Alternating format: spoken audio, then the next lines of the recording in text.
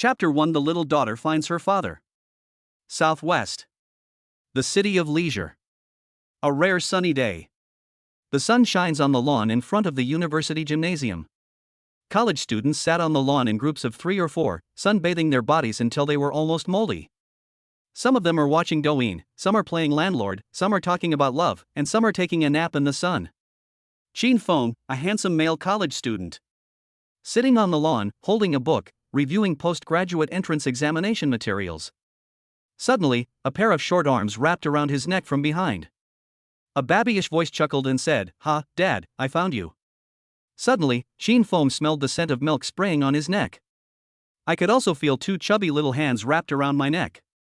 A small body was lying on his back. Very intimate and very doting. Qin Feng was startled. He grabbed the 2 chubby little hands. He pulled the child who attacked him from behind to the front. "Ah, little boy, who are you?" Qin Feng looked in surprise at the little girl in front of him who was about 5 years old. The little girl has short hair that reaches her ears, neat bangs, and her hair is light yellow. Below the bangs are big, round, black eyes and European double eyelids. She has a small cherry mouth and a sweet smile, just like a doll. "Oh my God, this kid is so good looking. You are so beautiful, isn't your mother as beautiful as an angel?" The child is wearing gray tights, a pink sweatshirt and children's sneakers. There is a heart-shaped pattern on the chest of the sweatshirt. Carrying a transparent backpack filled with jelly. "Little boy, who are you looking for?" Qin Feng asked suspiciously. "Dad, I'm your sister. Let's go find Mom." The little girl hugged Qin Feng's legs intimately. "Are you my sister?" Qin Feng asked in surprise. "Yes, I am the younger sister." "May I have your name?" "My name is Sister." "You call me sister? How old are you?" "I was 1 year old before, but now I don't know how old I am." No, whose child is missing?" Qin Feng asked doubtfully, looking around. The surrounding lawns were filled with college students, and no young parents were seen. "Dad, I'm not lost." The little girl also said puzzledly, following Qin Feng's gaze to look around. Then she stared at Qin Feng with her 2 bright eyes, which were full of innocence and purity. "Don't call me Dad, I'm only 20 years old." Qin Feng said speechlessly. "Dad, you are Dad." The little girl insisted. Stop yelling, your mother will be angry, although I like young women." Qin Feng decided to send the little girl to the police station. After all, the little girl called him Dad. We had to take responsibility, so I took her hand and went to the school security department. The little girl didn't know that her father was going to take her to the police station. He held his father's hand along the way, jumped happily, and said he wanted to buy toys. When we arrived at the police station, 2 police officers on duty were working behind their computers. A middle-aged policeman and a young policeman. "Qin Feng, hello, police uncle, I found a lost child." Parents are so irresponsible nowadays. Such a young child is running around in the university and calling daddy when she sees a handsome guy. It's so scary. I almost want to raise her. When the 2 policemen heard this, they thought, "We found a lost child? This is a serious matter." They quickly poked their heads out from behind the computers. I saw a man who looked like a college student holding the hand of a 5-year-old girl. "Old policeman, little boy? Are you lost?"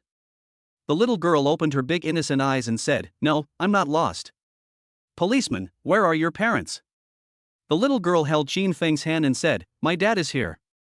The old policeman suddenly became suspicious. "What are your parents' names?" The little girl smiled apologetically. I forgot." The young policeman stood up and said seriously, "Where's your parents' cell phone numbers? Do you remember?" The little girl continued with an apologetic smile, "Hey, I forgot." "Old policeman, what's your name?" The little girl said righteously, "My name is Sister." The little girl remembered very clearly that I am the younger sister and would never make a mistake. The 2 policemen looked at each other. This was a tricky matter. A lost little girl who doesn't know her parents' names, doesn't remember their phone numbers, and doesn't even know her own name. He looks like he's not very smart. There was only one way: leave her here and wait for her parents to report the case. Suddenly, the little girl's eyes lit up. I saw a pink children's phone watch on the police officer's desk. There was a small dragon doll keychain attached to the watch chain. My phone watch. I found it, it's here. The little girl shouted happily. Your phone watch? The policeman asked suspiciously. Yes, there is a milk dragon doll on it. I like milk dragons the most. This is mine. This is a phone watch that someone picked up and put here. Did you lose it? I lost it, police officer, that milk dragon is also mine. The little girl said anxiously. Little friend, you can't just say that a pink children's watch is yours when you see it. You must prove that it is yours, the police uncle taught earnestly. Well, there are photos of my sister and me in the watch, said the little girl. Yes, one word can wake someone up from their dream. The young policeman grabbed the children's phone watch on the table. Swipe your finger across the screen and the numeric keypad appears. There is no doubt that the phone watch is password protected and the young policeman cannot open it. Little boy, do you know the password? If you can unlock the watch, you can prove that the watch is yours, said the police uncle. I know. My sister set the password. The little girl took the watch confidently. I skillfully entered the 4 numbers 3769 on it. Ding, the watch face is unlocked. Sheen phone was a little excited. Could it be such a coincidence? The two policemen's eyes lit up. Could this watch really be hers? They immediately took the watch and opened the photo gallery in the phone watch. When they saw the photos inside, smiles appeared on their faces. Most of the photos are close-up selfies of 2 little girls. The little girl in the photo is the one in front of you. The other girl was older, she looked about 9 or 10 years old. She seems to be the child's sister, they look very similar. I have to say, these 2 little sisters are really beautiful. They all have big eyes, double eyelids, upturned noses and cherry mouths. She has clear eyes, a sweet smile, and neat teeth. She is a typical beauty. I can't imagine how beautiful their mothers must be. The 2 policemen stared at the photo in amazement and asked in amazement, Little boy, it seems that this watch is really yours. The child in it is you. The little girl smiled proudly and said, Yes, I told you, this is my watch, and the milk dragon is mine too. 2 policemen swiped through the photos inside and asked, Is the older girl in the photo your sister?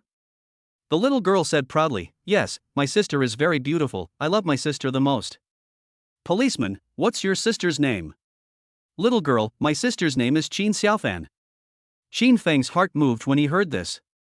What a coincidence, he had the same surname as himself. The police were also a little excited when they saw the progress in the investigation.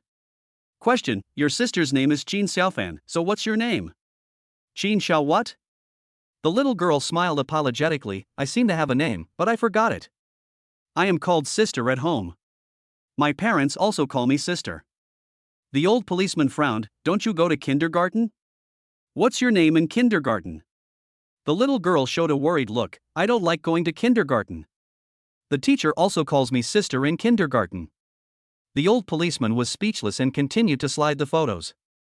Suddenly, the old and young policeman's eyes lit up. They saw a family photo. In the photo, a young man is holding his younger sister, and another beautiful woman is holding her older sister.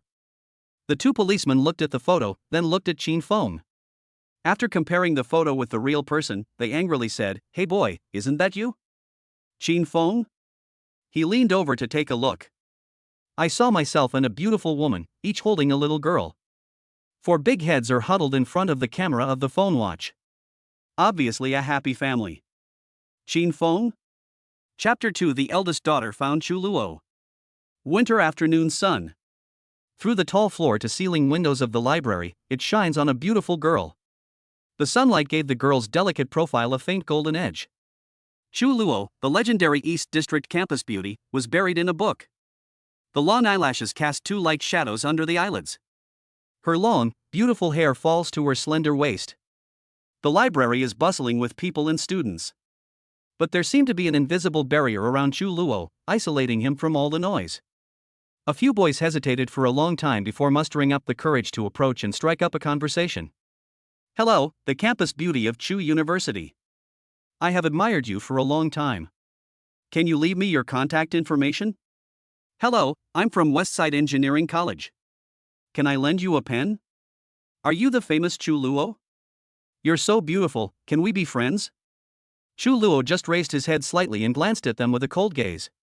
He lowered his head again, not bothering to say a word. Ah, that's too cool. Pure and beautiful, self-admiring, this temperament is right.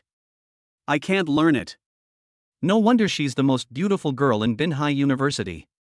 Leave it, you can't get the phone number. After the self-study session, Xu Luo closed his book, got up and left. She is tall and wears an off-white sweater and light blue jeans, which is simple yet elegant. Walking to the door of the library, Xu Luo put on a light blue coat. Suddenly, a childish cry caught her attention. A little girl, about 9 years old, stood at the door of the library, crying. An old security guard stood beside her, comforting her softly. Little girl, you said you wanted to find your mother, but here are all college students, where is your mother? Wow, my mother is in there, Grandpa, please let me in. The little girl cried. The girl's childish cry attracted Xu Luo's attention. Xu Luo stopped and turned his head, and saw that the little girl was extremely beautiful, with delicate features like a porcelain doll. Especially the pair of watery peach blossom eyes, which were moving with a kind of bewitching charm. Xu Luo's heart moved inexplicably. These eyes, why are they so similar to his own? The moment she was stunned, the little girl suddenly stopped crying and rushed towards her. The little girl hugged Xu Luo's thighs and called out sweetly, Mom. Xu Luo? She froze completely. He looked down at the little girl who was hugging his thighs tightly, and his mind went blank. What is going on? Little girl, you got the wrong person, didn't you? Xu Luo tried his best to make his voice sound gentler. But there was still a hint of shock that was hard to conceal. The little girl raised her head and looked at her with tearful eyes, but her tone was extremely firm. Yes, you are my mother. Mom, I finally found you. Wow, my sister is lost. I can't find her. Xu Luo was completely confused. This little girl looks to be 8 or 9 years old, which means she is probably in the 3rd or 4th grade. How could she mistakenly recognize the wrong mother? Mom, let's go find my sister quickly, before the bad guys kidnap her. The little girl shook Xu Luo's legs and urged anxiously. Xu Luo didn't know whether to laugh or cry. What did this mean? She took a deep breath and tried to calm herself down. I squatted down and looked into the little girl's eyes. Little sister, don't be anxious, look carefully, am I your mother? The little girl blinked her big eyes and looked at Xu Luo carefully. Then she nodded vigorously, smiled and said, Yes, you are my mother. Ha, I'm your mother? Do I look like your mother? Xu Luo said with a smile. Not really, you are my mother. Mom, please stop teasing me. The little girl said firmly. I am your mother? Then what is my name? Xu Luo retorted. Xu Luo. The little girl answered without hesitation. Oh? Xu Luo raised his eyebrows. The little girl actually said her name. What's your name? My name is Qin Xiaofan. Xu Luo's heart skipped a beat. This little girl, could she be trying to scam me? Was it a trap set by a fraudster? A prank by a classmate? A trick used by the boy who was pursuing her? But isn't the scam too weird? Xu Luo continued calmly, then what are your grandparents' names? My grandpa's name is Chu Zhangbo and my grandma's name is Tan Xiaochon. Xu Luoru was struck by lightning and was completely dumbfounded. How? How is this possible? This little girl even got her parents' names right. Xu Luo has always been a loner in college, cold and aloof, with no friends or close friends. Almost no one knows her parents' names. Could it be that she is really his daughter? From the future? Xu Luo's heartbeat began to speed up, and she asked in a trembling voice, Little boy, can you tell me my phone number? The little girl smiled slightly, revealing 2 cute dimples. Those 2 smiles were exactly the same as Xu Luo's. Mom, your cell phone number is 158XXXX. You asked my sister and I to memorize it and told us to call you if we got lost. Is that right now? Xu Luo. She felt her worldview was collapsing. This is even more bizarre than any brainless online article. Let's go, Mom. Let's go find our sister. Don't let the bad guys kidnap her. Qin Xiaofan took Xu Luo's hand and was about to go out. Wait. Xu Luo grabbed her and said, You really call me Mom? You are really my daughter? Yes. Qin Xiaofan said as a matter of course. Xu Luo slowly squatted down and looked carefully at the little girl in front of him. The delicate eyebrows and slightly upturned mouth corners. And those peach blossom eyes that are exactly the same as mine. Not only the eyes, but also the shape of the head and the shape of the ears. The subtle features of eyebrows growing to eyelids, and the light yellow hair. And those two long, straight legs, as graceful as cranes. And the legs are as delicate as wine glasses. They are exactly like mine. Even when Chu Luo looked into the little girl's eyes, he felt a strange electric sensation. It was as if another self was echoing her from afar. It was as if my future self had sent my daughter here ahead of time. Could it be, this is really his future daughter? She traveled through time? How did you find me? Chu Luo's voice trembled a little. Qin Xiaofan tilted his head and thought for a while. I don't know either. My sister and I were originally on a plane with you guys, and the flight attendant said the plane was about to crash, so she asked the passengers to write a will, and then my sister and I fell. In the air, an old man pointed to the library and asked me to find you. After I landed, I came to the library. Chu Luo was stunned when he heard this. Isn't this too fantastic? Plane crash? Time travel? What the hell is going on? Then, what about Dad? What does Dad look like? Chu Luo couldn't help but ask, with a hint of expectation and curiosity in his tone. Qin Xiaofan immediately showed a bright smile. Dad, very handsome. Chu Luo's heart was pounding so hard that it almost jumped out of his chest. So, I will really get married in the future? And there are 2 children, both daughters? Thinking of this, Chu Luo's eyes became moist. I couldn't hold back my tears of excitement any longer and they flowed down. Seeing this, Qin Xiaofan quickly reached out to help Chu Luo wipe his tears and consoled him earnestly. Don't cry, Mom. I found you now, didn't I? But, you seem to be much slimmer. Did you lose weight successfully? Chu Luo burst into laughter and asked with tears and laughter, Baby, will Mom be fat before, will Mom be fat in the future? Qin Xiaofan nodded seriously and gestured with his hands. Well, you are quite fat. You keep saying you want to lose weight every day. Ha ha ha. Chu Luo laughed even harder after hearing this, but his tears flowed even more violently. She hugged her daughter tightly, as if she wanted to rub her into her bones. It turns out that Chu Luo has had a secret since he was a child. She hasn't had her period since puberty. She had seen numerous doctors and taken numerous medications, but her condition did not improve. Doctors said her condition was very strange, and some even said she would never be able to have children. Because of this, Chu Luo has always been very self-abased, not daring to fall in love, and not willing to make friends. She was even prepared to live out her life alone and never get married. But now, a little girl who claimed to be her future daughter told her loudly that in the future she would not only get married, but also have 2 lovely daughters and a handsome husband. This is simply the best gift God has given her. It's just, at some point in the future, the plane crashed, and the 2 children traveled to the past? That is, now, the purpose is unknown. The old grandfather is even more mysterious, and no one knows who he is. This is the most reasonable explanation Chu Luo can think of at the moment. She hugged Qin Xiaofan tightly, as if she was holding a treasure that had been lost and found again.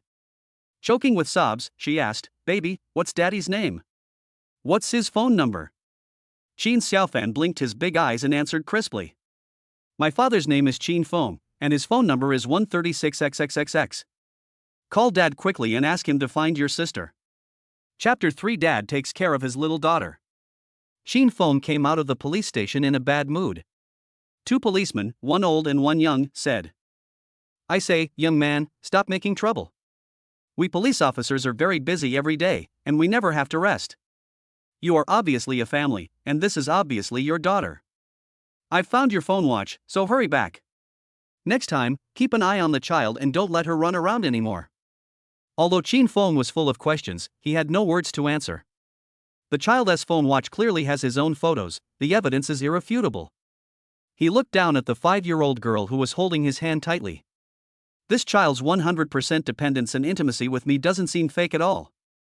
Without a deep emotional foundation, the little girl would not behave like this towards a stranger. Qin Feng sighed helplessly, holding her chubby little hand, and left the police station. Outside is the large square and lawn in front of the administrative building of Binhai University. The sun is shining, the grass is green. Many students sat on the lawn in groups of 3 or 4, reading and chatting, a scene full of youth. But Qin Feng is dragging a burden with him at this moment. Having a child before falling in love? He took the 5-year-old girl to the shade of a tree. Crouched down and tried to look friendly. Little boy, can you tell me what is going on? How come there is a photo of me in your phone watch? Also, who is the woman in the photo? The little girl blinked her big watery eyes and said in a baby voice, "It's mom and sister." "What's your mother's name?" Xin Feng's heartbeat began to speed up. He felt vaguely that he seemed to be approaching a huge secret. I forgot. The little girl smiled apologetically, revealing 2 cute dimples. "I only remember that my sister's name was Qin Xiaofan, because my mother always said with a stern face, 'Qin Xiaofan, come here. Have you finished your homework?' So I remember that my sister's name is Qin Xiaofan." Xin Feng heard this detail and imagined the scene in his mind, and couldn't help but smile. What the kid said is quite true. Could it be that this child is my daughter who traveled back from the future? 6. Dad, I want to buy a toy. The little girl tugged at the corner of Qin Feng's clothes, interrupting his thoughts. Also, I miss my sister and my mother. Also, I want some milk.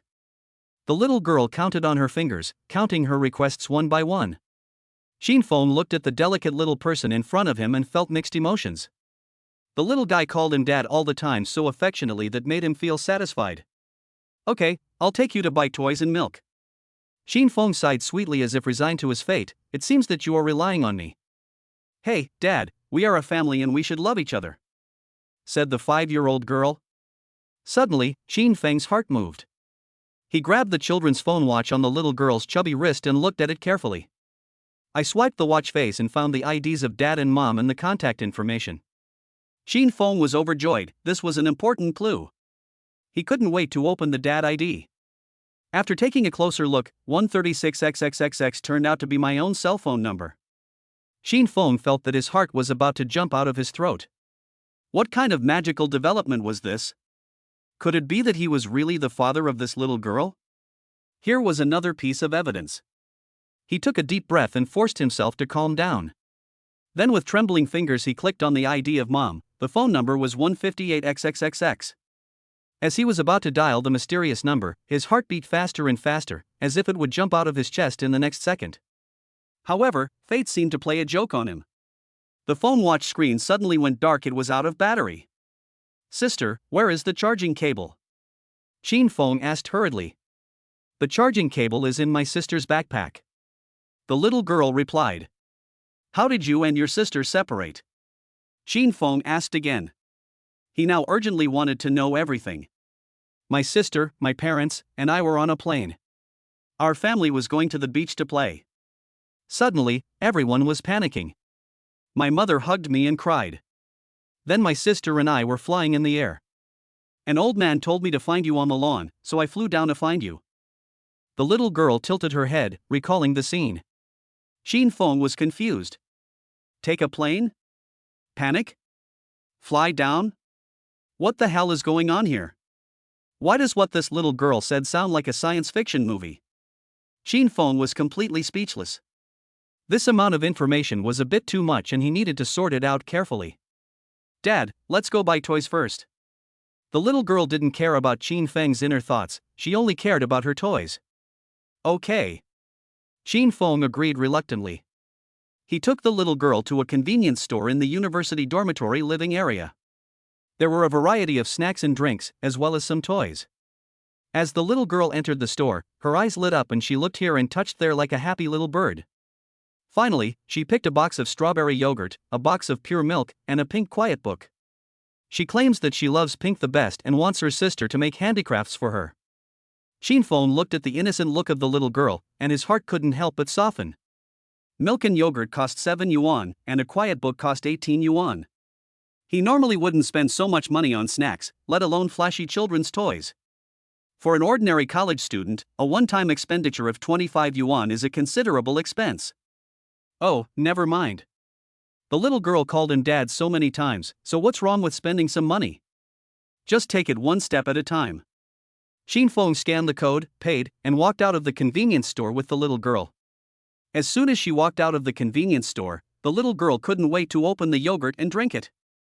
"My lips are covered with yogurt and my mouth is full of makeup. Dad, I want to watch TV." she made a new request. Xin Feng. This little ancestor has so many requests. Where can I find a TV these days? I haven't watched TV in years. Can I watch a computer? The little girl thought for a moment and said, a computer is fine too. I want to watch the Milk Dragon. Xin Feng couldn't help but complain, don't you kids all watch Peppa Pig? I'm grown up now.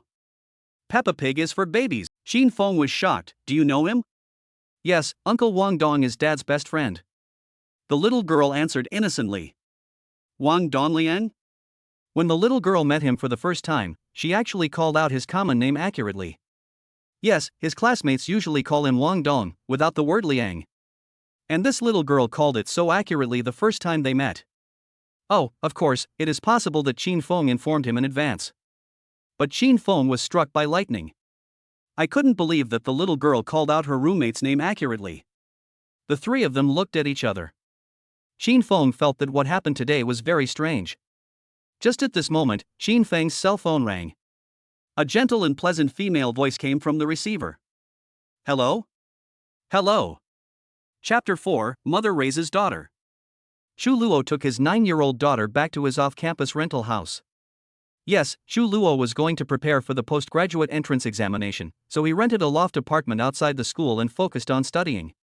Another reason to rent a house off campus is that living in a school dormitory is full of troubles. Living with so many girls, she was annoyed by the chattering of so many people. Xu Luo was deeply troubled by this when she lived in the school dormitory in high school, because she never bought sanitary napkins and her roommates had all kinds of suspicions about her. Xu Luo, can you lend me a sanitary pad? A high school roommate once asked. Ah, I didn't. Xu Luo said in a low voice. Really? You don't wear a sanitary napkin? The high school student said with laughter and ridicule. For this reason, after Xu Luo went to college, he rented a house off campus to avoid a lot of trouble.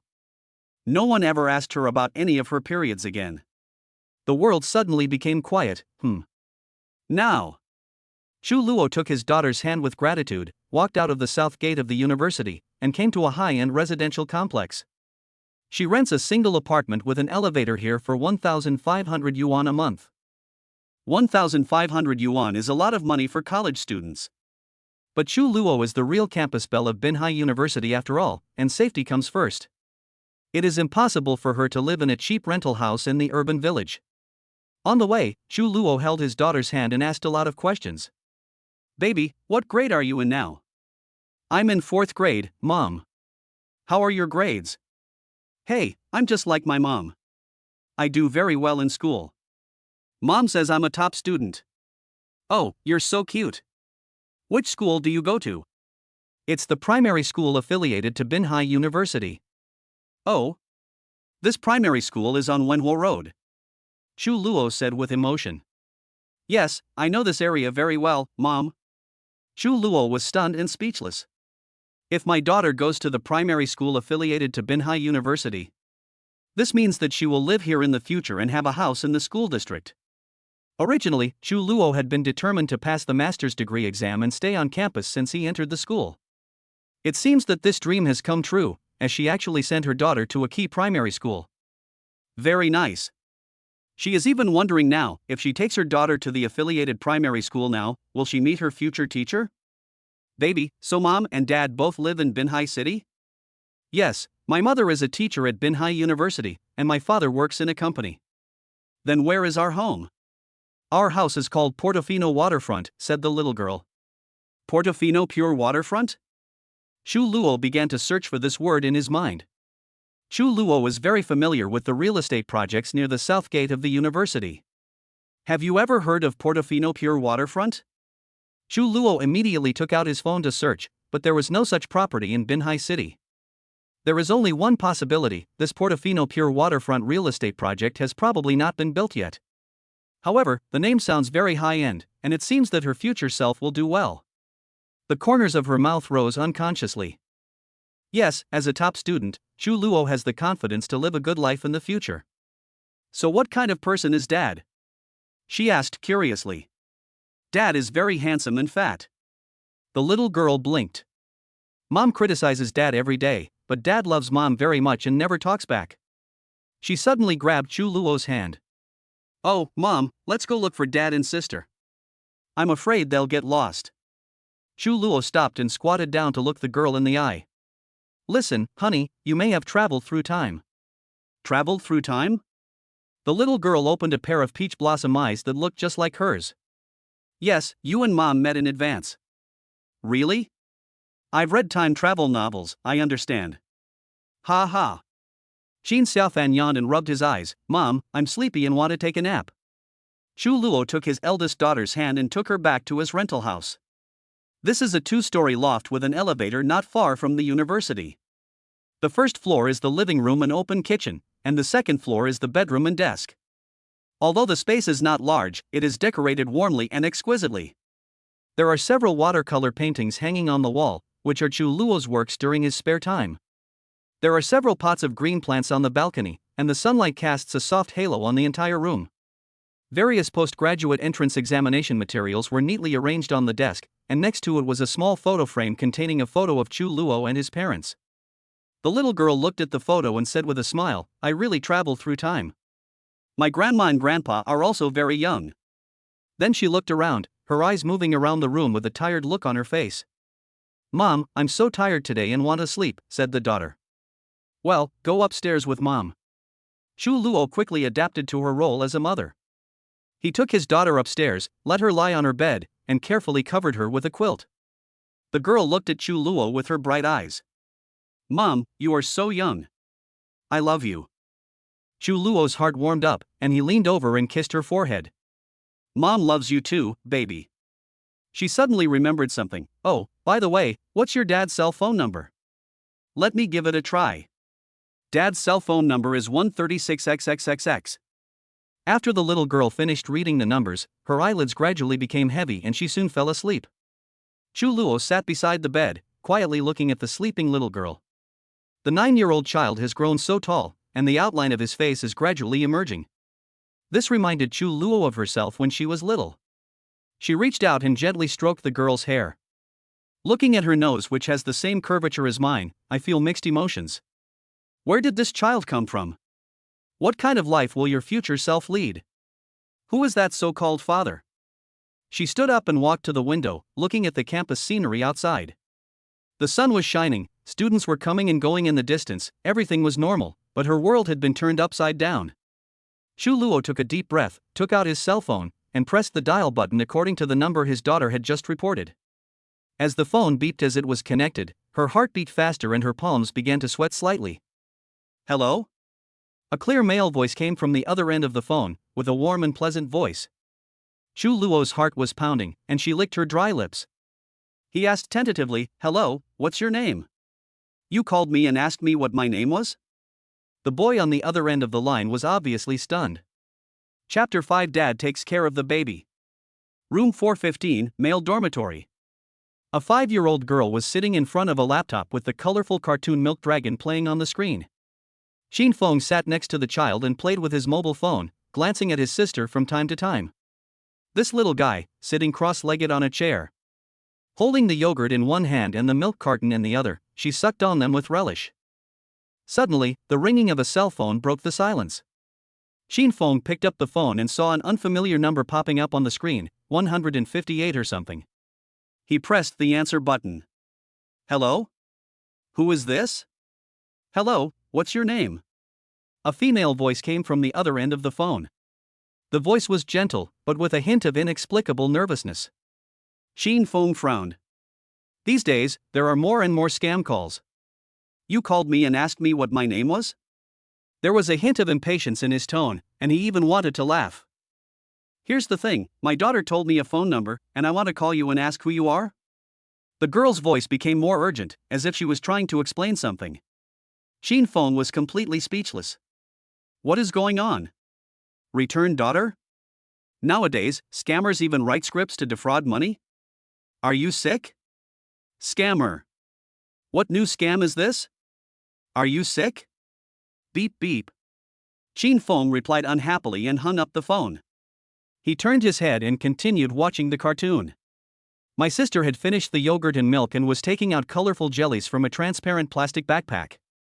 One after another, the little mouths kept moving. Xin Feng looked at her unsupervised appearance and couldn't help but speak. Sister!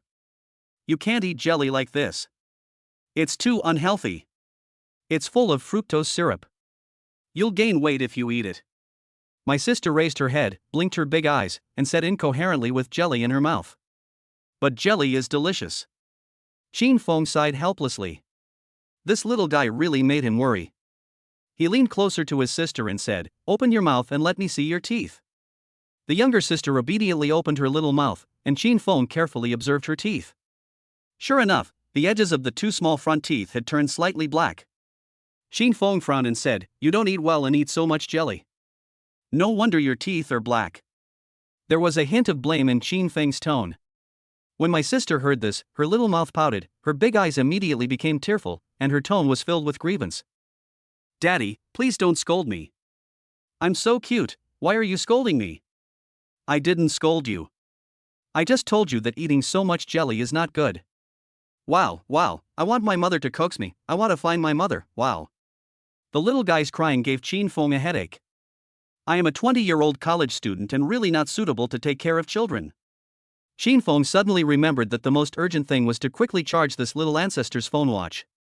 Only by finding her mother and sending her back can I be free. Xin Feng was thinking in his mind, should he go to the mall to buy a charging cable, or order one online? However, buying online cannot quench your thirst. Go to the mall to buy it, what should I do with this little guy? Entrust it to your roommate? Wang Donglian, that guy, is unreliable and thinks about giving tips to internet celebrities all day long. If I lose this little ancestor, I will be in big trouble. Leave her alone in the dormitory? Even less possible. What if she spilled some boiling water or climbed onto the balcony? Xin Feng didn't dare to think further. He finally decided to take his sister to Wenhuo Road to buy a charging cable. Safety first. Come on, sister, let's go out for a while. But Dad, I want to watch cartoons in your dormitory. I'll go out and buy you some chocolate and toys. Okay, then it's not too late to watch cartoons when we get back. The children immediately started to pack up their things happily. She put on her small transparent plastic backpack called Treasure Bag. Then Xin Feng took her little hand and walked out of the boys' dormitory area and headed towards the cultural road outside the school. After walking a few steps, the little guy said, "Daddy, I'm tired, hold me." You are a child of this age now, you don't need an adult to hold you anymore.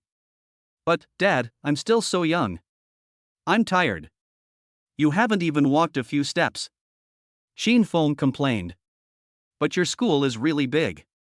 Okay, I give in to you. Xin Feng speechlessly picked up the cute little baby with his right hand. Let her sit on his right arm. The little cute baby automatically put his arms around his father's neck. Xiaopang also leaned on his father. A sweet taste came out of my mouth. Xin Feng felt that she weighed at least 30 kilograms. He was a big man of 1.85 meters, but he was able to carry the girl. While walking on the road, he did not forget to trick his sister. "Baby, tell Daddy, where will our family live in the future?" My sister tilted her head and thought about it. My parents and my older sister live in a big house. My parents go to work, my older sister goes to primary school, and my younger sister goes to kindergarten. But my younger sister doesn't like going to kindergarten. Is Mom beautiful? Xin Feng continued to ask. This question is quite important and it affects whether your marriage will be happy in the future. Mom is very beautiful. She is the most beautiful person in the world. Xin Feng felt happy with his sister's answer. Hee, my future self will be pretty lucky. Where will Dad work in the future? Will he make a lot of money? Dad works in a company and makes a lot of money, but he often loses money when speculating in stocks, so Mom scolds him. Xin Feng was stunned. Stock trading? Still losing money? It seems that if my future self has spare money to invest in stocks, it means that I will be living a good life. Oh? I'll have money to invest in stocks in the future? Do you remember what stocks I bought? I don't remember. My sister shook her head. Xin Feng was a little disappointed, but he immediately heard his sister say an explosive news. Dad also bought a lot of lottery tickets. Did I win? Xin Feng asked anxiously. No, I didn't win. One time you were really angry and said you almost won, But unfortunately you were on a date with your mom that day and forgot to buy it, so you didn't win. You kept complaining about it for days. Xin Feng's heart skipped a beat at his sister's words. Almost won? This is important information. So do you know what number Dad bought in the lottery?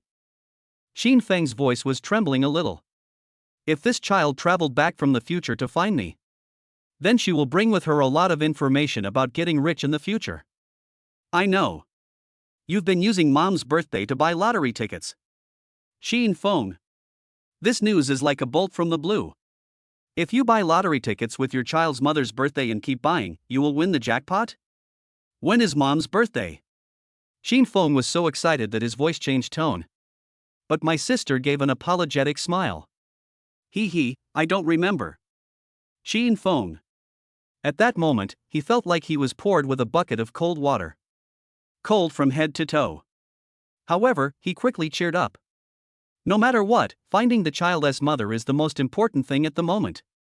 Only by finding her can you know her birthday, buy lottery tickets, win the jackpot, and reach the peak of your life. Xin Feng held his sister in his arms. Wenhuo Road, here I come. Wenhuo Road is a commercial street that separates the east and west districts of Binhai University. There are many shops on Wenhuo Road, which is very lively. Hot pot restaurant, optical shop, dental clinic, pharmacy, milk tea shop, clothing store, shoe store, various restaurants. He held his sister in his arms and trotted along the way. Finally, he found a counter selling children's phone watches in a digital product store. Xin Feng didn't bother to bargain and just bought a charging cable. He couldn't even wait to get back to the dormitory, so he sat down at the counter and plugged the charging cable into his phone watch. Looking at the small battery icon that lit up on the watch screen, Xin Feng breathed a sigh of relief. The watch finally has power. He immediately dialed his mother's ID. 158 or something, looks familiar. Hello, what's your name? Is your daughter missing? Xin Feng finished his words in one breath, speaking in an anxious tone, fearing that the other party would hang up the phone again. On the other end of the phone, a female voice said. What? What the hell? A new type of phone scam? You liar. Bang. The other party hung up the phone. Chapter 6 Parents Meet. In the quiet loft apartment, sunlight shines through the gauze curtains, casting mottled light and shadows. Chu Luo lay on his side on the soft bed, holding his sleeping daughter Qin Xiaofan in his arms. To be honest, she hadn't had such a peaceful nap for a long time. The pressure of the postgraduate entrance examination was like a mountain, which made her breathless. I race against time every day, wishing I could split 1 minute into 2 halves. Taking a nap? What a luxury. But today, with the long-lost sunshine and her daughter by her side again, she indulged herself for the first time ever and fell asleep with her daughter in her arms. In the dream, she was already a mother, making dumpling fillings in the kitchen. Her husband with a blurred face was rolling out the dumpling wrappers beside her, and her 2 daughters, one big and one small, were running beside her. When I woke up, my eldest daughter was still sleeping soundly. Chu Luo sat up and stared at his daughter's face from close range. Oh my god, my daughter is so beautiful, she is just a smaller version of me. Her light yellow hair, the shape of her eyebrows, and her pair of peach blossom eyes are exactly the same as mine. She couldn't help but reach out and gently stroke her daughter's hair. The soft touch made her heart warm. Only the upturned little nose and cherry-like mouth don't look like me. It seems that I take after my father. A trace of curiosity arose in Chu Luo's heart. What kind of person would the child's father be? Will his nose be as tall and straight as my daughter's? Will he be as gentle and affectionate as his daughter's little mouth? Before I knew it, it was already 4 o'clock in the afternoon. Qin Xiaofan rubbed his sleepy eyes and slowly opened them. She saw her mother's gentle gaze and a sweet smile appeared on her lips. Mother! She called out softly, her voice lazily sounding like someone who had just woken up. Chu Luo's heart melted instantly. What are you laughing at, baby? She asked softly, her voice full of fondness. Qin Xiaofan blinked his eyes with a hint of relief. Mom, you said I came through? Chu Luo gently scratched his daughter's nose. Yes. Qin Xiaofan's eyes lit up, like 2 shining stars. Then I quite like my life after traveling through time. Chu Luo asked with a smile, why, baby? Qin Xiaofan's expression became serious. She counted on her fingers one by one. Because Mom is younger and prettier now, and Mom doesn't scold babies. Chu Luo was slightly stunned. She didn't expect her daughter to say that. She smiled and asked, "Did I often scold you before?" Qin Xiaofan's little mouth pouted immediately, and his eyes turned red. "Yes, Mom used to be very mean to me. She would often yell at me to do my homework, practice piano, practice hosting, or practice drawing. If I didn't do well, I would scold me." Chu Luo's heart ached slightly. She hadn't expected that her future self would be so aggressive towards her daughter. "But I am also proud that my daughter has taken so many interest classes." "Wow, baby, you have learned so many talents?" Qin Xiaofan nodded, with a hint of pride on his face. "Yeah, you always send me to various interest classes on weekends, which makes me exhausted. But now Mommy is very gentle, and she even took a nap with the baby. We haven't taken a nap together for a long time. In fact, you haven't slept with the baby at night for a long time. You sleep with Dad at night, leaving me and my sister to sleep by ourselves." Chu Luo's cheeks suddenly turned red. She was a little embarrassed, but also a little sweet. She hugged her daughter gently and said softly, "Mom will sleep with you every night from now on, okay?"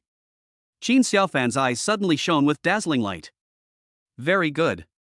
She jumped for joy like a happy little bird. Chu Luo looked at his daughter's cheerful face and his heart was filled with love. She looked down at her daughter and found that her clothes were soaked with sweat. "Your clothes are dirty from sweating. Mommy will take you to buy new clothes, okay?" When Qin Xiaofan heard this, her eyes immediately sparkled with joy, and she nodded repeatedly. "Great, Mommy will take the baby to buy new clothes and buy Mishui Ice City for the baby. Alas, it's a pity that my sister is not here." Chu Luo smiled slightly and rubbed her daughter's hair. "It's okay, Mom will call and ask later." As they spoke, the mother and daughter got up, held hands, and walked out of the house. The sunshine shines on them, making them feel warm. Wenhuo Road is very lively. There are shops on both sides of the street, people coming and going, and the noise is endless. Chu Luo took his daughter to visit clothing boutiques one by one. She patiently picked out clothes for her daughter, one after another, without getting tired of it. This is a whole new experience. In the past, she only bought clothes for herself, and she also fantasized that if she had a child, she would dress her up beautifully, like a princess, to make up for the loss of her own childhood. Yes, Chu Luo's mother, Qin Xiaofan's grandmother, is particularly opposed to dressing up children. Chu Luo had never worn beautiful clothes when she was a child, so she was determined to dress her daughter well. Now, the dream has come true.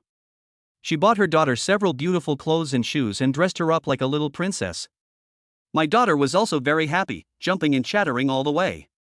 Tired of shopping, they came to a Mishui Ice City. Chu Luo ordered 2 cups of mango sago. The mother and daughter sat on stylish chairs, drinking and chatting. Qin Xiaofan drank milk tea and said to Chu Luo, "Mom, my sister loves milk tea the most, but her teeth are broken. You always scold her and don't allow her to drink it." Chu Luo smiled and asked her daughter, "Is your sister pretty? Does she look like you, or is she as ugly as Dad?" A hint of pride appeared on Qin Xiaofan's face.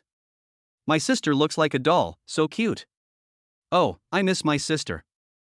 After hearing this, Chu Luo became even more excited. She thought it would be more fun to buy clothes for her younger daughter. At this time, her cell phone rang. She picked up her phone and saw an unfamiliar number. She answered the phone and an anxious voice came. "Hey, what's your name? Is your daughter missing?"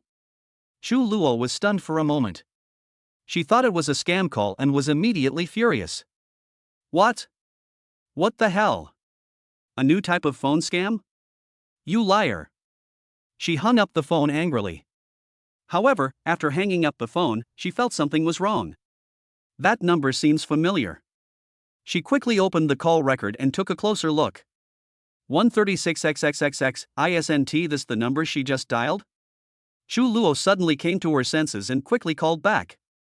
"Hello, are you Qin Feng?" A male voice sounded on the other end of the phone. "Yes, don't hang up. I'm Qin Feng. What's your name?" Chu Luo, the school beauty, lost her temper and said angrily, "I just called you, why did you say I was sick?" Qin Feng was a little confused. "Oh? You called me just now?" "Yeah." There was a hint of questioning in Chu Luo's voice. Qin Feng quickly apologized, "I'm sorry." Chu Luo insisted, "Tell me clearly, who is sick? Who is the liar?" Qin Feng was somewhat helpless, so he had to say, I am sick, okay? Where are you? Are you in Binhai City? Your daughter is in my hands. Chu Luo's tone softened a little. I'm at Wenhua Road, Binhai University, where are you? There was a hint of surprise in Qin Feng's voice. What a coincidence, I'm also on Wenhua Road, Binhai University. Chu Luo immediately asked, where are you on Wenhua Road?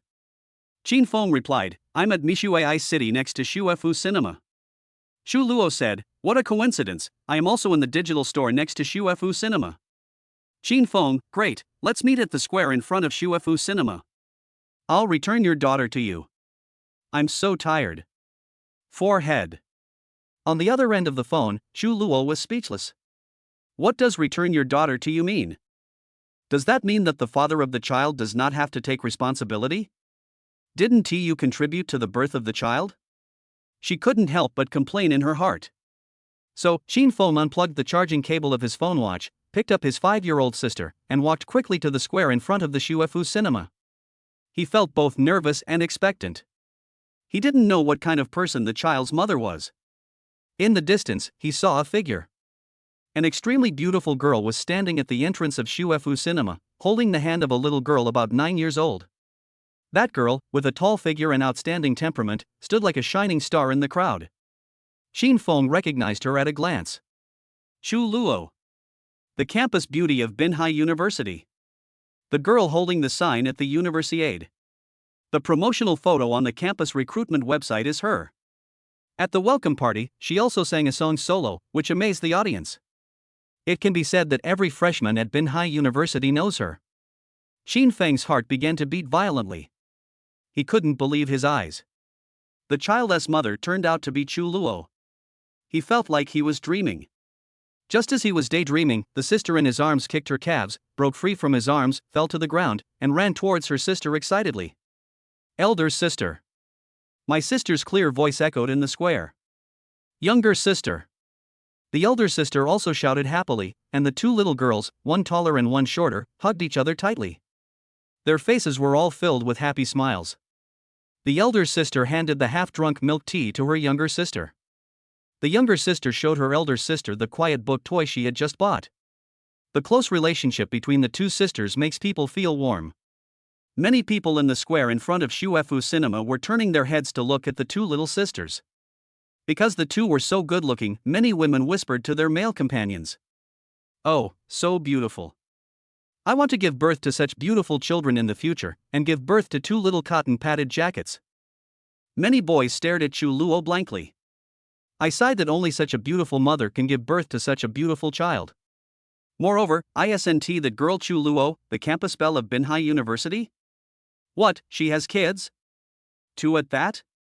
At this time, Qin Feng took a deep breath, calmed his excitement, and walked towards Chu Luo. He walked up to Chu Luo and smiled slightly. Hello, my name is Qin Feng.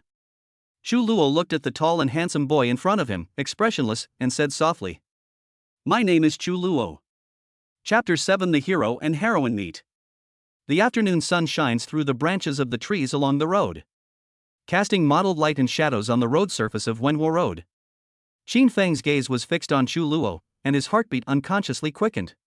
This was the first time he observed the legendary campus beauty of Binhai University at such a close distance. She is even more beautiful and charming than on the stage of the campus top 10 singers competition. She is also more three-dimensional and vivid than the photos on Binhai University's recruitment website. There is a sense of distance between Chu Luo on the stage and her in the photo. But the girl in front of me has a vivid and tangible beauty. She is even more charming in person than in the legend. A pair of peach blossom eyes, with their moving waves, seem to contain endless charm and tenderness. Qin Feng's heart began to beat wildly. He was even a little dazed and couldn't believe it. Such a goddess-like figure actually has an intersection with me. What shocked him even more was the half-grown little girl next to Chu Luo. It's simply a smaller version of Chu Luo. He is about 1.3 meters tall, and his facial features, face shape, and even expression are exactly the same. If Qin Feng had not seen it with his own eyes, he would definitely have thought that this was Chu Luo in his childhood. Oh my god! Qin Feng exclaimed in his heart. The power of this gene is simply amazing. However, Qin Feng vaguely felt that this half-grown girl was very similar to himself. Anyway, this little girl is like a combination of himself and Chu Luo. Xin Feng, oh my god, this world is so magical. At this moment, the older girl suddenly broke free from her sister's arms. Like a happy little deer, it pounced towards Xin Feng. Dad, you found your sister. Her voice was clear and pleasant, with excitement that was difficult to conceal. And she pressed her big head tightly against Xin Feng's belly. Her arms also wrapped around Xin Feng's waist, just like a daughter who sees her father as a supporter. Xin Feng was stunned. He had never expected that the little girl would treat him so intimately. An inexplicable warmth suddenly welled up in my heart. Damn, I suddenly become a person with 2 daughters? Suddenly have such a beautiful daughter? At the same time, the 5-year-old sister also rushed towards Chu Luo with her short legs. Mother! She threw herself into Chu Luo's arms, her mouth pursed. Tears fell like beads that had broken off the string. My sister misses Mom, and my dad criticized me. He doesn't allow me to eat jelly.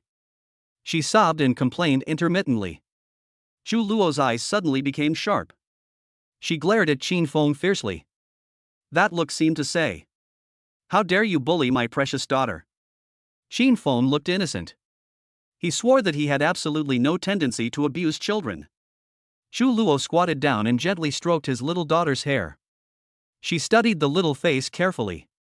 Those eyebrows, that nose, that mouth. It looks exactly like the photo of myself when I was a child. Even the color of his hair has a light yellow tint, exactly the same as when he was a child. An indescribable feeling instantly struck Chu Luo's heart. She could no longer control her tears and they burst out. Baby, you are so pretty. Chu Luo's voice was trembling slightly. Are you really my daughter? Chu Luo found it hard to believe that she, a person who had never had her period since childhood, suddenly had 2 beautiful children calling her mom. The sadness and surprise are beyond words. The 5-year-old daughter nodded seriously. Yeah, Mom, I'm your child, how could you forget? There was a hint of doubt in her baby voice. Chu Luo couldn't bear it anymore and hugged his daughter tightly. I haven't forgotten. I just think, you are so beautiful, like a little angel. She choked and her tears wet her daughter's clothes.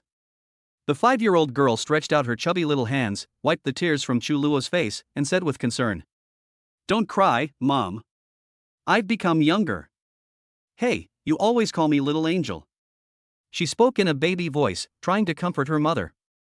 At the same time, Xin Feng also squatted down and looked at his eldest daughter. He took a deep breath and asked a crucial question. Baby, what's your name?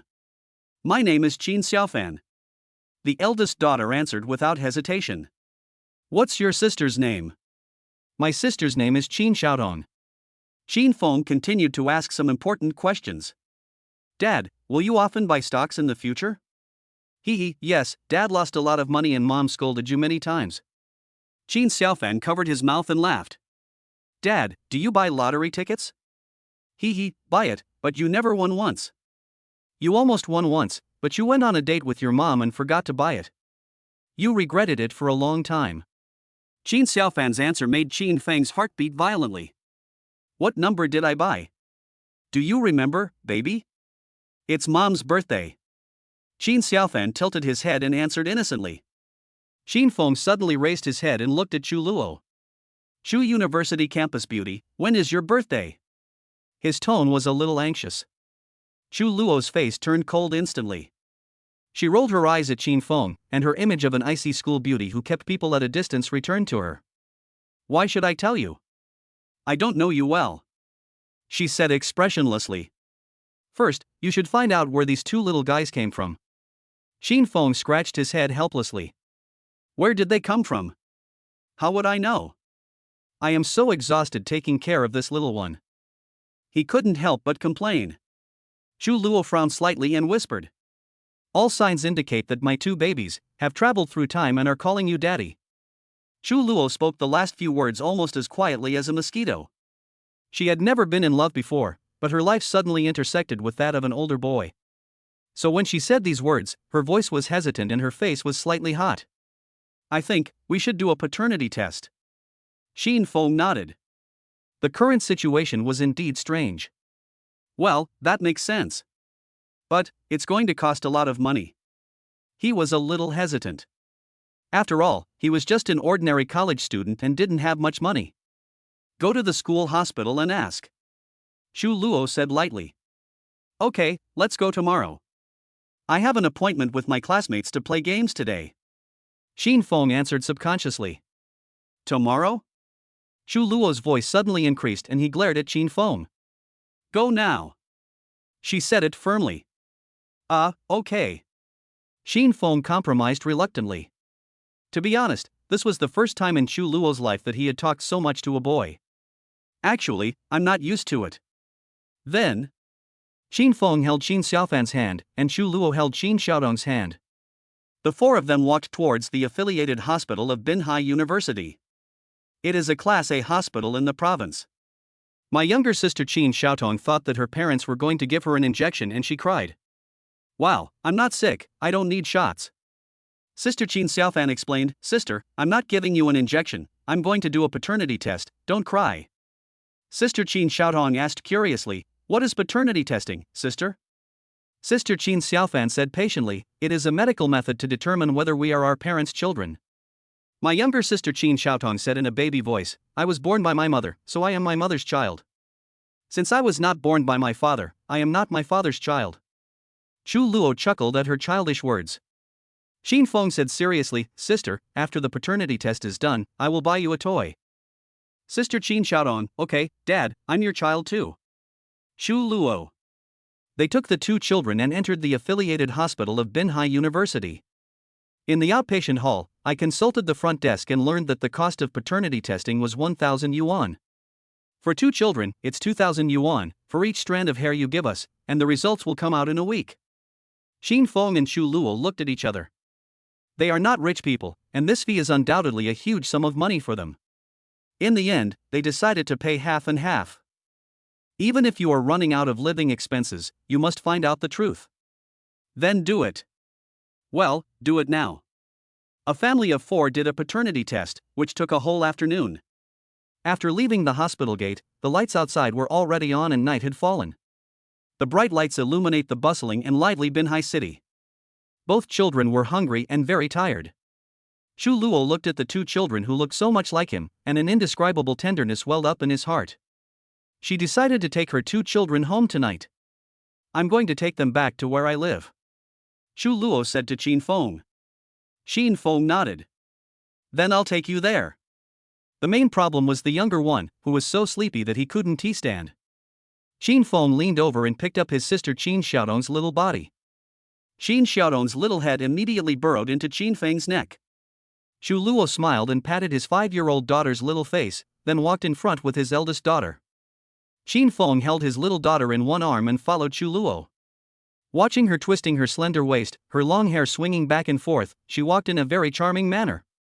Coming to a high-end residential area. Take the elevator to enter a small loft apartment with warm and comfortable decoration. It turns out that the campus beauty of Bin University lives here. Chapter 8 went to the school beauty's rental house. Clap, clap, clap. Shu Luo took his eldest daughter's hand and walked into the apartment. Just turn on all the ceiling lights in the room. As soon as you enter the door, warm yellow light fills the entire small loft apartment. Although the school beauty's room is not big, it is decorated in a simple and fragrant style, full of youthful atmosphere. A soft knitted blanket is casually placed on the off-white sofa.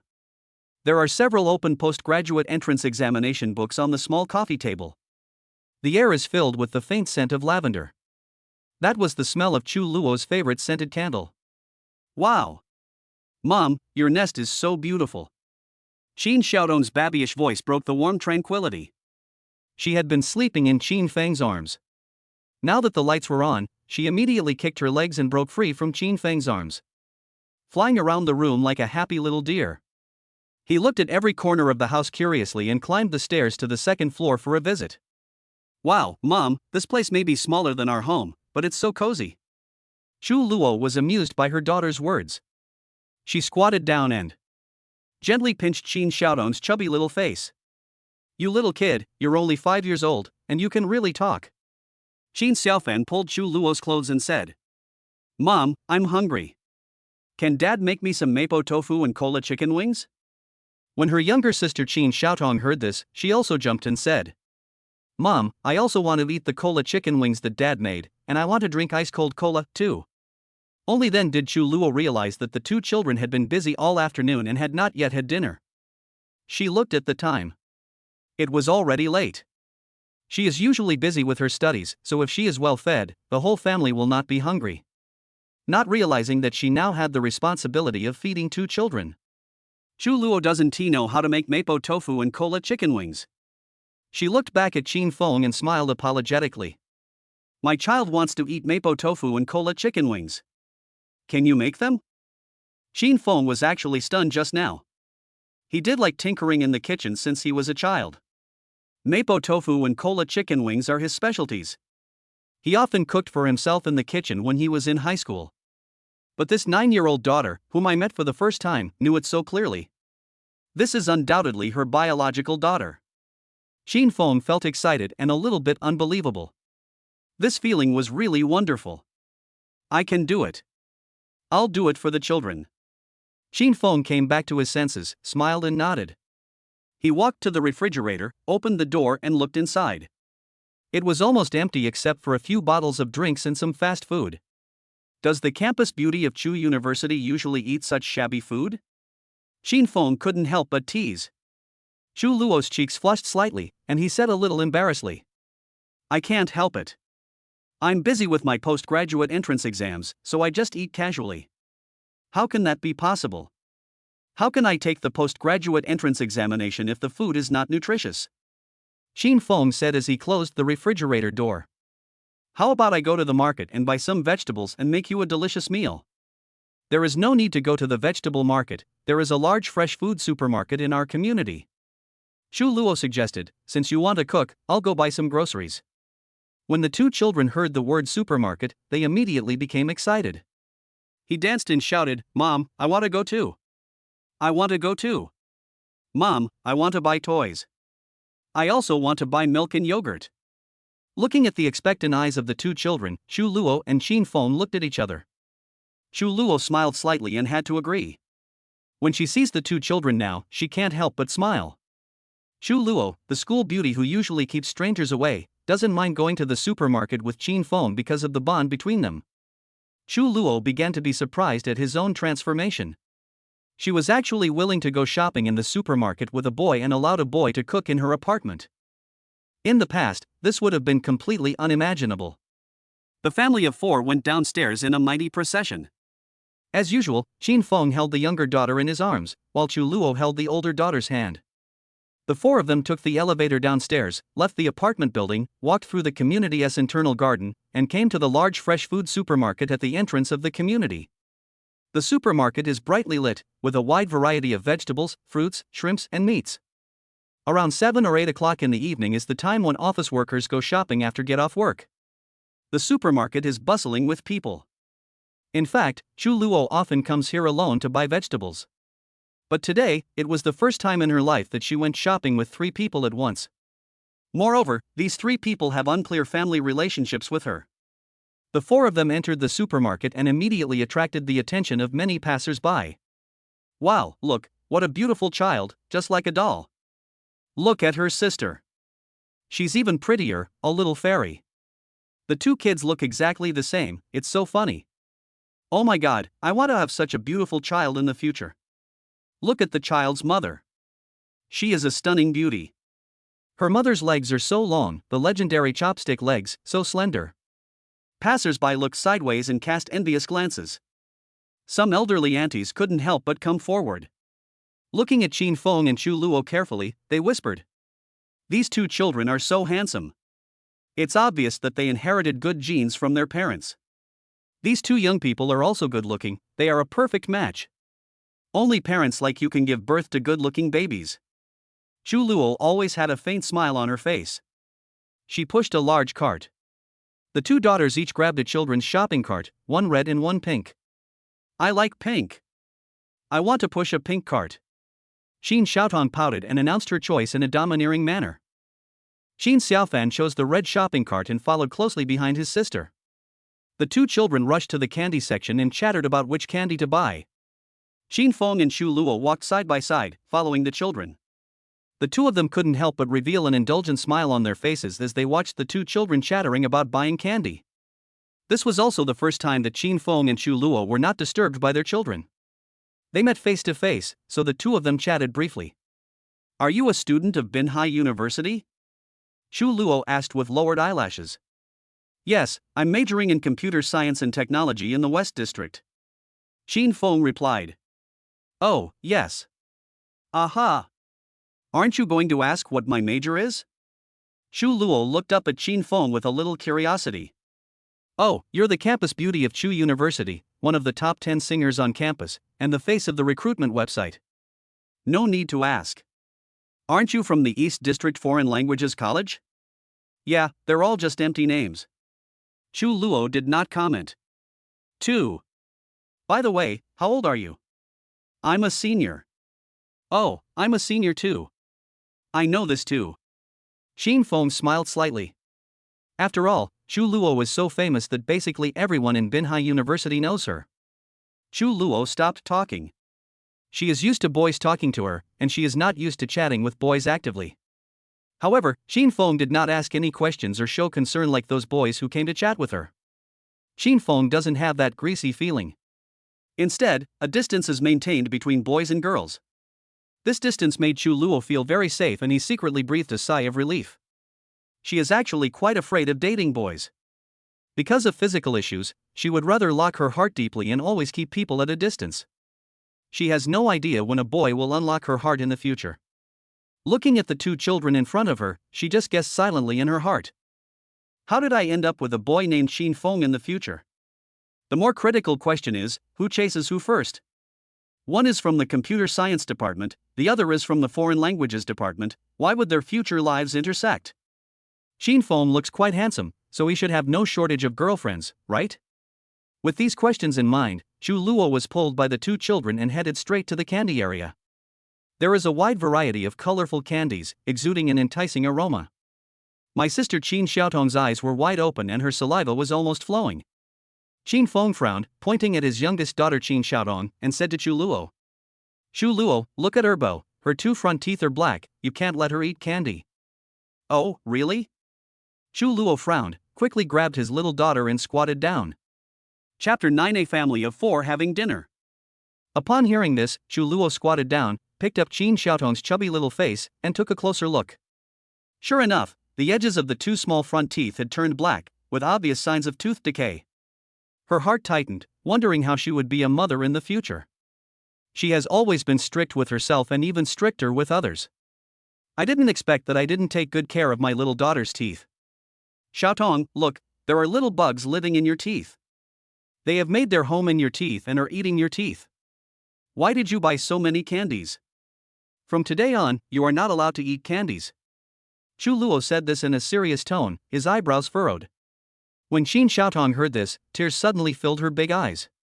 His little mouth pursed and he burst into tears with a wow. "Wow. Mommy criticized me, Mommy criticized me. Daddy, Daddy, please comfort me quickly." As she spoke, the little daughter threw herself into Qin Feng's arms, her little body twitching, seeking comfort. Qin Feng was caught off guard when a soft little meatball with a sweet milky scent appeared in his arms. He didn't know whether to laugh or cry, thinking that the little girl was acting like a drama queen. He patted Qin Xiaotong's back gently and coaxed her softly, don't cry, don't cry. Mom doesn't allow you to eat candy, so don't eat it." Qin Xiaotong, "Wow, Mom doesn't allow me to eat candy. Dad, buy me some candy." Chu Luo frowned, "Dad is not allowed to buy you candy." "Wow." Qin Xiaotong cried even louder, and Qin Xiaofan comforted her softly. Qin Xiaofan also said, "Mom, please be gentler to your sister."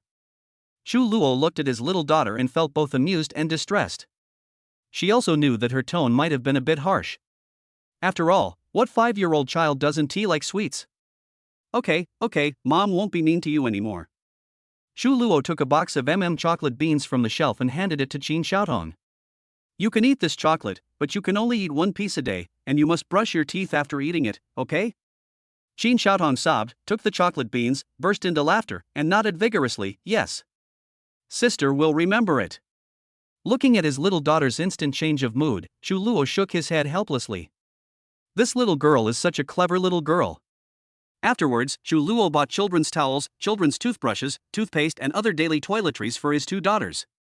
My 5-year-old daughter also picked out a set of pink pajamas with her favorite milk dragon pattern printed on it, and she couldn't put it down.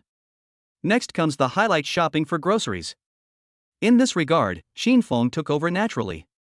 He pushed the shopping cart and moved among the dazzling array of vegetables and meat, appearing to be at ease. Well, this lactone tofu was good. It can be used to make mapo tofu. This green vegetable looks very fresh. Stir-fry it with garlic. It's light and refreshing. Buy some premium chicken wings, buy a bucket of Coke, and make Coke chicken wings. Give me some more beef to help Xu Luo replenish her body. She looks so thin. Xu Luo? Do you have oil, salt, sauce, and vinegar at home? Forget it, just buy some. Xin Feng was choosing and talking to himself, completely entering the state of a house husband. Xu Luo followed behind, and looking at Xin Feng's serious expression, an inexplicable warmth surged in his heart. This boy is not only handsome, but can also cook. He is a must-have for home and travel. Could it be that such a boy will become my husband at some point in the future? Xu Luo couldn't accept this sweet reality all at once. I always thought that after graduation I would be far away from my family, or even go to Iceland and live out my life alone. Unexpectedly, fate gave her 2 daughters and a man all at once. Before I knew it, the shopping cart was full. Xin Feng made a rough calculation and estimated that it cost more than 200 yuan. Oil, salt, soy sauce, vinegar, MSG, eggs, oyster sauce, sesame oil, sugar, and chili are all available. Okay, these dishes are enough for several days. I have to prepare meals for everyone. Xin Feng patted the shopping cart and said with great pride. While waiting in line to check out, Xin Feng and Xu Luo carefully compared the figures of their 2 daughters. The youngest daughter, Qin Xiaotong, is obviously shorter than other children of the same age. Although the calves are plump, they appear a bit short and thick. It looks exactly like the cute little kid. But her elder sister Qin Xiaofan has a completely different style. She is tall, well-proportioned, with thin and straight legs, and has inherited all of Xu Luo's advantages. Sister, do you not like to eat much? She seems a little malnourished. Xin Feng couldn't help but say. Xu Luo nodded. Yeah, the 2 sisters have completely different body shapes. Look, does the younger sister look like Jerry from Tom and Jerry, with 2 thick little legs? Xin Feng touched Qin Xiaotong's head and said, I will make delicious food for you in the future so that you can grow strong and be as tall as your sister. Qin Xiaotong immediately cheered, great. I will grow up to be a sister just like my sister. After buying groceries, the family of 4 returned home with a full load. After returning to the apartment, Xin Feng went into the kitchen without saying a word. He put on an apron, opened the refrigerator, and began to count the ingredients. Suddenly I realized that everything was wrong in this kitchen. Why is this faucet dripping? And this light, why is it flickering? Xin Feng couldn't help but complain while checking. The faucets and switches in this apartment are all broken, Xu Luo, and you didn't even ask someone to fix it. Xu Luo explains somewhat awkwardly. I also want to find someone to repair it, but I live alone and it's not convenient to let a strange man in. Oh, that's right. Well, if you trust me, I'll bring the tools over tomorrow and fix all these problems. Xin Feng understood very well. After all, she was the campus belle of Binhai University and she really couldn't let any man into the house casually. Xu Luo looked at Xin Feng and felt an inexplicable sense of security in his heart. Yes, it is indeed much more convenient to have a boy around. Moreover, Xin Feng is the kind of gentle and bookish college student who gives girls a sense of security. In the living room, the 2 children had turned on the TV and were watching cartoons with great interest. Qin Xiaofan sat obediently on the sofa, while Qin Xiaotong snuggled up to her sister. He stuffed a chocolate bean into his mouth from time to time, and had long forgotten what Xu Luo said, eat one a day. Xu Luo walked over, grabbed his little daughter, and combed her hair into a cute bun. She also found a box of chocolates, and the 2 kids ate half of it without realizing it. Xu Luo was speechless. I told you to take one a day, but you ate half of it while watching TV. Xu Luo was angry. I'm sorry, Mom. The eldest daughter Qin Xiaofan apologized immediately. I'm sorry, Mom. The younger daughter Qin Xiaotong immediately imitated her sister and apologized. Hey, put it away and don't eat it. By the way, Xiaofan, let me check if your teeth are damaged. Xu Luo pulled his eldest daughter over. Oh, that's okay. My eldest daughter's teeth are straight and white, with no cavities at all. It's strange, why does the elder sister have such good teeth, but the younger sister has cavities? Xu Luo asked curiously, confused. Qin Xiaofan smiled proudly. Mom, you never bought me candy before I was 3 years old. So before I was 3 years old, I had no idea what candy was. After I went to kindergarten, I learned to eat candy from other children. At that time, my mother gave birth to my younger sister, so my younger sister had candy to eat from the moment she was born. And my mother doted on my sister. Whenever she cried, she would give her candy. So gradually, my sister's teeth became bad. After Qin Xiaofan's explanation, Xu Luo couldn't help but laugh out loud. That is right, this 5-year-old baby has a big head, short arms, a baby voice, and always says shocking things. No wonder I always buy her candies when I feel soft-hearted. However, I have to pay more attention to my sister's eating habits in the future and not let her make the same mistakes again. Half an hour later, dinner was ready. Xin Feng brought out a series of delicious dishes. Mapo tofu, cola chicken wings, stir-fried vegetables with garlic, a pot of fragrant pork rib soup, and fragrant steamed rice. 4 people sat around a small square dining table in the apartment.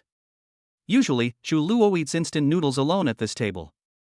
But at this moment, the small house was as warm as spring and bustling with activity.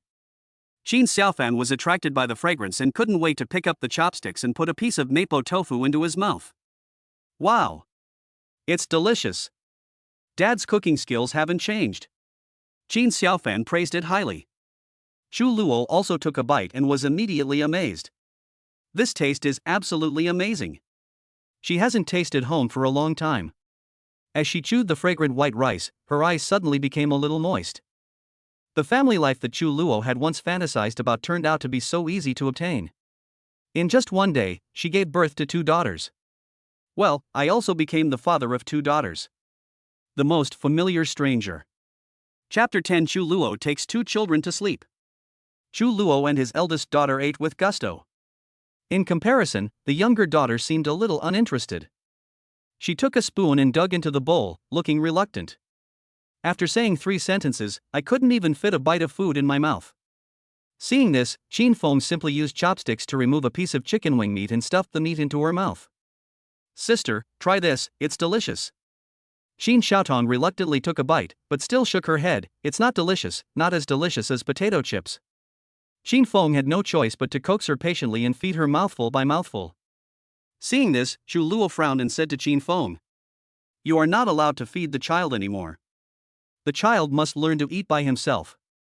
Qin Feng. There is a sense of a wife criticizing her husband. After dinner, the 2 children took out a quiet book and started playing handicraft games. Qin Feng also joined the 2 children, cutting paper, pasting pictures, and chatting with them.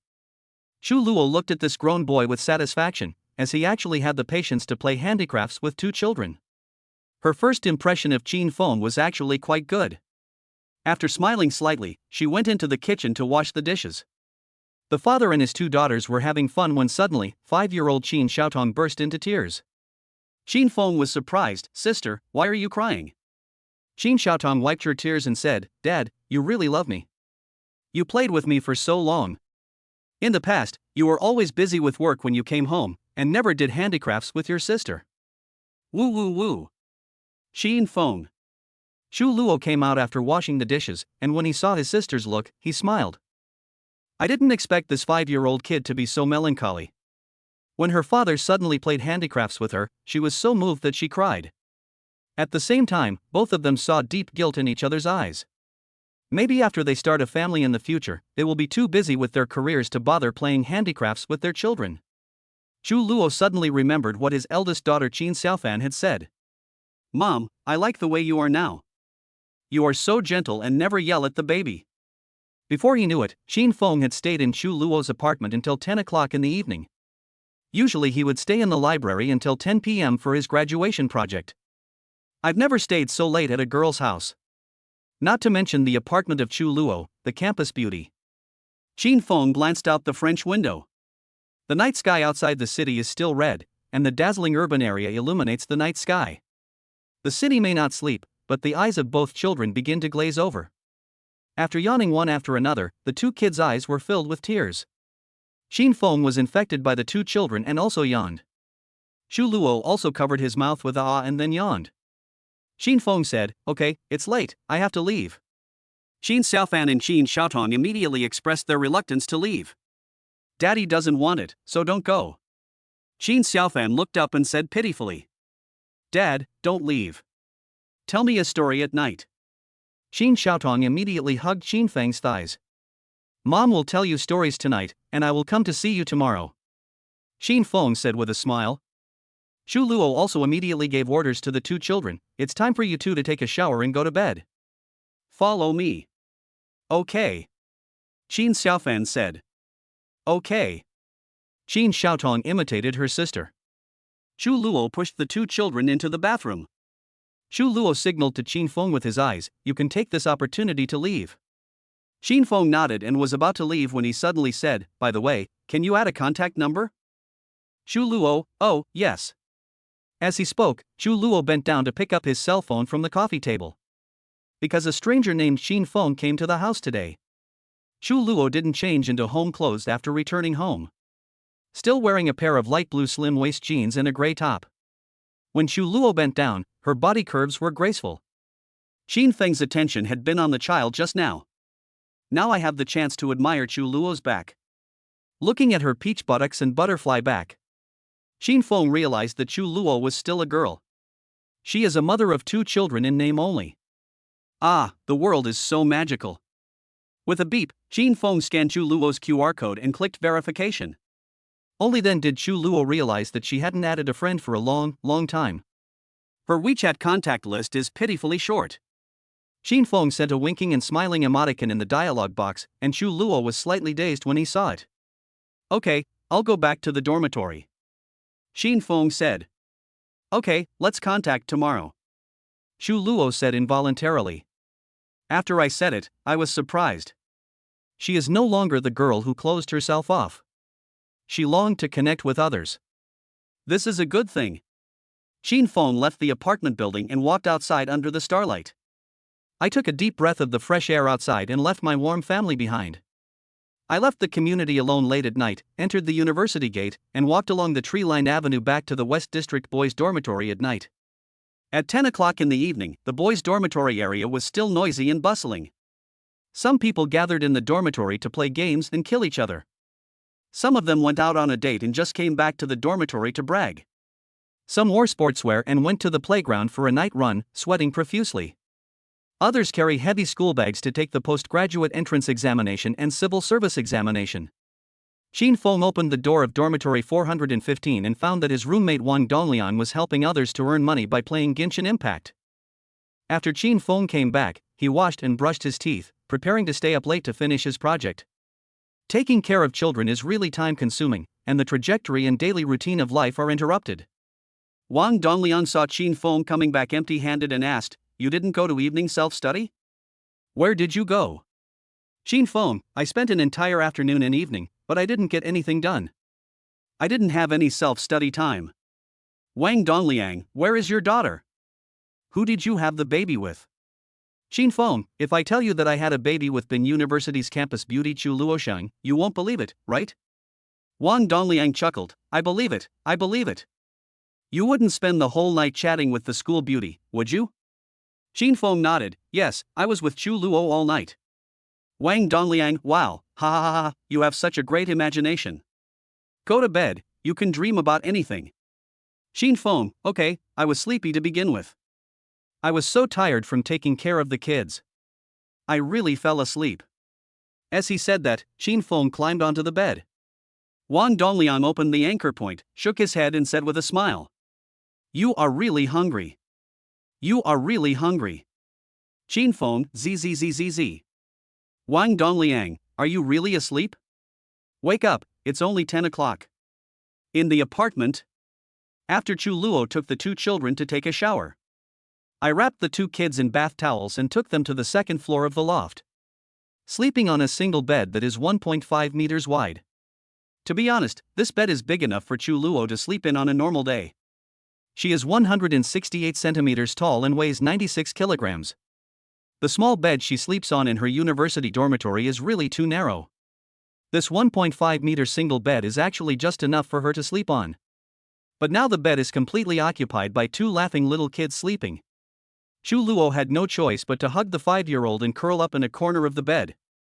The 9-year-old eldest daughter doesn't look tall, only about 130 centimeters. But after lying on the bed, Chu Luo still felt that she was very long. Okay, stop talking and go to bed quickly, Chu Luo ordered. The two children immediately pretended to close their eyes tightly. Qin Xiaotong is still waiting for her father to tell her a story. But I fell asleep after waiting for a while. Chu Luo looked at the two sleeping children, both with long eyelashes and bright faces. Sleeping children are actually the cutest and will never chirp to disturb you. Chu Luo couldn't help but take out his cell phone and took a lot of photos of them. Then I turned off the desk lamp, watched some TikTok and got ready for bed. Unexpectedly, Douyin recommended to her a lot of short videos on parenting experiences and how to judge whether a child has a fever. It's strange, even Douyin knows that I have a child? Chu Luo couldn't help but laugh. The world is so absurd. Chapter 11. Dad is back. When Chu Luo opened his eyes in the morning, he found that his whole body was relaxed and comfortable. It was the most satisfying sleep in my life. She originally had insomnia and would wake up in the middle of the night due to worry and tension. But last night I slept all night holding my chubby 5-year-old daughter. Her heart was filled with a sense of security. She did wake up in the middle of the night, but Chu Luo pinched his daughter's chubby thighs and soon fell asleep again. When he woke up, Chu Luo felt that there was a smile on the corner of his mouth. Oh, so comfortable. As a result, she took out her cell phone and saw that it was already 9:40 in the morning. The 8 a.m. class was definitely delayed. Although I am a senior, I no longer have any major courses. But as an excellent student with a first-class scholarship, Chu Luo doesn't like to miss classes. Oh, it's bad, I didn't hear the alarm. Chu Luo sat up and looked at his two daughters who were still sleeping like little pigs. You two have delayed mom's morning. After hearing this, Qin Xiaofan opened his eyes slightly, turned over and went back to sleep. After hearing this, Qin Xiaotong continued to curl up in Chu Luo's arms, smacking her little mouth as if she wanted to eat. Chu Luo blushed, feeling a little curious and a little funny, so he gave his thumb to Qin Xiaotong. Unexpectedly, Qin Xiaotong ate with great relish. Qin Xiaofan suddenly smiled and opened his eyes. Mom, are you feeding your sister? My sister has been weaned a long time ago. Chu Luo blushed a lot and said, No. Stop making trouble and get up. Qin Xiaofan got up and went to the bathroom. While sitting on the toilet, he said, Mom, it's great not to go to school. I like the life of traveling through time. I don't have to go to school, learn piano, paint, or host. It's so relaxing. Chu Luo. I will definitely not let you go. After the paternity test comes out, I will register your household registration, enroll you in school, enroll you in piano classes, enroll you in hosting classes. And that little one is not allowed to sleep in at home anymore. He should go to kindergarten when it's time. The mother has to prepare for the postgraduate entrance examination, and work part-time and substitute teaching to support two money-eating beasts. Roll it up. Then Chu Luo asked, Xiaofan, Mom has to go to class for 3 or 4 periods. Is it okay for you and your sister to stay at home? Qin Xiaofan nodded in surprise and said, Sure, can we watch TV? Chu Luo was helpless. As a top student, she thought it was a waste of life for two children to watch TV for so long instead of studying. But there is really no way now. There is also the issue of safety. Can this 9-year-old sister take care of her 5-year-old sister? Can you take care of your sister? Don't let her get scalded by boiling water, don't fall from the 2nd floor, don't touch the power supply or anything like that. Chu Luo asked. Well, I'm not sure either. My sister is very naughty. Qin Xiaofan said. Well, why don't you ask your father to come and look after you? Chu Luo frowned. So he naturally sent a message to Qin Feng. Are you there? Do you have classes in 3rd or 4th period? Can you come to my house and take care of the baby? Morning. When Qin Feng received Chu Luo's message, he was already sitting in the classroom. He got up at 6:30 in the morning to go jogging in the stadium, had breakfast in the cafeteria at 7:30, and arrived in the classroom on time at 8 o'clock for class. During the break, he received a message from Chu Luo. Are you there? Do you have classes in 3rd or 4th period? Can you come to my house and take care of the baby? The boy sitting next to Qin Feng peeked at Qin Feng's phone screen and joked. Who asked you to help take care of the baby? Did you have sex with the young woman? Xin Feng, you are such a person. Shameless. Can you introduce me to someone? We agreed not to date during our 4 years at university. Xin Feng, you are not allowed to break that promise. Are there any pretty girls in the West District? If you want to find a girlfriend, you should go to the East District. Xin Feng didn't comment, quickly replied okay, then stood up and packed up his books. I won't be attending the 3rd and 4th classes. Brothers, please call the teacher for me. Xin Feng strode out of the classroom after saying that. Several of my good classmates nodded and said, Xin Feng must be in love. It turns out that the most handsome guy in the computer department can also become a bootlicker. Those who fall in love will never have a good death. I think he will die miserably. Whoever falls in love now will be unlucky. Yes, in the end, everyone will become a bootlicker. After Xin Feng left the computer college building, I hurried back to the boys' dormitory and got a toolbox from the dormitory. There are wrenches, pliers, screw pliers and other tools in various categories. Then I rode a shared bicycle from the dormitory building in the West District to the residential area in the East District. Binhai University is a 985 university with 30,000 students, divided into the East and West Districts. There are more liberal arts majors in the East District, while science and engineering majors are the focus in the West District. The East District is adjacent to a river and a park, and is close to several luxury real estate projects. The West District is close to the city's bustling commercial district, with large supermarkets and large real estate communities. It is several kilometers from the West District to the East District by bike. It takes 20 minutes to walk and 5 minutes to ride a bike. Xin Feng rode his bike to the Intercontinental Apartments where Chu Luo lived. I happened to see Chu Luo walking out gracefully from the gate of the community, wearing a high ponytail and blue jeans. She wore an ordinary white sweater on her upper body and a pair of white sneakers on her feet that couldn't be more ordinary. She has bright eyes, white teeth, fair skin, and straight long legs. Even though she is heartless, she is still charming. Ah, you're here. When Chu Luo saw Xin Feng, a smile appeared in the corners of his eyes and eyebrows. Well, where are the children? Xin Feng hurriedly parked the shared bicycle on the side of the road. I'm in a hurry to go to class, so I turned on the TV for them both. You go upstairs and watch them. Oh, okay, I'll be right up. Xin Feng took the toolbox from the shared bicycle basket. What is this? Chu Luo asked. My treasure chest. Aren't your kitchen lights, bathroom lights, and kitchen water pipes all broken? Oh, that's great, thank you. Chu Luo smiled. Her face suddenly became sweet. It was as if the iceberg melted all of a sudden and the world turned into spring. Xin Feng was stunned when he looked at Chu Luo's face. You're welcome. Go to class now. Okay, I'm leaving. By the way, you can cook for the children when I come back from buying groceries at noon. Chu Luo said. Well, no problem.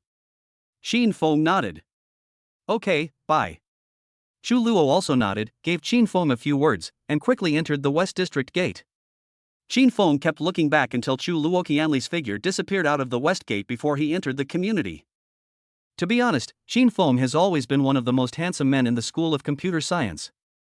But he has never had a girlfriend and has zero experience in love.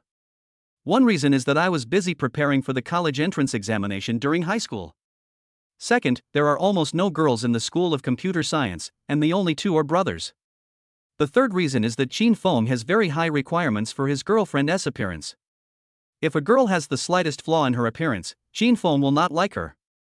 It was not until he met Chu Luo that Xin Feng felt that Chu Luo was a pretty good-looking girl. There are basically no flaws to pick out, so it's okay anyway. Xin Feng took the elevator to the 12th floor, found room 1201, and rang the doorbell. Open the door, Dad is back. Chapter 12. Chu Luo is in class and Xin Feng is taking care of the baby. Chu Luo was absent-minded when he was in class at the Foreign Languages College. The teacher was teaching at the podium, but she was sitting in her seat reading exam materials and couldn't concentrate. Her heart is especially soft now, filled with the 2 little ones. After enduring for half an hour, she finally couldn't help it and sent a message to Xin Feng. How are the kids? Take a picture and see. The dialog box shows, the other party is typing. Not long after, Xin Feng sent over a photo and a video. In the photo, the sisters were not watching TV. The elder sister is helping her younger sister write Chinese characters. Jin Xiaofan said seriously, "Sister, the word big should be written from left to right." Jin Xiaotong said unhappily, "I know." Qin Feng took another photo of the kitchen and the bathroom. Chu Luo guessed that Qin Feng meant to repair the water pipes and light bulbs. Sure enough, Qin Feng sent a message: "The water pipe is no longer leaking, and the kitchen is bright now." Chu Luo replied, "Thank you. Qin Feng, you're welcome." After all, the two people are still strangers, so they are more polite to each other. Seeing that Qin Feng didn't send any more messages, Chu Luo took the initiative to send one. "Ask the kids what they want to eat for lunch. I'll go buy groceries and you can cook." After a while, Qin Feng replied, "They want to eat noodles with soybean paste, so you buy 5 yuan of noodles, 20 yuan of minced pork belly, a few cucumbers, and some fruit." "Yeah." Chu Luo replied to the message and finally stuffed the phone back into his school bag. "I feel like a wife." She smiled with her lips pursed. Now she can concentrate on reading. A female classmate next to me couldn't help but ask, "Shu University Beauty, who are you texting with? You look so happy." Chu Luo smiled slightly, "No." "You're still saying no? You look like a little girl in love." "Are you in love?" Chu Luo shook his head, "No." "Don't keep it a secret. Who can hook up with the beauty from our foreign languages college? Next time you have a class reunion at the farmhouse, bring her out and show her to us." Chu Luo thought about it and felt that it was not impossible. Before this, she was unwilling to interact with boys and was relatively distant from her female classmates, mainly because of her physical condition, so she was full of inferiority complex.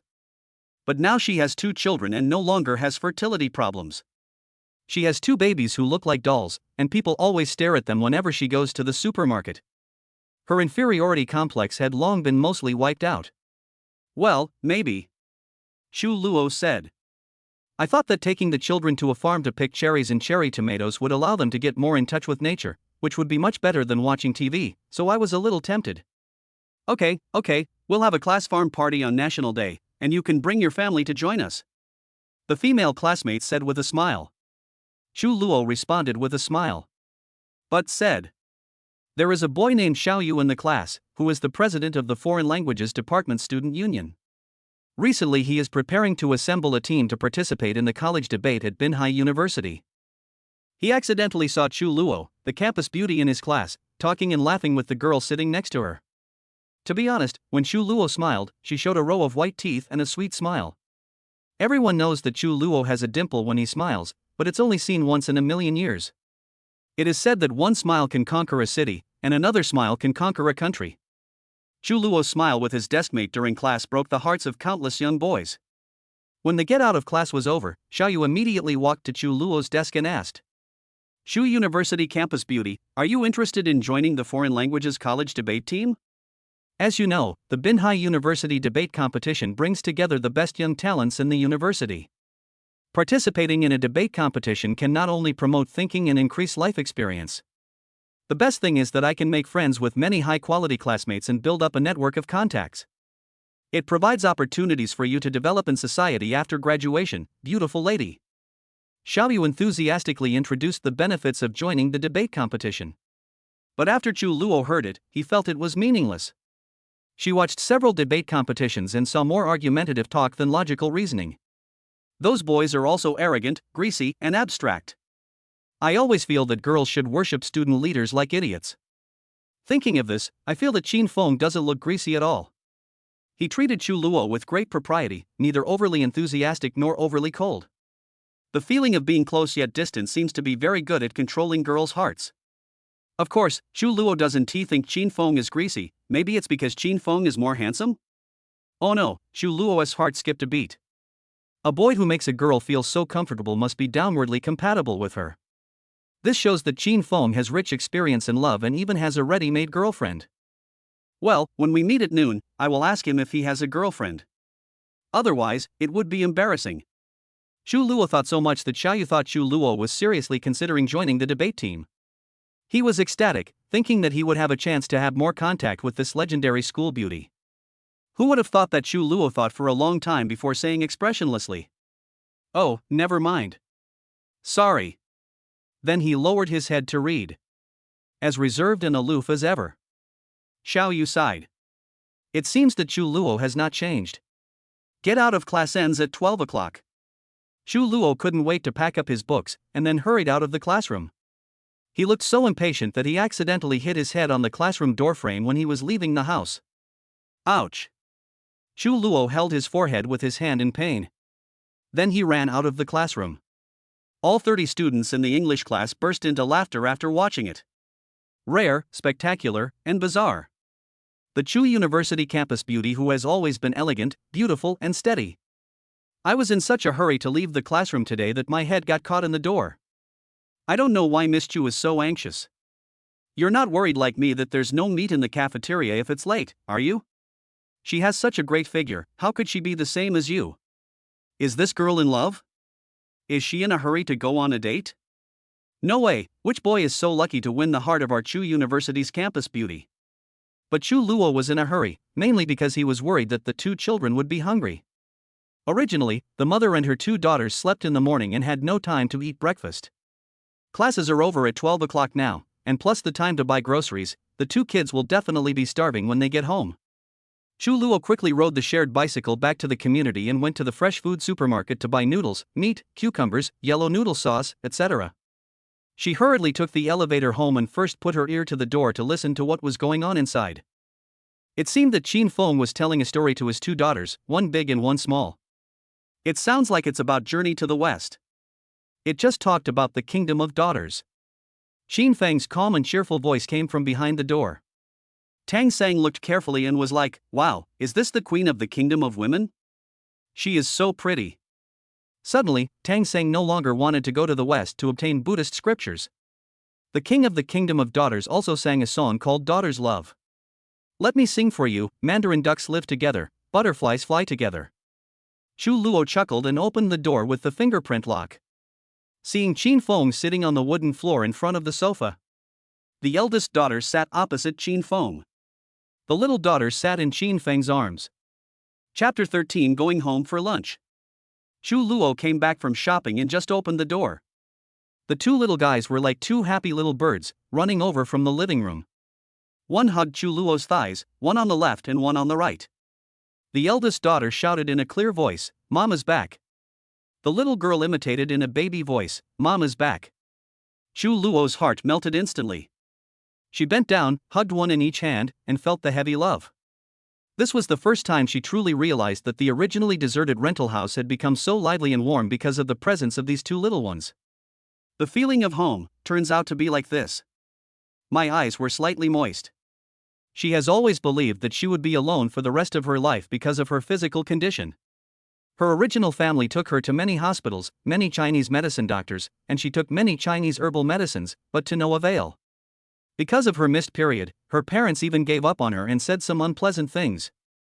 Chu Luo originally thought that as long as he was good enough, he could make his parents happy. But even though she was admitted to this key university, her parents were still quite cold towards her. Only at this moment, the sudden appearance of the 2 children made her cold heart warm again. When Qin Feng saw Chu Luo coming back, he stood up from the carpet with a smile, took the plastic bag from Chu Luo's hand, and went into the kitchen. Chu Luo, do you have an apron at home? Qin Feng was about to get busy. Oh, yes. Chu Luo was stunned for a moment, and now he was quickly rummaging through the boxes and cabinets looking for an apron. Finally, he found a red apron with the shape of a golden dragonfish in the drawer under the TV cabinet and walked into the kitchen with a smile. Qin Feng took the apron and put it around his neck, then tied the rope with his hands behind his back. Chu Luo smiled slightly, turn around, I'll help you tie it. Qin Feng, thank you.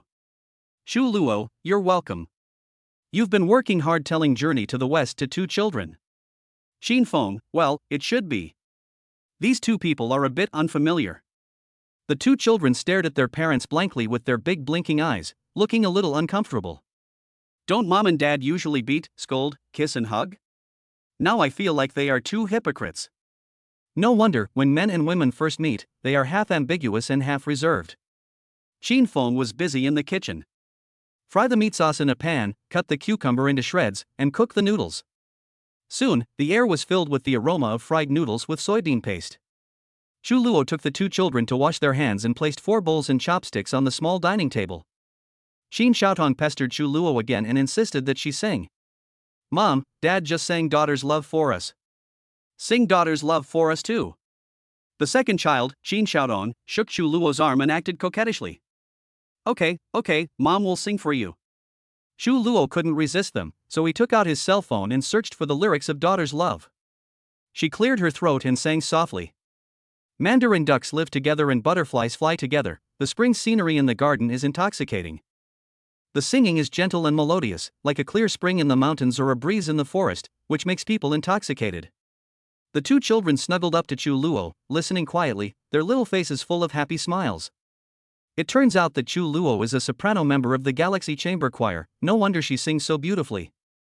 Xin Feng was listening in the kitchen, and the corners of his mouth couldn't help but rise slightly. Soon, the noodles with soybean paste were ready. Xin Feng brought 4 bowls of steaming noodles to the table. Wow, it smells so good. The two children cheered and couldn't wait to pick up the chopsticks. Chu Luo also picked up the chopsticks and took a bite.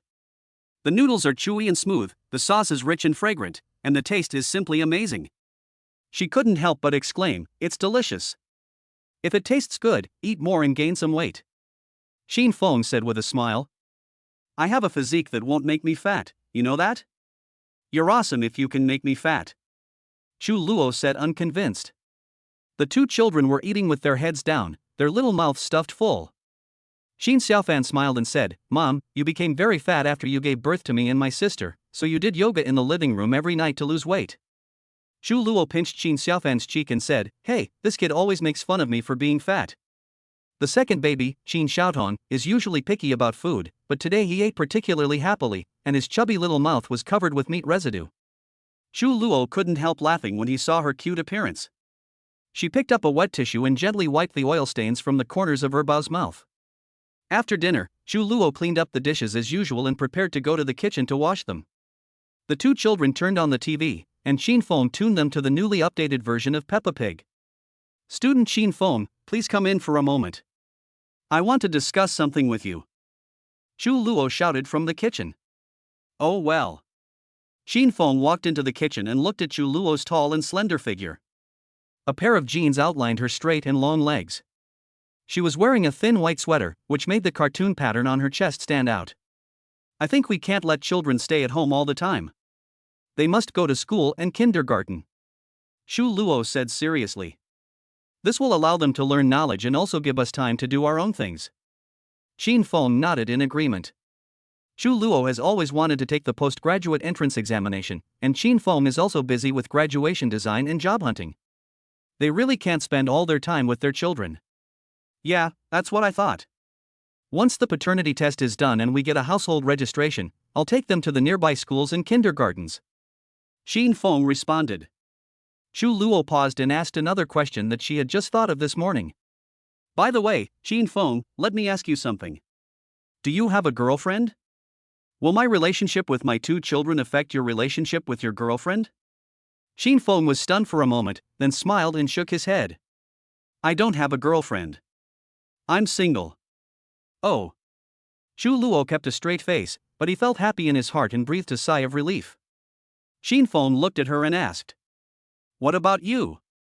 Do you have a boyfriend?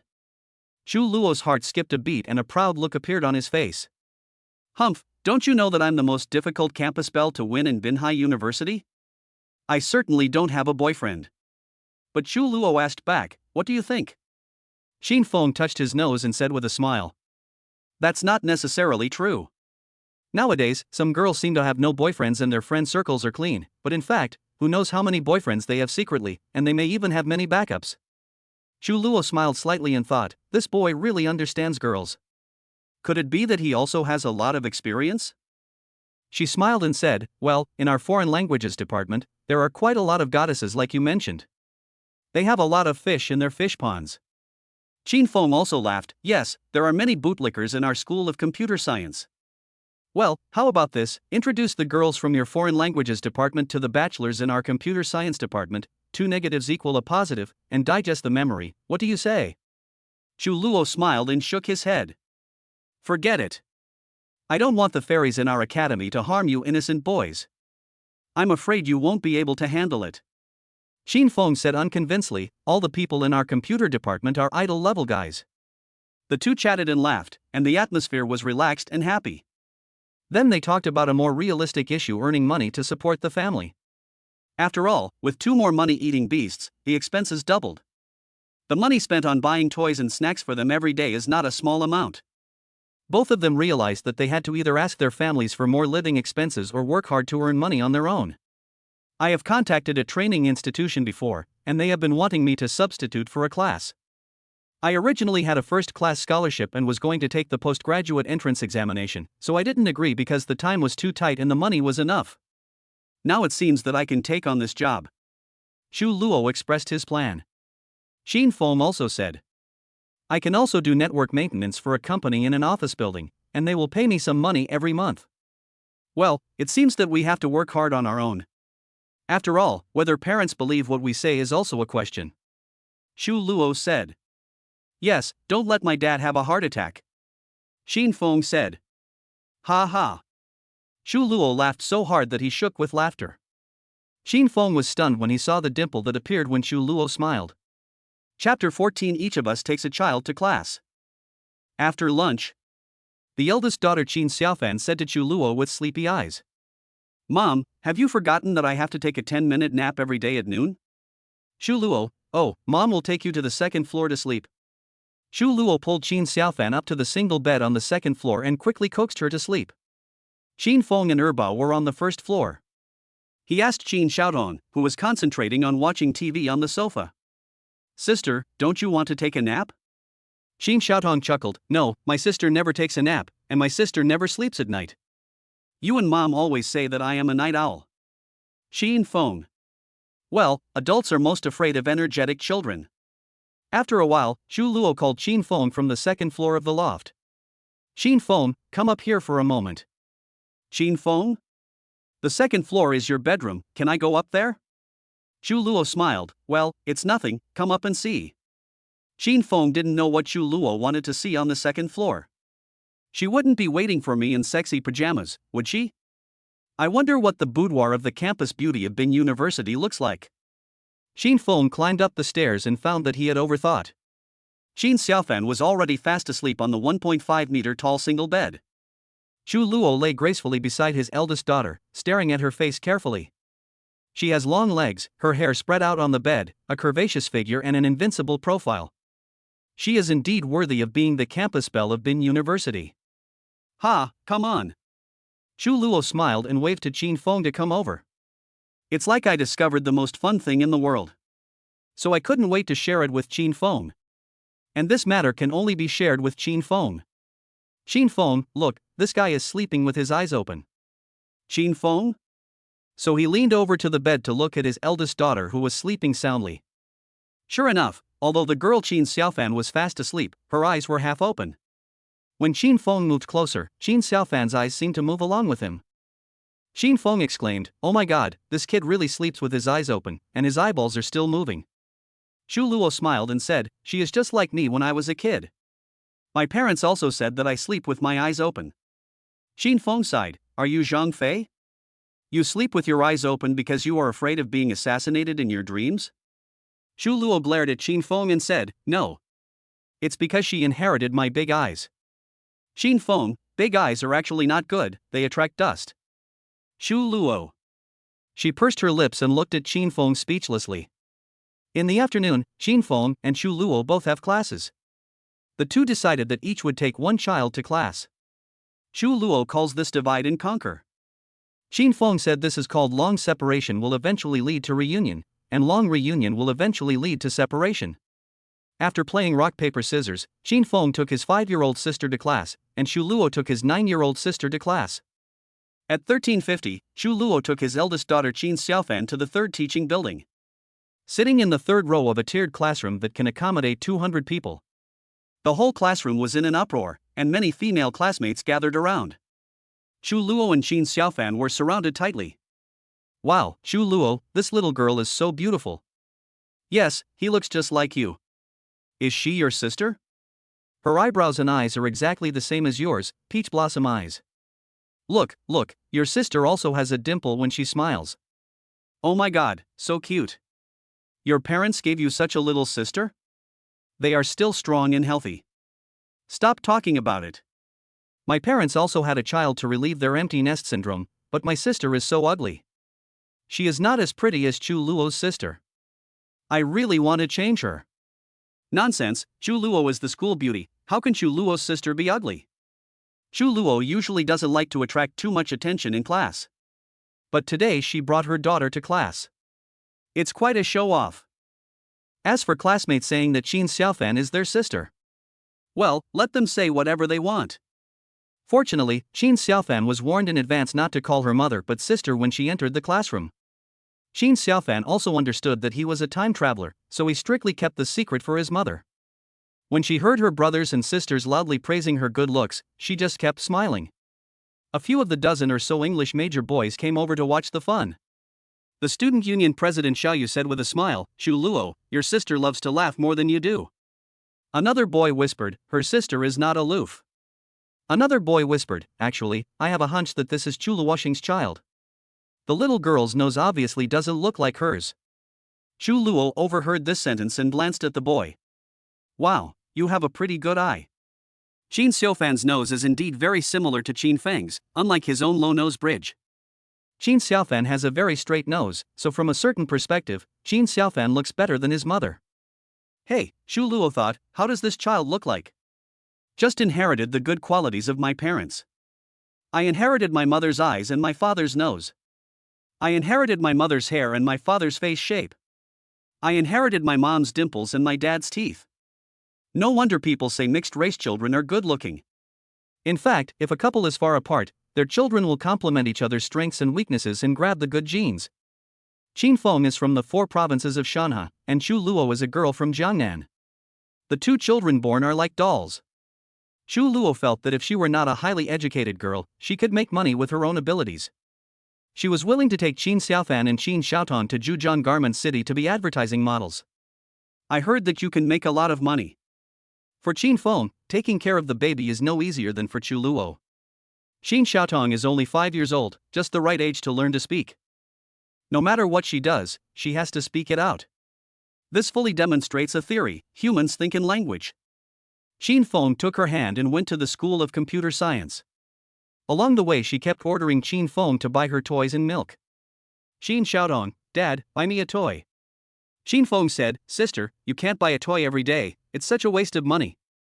Qin Xiaotong didn't cry, but chattered, putting herself in Qin Feng's shoes. "Dad, don't you have to go to class? Buy me a toy and I will play quietly and not disturb you in class." Qin Feng's face was filled with admiration. This Qin Xiaofan is so clever and eccentric. She didn't say she wanted it, she said she bought the toy so as not to disturb you. Qin Feng was so impressed that he had no choice but to obediently take his daughter to the Wenhuo Road convenience store. First I bought a bestie bracelet. 2 sparkling bracelets.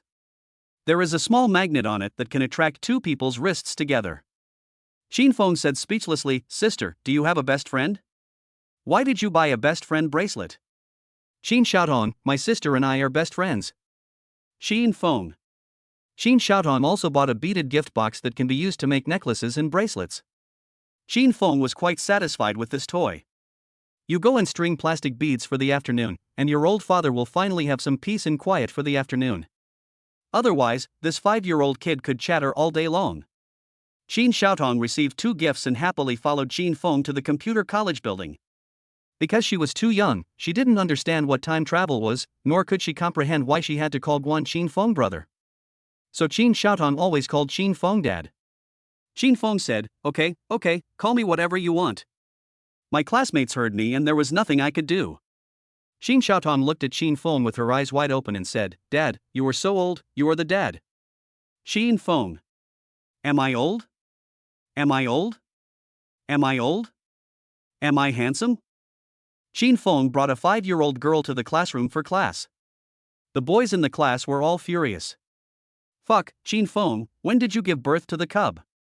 Who did you have the baby with? Yeah, you actually got someone pregnant secretly. This little girl looks like a doll. You can imagine how beautiful her mother is. Qin Feng, tell me the truth, who is the mother of the child?" Chapter 15, Mom and Dad wear the girlfriend bracelet.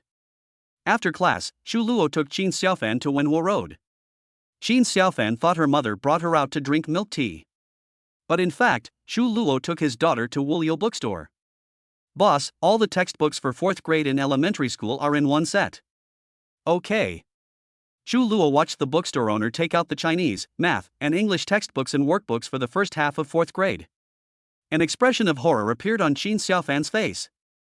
Mom, are you going to roll me again? Chu Luo began to present facts and reason. Baby, Mom is a top student. As my daughter, you must also be a top student. I believe you must have inherited Mom's studious gene. Qin Xiaofan, alas, I thought I wouldn't have to go to school after traveling through time. Chu Luo chuckled and patted her daughter's head. All children have to go to school. Once I get your household registration, I will find a way to get you into Binda attached primary school. Before that, I will teach you by yourself at night. Okay, Mom, what reward are you going to give me? Can I buy 2 cups of milk tea for you and your sister? Yeah, thanks, Mom. Qin Xiaofan threw herself into Chu Luo's arms and rubbed her pretty face against Chu Luo's chest. Chu Luo is 168 centimeters tall and his eldest daughter is 130 centimeters tall. Chu Luo touched his daughter's head, feeling a little emotional. The daughter traveled back through time, which means she was reborn. God directly gave her a half-grown daughter. What will happen to the future timeline, and will the events conflict? Also, did I miss my daughter's infancy? Shouldn't a normal mother start with 10 months of pregnancy, then prenatal education, then breastfeeding, then watching the child take his first steps, teaching the child to talk, and finally sending her to kindergarten and elementary school? Chu Luo missed all of these, which was a bit unfortunate and regrettable. That's why she decided to take charge of her eldest daughter's studies and let her become both good in character and academics like she was when she was a child. After Qin Feng finished class, Qin Xiaotong enthusiastically took Qin Feng's hand and went to the lawn in front of the gymnasium to watch people flying kites. The sun has been shining brightly in recent days, and the lawn is filled with moldy urbanites every day. Qin Xiaotong also pestered Qin Feng to buy a small children's kite. The kite has a picture of the little Princess Sophia on it, and it costs 25 yuan each. Qin Feng felt like crying but had no tears. Raising a daughter was so expensive. I also heard that daughters should be raised in wealth to avoid being seduced by bad boys when they grow up. Qin Feng reluctantly handed over 25 yuan to the unscrupulous vendor, squatted down, grabbed Qin Xiaotong's shoulders and said, Sister, you can't buy any more toys today. Dad's food allowance is only 25 yuan a day, and you spent 25 yuan on a kite, 6 yuan on a bracelet for your best friend, and 12 yuan on a string of beads. You're too spendthrift. Qin Xiaofan vowed, well, Daddy is the best, and he loves my sister the most. I won't buy toys today, I'll buy them tomorrow. Qin Feng. After buying the kite, Qin Feng asked his 5-year-old daughter to hold the kite with both hands and not move, while he was responsible for running in front and flying the kite. There were many college students and young parents playing on the lawn with their children. They looked at Qin Feng enviously and said, Your baby is so pretty. Yeah, my double eyelids look like a doll. I thought he was a foreigner of mixed race. Hurry up and play with the kids. They won't play with you once they go to middle school. Qin Feng nodded. In fact, Chu Luo's facial features are 3-dimensional and delicate, making him look a bit like a foreigner. And what those young parents say is right, once your children grow up they no longer belong to you. Since the child has traveled through time early, Qin Feng must seize the time and be with the child. Not long after, the kite flew high into the sky, and Qin Xiaotong looked at Sophia flying high in the sky with satisfaction. Then he asked Qin Feng to cut the string, and said there was an episode in the cartoon called The Magician and the kite had to be cut so it could fly away. Qin Feng had no choice but to cut the kite string with great reluctance and watched the kite he bought for 25 yuan go down in the water. Fly away, fly away, fly away, fly away. Qin Xiaotong clapped her hands and jumped, saying, It flew away, it flew away. Then the phone in Qin Feng's jeans pocket vibrated. When I took it out and looked at it, Chu Luo sent a message. Where are you? East District Stadium lawn, are you coming? Well, come. Xiaofan misses his sister. Okay, I'll wait for you. Qin Feng put the phone back into his pocket. Looking at Qin Xiaotong, a 5-year-old girl, looking for people to chat with everywhere. She can chat with a 50-year-old tattooed middle-aged man. I can also chat with my 10-year-old sister. I could also chat with a young couple who were having a picnic on the ground. The young parents were amused by Qin Xiaotong and gave her a piece of bread. Qin Feng, it turns out this guy suffers from social anxiety disorder. Much better than her mother Chu Luo. Soon, people sitting on the lawn turned their heads. Qin Feng also turned his head and looked along with the others. I saw a tall and slender girl with long hair walking slowly towards me from a distance. She has a beautiful face, an upright figure, and an extraordinary temperament. He was holding a half-grown little girl in his hand. The afternoon sun shines down obliquely. Sprinkle on her fair skin. It amazed everyone for a moment. Qin Xiaotong was the first to react and called out loudly, "Mom." Then he stretched out his short legs and ran towards Chu Luo on the lawn. Chu Luo felt a softening feeling in his heart. He squatted down, opened his arms, and waited for his sister to jump into his arms. For a moment, Chu Luo's eyes became slightly moist and he felt like he was acting in a movie. There are many scenes in the movie where children run towards their mothers. A touching and tear-jerking piece of music will be played in the BGM. Chu Luo was suddenly very scared, afraid that all this was not real. 2 daughters, a father of a child, a wonderful life in the future. It's all just a dream. She was so afraid that this was a dream. Until Qin Xiaotong's little body threw herself into her arms. When he blew the milky breath from his mouth on her face, Chu Luo was sure that, well, it was not a dream, it was real. She hugged Qin Xiaotong tightly, looked at her chubby face, and said, "What is my sister playing? I'm flying a kite with my dad." "Where's the kite?" "The kite flew away, it can take away the illness," as Sophia said in the cartoon. "Oh, that's great!" Chu Luo cried. The children travel back to the present from the future. There must be a divine will behind all this. The children must have come to save themselves. Chu Luo firmly believes this. "Mom, I have a present for you." Qin Xiaotong said this, took out a small box from her pocket, opened it and took out 2 bracelets. Sparkling bracelet. "Wow, thank you sister for the gift for Mom." "What is this?" Chu Luo asked while wiping his tears. "This is a friend bracelet. I bought it for me and my sister. But you and Dad haven't held hands for a long time, so you can give one of these friend bracelets to Mom and one to Dad, so that you two can hold hands." As she spoke, Qin Xiaotong took out one of the bracelets and put it on Chu Luo's left wrist. Then he took out another bracelet, pulled Qin Feng down and squatted on the ground, and put it on Qin Feng's right wrist. "Mom and Dad, you are now attracted to each other by a magnet. You are best friends now." As she spoke, Qin Xiaotong clicked the magnets on the 2 bracelets together. Qin Feng and Chu Luo's hands touched each other. Qin Feng smiled and glanced at Chu Luo. "But I saw that in the afternoon sun, the breeze ruffled Chu Luo's long hair." Chu Luo's peach blossom eyes also looked at Qin Feng. "There are water in my eyes." Chapter 16. Chu Luo found a part-time job. Afternoon. On the lawn in front of the gymnasium, a little boy was blowing bubbles with an electric bubble maker. Sisters Qin Xiaofan and Qin Xiaotong were running on the lawn chasing colorful bubbles. Qin Feng and Chu Luo sat down on the lawn, shoulder to shoulder. Qin Feng turned his head to look at Chu Luo, her black hair was shining in the sunlight. The eyelashes on her side face were long and trembling slightly. Their wrists were tightly attracted by the magnet on the girlfriend bracelet. The backs of their hands touched each other from time to time, and then immediately separated. Chu Luo's fair cheeks turned slightly red. Yes, this was her first time holding hands with a boy. Although they didn't hold hands completely like interlocking their fingers. However, the wrist and the wrist of another boy were attracted together by a magnet. This is the first time. Similarly, it was the first time for Qin Feng to hold hands with a girl like this. His imagination ran wild, his mind was distracted. "I have already thought of what to name the child with the school beauty. Yes, just call them Qin Xiaofan and Qin Xiaodong, these 2 names are pretty good." Moreover, the 2 children were already running around in front of him, jumping and skipping, and the world seemed so magical. Chu Luo's face flushed, and he was also thinking about a lot of things in his mind. For example, will your period come? If he is with Qin Feng in the future, will he ask himself to have another child? Would their lives, if they met earlier, be as happy as in the other parallel world?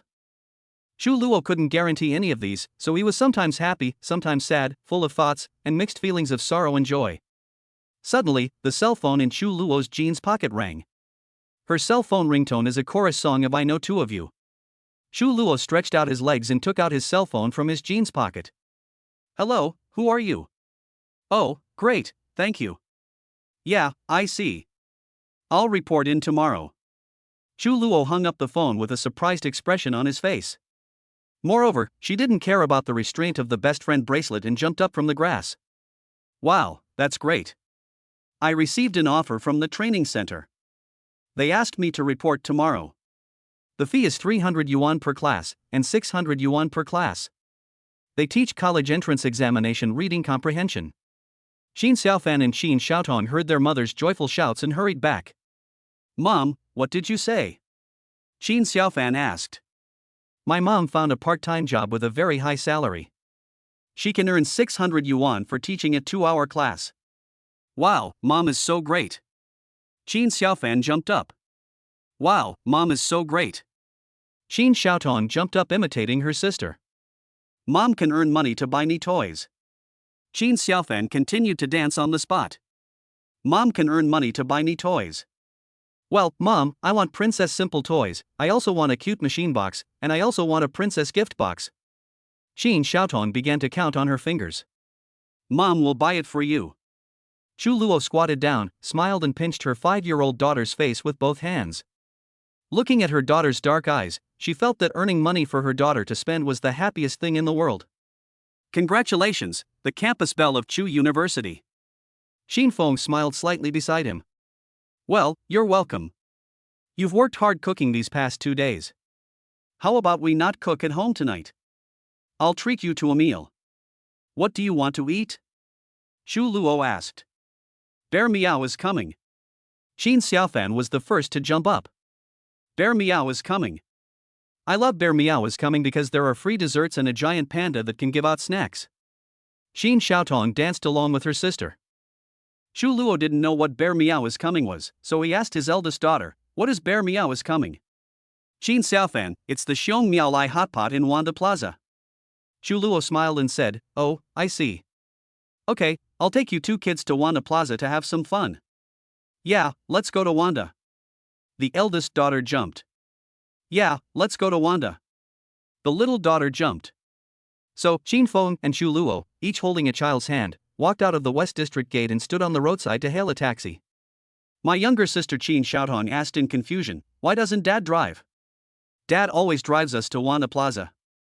The elder sister Xin Xiaofan patiently explained, Sister, I have told you many times that we have traveled through time. Now is the time when Mom and Dad were young. They were still college students. They didn't have a car, a house, or anything. They were so poor. Chu Luo. After Qin Feng heard this, he became interested and took his eldest daughter's hand and asked, Debeo, what kind of car will Dad drive in the future? You drive a dirty little white car. What kind of car is this dirty little white car? What's the brand? I don't know what brand it is. Anyway, Dad was too lazy to wash the car, so it's dirty. Ah, won't Dad drive a sports car in the future? Do I drive a sports car?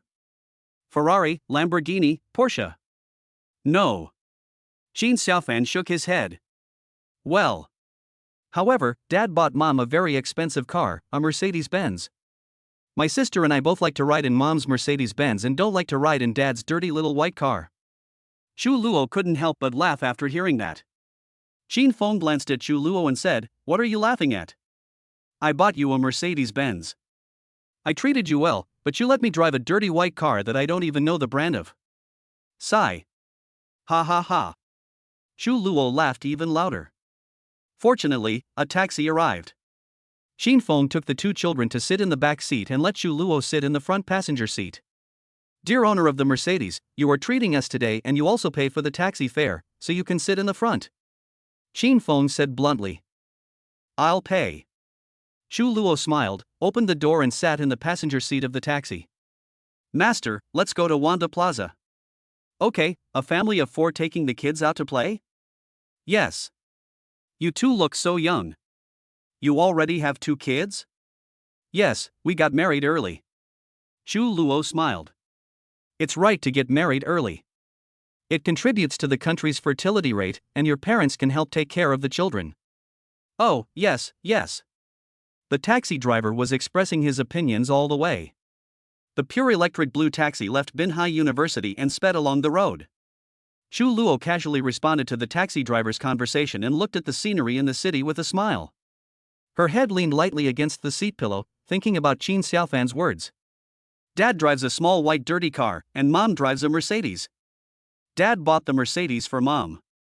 When Xu Luo thought of this, his heart felt so sweet that it seemed like sugar was dripping from it. It turns out that Qin Feng is still a good man in China. Drive a broken car yourself and give a nice car to your wife. Wow, ha, Xu Luo curled his lips. Arrived at Wanda Plaza. Chapter 17, Visiting Wanda with the mother and daughter. Wanda Plaza, the smooth white marble floor is so shiny that it can be seen through the eyes. Brightly lit shops welcome customers. The mezzanine square is holding a double festival children's painting exhibition for National Day and Mid-Autumn Festival. Qin Xiaofan and Qin Xiaotong ran over and posed in front of a red art installation. Mom, please take a picture of us. Both the big and small children were very excited. Okay. Xu Luo smiled, took out his mobile phone and turned on the camera function. The two children started taking selfies, changing their poses constantly. Sometimes he covers his mouth and laughs, sometimes he makes a heart shape, and sometimes he opens his arms. Xu Luo loves taking pictures of his two children. Ever since the two children came through, her phone gallery has been filled with photos of the two children. The most frequently photographed shots were close-ups of the two children sleeping. The child is like an angel when he falls asleep. The awake child is the devil. Now, watching the two children happily posing. Xu Luo also laughed, and a dimple appeared on his lips. Qin Feng looked at the three of them, mother and daughter, and felt a warm feeling in his heart. He vowed to give them the best life and protect them from any harm in this world. Suddenly, Xu Luo's eyes swept across a piano in the center of the square. It was a gleaming black grand piano. The piano lid is open, welcome to taste it. Xu Luo's faith was moved, and he called to his eldest daughter, Xiaofan, come here. Mom, what's wrong? Didn't you say you took piano lessons? Yes, mother. What level did you say you got last time? Mom, I'm already at level 8 in piano. What's the highest level? The highest level is 10. That's amazing. Now play the piano for Mom. Ah, no, I thought I wouldn't have to play the piano after traveling through time. Go quickly. Xu Luo urged. All right. Boss Qin Xiaofan was not happy. It was obvious that her life as a piano prodigy in her previous life was not easy. This 9-year-old boy sat solemnly in front of the grand piano. She opened the piano cover and took a deep breath. Then he placed his 10 green onion-like fingers on the black and white keys. Then, Qin Xiaofan began to play, and a melodious piano melody came from his fingertips. Xu Luo had never learned to play the piano, but he thought it sounded beautiful and was proud of his child. When Qin Xiaofan was playing the piano, a large group of people gathered around him unknowingly. Among them were some parents who brought their children to play. They were all pointing and whispering. Wow, baby, look at this girl playing the piano. You should learn piano in the future. This little girl is so beautiful. Nonsense, haven't you seen how beautiful her mother is? Girls who can play the piano are so charming. Such a beautiful little girl will definitely marry into a wealthy family in the future. TSK, judging from his fashionable appearance, he must be from a wealthy family. Yes, a child who learns piano must come from a wealthy family. Xu Luo watched his eldest daughter playing the piano and listened to the praises and discussions from the people around him, and a sense of pride arose spontaneously. It turns out that the daughter I gave birth to was so outstanding. Ah, I felt refreshed all of a sudden. Ding ding dong dong. After Qin Xiaofan played the last note, he stood up, looked around, smiled sweetly, and then rushed towards his mother. She was still a little shy and buried her face in her mother's arms. Wow, there was a burst of applause all around, everyone applauded Qin Xiaofan's performance, and then the crowd slowly dispersed. Xu Luo squatted down, took Qin Xiaofan's hand, looked into her eyes, and said with great determination. Xiaofan, you just said that there are 10 levels of piano, right? Yes, mother. You are only at level 8 now, so you can't give up your piano lessons. Mom has thought about it and made a decision for you. Let's continue with the piano exam and try to get to level 10. Oh, no, you still want to play it? Xiaofan, didn't you see how much those people envied you and liked you? They said that children who can play the piano are excellent. Okay, Mom, I'll listen to you. I'm just worried that my piano lessons are expensive, and you and Dad are so poor now that you can't afford it. Qin Feng nodded and interrupted. Yes, Chu University's campus beauty, let me remind you that we are both senior college students now. It will probably take another 20 years before I can afford a Mercedes-Benz for you. Xu Luo glared at Qin Feng and said, "Can you bear to see Xiaofan's piano lessons stopped? Wouldn't all the hard work and practice in the past be wasted? We have to grit our teeth and earn enough money to pay for Xiaofan's piano lessons." Qin Feng gave in a step. Okay, you are beautiful, you have the final say. Xu Luo smiled sweetly. Well, it's a happy decision. Xiaofan, Mom will find a piano teacher for you later. Qin Xiaofan, thank you, Mom. Xu Luo smiled. You're welcome, Mom loves you the most. Wow. As soon as Xu Luo finished speaking, the little one next to him started crying. Qin Xiaotong burst into tears with a wow. Wow, Mom doesn't love me. Xu Luo chuckled and pulled his 5-year-old daughter over and held her in his arms. Mom loves you too. Who said Mom doesn't love you anymore? You said you love your elder sister the most, and you don't love your younger sister. Love. Mom loves my sister the most. Yeah, my sister has to sleep with Mom tonight. Qin Xiaotong turned from sadness to joy and was easier to coax. When talking about sleeping at night, the corners of Xu Luo's mouth twitched. Last night, Qin Xiaotong, a 5-year-old child, woke up at 3 o'clock in the morning. Then he secretly got out of bed, went to the living room, played with toys for a long time, and even opened the refrigerator door and looked around. He returned to bed at 5 in the morning and touched Xu Luo's body for a long time. Xu Luo asked her what she was doing, and the 5-year-old girl actually said she wanted to drink milk. Xu Luo, damn it, you're 5 years old and still not weaned? Qin Xiaotong, but there is no milk in the refrigerator. I can only drink my mother's milk. Xu Luo wanted to cry but had no tears. I'm not pregnant, where would my milk come from? Besides, Aunt, you're not sleeping in the middle of the night, and I need to sleep too. Qin Xiaotong cried. Whoa, I'm sorry, Mom, please don't scold me, I'll go to sleep right away. Xu Luo, stop crying, you drama queen. Close your eyes and go to sleep. Qin Xiaotong, yes, Mom. Having said that, Qin Xiaotong closed her eyes tightly. Xu Luo then hugged her little body and slept a long sleep together. Thinking of this, Xu Luo told Qin Feng about what happened last night when he went to bed. Do you know? Xiaofan can sleep a lot, but Xiaotong sleeps very little. She opened the refrigerator to find food in the middle of the night and woke me up. I both can't sleep. Xu Luo complained about his daughter. Ah, the little baby seems to be quite greedy. Qin Feng couldn't help but smile. I have an idea. Xu Luo bit his lip. What ideas does the school beauty have? Qin Feng asked. Look over there, Becca Roller Skating Club, let's sign this little girl up for a sports activity to use up her energy during the day so that she can sleep well at night. Xu Luo said, gritting his teeth. Xu Luo, you're crazy. You just found a job, and not only do you want to sign up your eldest child for piano lessons, you also want to sign up your second child for roller skating lessons? Can you please pay attention to saving money? This is not the way to spend money. Qin Feng taught him earnestly. Oh, what about you? You are a father, and you also have to take on the responsibility of supporting the family. Xu Luo said confidently. Ah. Qin Feng let out a long sigh. Looking at Xu Luo's beautiful face, I almost shed tears of regret. Why should I mess with the school beauty? The most handsome guy in the School of Computer Science. Before I even had a relationship, I had to take on the responsibility of supporting the family. Chapter 18. A family of 4 eating hot pot. So Xu Luo took the hand of 5-year-old Qin Xiaotong and went to the Becca Children's Roller Skating Club. Several salesmen greeted Xu Luo enthusiastically with smiles on their faces. Usually, these salesmen stand at the entrance of Wanda Plaza. I grabbed a young couple and tried to sell my product to them for a long time with great patience and saliva flying all over the place, but it was all in vain. When faced with a deal like Xu Luo's that came to them automatically, several salesmen were overjoyed.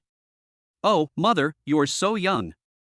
It's right to choose our Becca roller skating, which can help children develop concentration.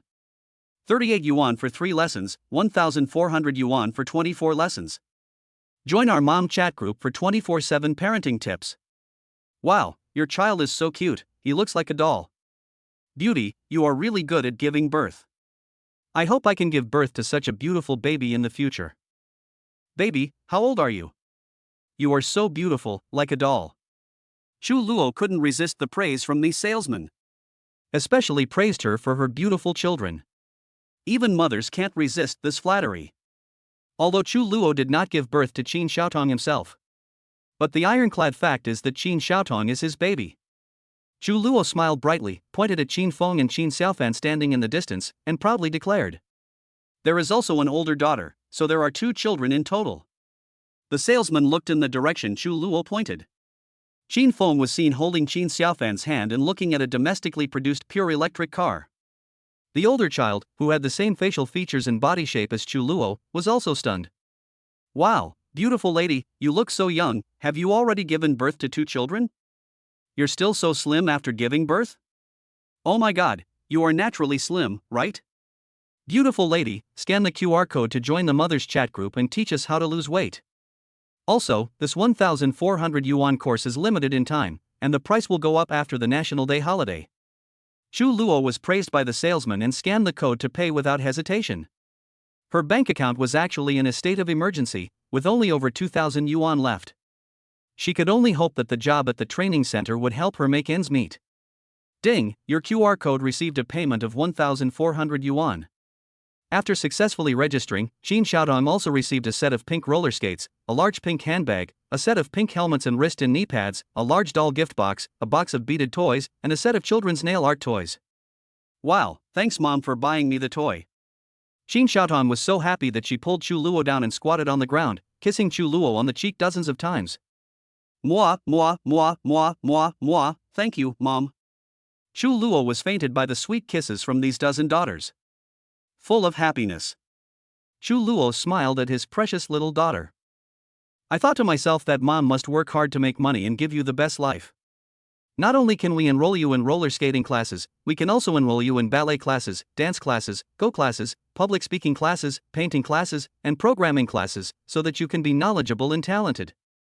I will also take you to travel around the world." Like every new mother, Chu Luo was very excited and full of confidence. "I feel like I can raise the best child in the world and that I am the best mother in the world." Only Qin Feng sighed from a distance, thinking it was pure IQ tax. Next, the 4 people took the escalator to the 4th floor and entered the Xiong Miao Lai La Hot Pot restaurant. The hot pot restaurant was crowded and very lively, and it was difficult to get a number. The waiter took them to a table for 4. The younger sister clamored to sit next to her older sister. So Qin Feng and Chu Luo sat side by side. To be honest, this was the first time Qin Feng went out to eat hot pot with a girl alone. And it was with the legendary Bing University Foreign Languages College beauty Chu Luo. She is not someone that ordinary people can date. Of course, it was also the first time for Chu Luo to eat hot pot with a boy alone.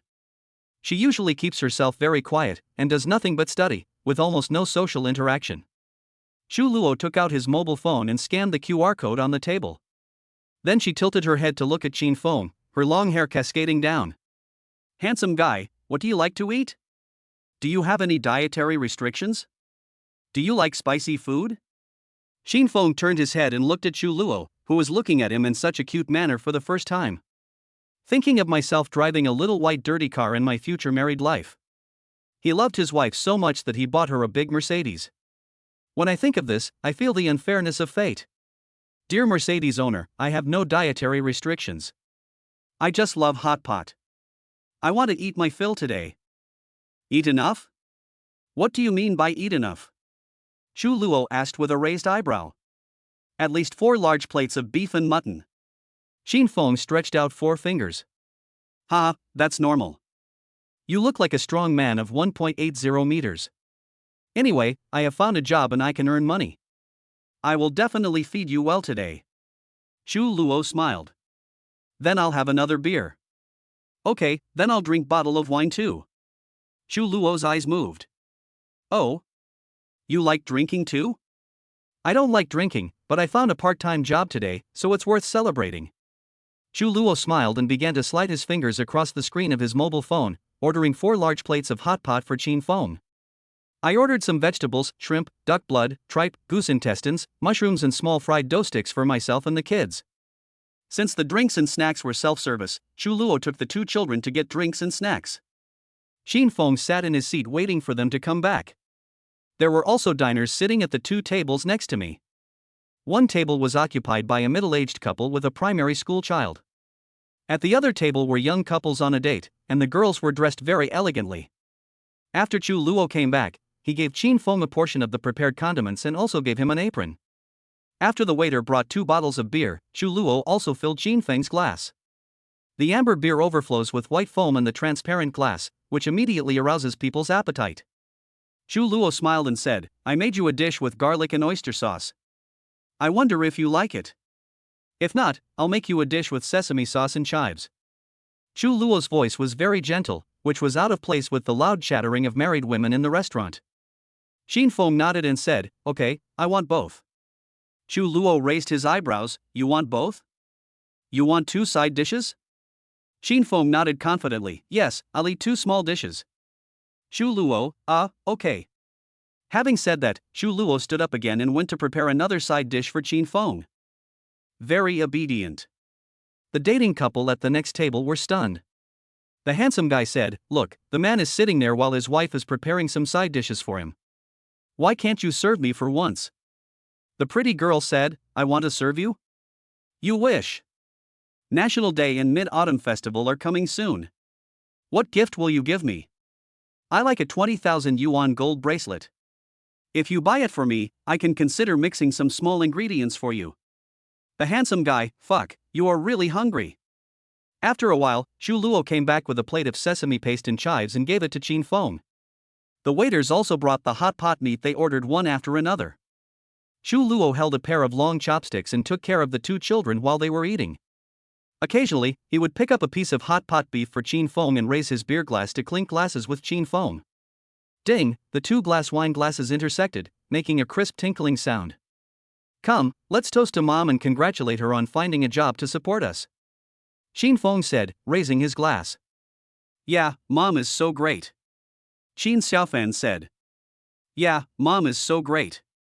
Qin Xiaotong imitated her sister's speech. "Thank you, I will support you," Chu Luo said with a smile.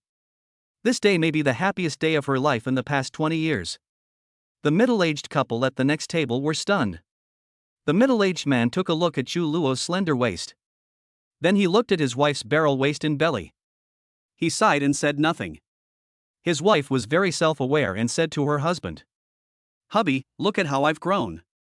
After giving birth to 2 children, my waist is still so thin, my skin is still so good, and my hair is still so thick." The middle-aged man looked at Chu Luo, the pretty and slim girl at the next table, and then looked at Qin Feng. Tears streaming down my face. Chapter 19. The first time I saw Chu Luo in pajamas. Qin Feng ate his fill of hot pot and drank a bottle of beer.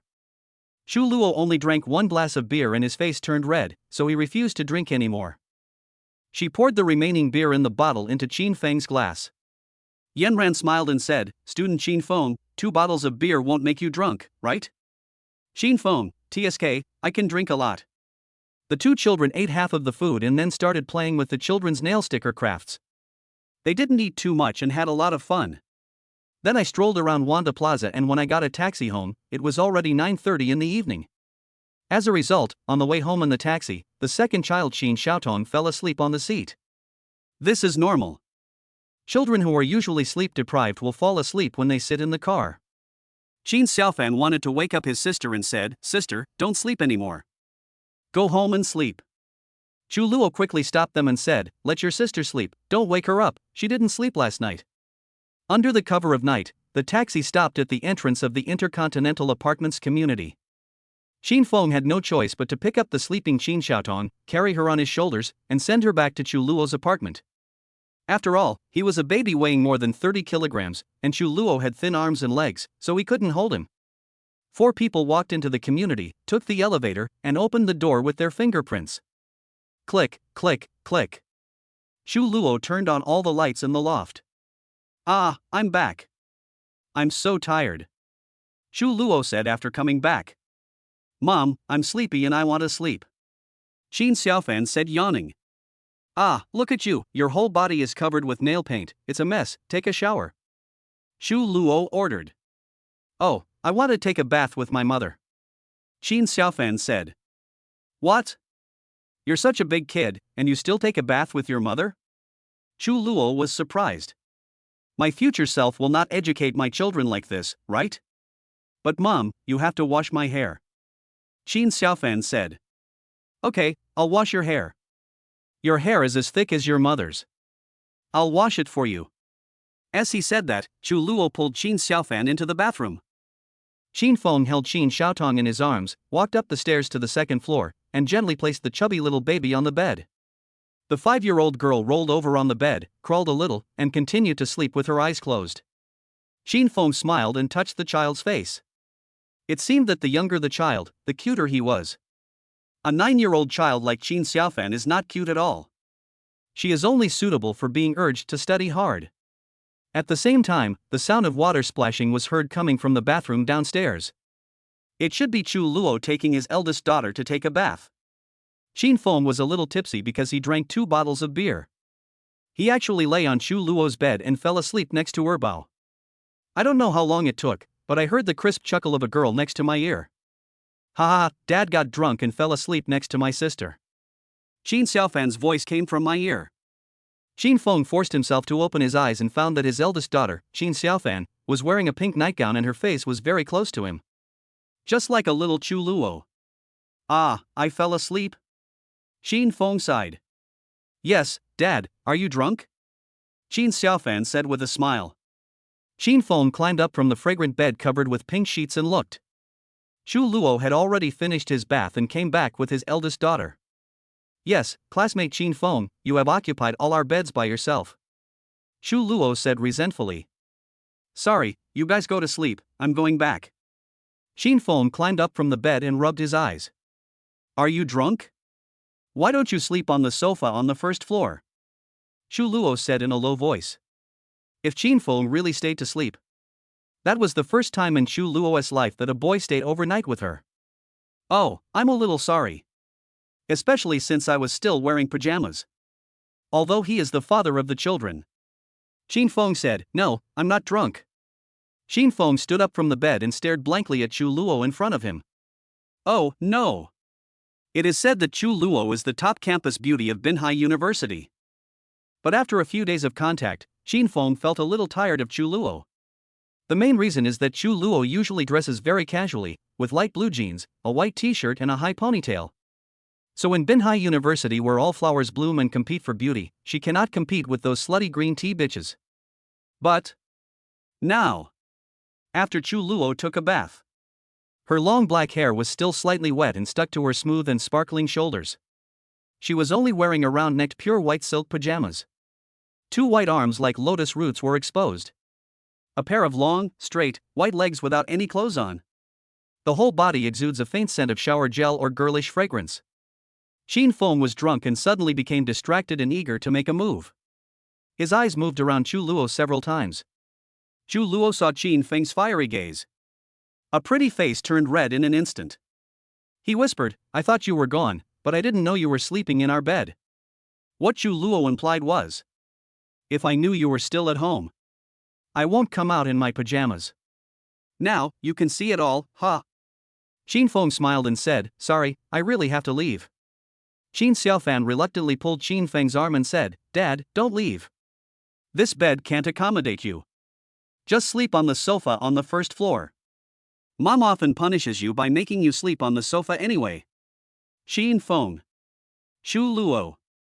Qin Feng, ahem, Xiaofan, I have an early morning class tomorrow.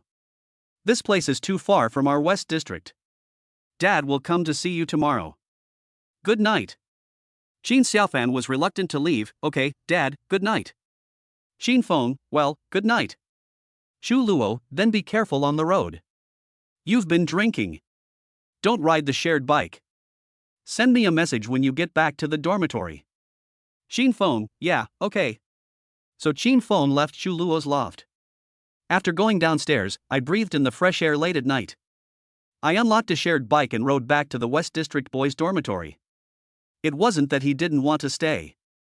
Who would be willing to leave the warm loft, leave 2 biological children, leave a beautiful school beauty, and go back to his or her own cold and small boys' dormitory? But, after all, he and Chu Luo had only known each other for 2 days. Suddenly I remembered a sentence that Wan Dongliang always said. There is still a long way to go. Chu Luo was wearing a white round-neck pajamas. Lying on the bed with Qin Xiaofan and Qin Xiaotong. The mother and daughter started a bedtime chat. Xu Luo smiled and said, Xiao Fan, before you traveled through time, did your mother often let your father sleep on the sofa? Xin Xiaofan, hee, sometimes dad goes out to drink with Uncle Wang Dong at night, and when he comes back you don't allow dad to enter the bedroom and make him sleep on the sofa in the living room. Xu Luo, ha, dad is so miserable. Xin Xiaofan, yes, but mom dragged dad in again in the middle of the night. Xu Luo. Xin Feng returned to the dormitory. Chapter 20. The paternity test is out. It was 10:30 in the evening when Qin Feng returned to dormitory 415. My roommate Wang Dongliang looked up from the bright computer screen. Due to playing Genshin Impact for other people for a long time, he has to wear 600-degree myopia glasses. When Qin Feng passed by him to go to the toilet, Wang Dongliang's dog nose was activated. Wang Dongliang quickly sniffed Qin Feng's body and found many suspicious points. Qin Feng, something's wrong with you. What's wrong with me? You are a person who goes to evening self-study every day, but you came back empty-handed today. Yes, I didn't go to evening study. Then why did you go? Secret. I smell a woman's scent on you, are you acting like a lapdog? No. I will never be a bootlicker. A bootlicker will never die a good death. I smell hot pot on you. Are you going out to eat hot pot? Without me? Sorry, I'll take you there next time. Xiong Miao is here. It's pretty delicious. There's a group purchase. I can smell yogurt on you. You're such a grown man and you still eat yogurt? Food for my daughter. Do you remember my 5-year-old daughter? Bullshit, your 5-year-old daughter? You gave birth to her when you were a senior in high school? Tell me the truth, where have you been? Okay, I'll tell you the truth. Xu Luo and I went to eat hot pot, and my 5-year-old daughter is ours. Xin Feng had no choice but to tell the truth. Damn, will you die if you don't brag? Wait a minute, come here. Wang Dongliang waved his hand to Qin Feng. After brushing his teeth and washing his face on the balcony, Qin Feng came over and asked, what's going on? Wang Dongliang stretched out his hand and pulled out a long hair from Qin Feng's collar. Wang Dongliang stared at it carefully under the fluorescent light in the dormitory, stretching and straightening the long hair with both hands. Obviously, it was a girl's long hair, more than 2 feet long. It suits Xu Luo's waist-length hair very well. Qin Feng also saw it, snatched it away and threw it away. It is probably because when he was sleeping on Xu Luo's bed, his collar got stained with Xu Luo's long hair, which is reasonable. You really went out with a woman? Wang Dongliang said with great sorrow. Yes, I said Xu Luo and I went to eat hot pot. Qin Feng told the truth. No way? You hooked up with Xu Luo from the foreign languages college? Wang Dongliang asked in disbelief. Yes. Qin Feng smiled slightly. Why am I so unconvinced? How can you believe that? Next time, if you bring Xu Luo back to dormitory 415 to spend the night, I will believe it. Bet, what do you think if I bring her back? I'll give you $1,000. Okay, come on, say it again into my phone and I'll record it for you. I, Wang Dongliang, am willing to accept the loss. If Qin Feng takes Xu Luo back to dormitory 415 to spend the night, I will lose 1,000 renminbi to Qin Feng. Qin Feng opened the WeChat dialogue box between the two people, recorded the sentence in voice recording, and then sent it to the other party. Qin Feng laughed, I'll make you lose everything. Wang Dongliang, no, I have to add one more clause. I'll give you a deadline. You must bring Xu Luo back within a week, otherwise you will lose 1,000 yuan to me. Qin Feng, okay. Wang Dongliang, are you willing to accept defeat? Qin Feng, I'll admit defeat. As he said that, Qin Feng flipped over and jumped onto the bed on the second floor. Just then, his phone started vibrating. Qin Feng opened it and saw a message from Xu Luo. Have you arrived at the dormitory? Qin Feng immediately replied, arrived. Xu Luo, that's good. Good night. Qin Feng, send me photos of the two kids. Xu Luo, picture. Picture. Qin Feng, these two kids are so cute. Xu Luo, yes. Qin Feng, send me another photo of you. Xu Luo? Qin Feng, smiling face. I mean, you look cute in your pajamas today. Xu Luo, do you like my pajamas? Qin Feng, yes. Xu Luo, picture. Qin Feng was extremely surprised when he saw the picture. I thought Chu Luo really sent me a beautiful photo of himself wearing white round neck pajamas. Then you must save it and enjoy it. But when he opened it, he found that she had taken off Chu Luo's pajamas and hung them on the back of the chair. Chu Luo took a photo of the pajamas. Qin Feng replied.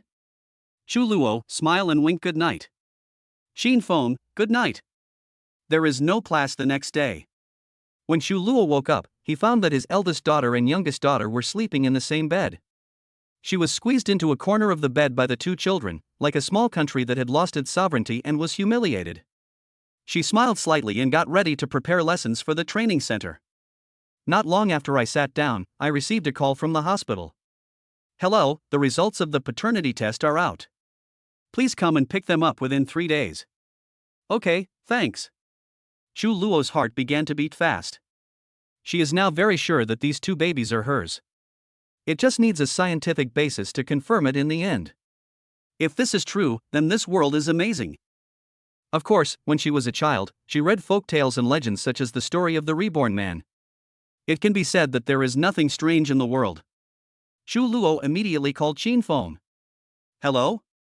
The paternity test is out. Oh, shall we go get it? Well, wait at the entrance of the affiliated hospital? We'll be there in about half an hour. Good. Qin Feng got up from the bed, his mind still a little confused. To be honest, suddenly I had two daughters. Suddenly, the campus beauty of Binhai University became the mother of his two children. No boy can accept such a large amount of information. Qin Feng couldn't imagine how he would have any interactions with Chu Luo in the future. He got up, washed his face, brushed his teeth, combed his hair, shaved, and put on clean clothes. Then I rode a shared bicycle to the entrance of Binhai University affiliated hospital. Not long after, a tall, beautiful girl with fair skin was seen from afar, holding a bigger girl in her left hand and a little girl in her right hand. The three of them seemed to be playing some kind of frying bean game and they came over skipping and jumping. Today Chu Luo wore a gray short skirt, a white top, and her long hair was loose, and she looked like a goddess. It was the first time Qin Feng saw Chu Luo dressed like this and he was a little dazed. Chu Luo saw Qin Feng in a daze, smiled slightly, stretched out his finger and waved it in front of him, and said with a smile. What are you daydreaming about? You look beautiful today. TSK, when have I not been beautiful? Chu Luo said proudly with his chin raised. That's right. After all, I'm the most beautiful girl in Bin University. Qin Feng said. Chu Luo suddenly felt that her conversation with Qin Feng was a bit ambiguous. This feeling was very similar to the romantic idol TV drama she liked when she was in junior high school. Very sweet. The two men, each holding a daughter, entered the affiliated hospital and went to the genetics department. They scanned the QR code on a machine and received two A4-sized sheets of printed paternity test results. It says, according to Mendel's law of inheritance, it supports that Qin Xiaofan and Chu Luo are related by blood, and it supports that Qin Xiaotong and Chu Luo are related by blood.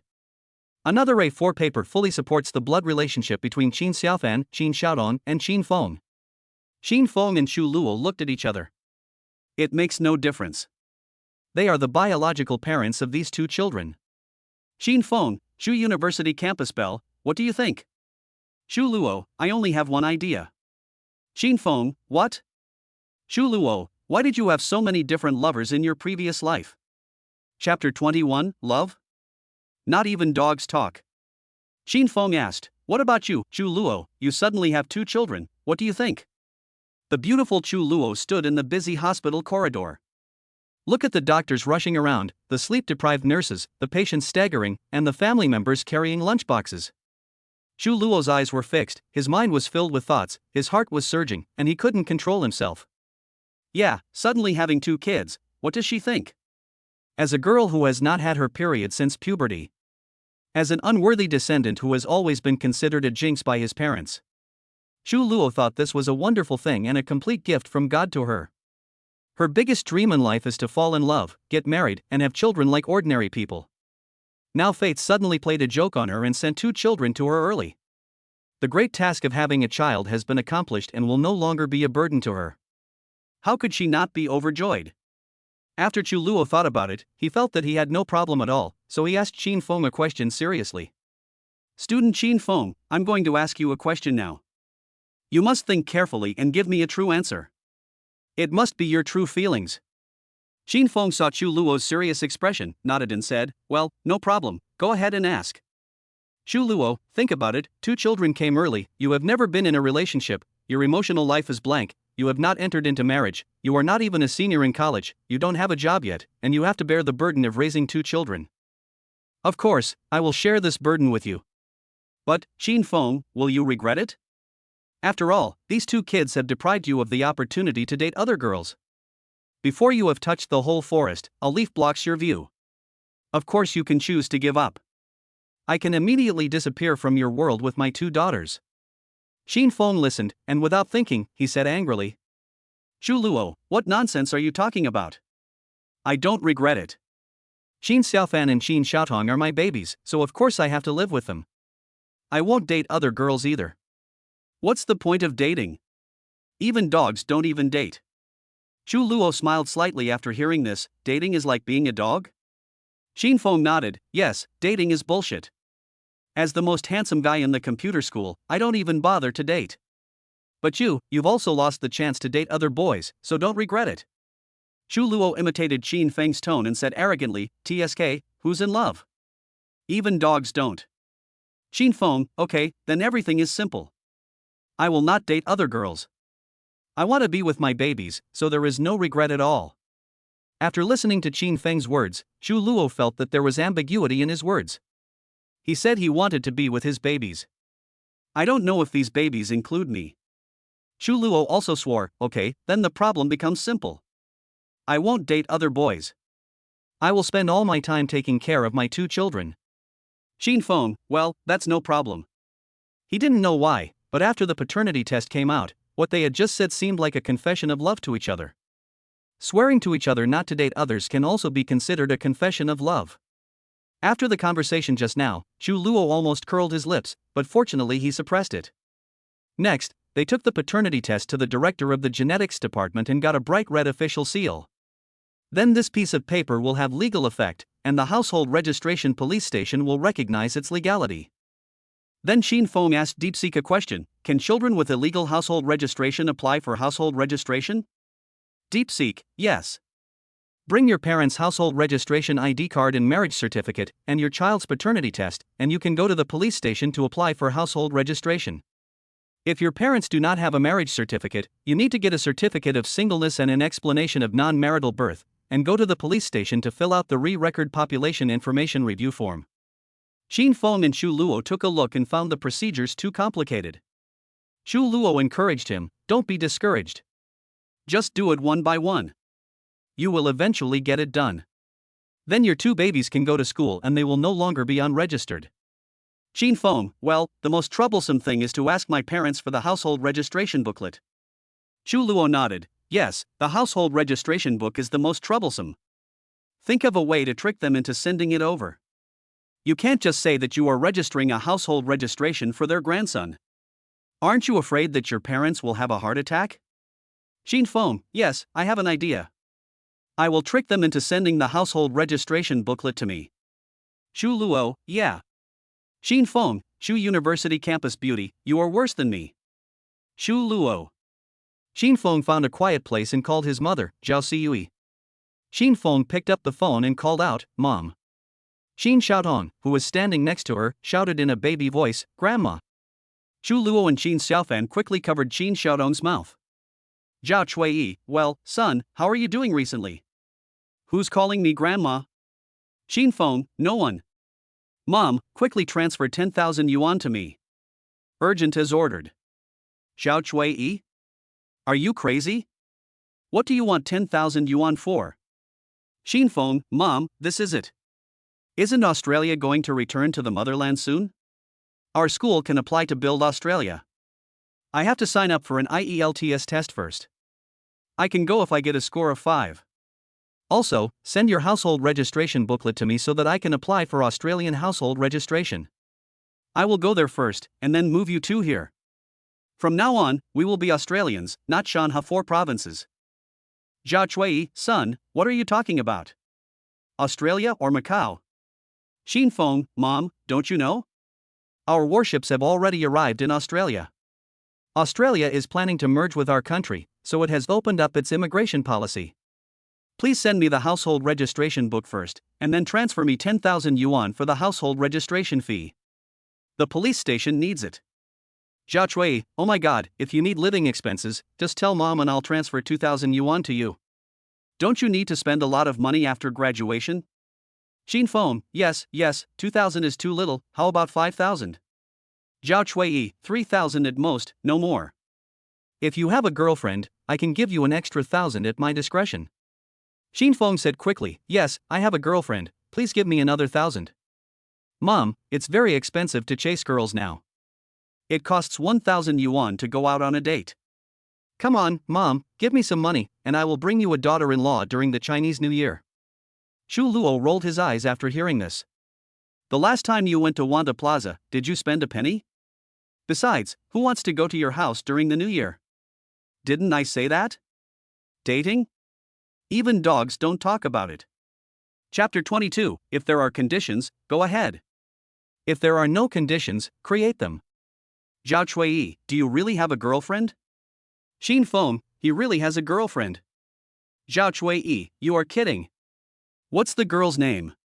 Is she pretty? What department is she in?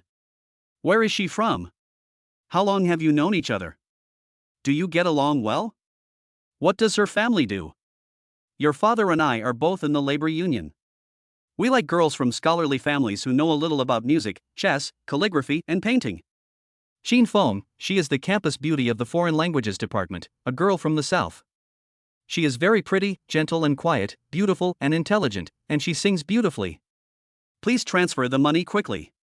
Zhao Chui was overjoyed when she heard this and said, okay, don't treat her badly, treat her to more meals, and don't be stingy when you're out there. Mom will give you money right away. Be careful when you date and don't cause any accidents. Xin Feng, no problem, thank you, Mom. By the way, please send the household registration booklet as well. Zhao Chui, what do you need the household registration book for? Are you going to get married? No, bye. Xin Feng, hello? Hello? Hello? My mother hung up the phone anyway. Not long after, WeChat received a transfer of 4,000 yuan. Xin Feng immediately clicked to receive, and with a ding-dong sound, 4,000 yuan was deposited into his account. Xin Xiaofan and Xin Xiaotong both jumped up happily. Yeah, Grandma gave us pocket money, Dad, we want to buy toys. Xin Feng, go, the money Grandma sent me is for me to spend on piano lessons and roller skating lessons for you, and for buying food and feeding you two little guys, right? Xin Xiaofan felt wronged, oh. Xin Xiaotong frowned and said, oh. Xu Luo's expression was as calm as a lake, you asked your parents for money, but you had to mention me? Xin Feng smiled and said, who said I mentioned you? Did I say your name? Xu Luo said slowly, you said the foreign language department campus beauty. Xin Feng, did I say which university? There are so many universities, so many foreign language colleges, and so many campus beauties in China. Xu Luo, ignore you. Xin Feng, okay, now it's time to watch your performance. Xu Luo hesitated for a moment. He didn't want Xin Feng to listen to his phone call. But she had just overheard Xin Feng's phone call, so she refused to admit defeat. Her family atmosphere seemed far less harmonious than that of Xin Feng's. To be honest, she hasn't called home for a long time. She never asked her family for living expenses. The first-class scholarship was basically enough for her to spend. Occasionally I translate for others to earn some extra money, which is enough for me to spend. If it weren't for the need for the household registration book, Xu Luo might have only called home during the Mid-Autumn Festival. There are only two reasons. First, Xu Luo's parents love his elder brother the most and think that his elder brother is the pillar of the family, so all family policies are tilted towards his elder brother. Second, if Xu Luo doesn't have her period, she'd probably be able to get married in the future and be able to earn back the bride price, so this girl has been raised in vain. Beep beep beep. The call rang for a long time and finally got through. Hello, Mom? Both sides were silent for a long time, and no one was willing to speak first. Finally, Xu Luo decided to get straight to the point and get down to business. Mom, please send my household registration booklet over here. Household registration book, what for? I want to take the civil service exam, and I need to see the political review. Oh. Well, that's it. You still haven't come yet? You are useless. You are useless. Beep beep beep. The call was hung up. Xin Feng looked at Chu Luo in surprise and found that the conversation between mother and daughter was frighteningly cold. Moreover, she hung up the phone for no reason, without saying goodbye or taking care, or asking if the living expenses were sufficient. It was completely unlike the mother-daughter conversation I remembered. Then tears welled up in Chu Luo's big eyes. The 9-year-old Qin Xiaofan didn't pay much attention, but the 5-year-old Qin Xiaotong was a very clever girl. She quickly pulled Chu Luo down and made Chu Luo squat on the ground. Qin Xiaotong used her 2 fat hands to wipe away her mother's tears and almost gouged Chu Luo's eyeballs. Mom, why are you crying? Let me comfort you. Qin Xiaotong said, hugging Chu Luo with her short arms. Wow. Chu Luo burst into tears and hugged his 5-year-old daughter tightly. I didn't expect that the person who was best at comforting me in this world was my little daughter. She is simply a little angel given to me by God. Mom, I love you the most. I love you too, baby, woo. I love you twice. I love you 3 times. I love you infinitely, Mom. Yeah. Chu Luo hugged his little daughter tightly and cried, wiping his tears on Qin Xiaotong's shoulders.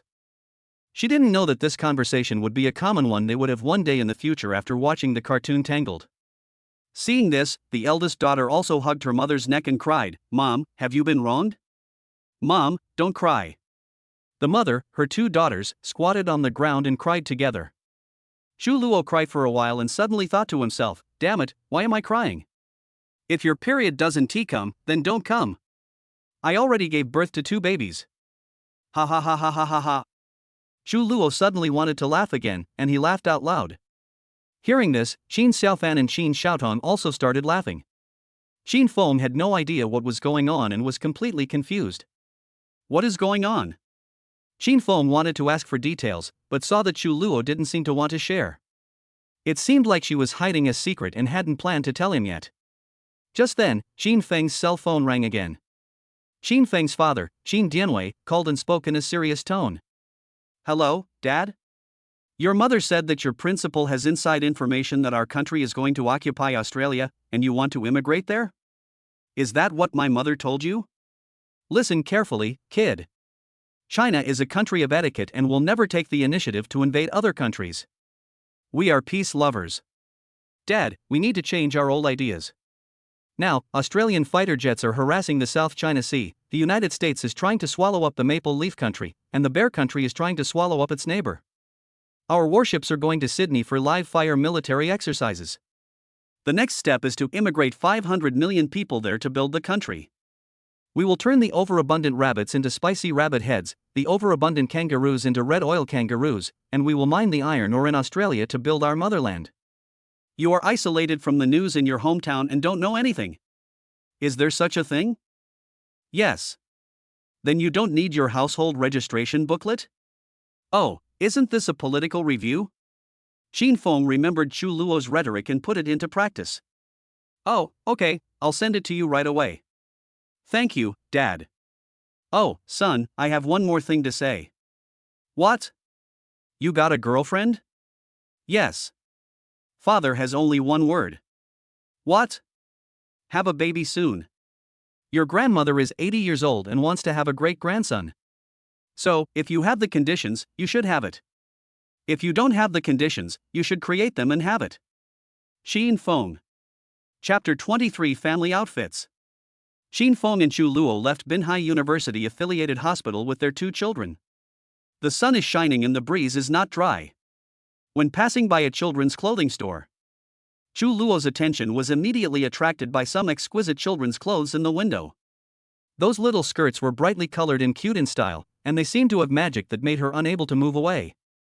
Chu Luo's heart softened, her maternal love overflowing, and she thought about buying some new clothes for her 2 precious daughters.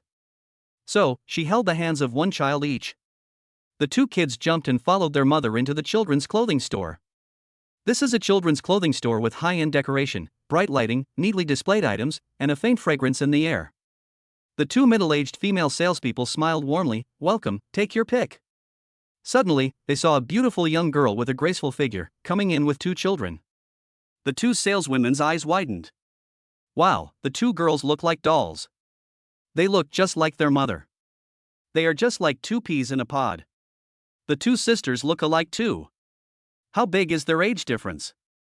Shu Luo was always cold and reserved, but at this moment his brows were full of pride. 4 years difference. The female salesperson looked envious. Wow, I envy you for having 2 daughters. Let me tell you, beautiful girl, having daughters is good. Daughters are the sweetest little cotton padded jackets for their mothers. You are so lucky to have 2 little cotton padded jackets. To be honest, my son has ignored me now. After hearing this, Shu Luo couldn't help but laugh out loud, feeling very happy in his heart. She felt that having Qin Xiaofan and Qin Xiaotong was a gift from God, and her life was complete. She glanced at Qin Feng with a glimpse of her eyes, and said with a bit of pride, "Look how good I am at giving birth." Qin Feng, TSK, can you give birth without me? Shu Luo, what does it have to do with you? Qin Feng. Female salesperson. What Shu Luo meant was that even though she and Qin Feng had not yet gotten together, 2 children had already jumped out of the stone. Qin Feng did not help in this process. But the saleswoman thought, forget it, let us not talk about it. 2 children were jumping and choosing children's clothing in the children's clothing store. At this time, 5-year-old Qin Xiaotong took her sister's hand. Pointing to a red sweatshirt, he said in a baby voice, "Mom, I like this one, it has a milk dragon." It was a red sweatshirt with a cartoon dragon pattern printed on it, which looked lively and cute. The saleswoman immediately smiled and introduced, "This is the parent-child outfit in our store. There are 4 pieces for mom, dad, and 2 children. It is co-branded with Milk Dragon and is very popular. Look, beautiful lady, do you want to buy 1 piece for the whole family?" Shu Luo shook his head, "A family of 4? Forget it." Qin Feng said with great interest, "Take it out and let me see it." The saleswoman immediately brought out 4 dragon sweatshirts in different sizes. She tried them on Qin Xiaofan and Qin Xiaotong first. The 2 little ones put on the new clothes and turned around excitedly in front of the mirror. The milk dragon pattern seemed to come alive, making them even more adorable. The saleswoman was full of praise, "Oh, they are so pretty. They are just like 2 little princesses. The little one looks like a mixed race, and the big one looks exactly like her mother. They are so pretty." Which parent doesn't like to hear the salesperson praise their child? Shu Luo had already made up his mind to buy it. The main reason is that the 2 salesmen are too good at praising the children. We should give them a dozen more salesmen like this. Yes, you praise my child, so I buy clothes from your house, very beaver. Qin Feng also put on the extra large light gray milk dragon sweatshirt. He looked in the mirror and raised his eyebrows slightly. I didn't expect that I would look so stylish in clothes with cartoon patterns. Cool, handsome, and cool. The 2 daughters immediately surrounded him, one hugged one of his legs, tilted their heads back, and shouted sweetly, "Daddy is so handsome." Shu Luo looked at the tall and handsome Qin Feng in the mirror, and couldn't help but feel a ripple in his heart. She looked at Qin Feng's clothes carefully and silently memorized the size of his clothes. She secretly planned that she would take charge of Qin Feng's clothes in the future. Qin Feng should be dressed handsomely, not like those boys in the computer department who have no taste in dressing. The saleswoman looked at the 2 daughters pestering their father Qin Feng and said with a smile, "Beautiful lady, look how happy your husband and children are. Buy it? New products are on sale, 520 yuan. Shu Luo nodded after hearing the appraisal, "Buy. I'll scan the code." Qin Feng was surprised, "Didn't you just say you didn't want to buy it?" Shu Luo looked up, "Is it not okay for me to buy it now? I have already scanned the code, you are not allowed to take it off, you just keep wearing it." There was a hint of teasing and arrogance in Shu Luo's tone, and she herself didn't even know she had this side of herself. Qin Feng asked with a smile, "You asked me and the child to wear it, why don't you wear it? There is also a mother's sweatshirt here, it's red, it looks good on you, and it shows your figure." Shu Luo shook his head and pretended to be disgusted and said, "It's too red, I'm not used to wearing red, you 3 can wear it, you are so childish, just like your 2 daughters." Shu Luo smiled and said that sometimes he felt Qin Feng was like his own son. "That's right, raise him as your son." In the end, Shu Luo rushed to scan the code and pay, a total of 520 yuan. This number also seems to carry some special meaning. Shu Luo felt that this number symbolized something and was particularly auspicious, so she had to pay for it. Next, Shu Luo will report to the training center. The training center called yesterday and she is going to pick up some information today. Usually, Chu Luo takes the subway to this training center alone. But today, Qin Feng and the children said they wanted to go with her. "Mom, let's go with you and cheer you up," said Qin Xiaofan, the 9-year-old eldest daughter, sensibly. "Yes, Mom, it will be so lonely for you to go alone," Qin Xiaodong, the 5-year-old daughter, also echoed in a baby voice. "Yes, Chu Luo, the children and I will go with you." Qin Feng's voice was low and gentle. A warm feeling surged in Chu Luo's heart. Really, she is used to being alone. Going to and from class alone, eating in the cafeteria alone, living alone in a rented house alone, and handling all the trivial matters in life alone. Suddenly, there are 3 more people in my life with whom I have formed a bond. This feeling is both strange and warm. She recalled the time when she squeezed into the subway alone, rode the bus alone, and rushed to catch the train alone while dragging her suitcase. Those lonely moments seem to have become a distant past. And now, she has a family, companionship, and people with whom she can share her joys and sorrows. There is always a lot of hustle and bustle around him, and you can't drive them away, especially Qin Feng. Thinking of this, Chu Luo's eyes became slightly moist. She squeezed the 2 children's hands and nodded gently. "Okay, you go with Mom." A family of 4, holding hands, walked into the subway station. There were a lot of people in the subway car, and it was extremely crowded. The subway in Binhai City is never not crowded. After all, it is a first-tier city in the country. Qin Feng is 1.85 meters tall. He held his 5-year-old daughter in his right hand and let her sit on his right arm. With his other hand, he tightly grasped the subway railing, protecting his wife and daughter in front of him. The 9-year-old eldest daughter Qin Xiaofan tightly grasped the corner of her father's clothes, her small body nestled beside her father, and her hands around Qin Feng's waist. Chu Luo looked at the current situation and simply grabbed Qin Feng's sleeve. In this case, she leaned lightly on Qin Feng. Well, quite intimate. Chu Luo thought it was convenient to pull Qin Feng's sleeve. At the same time, the child can be protected without having to stretch his arms to grab the subway handrail. Qin Feng glanced at Chu Luo beside him. The campus beauty from Binhai University seemed sleepy. Her long eyelashes fell down, her eyes were slightly closed, and she leaned lightly on Qin Feng. She seemed to be feeling the sense of security coming from Qin Feng. Qin Feng looked down at his wife and daughter beside him, a strong sense of responsibility welling up in his heart. He felt like a big tree, protecting his family from wind and rain and guarding their happiness. 15 minutes later, the subway arrived at the station and the family walked out of the subway station. Outside is a bustling commercial street with people coming and going, and the noise of traffic. Chu Luo pointed to a 6-story building and said, "The training center is right here. I'll go in and complete the registration procedures. You guys find a place to wait for me." "Well, goodbye, Mom," Qin Xiaofan said. "Mom, we're waiting for you." "See you later," Qin Xiaodong said. "Okay, go ahead. I'll take the kids out for some fun," Qin Feng said. "Look, there's a KFC next door." Qin Xiaotong suddenly pointed at a KFC store and said. The 2 daughters were attracted by a KFC with bright red decorations next door and clamored for egg tarts. Qin Feng said to Chu Luo, "Go ahead, the kids and I will be waiting for you at the KFC at the door." Chu Luo nodded. "Well, I will come out after I report and eat with you, wait for me." Chu Luo instructed, and followed the crowd into the training center's office building. Following the crowd, Chu Luo had a strange feeling. It's a very heartwarming feeling to go out into the society and work hard while having your family waiting for you outside. Qin Feng looked at Chu Luoqian's beautiful figure with long hair as she disappeared into the crowd. I think this girl's waist-to-hip ratio is really shocking. Chapter 24 at KFC. Qin Feng brought his 2 children into KFC. The place is decorated in a modern and bright style, making it a trendy place. In fact, Qin Feng basically doesn't come here unless he gets the big discount on Thursday. But it was obvious that the 2 daughters were fascinated by this place and were very familiar with it. This means that in the future, Qin Feng and Chu Luo will often bring their 2 children to KFC. As soon as Qin Xiaofan entered the door, he said excitedly, "Dad, I want to eat egg tarts." Qin Xiaodong pleaded, "Dad, 9 treasures juice." Who can resist a little Chu Luo and a little doll?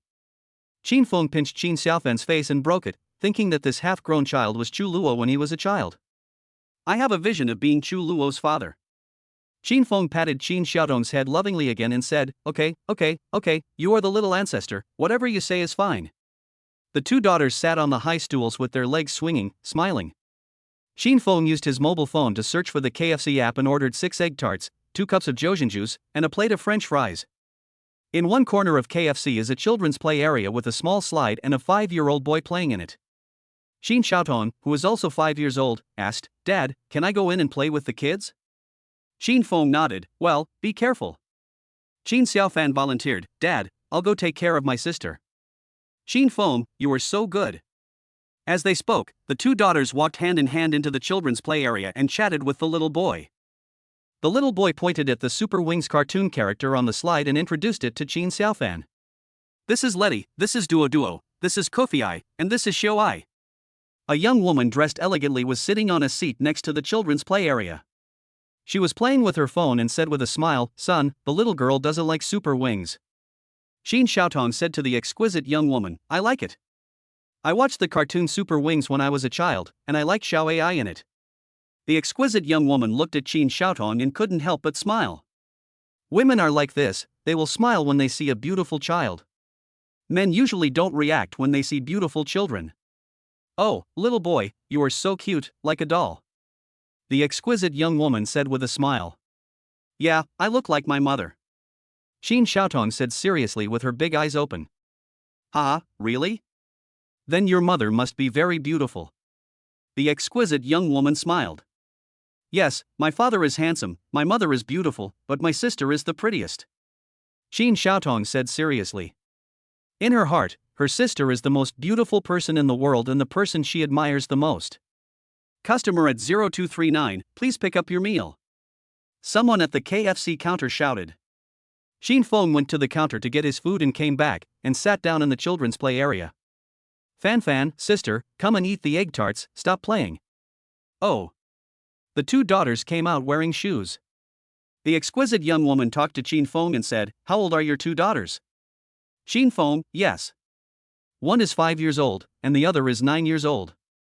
The young woman enviously said, "It's great that the elder sister can take care of the younger sister, and the adults don't have to be tired. It's not like me, I am exhausted taking care of the children." Xin Feng, "It's okay. But the two girls buy toys, beads, bracelets, stickers every day, and the house is a mess." The young woman smiled and said, "Do you want to have a son?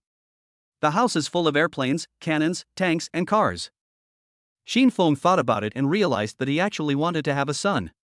If you have a son, you can assemble a train together, buy imitation guns together, and play football with your son. However, now that I have two daughters, I may never have the chance to buy the remote control car I wanted to buy when I was a child. The last time he bought toys, he asked his two daughters if they wanted remote-controlled cars. Xin Xiaofan and Xin Xiaotong both shook their heads and said that remote-controlled cars were boring. Xin Feng sighed regretfully. "I really want to go back and discuss with Chu Luo and ask her if I can have another son." At this time, of course, he didn't know that Chu Luo had never had her period. And Chu Luo had no intention of telling Xin Feng about this. After all, they are not familiar with each other. So Xin Feng smiled and said, "I don't mind having cars and guns all over my house." The exquisite young woman smiled and said, "Do you want to change? I really want to have a daughter. It would be great if I could have a daughter as beautiful as you." Alas. As she spoke, the exquisite young woman couldn't help but pinch Xin Xiaotong's face. "We also ordered 3 ice creams, one for each of the 3 children." Xin Xiaotong expressed her gratitude to the exquisite young woman on behalf of her sister. "Thank you, Auntie, you are very beautiful." Xin Xiaofan is more introverted and reserved, and has a personality very similar to Chu Luo. The exquisite young woman was overjoyed when she heard this and said, "Sister, your little mouth is really good at talking." Chu Luo was interviewed by the Dean of Academic Affairs in an office at the training center. The Dean of Academic Affairs is a shrewd and capable middle-aged woman with short hair. She looked through Chu Luo's resume and said with a smile, "Teacher Chu Luo is very good. I receive the first-class scholarship from the School of Foreign Languages every year. And your trial teaching went very well. The students gave you full marks and asked to take your class. We plan to arrange 3 lessons for you on Wednesday evening and 3 lessons on Sunday afternoon. The fee is 200 yuan. You will be in charge of teaching the senior high school reading comprehension course, which is also your best subject. The class will start next week. Do you have any more questions?" Chu Luo felt that the tuition fee had met her expectations. That means she can earn 1,200 yuan a week. You can earn 4,800 yuan a month. And it only takes up Wednesday evening and Sunday afternoon, so it's very efficient. Chu Luo smiled and said, "Well, thank you Director Zhao, I have no problem." The director smiled and said, "Okay, Teacher Chu Luo, you can go now. Oh, by the way, regarding your attire, you'd better dress like a teacher. You look like a college student now." "Chu Luo, I'm a senior student." "Oh, if nothing unexpected happens next year, I'll be a graduate student."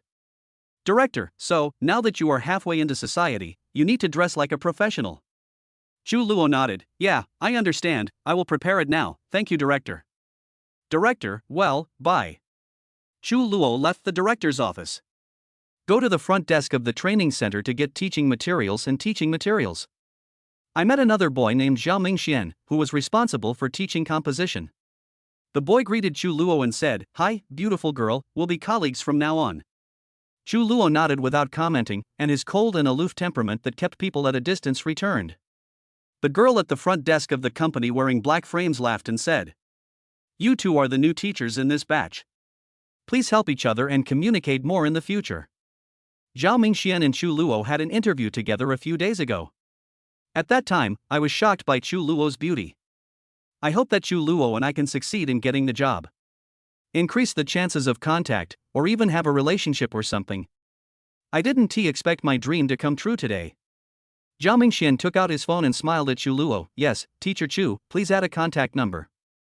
But Chu Luo smiled slightly, shook her head and said, "Sorry, my husband won't let me." Chapter 25, Accompanying the Heroine to Buy Clothes. Zhao Mingxian asked in surprise, "You have a husband?" Chu Luo smiled and said, "Why can't I have a husband? Nowadays, all girls have husbands, so why can't I have one?" When saying this, Chu Luo's mind appeared the handsome figure of Qin Feng, and his face turned slightly red. Zhao Mingxian nodded. "The prettier the girl, the easier it is for her to have a boyfriend," he said. "Ah, yes, which girl doesn't have a boyfriend nowadays?" "Sorry, I was presumptuous." Chu Luo argued vigorously, "No, I don't have a boyfriend, I have a husband." Zhao Mingxian was surprised. "Aren't you a senior student? How come you have a husband?" "In order to stop the male teachers at the training center from harassing him. Just go all the way to the end, saying, 'Come with me.'" Chu Luo and the girl at the front desk took their own textbooks and teaching aids. Taking Zhao Mingxian out of the training center building, I walked all the way to the KFC next door and went inside. Chu Luo saw Qin Xiaofan and Qin Xiaotong playing on the slide in the children's area. Qin Feng was chatting with a young woman. Chu Luo's pretty face changed. "Good job, Qin Feng. It's yours." He was actually talking to a young woman. Chu Luo took his information bag and walked behind Qin Feng. He hit Qin Feng hard on the head. Qin Feng turned around in surprise, only to find that the charming Chu Luo had returned. "Ah, you finished the interview?" Chu Luo didn't even look at Qin Feng, nor did he answer. She took off her sneakers, went into the children's toy area, and hugged Qin Xiaotong excitedly. "You too, do you miss your mother?" Chu Luo said. "Mom, you're back." Qin Xiaotong shouted in surprise. This 5-year-old kid is like this, he is full of affection every time he sees Chu Luo. It was like meeting again after a long separation. Qin Xiaofan also rushed over and hugged Chu Luo. Chu Luo smiled and hugged the two children, and asked with a smile, "Have you eaten? Are you hungry? Why doesn't Daddy play with you? Did Daddy buy you food? Do you want Mommy to buy you something else?" The tone of voice sounded as if Qin Feng had abused them.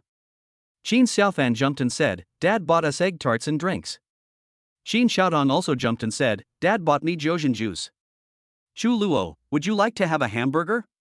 Would you like to have a banana pie? Would you like to have New Orleans chicken wings? Mommy has made money, so she'll treat us. Eat, eat, eat." The two daughters jumped up excitedly. It is said that Zhao Mingxian followed Chu Luo all the way into KFC. I was surprised to think that Chu Luo wanted to eat a burger with me. Unexpectedly, Chu Luo went straight to the children's play area after he arrived. First, he hit a handsome boy on the head with his information bag. Then she hugged two children who looked exactly like her. Don't mention it, that 9.5-year-old little girl really looks like a little Chu Luo. The 5-year-old girl was as beautiful as a doll. Zhao Mingxian widened his eyes when he saw the situation in front of him. I silently shouted in my heart, impossible, absolutely impossible. But seeing Chu Luo and Qin Feng's impolite attitude, it didn't seem like they were pretending. The two children couldn't pretend to call Chu Luo mom. So Chu Luo already has a handsome husband like Qin Feng and two children? Zhao Mingxian, that, Teacher Chu, I have something else to do, so I'll go back first. Chu Luo smiled, goodbye, Teacher Zhao. I thought that Zhao Mingxian would definitely tell all her colleagues that she had a husband and children when she returned. Then when I work at the training center in the future, I will be less harassed by middle-aged, young, and old male teachers. Well, that's convenient. But the exquisite young woman saw Chu Luo coming back. At first glance, I can tell that this is the mother of two children. She silently marveled at Chu Luo's beauty. I am even more amazed that this mother of two children is so slim and has such good skin without even a single nasolabial fold. The exquisite young woman was sad and ashamed of herself, and silently called her son to leave. He didn't even have the courage to speak to Chu Luo face to face. I felt like I was being attacked by Chu Luo. 8,233 customers, please pick up your food. The KFC counter called out. Chu Luo turned around and said to Qin Feng, go get the food, tell me my phone number. Qin Feng touched his hit head and didn't know why Chu Luo hit him. He was just exchanging parenting tips with other mothers. Could it be that Chu Luo was jealous? TSK, Chu Luo, you are the school belle, why are you jealous of a young woman? I am not Mengde, I don't envy Mengde, and I will never become Mengde. Am I stupid for not wanting the top beauty of Binhai University? Ha ha. Qin Feng went to the counter to pick up the food and found that Chu Luo had ordered a lot of food. Chicken wings, hamburgers, cola, chicken nuggets, lao bei. Qin Feng came back with the plate and said, Chu Luo, are you crazy? Ordering so much? Chu Luo smiled, I don't know what you like to eat, so I'll order more and make you fat and big-eared. Qin Feng, why did you feed me fat? Chu Luo, lest you attract attention everywhere. Qin Feng. The two children happily enjoyed a KFC meal. Next. Chu Luo said he was going to buy clothes because he wanted to be a teacher in the future. I want to dress more maturely and get my hair permed. I can no longer wear a pair of washed jeans, a white t-shirt, and a high ponytail. You have to act like a teacher, not a college student. Qin Xiaofan, great, let's go shopping and buy some clothes for mom. Qin Xiaotong imitated her elder sister's words, great, buy clothes for mom, and buy toys for us. Qin Feng commented, Chu Luo, straight hair looks good. Long black hair suits your temperament. Chu Luo smiled, oh, you like long straight black hair? Qin Feng laughed, hee hee, yes, who doesn't like long straight black hair? Chu Luo frowned, I dress up for my students, not for you. Qin Feng. Because the training center itself is located in the downtown business district. So the family of four held hands and walked on the street. Chu Luo saw a boutique clothing store for men and women, so he took his little daughter's hand and walked in. Qin Feng took his 9-year-old daughter's hand and followed her in. On the way, Qin Feng secretly asked her eldest daughter, Fan Fan, what hairstyle will mom have in the future? Qin Xiaofan said with a smile, my mom, she has always had long black hair. She listens to my dad very much. If my dad says that I can't cut my hair, then I won't. If my dad says that I can't perm my hair, then I won't. My main goal is to look gentle and soft. Qin Feng laughed out loud. It turns out that Chu Luo is a guy who refuses to admit defeat. Chu Luo took his little daughter's hand and walked into the clothing store. First, I walked around the venue and looked at all the women's suits. A female salesperson followed Chu Luo and kept asking, what kind of clothes are you going to buy, beautiful lady?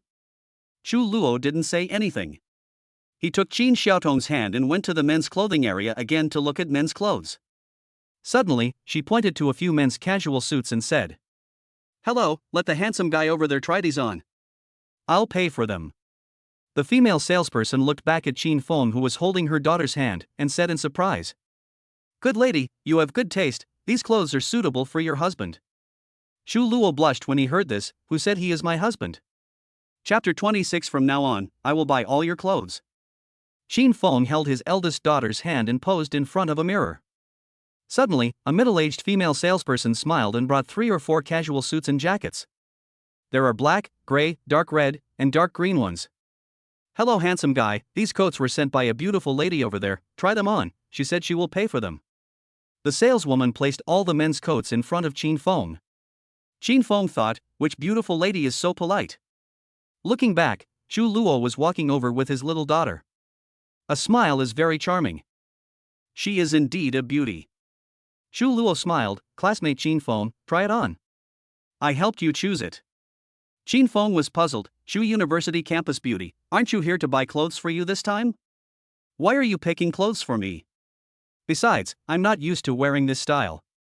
Chu Luo frowned and taught him, classmate Qin Feng, I have to dress more maturely in the future, so you have to match my appearance. Otherwise, you will look like my son when you walk beside me, and people will misunderstand you. Qin Feng. Pucci, Qin Xiaofan beside him laughed. Under Chu Luo's strong request, Qin Feng had no choice but to try on those casual suits and jackets one by one for Chu Luo to see.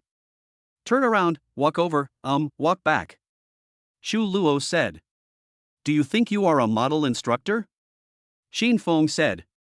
Chu Luo looked at Qin Feng, and her beautiful peach blossom eyes shone. To be honest, Qin Feng is quite handsome. At least there are so many boys in the foreign languages college. No one can compare to Qin Feng. Not bad, not bad. Clothes make the man.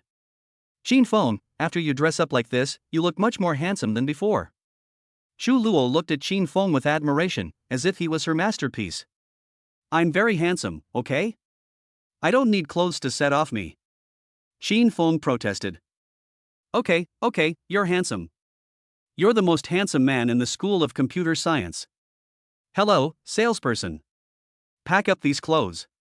Where's the QR code? Let me scan it. Chu Luo spoke generously to the salesperson. The saleswoman was delighted. This beautiful young lady is so generous. So many pieces of men's clothing would cost more than 2,000 yuan in total. And you still say he is not your husband? Your two children look alike, you two look like a couple. Which woman would buy $2,000 worth of clothes for another man for no reason? Qin Feng protested, Chu Luo, you can't buy me such expensive clothes. Chu Luo, it doesn't matter, these clothes are enough for you to wear for several years, and you don't seem to be growing any taller. Qin Feng.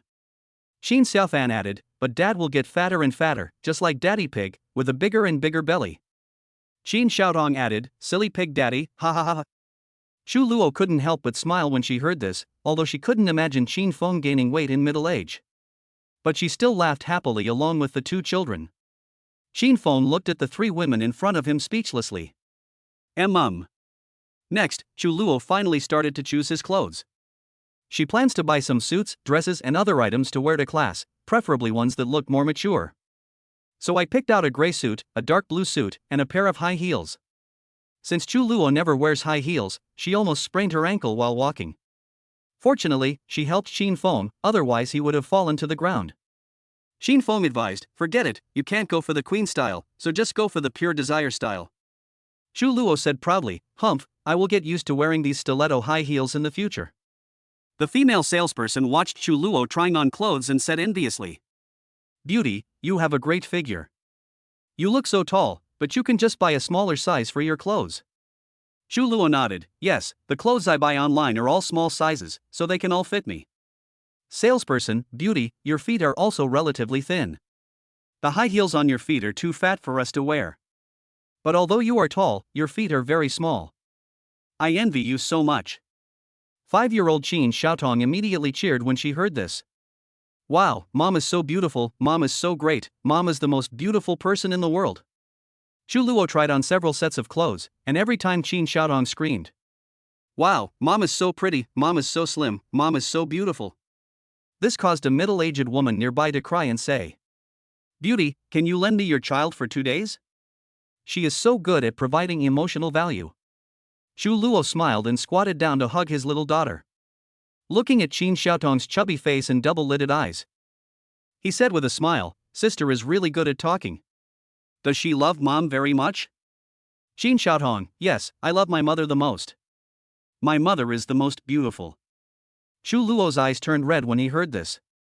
The salesperson took the opportunity to measure Chu Luo's waist, hips and chest with a tape measure and recorded them in a small notebook. The salesperson said, Beautiful lady, if you spend another 2,000, you will become our VIP customer. We will call you when we have new products. Chu Luo, okay, thank you. Xin Feng secretly looked at Chu Luo's measurements in the sales record. 716382. Xin Feng kept this number firmly in mind. Chu Luo said coquettishly, "What are you looking at?" Xin Feng smiled, "I know your measurements." Chu Luo blushed, "Why are you remembering that?" "Forget it quickly." Xin Feng shook his head, "I am a science student with a good memory. I will never forget something after seeing it once." Chu Luo pouted, hateful. Then, the salesperson packed 2 sets of clothes and a pair of high heels. Xin Feng got there first, 1 step ahead of everyone else, and rushed to scan the QR code. The total amount is more than 2,000 yuan. Chu Luo was anxious. "Hey, I didn't ask you to pay for me." Xin Feng smiled, "No need to discuss, I will take care of all your clothes and skirts from now on." Chu Luo was slightly stunned after hearing this. Xin Feng's words sounded like a confession. It was a small promise, but it contained long-lasting warmth. This is what it feels like to be with a boy. Suddenly, there is one more person who cares about me in this world. Chapter 27. Housewives need to keep accounts. Chu Luo and Xin Feng each bought 2 sets of clothes. I bought a toy for Qin Xiaofan and Qin Xiaotong respectively. The family of 4 returned home fully satisfied. After entering Chu Luo's loft apartment, the 2 children immediately lay on the coffee table and started playing with toys. Xin Feng went into the kitchen and started cooking for the 3 women. Chu Luo squatted in front of the kitchen trash can, helping to peel garlic and onions. Wearing slim jeans and a long ponytail. When squatting, the outline of the peach buttocks is outlined. Xin Feng took a look and didn't look any further. After peeling the garlic, Chu Luo took out a small notebook, frowned, bit a pencil. "Hey, we can't go on like this." Chu Luo shook his head. "What's wrong?" Xin Feng asked. "I calculated that when I lived alone, my living expenses were very low, at most 25 yuan a day." 25 yuan? I can only spend 15 yuan a day. Boys have few places to spend money, and girls have to put on makeup. Xin Feng analyzed carefully. Chu Luo rolled her eyes at Xin Feng and said, "I don't wear makeup." Xin Feng whispered, "Oh, really? You look better without makeup than all the girls in the West District combined." Chu Luo. Xin Feng, this guy. Generally, Chu Luo's beauty is never praised. Unlike those East District boys who rushed straight to Chu Luo to chat up. Chu Luo felt embarrassed for the other party after hearing those cheesy love words. She had always thought that a science and engineering student like Xin Feng would not flirt with girls, would not compliment girls, and would not use sweet words. Chu Luo felt that this kind of relationship was quite comfortable. She has heard people complimenting her beauty countless times since she was a child, and she thinks those people are too greasy. She found it quite strange that she suddenly met Xin Feng, a boy who she spent every day with but was not interested in her looks. Unexpectedly, this sentence suddenly came out, and Chu Luo found it quite useful. Chu Luo said seriously. "First of all, buying clothes is very expensive. We can't buy clothes for each other anymore. Today, we spent 4,000 yuan just on clothes." Chu Luo said with a bit of heartache. Xin Feng nodded in agreement. Because the two are in an ambiguous and tentative period. So I might have been a little too attentive at the beginning. Chu Luo bought clothes for him, and he bought clothes for Chu Luo, spending 4,000 yuan at once. Secondly, it costs a lot to buy toys for the 2 children. Although I can't help but buy toys for them because I see the joy in their eyes, but it must be controlled. Xin Feng nodded. They both turned their heads at the same time and looked at the 2 cute little angels. Qin Xiaofan was doing handicrafts with his sister. The 2 little guys were still whispering and discussing. Xin Feng, the old father, showed a gratified smile on his face. Chu Luo's face was full of tenderness. Third, Qin Xiaofan wants to learn piano, which is also a huge expense. Chu Luo gritted his teeth. "Let's just say, is it necessary to learn the piano?" "You must learn. He has such a good talent for music." Chu Luo argued. "Okay, you have the final say." Xin Feng. "In summary, we must be frugal, and we must keep accounts of our spending every day. You must also report to me the money you spend on your children." "I must keep accounts," Chu Luo said seriously. Xin Feng couldn't help but smile. "What the hell are you laughing at?" "Nothing, you're right. I don't care about your personal consumption, and of course I don't have the right to do so, but I need to make a reasonable plan for spending money on our 2 children, Chu Luo taught earnestly. My personal consumption is very small. As a single man, I don't spend much money. I will spend all my money on the two little ones. Xin Feng said. Yeah. Chu Luo did not comment. They are neither in a romantic relationship nor in a husband and wife relationship now, so they actually have no right to interfere with each other's consumption. But Chu Luo felt relieved that Xin Feng took the initiative to say this. After lunch was ready, Xin Feng brought out 4 dishes and a soup from the kitchen. Wow, Dad's cooking smells the best. Xin Xiaoton looked up from her handicrafts. I'm hungry, thank you Dad for cooking for us. Xin Xiaofan said as he pulled his sister over. Thank you for your hard work. Chu Luo also said, and set aside 4 pairs of chopsticks and 4 small bowls. Chu Luo served food to everyone and told Xin Xiaoton to eat well. After your household registration is completed, you will go to kindergarten and you will have to rely on yourself for meals. Xin Xiaoton promised, Mom, I will eat well when I go to kindergarten. Chu Luo, well, you are good. After dinner, Xin Xiaofan sat at the desk very sensibly. She took out the English textbook Chu Luo bought for her. The elementary school bully personality mode is turned on. Mom, although I can't go to school, you can give me lessons. Xin Xiaofan said. Chu Luo exclaimed, oh, this child is so well behaved, he knows how to take the initiative to learn. Xin Xiaofan, well, because you said I came from another world, I don't have a residence permit and can't go to school, so I can only study on my own first. Chu Luo said gently, Mom will definitely get you a household registration. We can't fall behind in our classes now. Don't worry about English. Mom can definitely teach elementary school English. So, after washing the dishes, Chu Luo sat at the desk with his eldest daughter to study the 4th grade English textbook. In Chu Luo's opinion, 4th grade English is simply too easy. She wished she could teach Xin Xiaofan the whole book in one breath. Xin Xiaofan learned quickly and finished 4 units in one go. Chu Luo guessed that his future self had laid a solid English foundation for Xin Xiaofan. Fan, how come your English is so good? Chu Luo asked. Mom, I grew up watching the English cartoons of Peppa Pig. It was all because of you. Xin Xiaofan explained. Oh. And you read a lot of English picture books to me when I was a child, said Xin Xiaofan. Oh, Mom is awesome. Chu Luo couldn't help but praise himself, smiling like a flower. Because of my tireless teaching in the future. As a result, Xin Xiaofan has no pressure in learning English now that he has traveled through time. Awesome, give yourself a thumbs up. After finishing math, Chu Luo patted Xin Feng on the shoulder. Hey, science student, come teach Fan math. Xin Feng raised his eyebrows, I teach her math? Chu Luo, yes, you are from the School of Computer Science, don't say you can't teach 4th grade.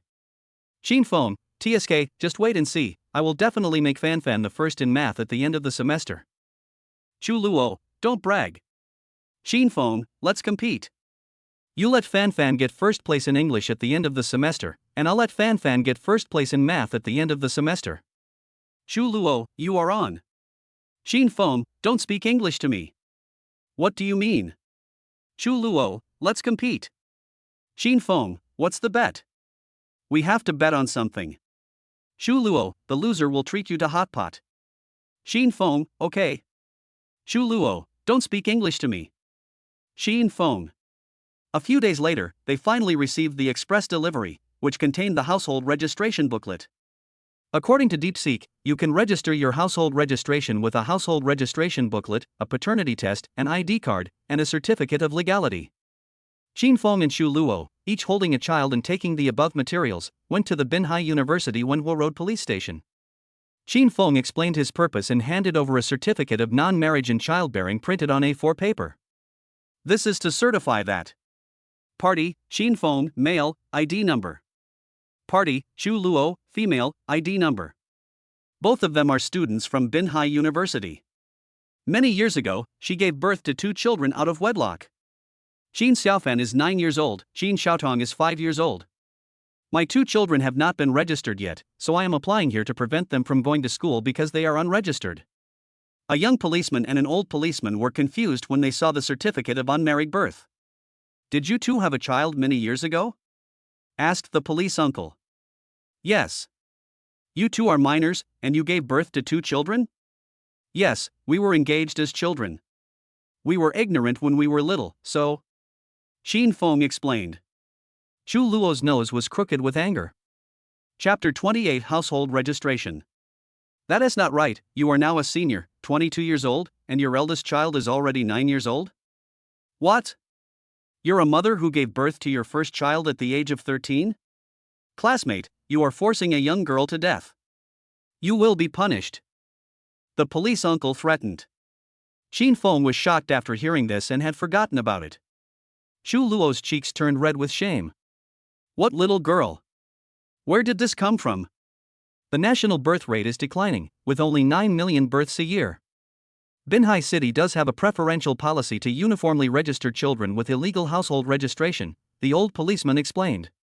But your ages don't match. Who gave birth to the child? The young policeman obviously didn't believe it. The old policeman looked at Xin Feng and Chu Luo, then at the two children. I found that Xin Feng and Chu Luo look like a couple, and the two children look very similar to Chu Luo, especially the peach blossom eyes. These two children might really be born to two college students. So the old policeman squatted down and asked the two children. Children, who are your parents? 9-year-old Qin Xiaofan was frightened, his eyes were red, he cried and couldn't speak, and hid behind Xin Feng. But 5-year-old Qin Xiaotong stood up bravely. With a loud voice and without any fear, he said in a very supportive manner. My name is Qin Xiaotong. I am my parents' child. This is my dad, this is my mom, and this is my sister. I love my dad and mom, but I love my sister the most. My sister is the most beautiful. Ha ha ha ha. The old and young policemen all laughed after listening to the 5-year-old child's speech. The small ones are still cute. The young policeman commented with a smile. Yes, children are the most fun when they are 4 or 5 years old. The old policeman laughed until tears came out. Okay, leave these application materials here for now, we need to investigate, said the young policeman. The country now has a settlement policy. If the situation is true, the second child should be able to settle down. As for the older one, we need to investigate. You can go back and wait for notification. If the settlement is successful, I will call you, said the old policeman. Oh. Xin Feng nodded. You won't arrest Xin Feng, right? The little girl or something, Chu Luo said in a whisper. She was really a little worried about Qin Feng's safety. If Qin Feng is imprisoned for 7 years because of his two children, it would not be worth it.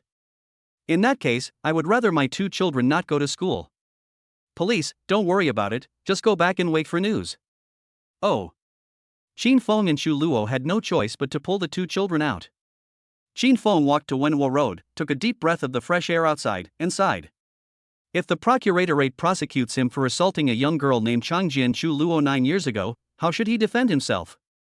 Chu Luo has already started to regret that he shouldn't have registered the child. The two people were very nervous and confused. I took my two children to eat 4 ice creams to calm down. Silently waiting for the police officer's verdict. One day at noon, Qin Feng was taking a nap in the dormitory. Suddenly, his cell phone rang loudly, disturbing his lunch break. Qin Feng didn't even open his eyes to look at the caller ID on the screen, he just swiped and answered. Hey, who is this? You're disturbing my sleep. I'm your father, the person on the phone yelled. Qin Feng woke up in shock. After looking at the phone screen carefully, I realized it was my father Qin Dianwei calling. Dad. What a good thing you did. Qin Dianwei was furious. What's wrong with me? What's wrong with you? The police called me to investigate. They called my workplace. They said you gave birth to 2 children and asked me if it was true. They also called my colleagues to inquire about the situation. Dad, actually, listen to me. Whose baby did you get pregnant? You're still in college, and you already have a baby? When did it happen? Why didn't you tell me? Last time I told you that your grandma wanted to have a great-grandson, but you acted too quickly, didn't you? You suddenly have a girlfriend? Dad, this is what I am talking about. I really do have 2 children. It's absolutely true, and I have a paternity test. Don't lie to me, you're only a senior, how can you have time to have 2 kids? Your cousin has been married for 7 years and still doesn't have a child. Your aunt has 2 children, but she's also been married for 4 years. How can you possibly have 2 children? Where did they come from? When were they born? What the hell are you doing? Dad, I really have 2 children now. I don't believe it. I'll give you a video call this afternoon and show you your granddaughter. My granddaughter. Yes, you have 2 granddaughters. Why can't you give me a grandson? You're so stupid. For now, I have 2 granddaughters. If you want grandchildren, I have to keep working hard. You really have 2 kids? Yes, I'll video call you later and show you. Well, if you really have a baby, you can ask me to help you get the household registration. Uncle Wang from your police station and I are close friends. We are in a small city, so we can get it done with some connections.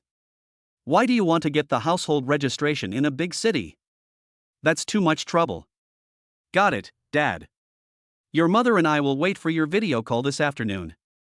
I want to see my granddaughter. Yes. Bang, the phone hung up. Qin Feng's heart was pounding. This round of calls proved only one thing. If something goes wrong, you still have to tell the parents. After all, they have the experience, connections, and solutions. If you fool around, you might end up in big trouble. Qin Feng got up immediately and called Xu Luo, asking her and the child to wait at home. Xu Luo, what's the matter? Qin Feng, my dad may be able to help the 2 children get their permanent residence, but he wants to make a video call to see the children. Xu Luo, didn't you say you were afraid your parents would have a heart attack if they saw the children who traveled through time? Besides, will they believe that the 2 children traveled through time? Qin Feng, let's take it one step at a time. Xu Luo, oh. Afternoon. In Xu Luo's loft apartment. Xu Luo grabbed the 2 children and gave each of them a bath. I changed into new clothes and combed their hair repeatedly. Qin Xiaofan made a cute cat ears hairstyle. Qin Xiaotong has a sister-like hairstyle with bangs. Qin Feng dialed the video call tremblingly. On the phone screen appeared Qin Dianwei and Zhao Chuiyi, a middle-aged couple. These 2 people are both members of the unit's labor union. One is good at calligraphy, and the other is good at playing musical instruments. They are both considered cultured people. They received an investigation call from the Wenhua Road police station in Binhai City yesterday. Asked whether it was true that their son had a child out of wedlock. The couple was stunned. Qin Feng gave birth to 2 children? How come we didn't know? The police explained for a long time, but Qin Dianwei and Zhao Cuiyi still couldn't believe it. That's why the previous scene happened. Qin Feng made an appointment with them to have a video call in the afternoon. Show them your work in person. The old couple had been feeling anxious and restless for a long time. He opened his eyes wide and stared at Qin Feng's phone screen.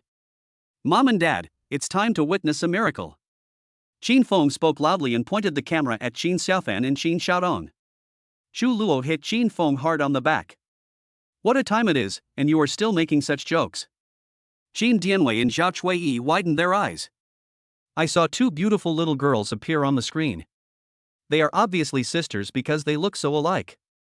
The shape of the head, the texture of the hair, the eyebrows, eyes, and mouth are all the same. The difference is that the older child is very tall, while the younger child is only as tall as her sister's chest. Both kids opened their big, ignorant eyes. Looking at Qin Dianwei and Zhao Cuiyi appearing on the screen. Qin Xiaofan saw the 2 middle-aged men on the screen and didn't say anything. Qin Xiaotong jumped up with a smile on her face. Grandpa, Grandma, I haven't seen you for a long time. The words Grandpa and Grandma were called out with true feelings. Qin Xiaofan followed suit and shouted sweetly. Grandpa, Grandma, you are so young. Qin Dianwei and Zhao Cuiyi burst into tears after hearing this. What's going on? We're suddenly grandparents? The first thought is that we are getting old so fast. The second thought was what Qin Feng's son had done. The third thought was that the 2 girls looked exactly like Qin Feng when he was a child. Could it really be Qin Feng's child? Then, Qin Feng pointed the camera of his mobile phone at Xu Luo.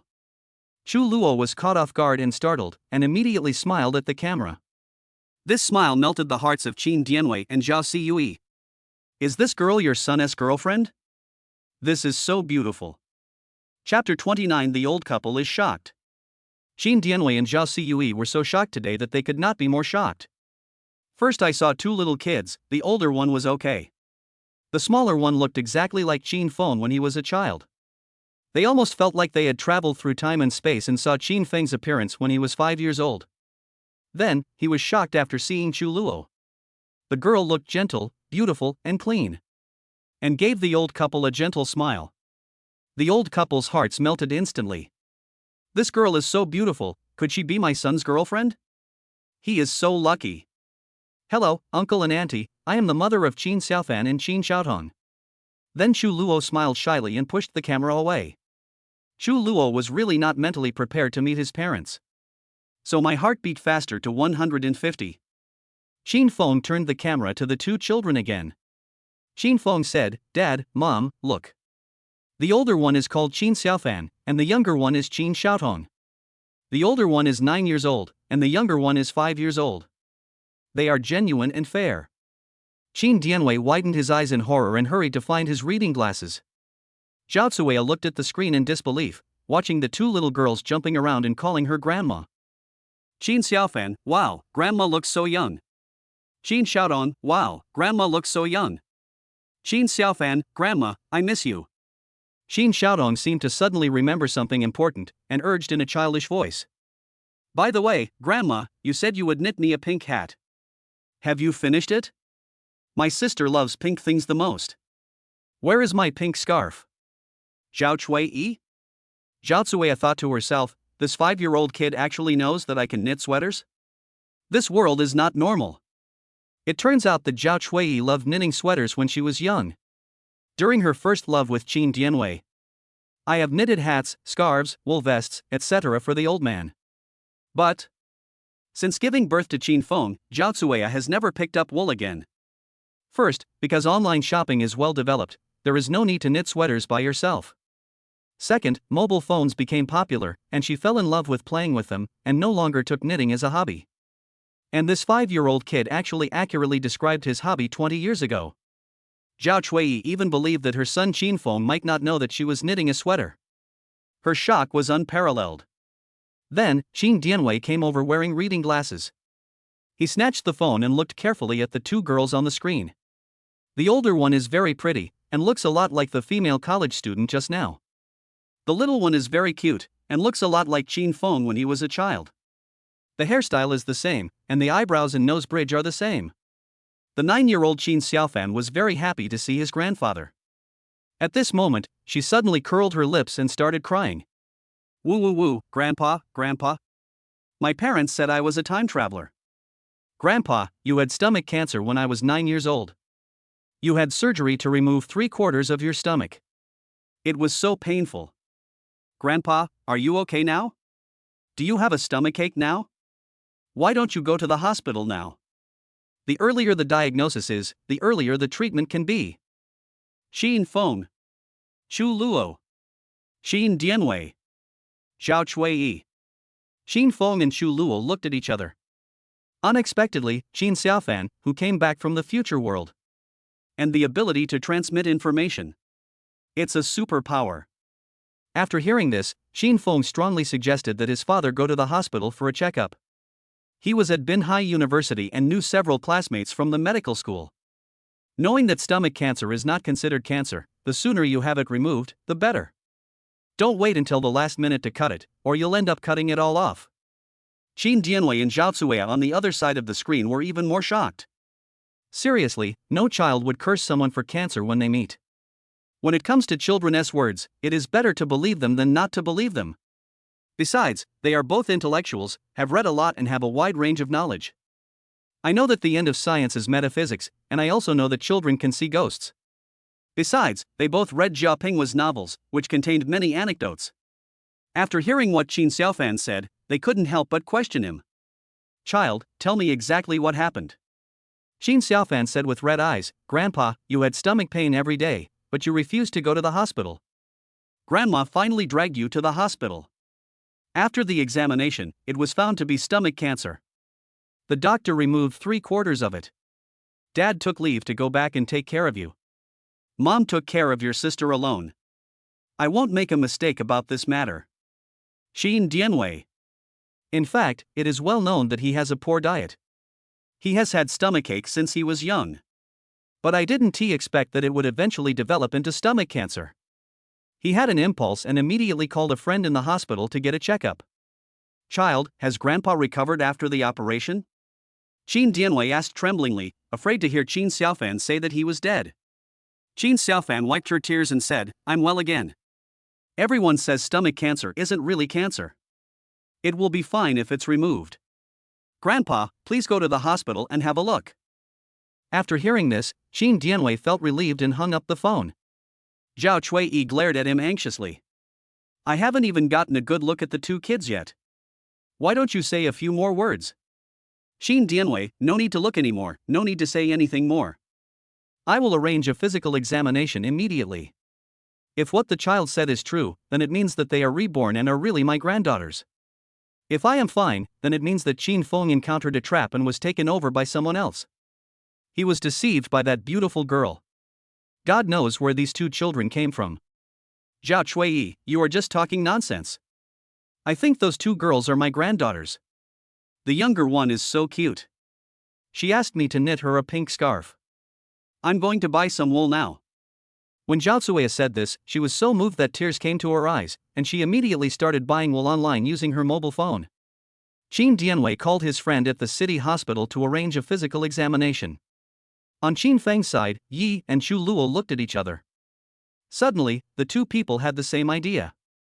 They both understood the importance of Qin Xiaofan, a 9-year-old girl. Qin Xiaotong is fine, a 5-year-old kid who can't provide any valuable information even if he traveled back from the future. But Qin Xiaofan is different.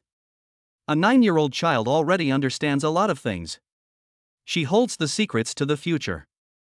For example, Qin Dianwei's stomach cancer.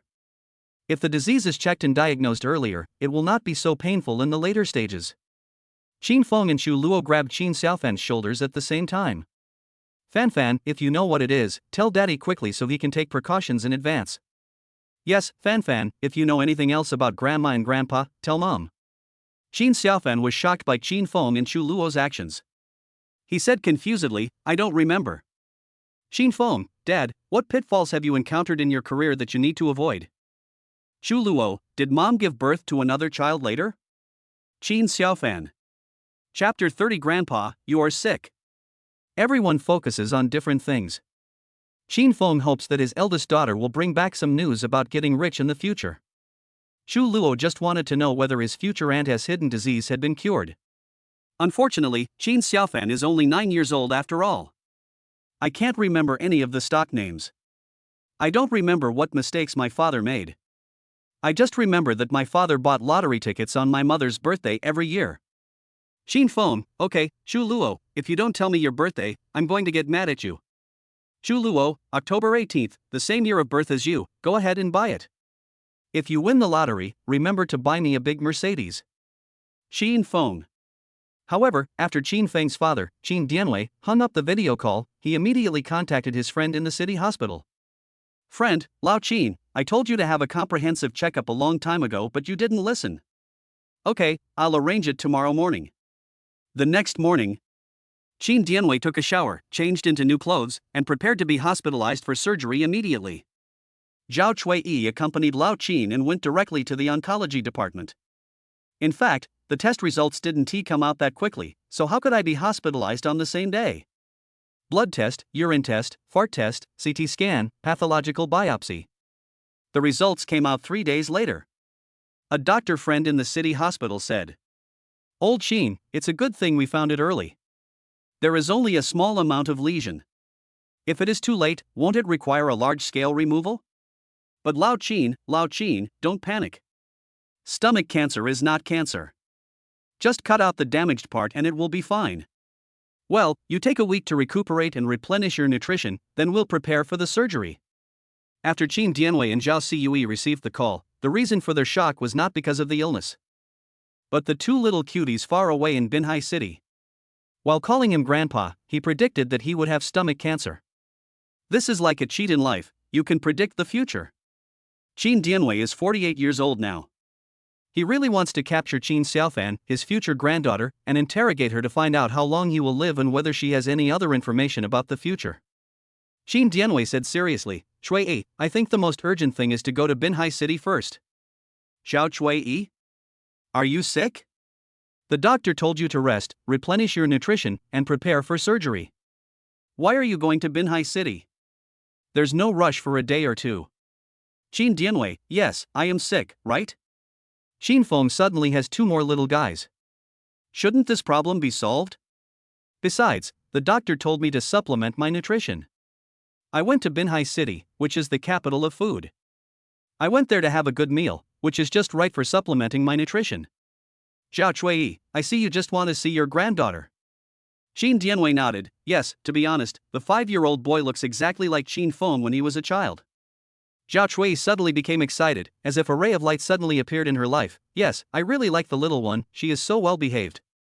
Qin Dianwei, TSK, so you also want to go to Binhai City to see your granddaughter, right? Zhao Chui, yes. There is no time to lose. Qin Dianwei and Zhao Cui bought flights for that day. We took off at 5 a.m. and arrived at 8:30 a.m. Qin Dianwei told Qin Feng the news of buying the plane ticket and made a phone call. Hello, Dad? Qin Feng, I have good news and bad news for you. Dad, don't scare me. Bad news. Your mother and I bought plane tickets and will come to Binhai City to see you at 8:30 tomorrow morning. That's bad news? What about the good news? Good news, what Qin Xiaofan said is true. I was diagnosed with stomach cancer, in the early stages. The doctor said it would be fine if it was removed. Dad, you call this good news? Yeah, don't you think that's good news? Well, that's right. It's a blessing in disguise. No, you're flying here tomorrow morning? What are you flying here for? Are you coming to Binhai City for surgery? Our Binhai University affiliated hospital is second to none. I can ask my seniors or teachers for help. No need. I'm just here to see my two granddaughters. Oh, do you believe they came from the other world? Yes, your mother and I both believe it. The world is so big that there are all kinds of strange things. I have even seen people resurrect through the dead in the countryside. There is also a scientific basis for your two children coming back from the future. Okay, then I'll take your two granddaughters to pick you up at the airport at 8:30 tomorrow. Well, bring your beautiful girlfriend with you. Oh, I'll try. I'm not familiar with her yet. Xin Feng and Xu Luo are indeed not familiar with each other. The two of them got together only because of their child. As for how they will develop into a romantic relationship in the future, no one knows. Because of his period, Xu Luo has a rejection of love. He doesn't accept any pursuit from the opposite sex and even rarely interacts with the same sex. He has developed a cold personality and is used to keeping people at a distance. Xin Feng is obsessed with appearance and has extremely high requirements for girls. Ordinary girls are not in his eyes. Fortunately, Xu Luo is so handsome, otherwise Qin Feng would not be so kind. Now Qin Feng knows that his parents are coming to visit their granddaughter. He brought this up when he was cooking for the 3 women in the loft apartment at noon. 9-year-old Qin Xiaofan was the first to hear this and was happy. Yeah, that's great, Grandpa and Grandma are coming to visit us. Qin Xiaofan knew what this meant. This means that her grandparents will buy her lots and lots of toys, basically whatever she wants. After hearing this, 5-year-old Qin Xiaotong also started jumping. She understood the significance of this matter too well. Her grandparents would buy her the most expensive Ferrero chocolates. More than 200 yuan a box, I won't even blink an eye. Normally, my parents would never buy this kind of thing. This is the benefit of grandparents. So Qin Xiaotong also jumped up. Grandpa and Grandma are going to buy me chocolate. Xin Feng looked at the 2 jumping children with a smile and said to Xu Luo. They took off at 5 a.m. and arrived a little after 8 a.m. I plan to take the 2 little ones to the airport to pick them up. Xu Luo took 4 sets of bowls and chopsticks and placed them on the small square dining table. She put her hands behind her back and tied her long hair into a ponytail.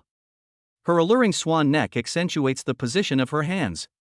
A pair of peach blossom eyes looked at Qin Feng, then her long eyelashes lowered and she began to think. What identity should I use to face Qin Feng's parents? Qin Feng's girlfriend?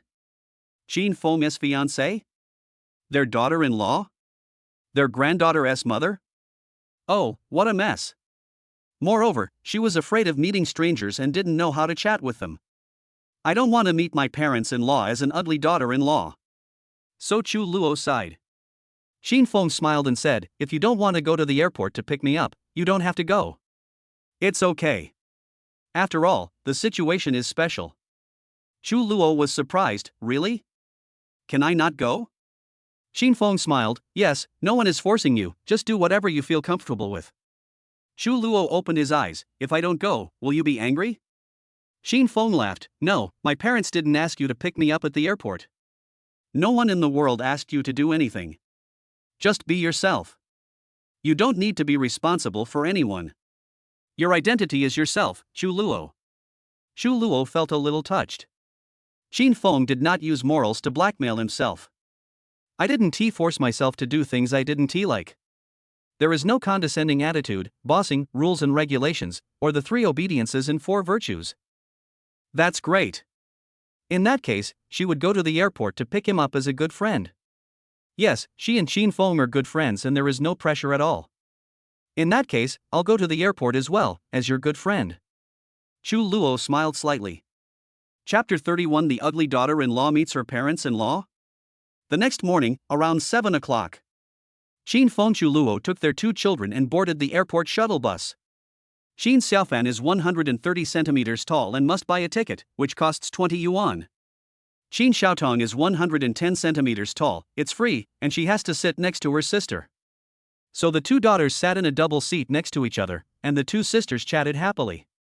We were discussing what toys and snacks we would force our grandparents to buy for us when they came. We had a very happy chat, as if Grandpa and Grandma were already trapped in a jar, and it was easy to catch them. Then they shared a big bag of potato chips. Xin Feng and Xu Luo had no choice but to sit in a double seat next to them.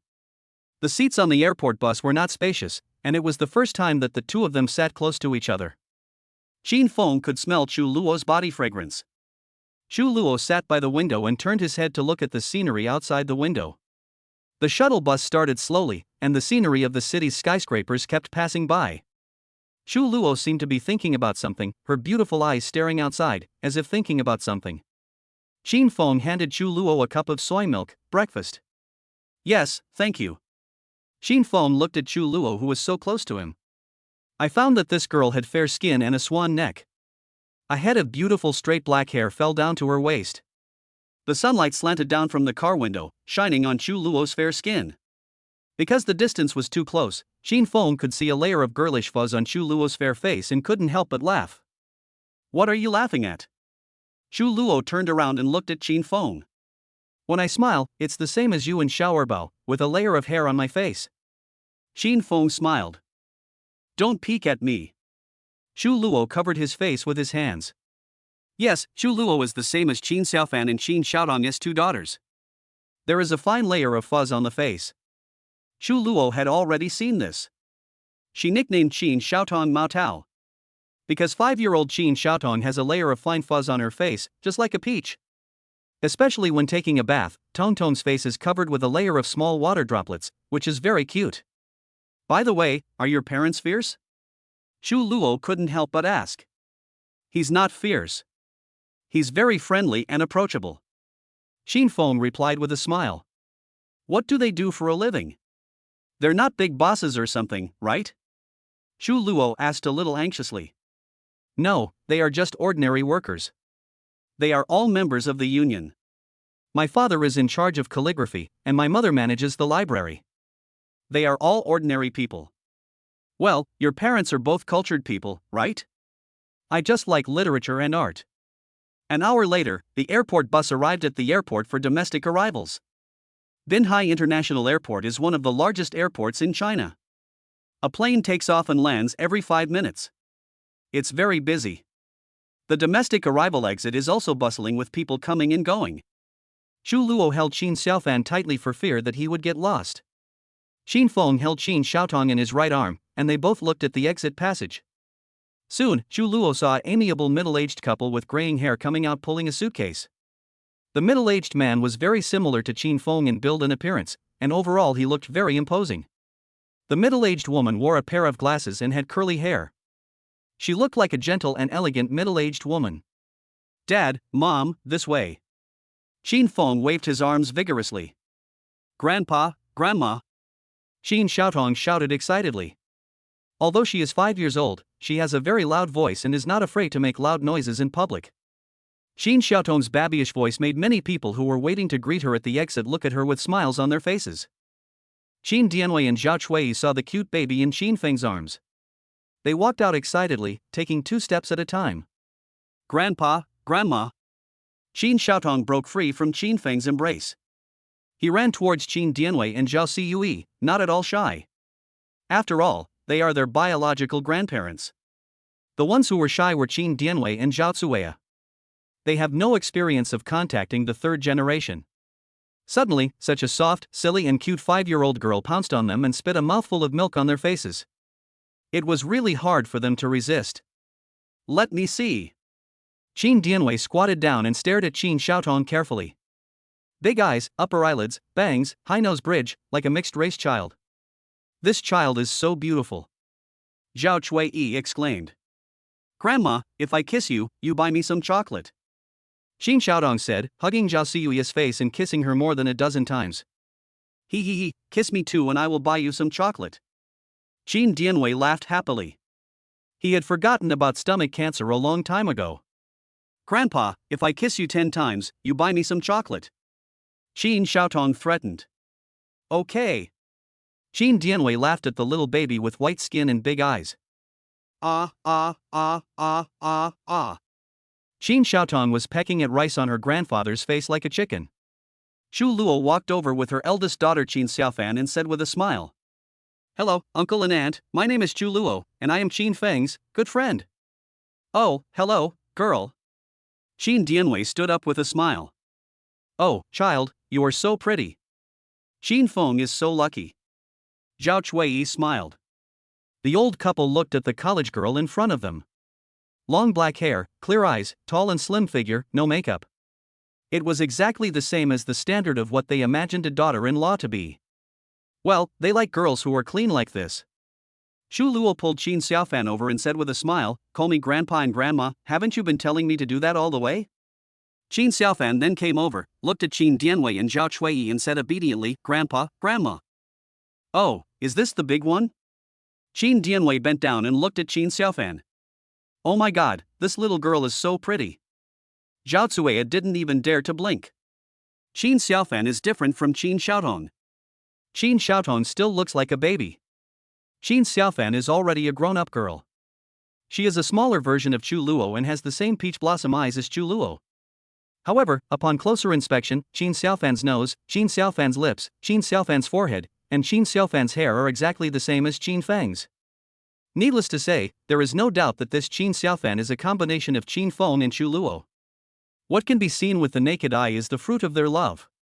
Is it necessary to do a paternity test? Isn't this her biological granddaughter? Qin Dianwei's eyes were filled with tears. Was it this granddaughter who predicted his illness? Xiaofan, call me Grandpa. Qin Dianwei said excitedly. Grandpa. After Qin Xiaofan called out, he held his grandfather's hand, without any awkwardness, as if he had held his grandfather's hand often before. Qin Xiaotong had already crawled into Zhao Ciyue's arms, hoping that her grandmother would hold her.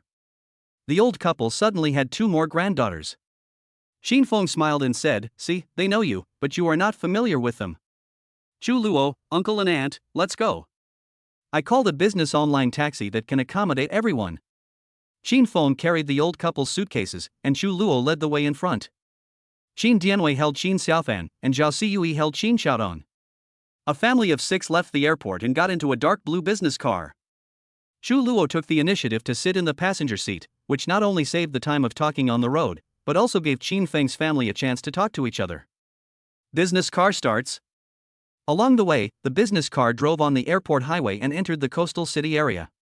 Qin Dianwei and Zhao Cui didn't even bother to look out the car window at the high-rise buildings in Binhai City.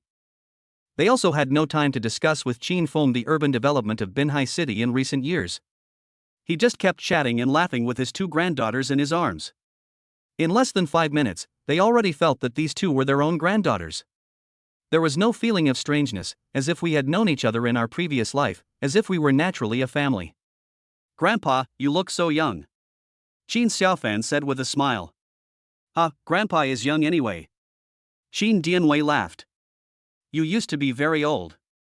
Qin Xiaofan explained. Oh. Qin Dianwei felt that it didn't sound like human language at all. Grandma, have you finished knitting the pink scarf I asked you to knit for me?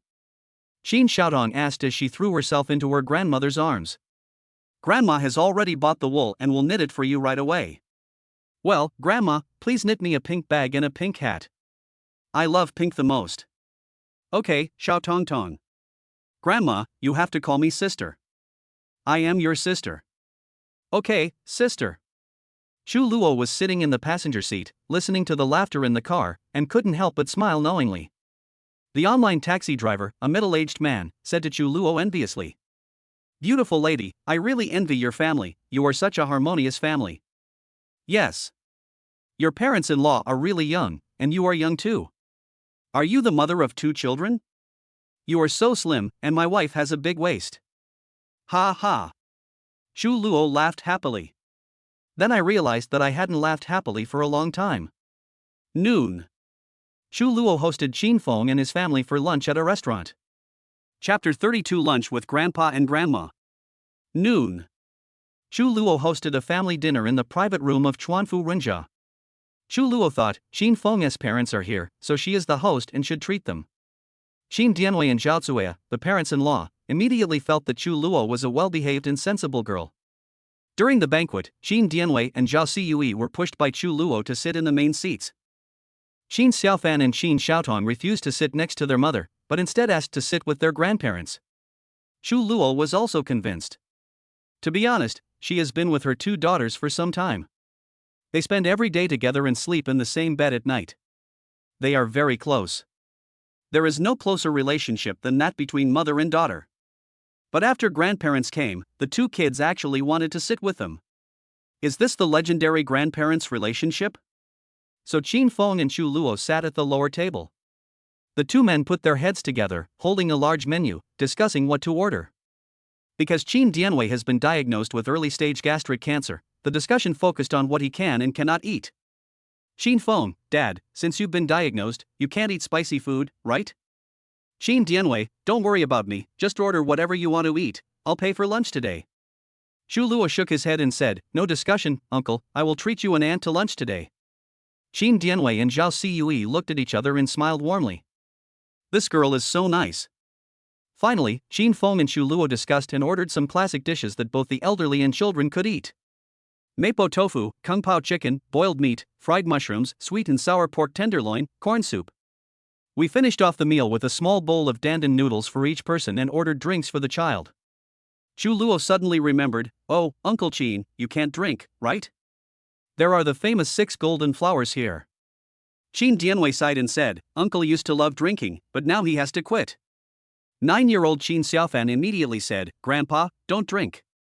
The doctor told you to stop drinking. And Grandma gave all your wine to your friends, which made you mad. He. Xiao Chui? When did I give all your grandfather's wine to his friends? Then he suddenly realized that Qin Xiaofan was talking about something that would happen sometime in the future. I immediately started laughing. She could do such a thing. So he touched Qin Xiaofan's hair vigorously. Gave Qin Xiaofan a pat on the head to kill him. She laughed and said, Grandma will do as you say when she gets home, ha ha. However, Qin Dianwei was not sad. After he learned that he had stomach cancer, he began to cherish the time he spent with his family even more. Especially the appearance of his 2 granddaughters, Qin Xiaofan and Qin Xiaotong, lit up a lamp in his life. Old Qin looked at his 2 granddaughters with tears in his eyes and said with a smile, It's okay, stomach cancer is not considered cancer. The doctor said, just cut it off. I really want to thank Qin Xiaofan this time. You must have been sent by God to save me. You are my lucky star. Chu Luo immediately smiled and raised his drink cup and said, Come on, Fan, Tong, let's wish Grandpa good health and a speedy recovery. After Qin Xiaofan obediently took the drink to toast, Qin Xiaotong opened her mouth and burst into tears. Wow. Everyone was very curious, why was Qin Xiaotong crying? Qin Xiaotong, wow, Grandpa praises my sister, but not me. Qin Dianwei laughed and said quickly, Grandpa also praised Tong. You were also sent by God to save me. I am most grateful to my sister. Qin Xiaotong then burst into laughter. Next, the old couple asked Qin Feng and Chu Luo about their future plans. Qin Feng plans to enter the job market and earn money to support his family as soon as possible. Chu Luo has most likely declined to pursue postgraduate studies, and her plan is to stay in school and become a teacher.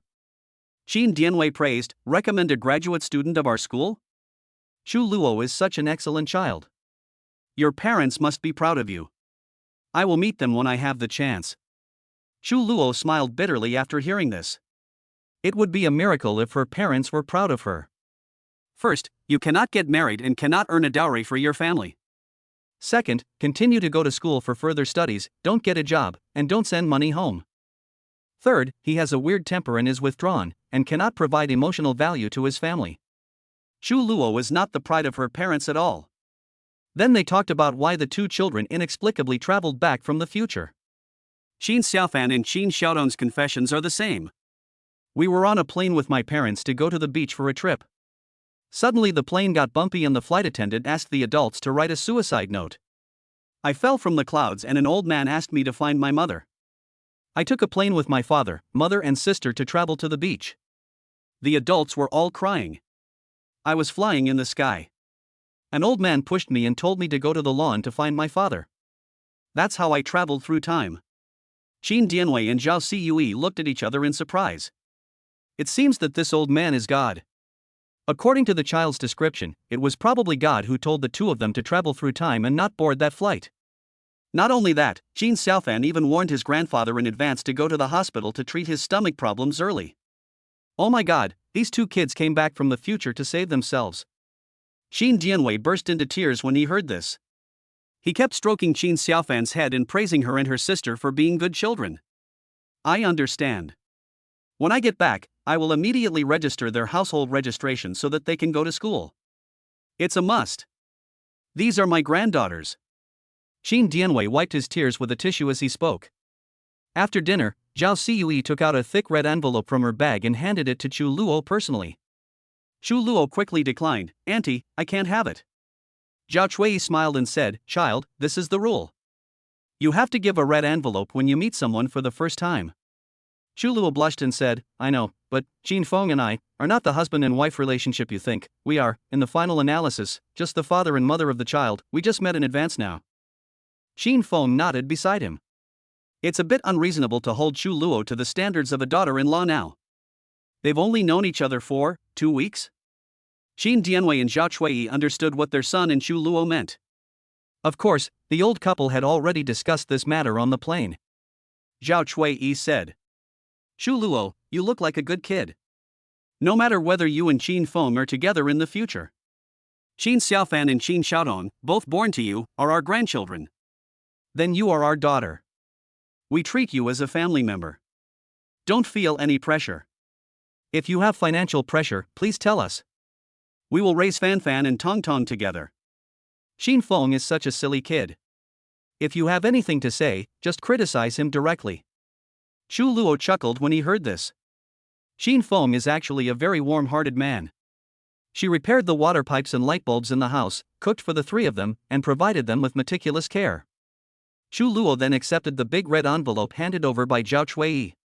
He smiled and said, Okay, Auntie, I will use this money to support the two little ones. Thank you, Auntie. Zhao Cui was happier than anything else when she saw Chu Luo accept the money. He turned to Qin Feng and said, Qin Feng, Chu Luo is my daughter now. You must treat her well. From now on, I will deposit your living expenses into Chu Luo's bank card and she will keep it. Chu Luo smiled again after hearing this. Qin Feng speechlessly made an okay gesture and said, Okay, the living expenses are being extorted at every level. After the family left the Chuanfu Rinjia restaurant, Qin Dianwei and Zhao Cui went back to the hotel to rest. The two sisters Qin Xiaofan and Qin Xiaotong insisted on following their grandparents and staying in a hotel. Chu Luo said seriously, Don't disturb Grandpa and Grandma's rest. Qin Xiaofan, but Grandpa and Grandma finally came here. Qin Xiaodong, I want to sleep with my grandparents at night. Chu Luo, That won't work. It will disturb Grandpa and Grandma's sleep. Qin Dianwei and Zhao Ciyue were surprised and excited and persuaded Chu Luo. It won't affect you. It won't affect you. Leave the two children to us. We will help you take care of them. Let them sleep with us at night. You can take a rest. It's so tiring to take care of children. Chu Luo thought, that's right. Today is Wednesday, and she is going to the training center for her first class tonight. Not only do I have to prepare lessons well in the afternoon, but I also have to attend classes from 6:30 to 9:30 in the evening. That is very mentally draining. Okay, I have a part-time job in the evening, so I'll come to the hotel to pick them up in the evening, said Chuluo. That's fine, you should work hard, don't get too tired, and take care of your health. Qin Dianwei and Zhao Zueya said. Well, thank you, uncle and aunt. So the old couple took their 2 granddaughters into the hotel lobby. Chuluo watched his 2 daughters jumping and skipping into the hotel with Qinfeng's parents. Sighed slightly. In the blink of an eye, there were many more people around me. Moreover, it does feel quite relaxing without my 2 daughters around all of a sudden. Qinfeng, what are you thinking about? Chuluo smiled. Hey, it would be nice if your parents stayed in Binhai City. When I'm tired, they can help take care of the baby. Chapter 33 Late Night KFC Date. Afternoon. Chuluo prepared his lessons quietly in his apartment. This was the first time she had been alone in a long time. It was the first time the room was so quiet and without the children, and she quite enjoyed it. I was so tired from preparing lessons that I even took a short break and a 15-minute nap. When she woke up, she had a sweet and comfortable smile on her face. Oh my god, I haven't felt this happy in a long time. She suddenly remembered a philosophical thought. What is happiness? Happiness is having something to do, someone to love, and something to look forward to. She is now doing what she loves, teaching. I have someone I like, Qinfeng. No, it's 2 children. I still have expectations. I look forward to living in the big house on the pure waterfront that Qin Xiaofan mentioned in the future, driving the big Mercedes that Qinfeng bought for me, and raising 2 children and cultivating them into the most successful children in the world. Seeing that it was getting late, Chuluo changed into the work uniform he had just bought. White shirt, black knee-length skirt, light blue casual suit, black tie, flesh-colored high heels. Dressed in a typical urban beauty's professional attire, she looked at herself in the full-length mirror. I found myself radiant and bright, and I really look good. Then had a simple dinner, sandwiches. Then I took the subway to the training center to go to work. When I entered the large classroom of the training center, there were more than 200 students sitting in the classroom. The course was college entrance examination reading, so those students were all high school students. Chu Luogang pushed open the classroom door and walked up to the podium. There was a wave of wow exclamations from below. Oh my god, this is our reading teacher? ISNT, this too beautiful? If I had a teacher like this in junior high school, would my English be so bad? I've said it before, English teachers are always the prettiest and most fashionable in school. I can't imagine how happy her husband is. The teacher is so young, she probably doesn't have a husband. Excuse me, who are these girls dating? Chu Luo walked up to the podium, looked around the classroom, cleared his throat, and began teaching. Because her English pronunciation was so authentic, her voice was carried through the microphone to every corner of the classroom, scaring the students so much that they dared not speak. Moreover, because Chu Luo's explanation was thorough and easy to understand, the students listened attentively. The Dean of Academic Affairs passed by the classroom window, saw Chu Luo's teaching results, and nodded with a smile. It turns out that beautiful people also have high IQs. This teaching effect is great. In fact, the teachers in the training center do not need to be highly skilled, the main thing is to be good looking, then students will sign up for the classes. 3 hours passed quickly and the bell rang for the end of get out of class. Chu Luo has gained a lot of fans. The first class ended with applause. Then the students swarmed onto the podium, surrounded Chu Luo, and asked her questions. Some asked how to memorize words, some asked how to improve English. But there are still many personal questions. Teacher, you look so young. How old are you? Is the teacher married? Is her husband rich? Teacher, you still look like a college student, your skin is so nice. Teacher, with your looks, do you still want to rely on your talent to make a living? You can even marry into a wealthy family. Teacher, how are you going home? Do you want me to take you home in my dad's car? I'll introduce my brother to you? Chu Luo felt a little nervous when facing the students surrounding him. If I keep answering these questions one by one like this, when can I go home? How can we break through the siege and how can we get rid of these students with explosive teenage hormones? Suddenly, a boy's voice shouted from the outer circle of the crowd that had formed a water bucket formation. Chu Luo, get out of class is over. That voice was deep and majestic. Many students turned their heads curiously and saw a tall boy shouting with a smile. Chu Luo turned his head and stretched his neck to take a look. Ah, Xin Feng? Xin Feng came to pick him up after class? Xin Feng smiled handsomely and said to those high school students, "Students, please make way. I'm here to take your teacher Chu Luo home. It's getting late." The boys and girls were immediately excited, applauding, or praising. "Wow, you are Mr. Chu Luo's boyfriend? Teacher, your boyfriend is so handsome. Only a handsome guy like this can be worthy of our teacher Chu Luo. I'm going to support teacher Chu and her boyfriend from today on. Let's get out of the way and let teacher Chu Luo go on a date with her boyfriend. Yes, we are too tactless. Teacher Chu Luo is a family man. Teacher, you and your boyfriend will definitely give birth to a beautiful baby. You two are both so good looking. Teacher Chu and her boyfriend are wearing the same best friend bracelet, huh?"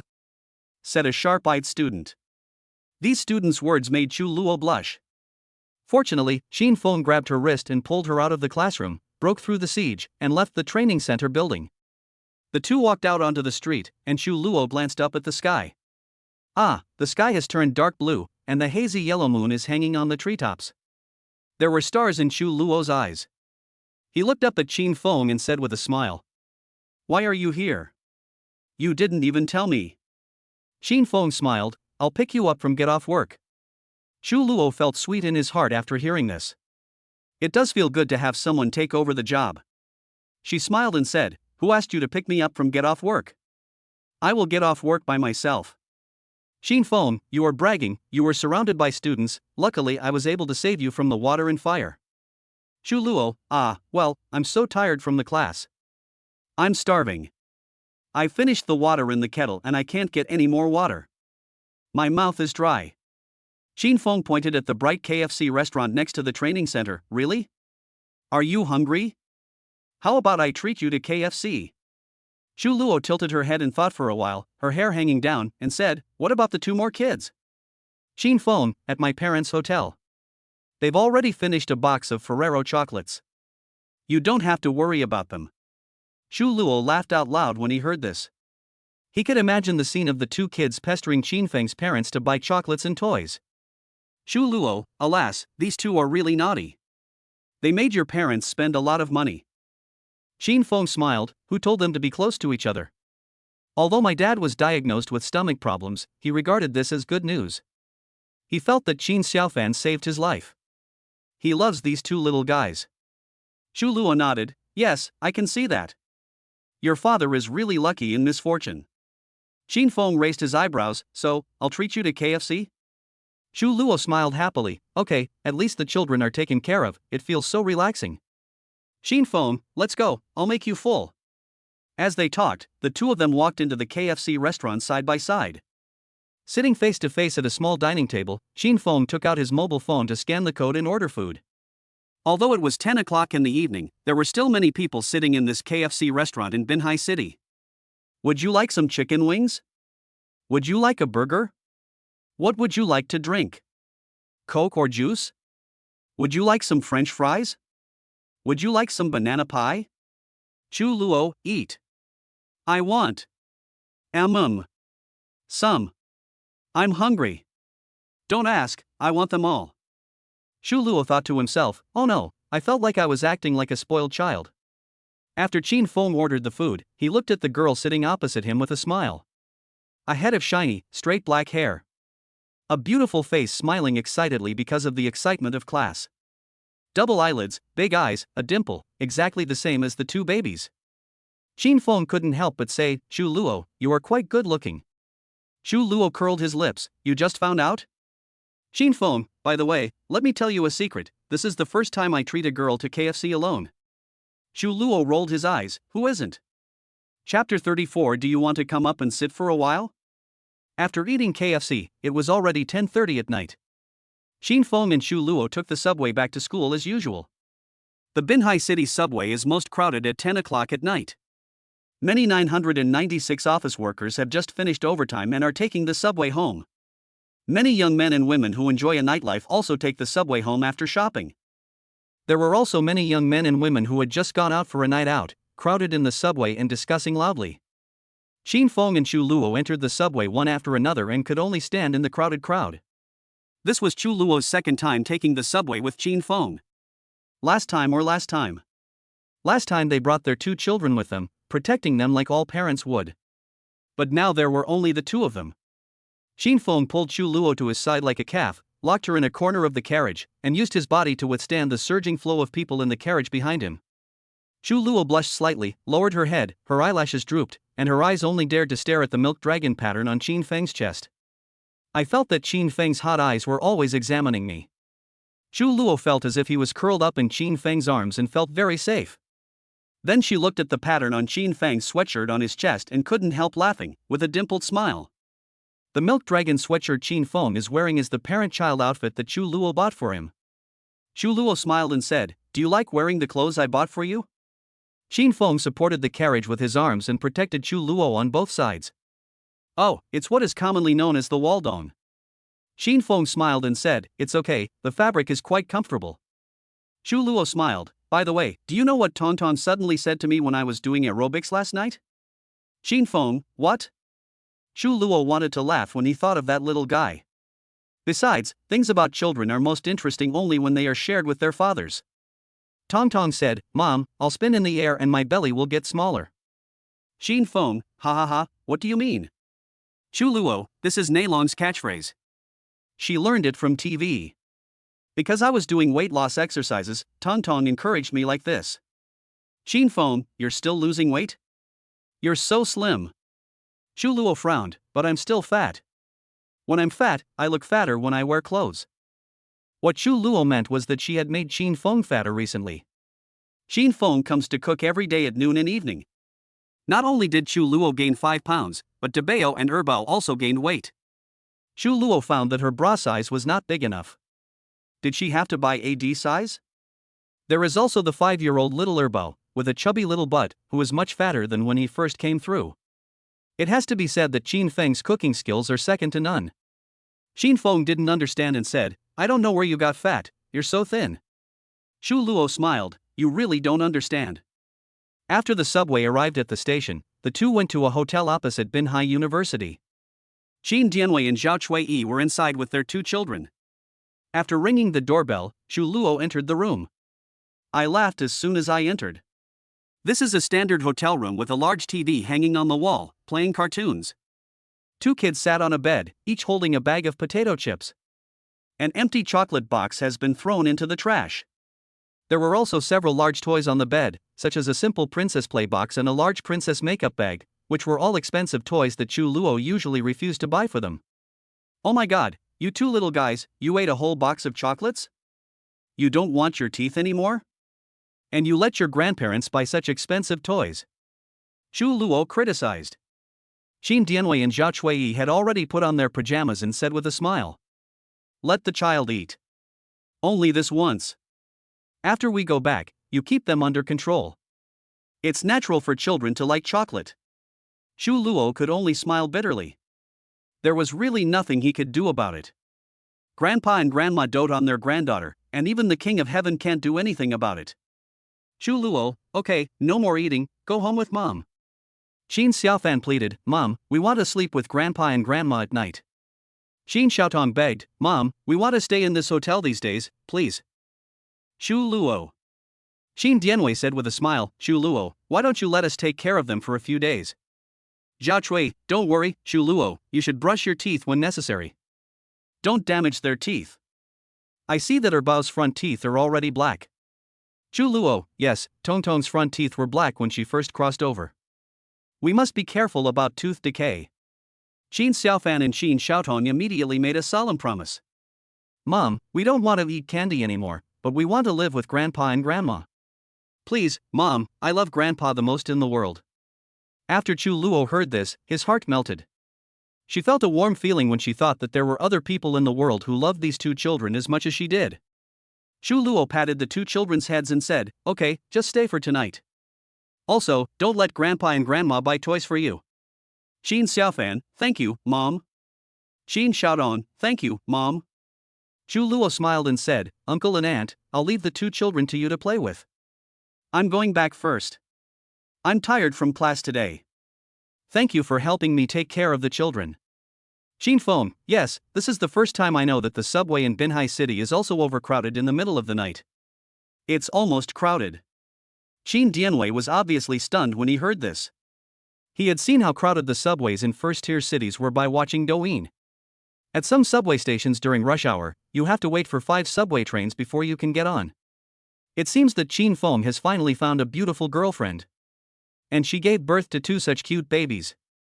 How can you bear to let a beautiful girl squeeze into the subway? Shin Dianwei had a serious face and called Shin Feng out of the room. Boy, come out, I want to talk to you. Shin Feng, oh.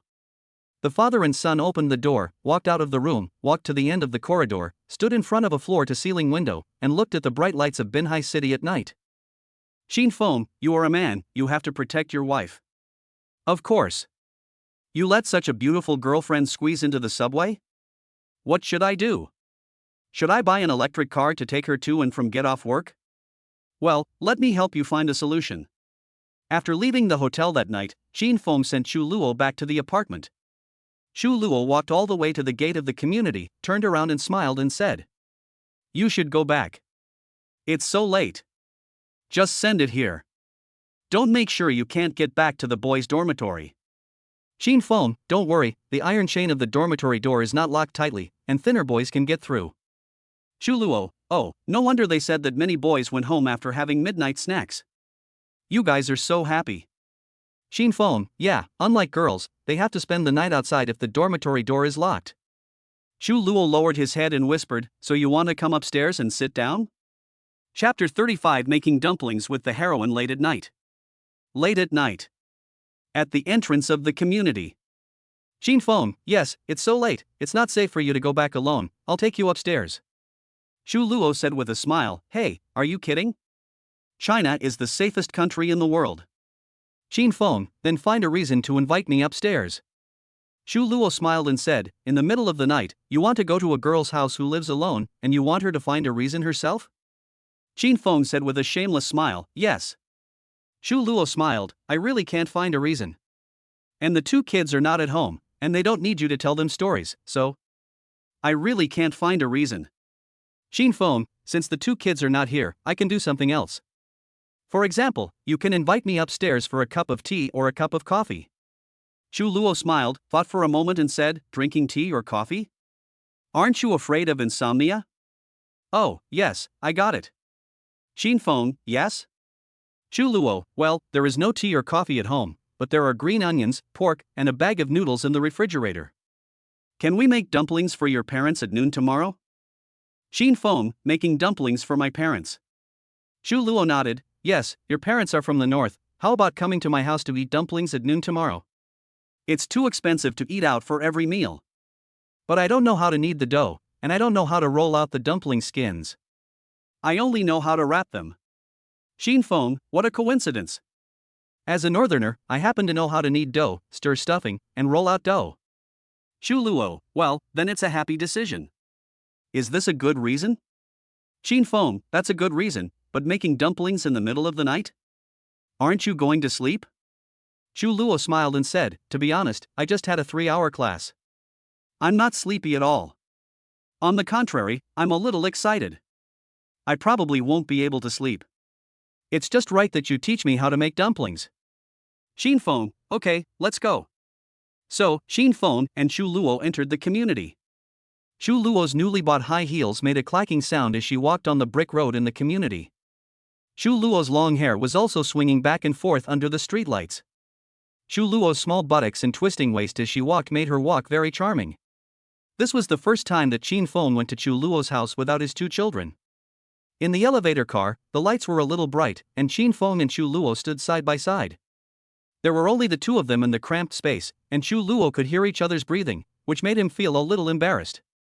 She didn't mind when she had 2 kids before, as they were always chattering. But this time, she brought a boy home for the first time in her life. Well, it's quite embarrassing. Ding, the elevator reached the floor, and Xu Luo walked in front to the door. Deep ding ding, Xu Luo pressed the fingerprint lock and opened the door. Click, click, click, turn on all the lights in the loft apartment.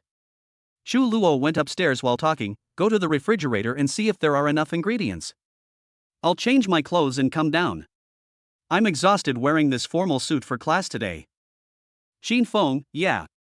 He walked to the open kitchen, opened the refrigerator and looked inside. There are pork belly, green onions, and all kinds of ingredients, enough to make dumplings.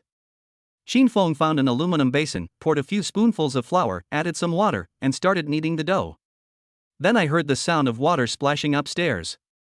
I know Chu Luo should be taking a shower on the second floor. Xin Feng started chopping the stuffing. Ding ding ding. In the north, chopping stuffing late at night is considered a nuisance to others. But in Binhai City, especially in this brand new apartment complex, many people's nightlife has just begun. There are also many female anchors dancing late at night and night owls on the first floor. After chopping the stuffing, Xin Feng began to stir it, and then he heard Chu Luo's footsteps coming down the stairs. Then I smelled the scent of shower gel. I saw Chu Luo still wearing the round-necked pure white pajamas. Black hair, a pair of bright peach eyes, snow-white calves. Xin Feng was stunned. Chu Luo, you are very beautiful. Thank you. Oh, is the filling ready? It smells so good. I just don't know whether it's salty or bland. If you're ready, you can wrap it up and cook one to try first. Okay. Chu Luo said happily, and went to the stove to get a pot to boil hot water. Then he came back with a rolling pin, rubbed his hands together, and started making dumplings. Xin Feng looked at Chu Luo with a smile. Her pajamas had no sleeves. I just think Chu Luo's two slender arms are particularly white. Chu Luo blushed slightly and said with a smile, "Stop staring at me, okay? It's embarrassing." Xin Feng said with a smile, "You dare to wear pajamas, and you dare not let me see it?" Chu Luo, I don't wear pajamas so that you can see me, I wear them for the comfort of home clothes. Xin Feng, get me a set next time. I also want to wear something more comfortable at home.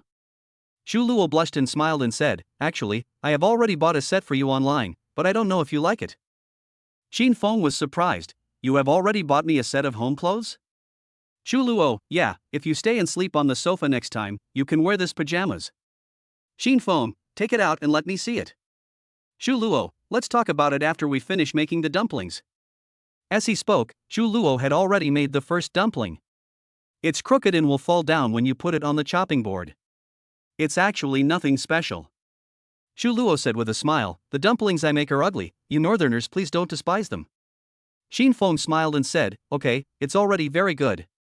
Go cook it and let me taste it to see if it's salty enough." Chu Luo, okay. While Chu Luo was cooking dumplings, he remembered something funny and said with a smile, "By the way, do you know what Tong Tong said when she woke up this morning?" Xin Feng, what? She said she wasn't going back to her planet, and wanted to be an ordinary girl on Earth. I thought she was an alien, but after asking her for a long time, I found out it was a line from the cartoon Miko, ha. When Chu Luo thought of this, he squatted on the ground and laughed until tears came out. Really, every time something funny happened between the two kids, she wanted to tell Xin Feng about it. She couldn't wait to share it with Xin Feng, because Xin Feng would really listen. Apart from Xin Feng, she had no one else to share the interesting stories of her two children with. Xin Feng said with a smile, "Tong Tong is such a dramatic actress. Last time she told me, 'Dad, I am actually a mermaid. I can turn into a mermaid when my feet touch water. Can you take me to the beach?'" Chu Luo laughed loudly on the ground and said, "Tong Tong also told me that she asked me to take her to the seaside for a trip. She has a mermaid kingdom to manage." Xin Feng, so how about taking them to the beach for a trip during the National Day? Chu Luo, it seems possible. She nodded. The child's wish was her wish. As we were talking, the first dumpling was cooked. Xin Feng, taste it and see if it's salty or not. If it's bland, I'll add salt. If it's salty, I'll add cabbage. Chu Luo scooped up the dumpling with a colander, then picked it up with chopsticks, put it into his mouth and bit half of it. She looked at Xin Feng and chewed slowly. Xin Feng watched her reaction and waited for her judgment. Chu Luo ate for a long time, and a smile appeared on the corner of his mouth. "It's bad, I can't taste the saltiness." Xin Feng, no way? Has your tongue lost its function? Chu Luo laughed, "No, you look at me, I'm too nervous. How about I give you a taste, maybe my tongue is not working properly." As he spoke, Chu Luo used his chopsticks to pick up the remaining half of the hot dumpling and put it into Xin Feng's mouth. When Chu Luo did this, she realized that she and Xin Feng were using the same pair of chopsticks. It's quite ambiguous that each person eats half of the same dumpling. Chu Luo's cheeks turned slightly red. Xin Feng wouldn't say that he kissed him in disguise. Xin Feng ate half of the dumpling. He was so excited that he didn't notice how salty it was.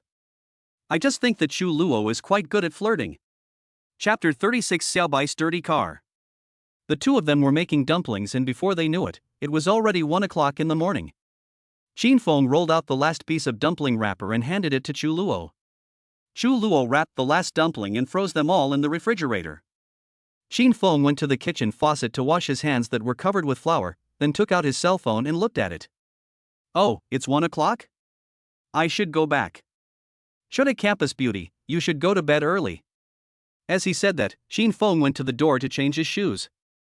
But Chu Luo followed him to the door and said in a voice as low as a mosquito, "You have to walk from the West District to the East District in the middle of the night. Isn't that unsafe?" Xin Feng said, "Nonsense. China is the safest country in the world. The 6th-generation aircraft has just been invented, the 055 shield ship can wipe out a country, and the mechanical dog drone can land on the beach." Chu Luo felt that he couldn't even hear himself speak. "How about you just spend the night on the couch? Xin Feng? You don't mind?" "Chu Luo, I think it's too hard for you to go back and get through the big iron door of the boys' dormitory." Xin Feng, "Well, then, it's nothing to just spend a night on the sofa." Chu Luo blushed and said, "The main reason is that I'm used to people talking at home all the time. Suddenly, the children are not here, and if you leave too, the house will be too quiet." Xin Feng then took off the shoes he was wearing and put on the men's slippers that Chu Luo bought for him. Xin Feng began to express his scientific opinion. Yes, humans are social animals and are very afraid of silence. There is a laboratory in the United States where there is no sound, 0 decibels, and people feel great fear inside.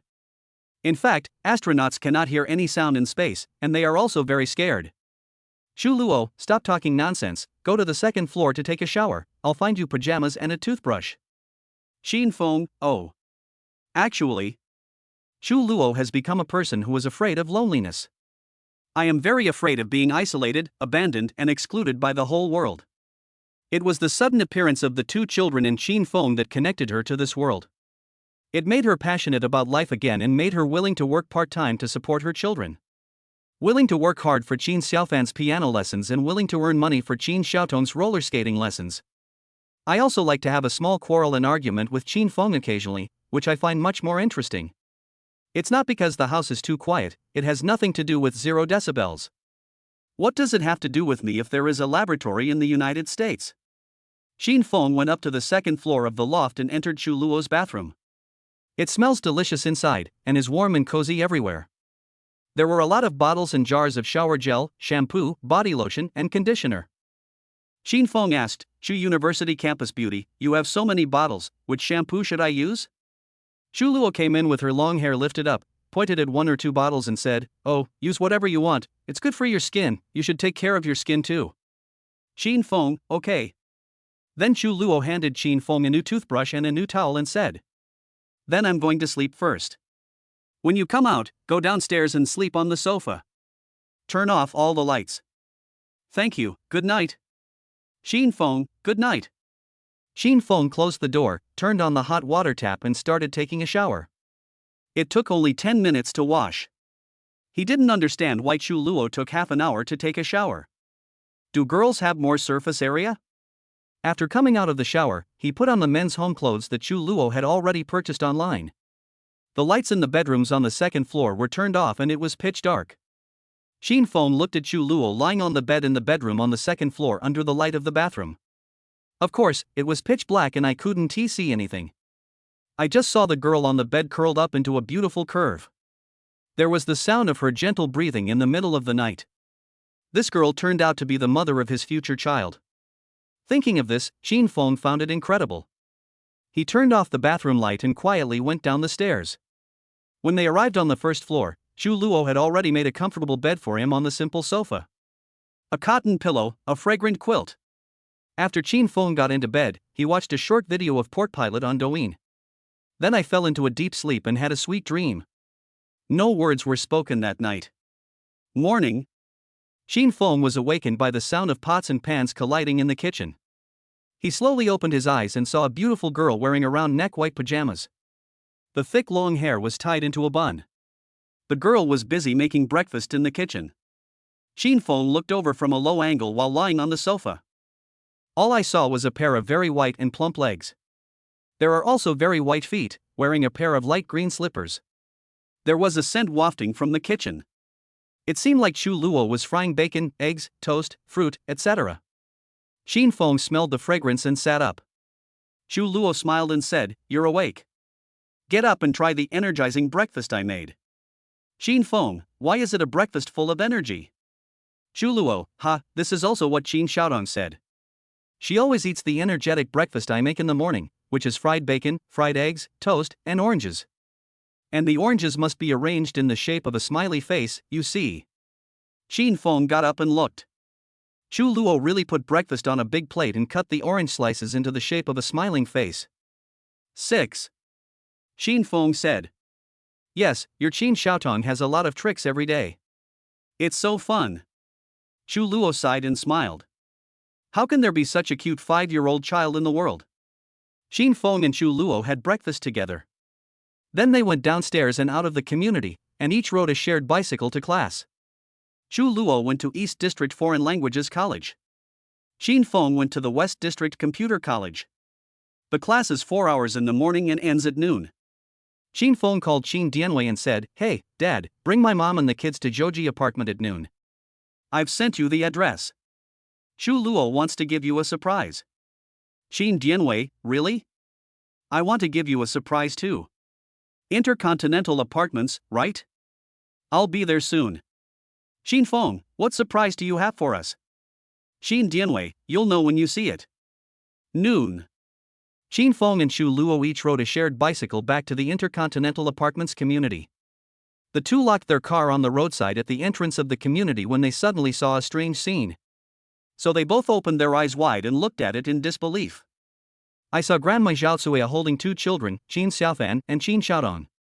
Grandpa Qin Dianwei drove over in a white family car. It was a domestic brand car that looked old and small. Qin Xiaofan shouted in surprise, "Ah, Dad's little white dirty car." Qin Xiaodong also jumped with her sister and said, "Yeah, Dad's little white dirty car." Qin Dianwei braked the car, pulled the handbrake, and triumphantly opened the door and got out from the driver's seat. He threw a black car key into the air and into Qin Feng's arms. Xin Feng was caught off guard and caught the car keys with both hands in horror. "Dad, what is going on?" Qin Dianwei said proudly, "Your father bought you your first car in life. Although it's a second-hand car, you're a novice, so you can practice with a small, old car first. When you make a lot of money, you can buy a luxury car, such as a Mercedes, a BMW, or an Audi. I didn't buy you this car for you. It's so you can pick up Xu Luo from get off work, understand?" Xin Feng was dumbfounded when he saw it. It turns out that he still couldn't avoid the fate of having the same dirty car as Xiao Bai. Watching Qin Xiaofan and Qin Xiaodong skillfully get into the back seat of the car, he felt very upset, and he might have to drive this little white dirty car for most of his life. Porsche, Ferrari, and Lamborghini may have to say goodbye. I don't want Xiao Bai's dirty car. Seeing this, Xu Luo was already bent over with laughter. She patted Qin Feng on the shoulder and said with a smile, "You seem to be on the verge of collapse, my personal driver." Chapter 37. The car is our home. Qin Feng looked at the dirty little white car with an annoyed look on his face. Is this car destined for me and I can't escape it? Xu Luo, however, looked at this extremely ordinary domestic car with great interest. She even opened the passenger door and sat in the passenger seat. Look at the unremarkable dashboard, the patinaed steering wheel, the collapsed fabric seats, etc. If it was a girl from their foreign languages college, she would definitely not open the door and sit in. Those girls only recognize BBA and look down on other brands. Yes, the girls from the foreign languages department don't know as much about cars as the poor guys from the computer science department. I can't tell you how fast it can accelerate from 0 to 100 km/h, or whether it's a dry or wet tire. But you just need to recognize the signs, and they sit there often. And this little white dirty car has no logo. However, Xu Luo felt a sense of satisfaction as he sat in the passenger seat of Xiao Bai's dirty car. A sweet smile bloomed on her face. Because this seat is unique in the world and belongs exclusively to her. The driver next to her is also unique in the world and belongs exclusively to her. Not to mention the two chattering and laughing kids in the back seat. although they kept saying that this was Xiao Bai's dirty car. But the elder sister sat on the left and the younger sister sat on the right. And naturally put the snacks in my hand into the pocket behind the seat. As if they had always done this before. Those hidden snacks also became the sisters' secret base. Chu Luo couldn't help but say, "Go home." "Qin Xiaofan, going home? Mom? This is not home." "Qin Xiaodong, isn't your nest our home, Mom?" Chu Luo shook his head and said, "No, that nest is the house that Mom rents, not our house. But Dad's car is our home, because this car belongs to us." "Qin Xiaofan, I understand, Mom." "Qin Xiaodong, can we drive to the park, Mom?" Chu Luo smiled, "Okay, let Dad drive us to the park in the afternoon." Yeah. Children's happiness is very simple. Driving them to the park can make them happy for a long time. At noon, Qin Feng parked his little white dirty car in a public parking space in the community. Chu Luo registered with the property management and paid 500 yuan for parking per month. Then I took the old couple home for lunch. Qin Dianwei and Zhao Tsuya went into the loft apartment for a visit. I found that Chu Luo, this girl, kept the house in tidy order. A children's area is marked out on the wooden floor by the floor-to-ceiling windows. Qin Xiaofan and Qin Xiaodong's toys are piled in a large storage box. The kitchen stove was wiped clean and there was no grease on the walls. A small dining table for four was set with exquisite tableware. Because my grandparents are here today, it's a bit crowded. There were only 4 stools in the house, so Chu Luo moved 2 stools down from the second floor to sit on. Then he went straight into the kitchen and prepared lunch with Qin Feng. In addition to the staple food of dumplings, Qin Feng also plans to make 4 cold dishes and stir-fry 4 hot dishes. Chu Luo skillfully helped Qin Feng in the kitchen, peeling garlic and onions, washing ginger and vegetables. And Chu Luo was wearing a red milk dragon sweatshirt that was suitable for the whole family today. That bright red top is particularly eye-catching. She was wearing a pair of slim jeans and her legs were long and straight. She had a high ponytail and her swan neck was white and slender. The main feature is a fair-skinned, beautiful girl with long legs. While cooking, Qin Feng said, "You finally wore this parent-child outfit. It looks pretty good. Why didn't you tell me earlier? I should have worn it today so that we can look like a couple." Chu Luo smiled, "Who told you that you don't have tacit understanding?" Qin Feng, "Then I'll wear it tomorrow." Chu Luo smiled, "I won't wear it tomorrow." Qin Feng and Chu Luo were both cooking in the kitchen. Qin Dianwei and Zhao Chui, an old couple, were sitting in the living room. While watching the 2 granddaughters playing with toys, he secretly peeked into the kitchen. I saw my son and daughter-in-law preparing lunch in an orderly manner. It seems that they do this often. The old couple kept whispering, wondering how far their son and daughter-in-law had gone. The milk dragon sweatshirt Qin Feng wore yesterday is the same one Chu Luo wore today. Qin Dianwei said in a low voice. So they are wearing couple outfits. Zhao Cui smiled secretly. And now they have all come out to rent a house, so the matter is probably a fait accompli. Qin Dianwei guessed. Cohabitation among college students is nothing new nowadays, they can get married after graduation, Zhao Chui pointed out. Young people find loneliness unbearable and are prone to passion. It's understandable. Qin Dianwei said with a serious face. But Chu Luo is so slim, she stands so straight, and her hips are tight, she doesn't look like that. And I know Qin Feng very well, he is very upright and stubborn. Zhao Chui expressed her guess. Fan Fan and Tong Tong are both pregnant, and you still say he is upright. Qin Dianwei looked disdainful. Soon, lunch began. Chu Luo first accompanied him to eat a few dishes. As Qin Feng brought the last dish to the table, he took off his apron and sat down. Everyone was there. As an elder, Qin Dianwei raised his teacup and said, "Well, let me, as a grandfather, say a few words." Chu Luo and the 2 children raised their drink cups and said, "Listen to Grandpa and then cheers." Qin Dianwei published an editorial saying, "You 2 are both excellent children. Qin Feng's mother and I would like to express our opinions. I completely approve of you, and hope you can do well in your career, start a family, and get married soon. As for the 2 granddaughters, Qin Feng's mother and I love them very much. After I recover and retire, we can help you take care of the children. Anyway, this marriage is settled. We like this girl Chu Luo very much. 2 young people develop well and grow old together. Qin Feng. Chu Luo. Oh my god, They will grow old together. Jean Dienwei, by the way, a friend of mine from the police station called me this morning. He has handled the cases of several children with illegal household registration. It will be no problem to leave Fan Fan and Tong Tong's case to him. He will definitely get them registered. Don't worry. After hearing this, Chu Luo felt relieved. He raised his teacup and said, "Thank you, uncle and aunt. This cup of tea is not wine. I toast to you too. Thank you for registering Fan Fan and Tong Tong." Xin Feng watched Chu Luo toast and then toasted himself. "Mom and Dad, what do you mean by growing old together? Chu Luo and I are focusing on our careers right now. We can't afford to support two money-eating beasts. As for marriage, don't force it. Let it come naturally, okay?" After hearing this, Chu Luo nodded vigorously. The main reason is that she gets a headache whenever she thinks about marriage and childbirth. Fertility has always been her soft spot, and she was afraid of touching on this taboo topic. If you use career as an excuse, you can successfully avoid these troubles. Chu Luo stepped on Qin Feng's foot under the table, meaning that he was right.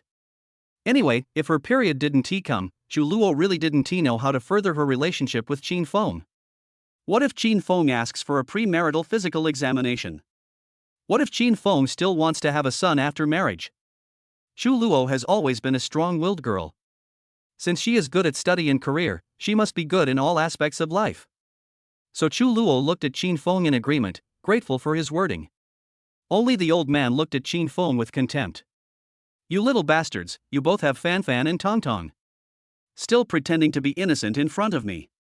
Chapter 38, Driving with the Heroine for the first time. After dinner, Zhao Cui wanted to go into the kitchen to wash the dishes, but Chu Luo pushed her out with a smile. Chu Luo smiled, "Auntie, you are a guest, how can you wash the dishes?" Zhao Cui, "Hey, this girl is so sensible." Chu Luo went into the kitchen to wash dishes. Qin Feng was afraid that she would be lonely, so he squeezed in front of the kitchen sink with her to wash dishes. Chu Luo used his hands to brush the loose hair on his forehead behind his ears, tilted his head and smiled. "Why are you joining in the fun in the kitchen? Go play with your parents and the kids in the living room." Qin Feng insisted on squeezing in front of the sink with Chu Luo to wash the dishes together, and said with a smile, "No, I want to wash the dishes with you." Chu Luo, "Well, how about I wash it and you rinse it?" Qin Feng, "Deal." Chu Luo smiled charmingly and happily washed the dishes with Qin Feng. I secretly sighed in my heart that Qin Feng is actually a very thoughtful person. When a girl is with her boyfriend's parents, it is easy for her to feel alienated and excluded, and she may become an outsider. There are many such cases on the internet. The girl went to the boy's house to celebrate the new year. The boyfriend and his parents were sitting on a sofa watching TV, and the girl had no place to sit. The new daughter-in-law went to her husband's house to celebrate the new year. Her husband played mahjong with his parents and sister-in-law, while the new daughter-in-law washed dishes in the kitchen. A woman who brings her baby back to her husband's house cannot eat at the table. Fortunately, these extreme cases did not occur in Chu Luo. Qin Feng stood firmly with Chu Luo many times and opposed his parents. This feeling of being pampered made Chu Luo feel not excluded or alienated at all. It made Chu Luo feel that she and Qin Feng were a family, and Qin Feng's parents were another family. Yeah, that's right. Chu Luo was happy and delighted. Suddenly I remembered an old saying. It is easy to get money, but it is hard to find a true lover. However, the only downside to washing dishes with Qin Feng is that he splashes water everywhere. Several times the water droplets splashed on Chu Luo's face and lips, and Chu Luo had to stretch out his arms to wipe them off. "Can't you wash slower?" Chu Luo spat. "If you're too slow, you won't be able to wash it clean." Qin Feng retorted. "The water droplets are splashing on my face." Chu Luo said coquettishly. "I'll help you wipe it." Qin Feng said. "Dirty hands." Chu Luo's chin retreated. "Okay, wipe it yourself." Qin Feng smiled. After washing the dishes, Qin Feng's parents wanted to go back to the hotel to take a nap. Because there is only one province in the country where people take a nap at noon. Even the King of Heaven would have to take a nap. The two children were in high spirits and said they wanted to go to the park to play in their father's little white dirty car. Qin Feng had just got the car and was eager to try it out. He was rubbing his hands and wanted to go out for a ride. "Chu Luo, can you do it? How long have you been driving?" When was the last time you drove? What other cars have you driven besides the training car? You're taking me and the kids out on the street for the first time you get a car? Do you dare? Qin Feng's arrogant face. TSK, you dare to say I can't do it? Although I got my driver's license after taking the college entrance exam. But men's driving instinct is innate. Just like once you learn to ride a bike, you can ride it for the rest of your life. Just like if you learn to swim, you will be able to swim for the rest of your life. Just like if you learn English, you will speak English for the rest of your life. As long as I learn how to drive, I can pick up a car and drive it. Xu Luo, TSK, don't brag, I don't dare to ride in your car, you drive out for a few laps to practice first, and then come back to pick us up. Xin Feng, no, you 3 women must come with me. Xu Luo murmured to himself, we, 3 women, we are all elite girls. So Xu Luo asked the 2 children to get dressed and took them to Huoshui Park to play. Xin Xiaofan, yeah, I finally got to sit in Dad's dirty little white car. Xin Xiaodong, well, I'm going to the living water park to catch tadpoles and raise them. If the tadpoles turn into golden frogs, they can be sold for 1,010 yuan. The old couple laughed out loud after hearing the childish talk. A family of 6 went downstairs and walked to the small, dirty white car in the community's public parking space. It was a 3-box, front-wheel drive, 4-cylinder, manual transmission domestic sedan. Qin Feng opened the car door, watched the 2 children sit in the back seat, and fastened their seatbelts. Then he opened the passenger door, held the top of the car frame, and let Xu Luo sit in. Xu Luo said expressionlessly. There are only 2 situations when a man opens the car door for a woman. First, the car is new. Second, women are new.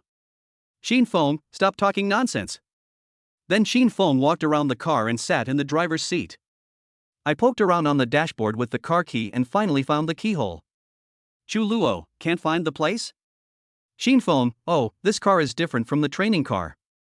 As he spoke, he twisted his right hand, and with a bang, the engine started and the whole car began to shake. Xu Luo felt that the flesh on his body was also trembling. So I am speechless. Qin Feng muttered. Well, step on the clutch and brake, shift to first gear, turn on the left turn signal, honk the horn, and lightly step on the accelerator to start. Xu Luo said seriously, does our university buy accident insurance for every student? Qin Feng, if you don't speak, no one will think you are dumb. Xu Luo pursed his lips and smiled. As the car started slowly, it drove towards the gate of the community. Qin Dianwei and Zhao Cuya, who were watching nearby, watched the sedan leave. Qin Dianwei nodded and said, well, the kid is okay. He hasn't forgotten how to drive. This 45,000 yuan car is worth buying. Just as he said this, Qin Feng suddenly slammed on the brakes. Xu Luo's head almost hit the front glass window. Ah! Xu Luo screamed. As soon as Xu Luo screamed, the 2 girls behind him screamed as well. Qin Feng suddenly felt like he was deaf. Damn, the 3 women screamed at a volume comparable to that of a jet plane. What are you yelling about? Dad can't drive. Qin Feng criticized the 3 women in the family. Why did you brake suddenly? Xu Luo said coquettishly. Because you didn't wear your seatbelt, do you understand? Qin Feng turned his head and looked at Xu Luo seriously. Oh, sorry, I forgot, sorry. Xu Luo smiled apologetically. She half turned her body and stretched out her left hand to pull the seatbelt buckle on her right shoulder. But I couldn't pull it out after trying for a long time. It seemed like it was stuck. Or maybe girls are just weaker. Xu Luo was a little embarrassed. He used all his strength but couldn't pull out the seatbelt. Hey, you little dirty car, the seatbelt hasn't been used for a long time, I really can't pull it out. Qin Feng said, oh? Really? You are too weak. Qin Feng leaned over and said. He placed his right hand on the seat behind Xu Luo's head. He used his left hand to help Xu Luo pull the buckle of the seatbelt. In fact, his body had already pressed Xu Luo under the seat. But he didn't notice it, and Xu Luo didn't know whether he did it on purpose or not. Xu Luo's cheeks flushed red. It felt like Qin Feng's entire body was pressed against me. Qin Feng's chin was just above her forehead. This guy smells pretty good. Various scenes from idol dramas flashed through Xu Luo's mind. These are all scenes where the male lead fastens the female lead seatbelt. Many idol dramas have male and female protagonists. It's at this time that I can't help but kiss passionately. Xu Luo bravely raised his eyes to look at Qin Feng. I found this guy was seriously pulling the buckle of the seatbelt. It doesn't look like I want to take advantage of her. Xu Luo secretly breathed a sigh of relief. She wasn't prepared for a kiss. Finally, with a click, Qin Feng pulled out the buckle of the seatbelt. Then he returned to his seat. With a click, Xu Luo's seatbelt was fastened. Okay, Xu University campus beauty, you are safe now. Qin Feng let out a long breath. What's safe? I just felt it was very dangerous. Xu Luo blushed and said. For a long, long time. Her face was still hot. Chapter 39. Xu Luo wants to travel to the seaside. Qin Feng drove the dirty little white car and slowly left the Intercontinental Apartments community. Driving on the main road, Xu Luo was even more nervous than Qin Feng. She held onto the seat tightly, staring ahead with wide eyes, fearing that Qin Feng would rear-end the Rolls-Royce in front of him. Qin Feng said with a smile, "Don't be nervous, Xu University's campus beauty." Xu Luo said, "Nonsense, if you rear-end the Rolls-Royce, I'm afraid you won't be able to pay for it even if I sell it. Big brother, can you please stay away from the car in front?" Qin Feng, okay, don't scare yourself into having a heart attack. As he spoke, Qin Feng lightly stepped on the brakes and moved a little further away from the Rolls-Royce Phantom in front of him. Xu Luo was so scared that he broke out in a cold sweat. He patted his chest and felt like his heart was about to jump out. Well, my heart beats faster every day when I am with Qin Feng. After driving for an hour, we finally arrived at the Living Water Park on the outskirts of the city. Living Water Park, as the name suggests, is a children's playground with water as its theme. There are streams, shallow ponds, and artificial beaches in the park. Many parents bring their children here to relax on weekends. Parents play with their mobile phones while children play with sand. After parking the car in the parking lot, Qin Feng and Xu Luo, each holding a child, entered the park. Generally speaking, Fanfan, a 9-year-old child, likes his father more and likes to stick to him more. And Fanfan hasn't been in school recently, so she doesn't braid her hair and often lets her hair down, which is similar to Xu Luo's long hair. Qin Feng held the hand of his 9-year-old daughter and felt that she was a smaller version of Xu Luo. But this little Xu Luo would never glare at him or pinch his arm when he was angry. Xu Luo held his 5-year-old daughter Tongtong's hand, and the two of them kept whispering about what toys to buy. Xin shouted on, "Mom, please buy a beach bucket for me and my sister. I want to learn how to make a beach castle from Peppa Pig." Xu Luo, okay, Mom will buy it for you, you don't have to say it so many times. Xin shouted on, "Thank you, Mom. You are the kindest woman in the world."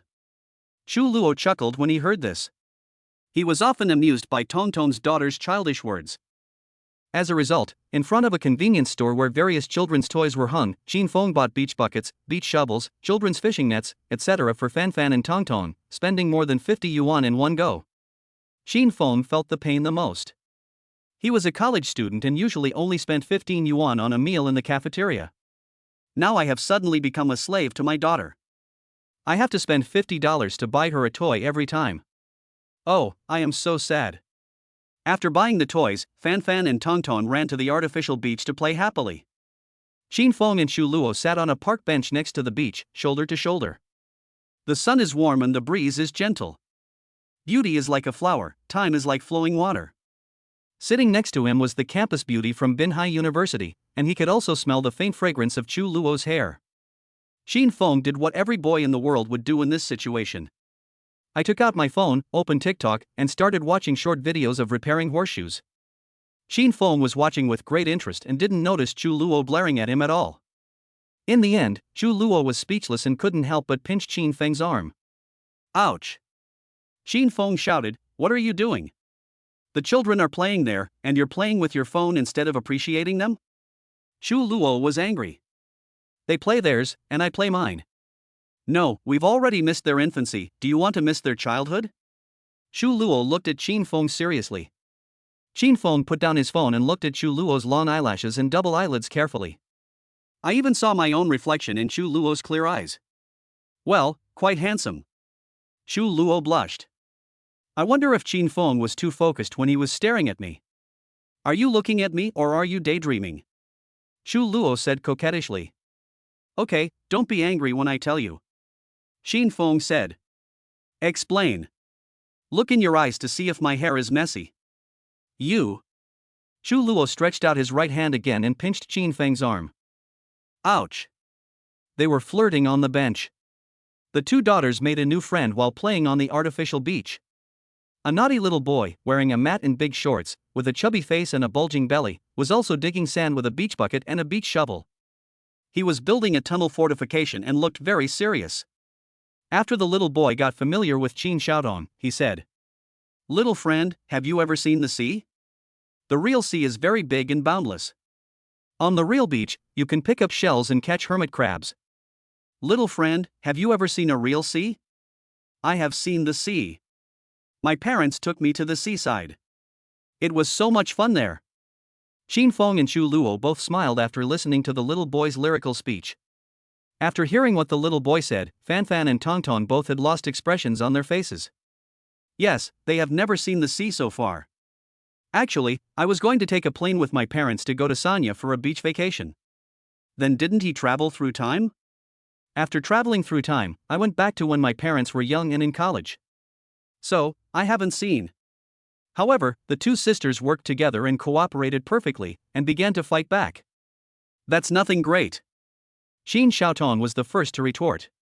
Our parents were going to take us on a plane to the beach for a vacation, said Qin Xiaofan. In the end, we both traveled through time and didn't make it. Qin Xiaodong said. My mother booked a 5-star hotel, right on the beach, very luxurious. Said Qin Xiaofan.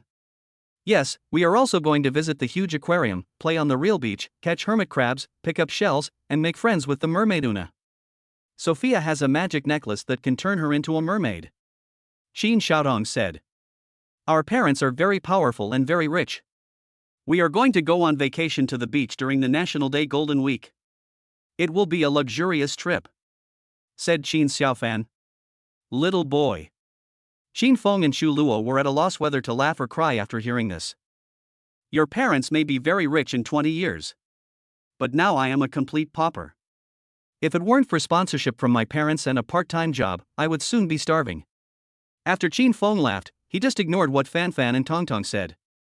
But Chu Luo began to seriously consider the plan of taking his two children to the beach for a trip during the National Day holiday. She brushed her long hair, which was messed up by the breeze, behind her ears and looked back at Qin Feng. Qin Feng, how about we really go? Where are you going? Travel, National Day, go to the beach, go to Sanya, take Tong Tong to look for mermaids. You're not right. We are poor students now and we need to save money. It was you who said that. But childhood only comes once, and if you miss it, it's gone. The two children want to go to the beach so much. As parents, we should fulfill their wishes. I really can't bear to see them being looked down upon by other children. I swear to give them the best life. They are my babies. Shu University Campus Beauty, are you addicted to spending? This is a disease and needs to be treated. Pfft, I didn't, I just wanted your support.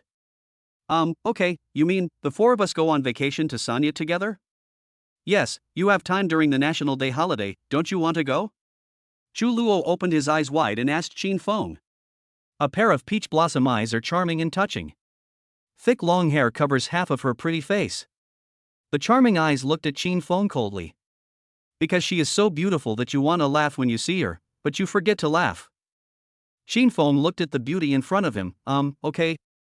The girl has invited you, and you say you don't want to go? If Qin Feng hesitated for even a second, it would be disrespectful to the school beauty. Qin Feng, then let me ask you something, and I don't mean to be disrespectful. Let's just say, the four of us are going out for a trip, how many rooms should we book?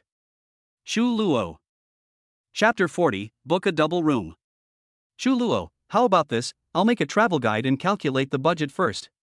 If we have enough money, we can book a suite, such as a 2-bedroom one for you and one for me and the kids. But if money is limited. What this means is that the four of them should live in one room. Qin Feng smiled slightly. Okay, thank you for your hard work, Chu University Campus Beauty. Aha! So Chu Luo sat on the park bench, bit his lip, held his mobile phone, and started calculating. Since they were going to Sanya, taking a plane was of course the fastest way, so Chu Luo checked the flights first. Qin Feng glanced at Chu Luo's phone screen and exclaimed, "Don't take the plane." Chu Luo glanced at Qin Feng, his lips flattened. I know, I'll just look at the price. Yeah, I know you're not stupid. Qin Feng nodded. You're the stupid one. Xu Luo pouted. Xu Luo then closed the flight page and opened the 12306 app. Both of them tacitly agreed not to talk about the plane ride in detail. Because according to the two children's description of the future, the two kids traveled through time during the flight to Sanya. At that time, the plane was experiencing severe turbulence, and the flight attendant asked the passengers to write a will. It is conceivable what a tragic event happened at that time. Therefore, when a family of 4 travels, they must avoid flying, if you don't want the team to be wiped out. Xu Luo began to check train and high-speed rail tickets. I found that the most economical way to travel is to take a long-distance sleeper train to Zhangjiang at night, then take a boat to Haikao, and then rent a car in Haikao to drive to Sanya. Although this way of traveling is tiring, it is diverse. It includes train and ship driving, which children should like. It also broadens their horizons, increases their experience and knowledge, and has many benefits. Yes, it's a happy decision. Xu Luo nodded. Xin Feng shook his head beside him. Although Xu Luo is just a college student, but maternal love is overflowing, and she wants to give all the good things in the world to her children. Maybe this is what it's like to be a first-time mother. Then, Xu Luo opened the hotel app. The first choice is a 5-star hotel that is located on the seaside and has a private beach and family-friendly features. Sheraton, Hilton, MGM, Sofitel, Ritz-Carlton. After much calculation, Xu Luo compared the twin room with the king-size bedroom. I found that the king-size bedroom is the most cost-effective, especially the 2.2-meter-long bed. Well, Qin Feng is the children's father anyway, so I can't send him to another room. Moreover, the earlier you book a room and place your order in advance, the more discounts you can get, and you can also cancel for free. Xu Luo bit his lip and resolutely pressed the book a room button. Come on, handsome Qin Feng, tell me your ID number. So soon? Have you found a hotel? Well, everything is for the sake of the children. This 5-star hotel is the most cost-effective. Hurry up, there is a discount if you pay within 30 minutes. Are all girls so impulsive when it comes to spending? A king-size bedroom and a 5-star hotel? You're spending on impulse. Xin Feng looked at Xu Luo's mobile phone screen, roaring with anger on his face but sweetness dripping in his heart. Hurry up! Xu Luo blared at Qin Feng. 140x times x times x, Qin Feng reported the number honestly. Xu Luo quickly entered the information, confirmed, paid, scanned his face, deducted money, done. Xu Luo spent a huge amount of money at once, his heart was pounding, and he repeatedly confirmed that he had not booked the wrong date. Qin Feng sat on a park bench and watched the girl perform her moves as ferociously as a tiger. He spent thousands of dollars in one go without even blinking an eye. And you still say you are not addicted to consumption? Hello, beautiful lady, I remember someone told me a few days ago that we should be moderate in consumption, thrifty in spending, and live a frugal life, said Qin Feng. Yeah, someone did say that. Xu Luo closed his eyes and tried not to pinch Qin Feng's arm.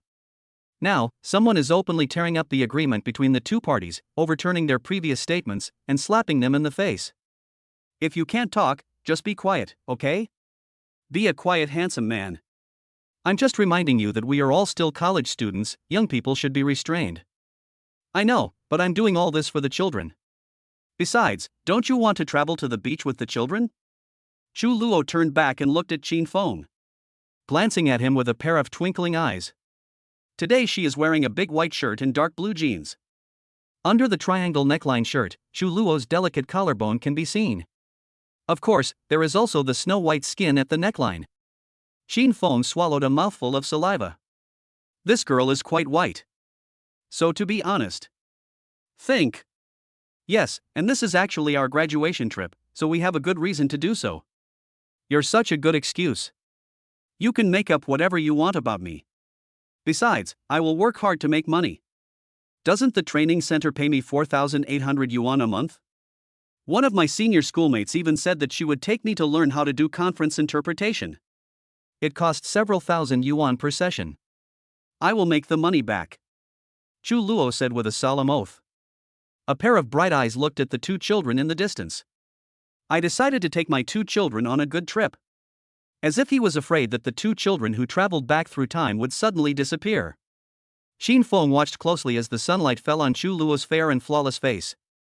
I thought that this girl entered the role of a mother so quickly, she has a high level of awareness and overflowing maternal love. Xin Feng was a little touched and said comfortingly, "Okay, it's okay, money will come back after it's spent. I will be a Mercedes-Benz driver in the future, and I will definitely make a lot of money. I will also work hard to find a job to earn money. Our seniors often give us some programming jobs. I was disdainful of doing them before, but I can take them up in the future." Chu Luo's confidence was boosted after hearing this. He smiled sweetly and said, yes, I know you programmers are the best at making money. Come on, Dad. I believe in your ability.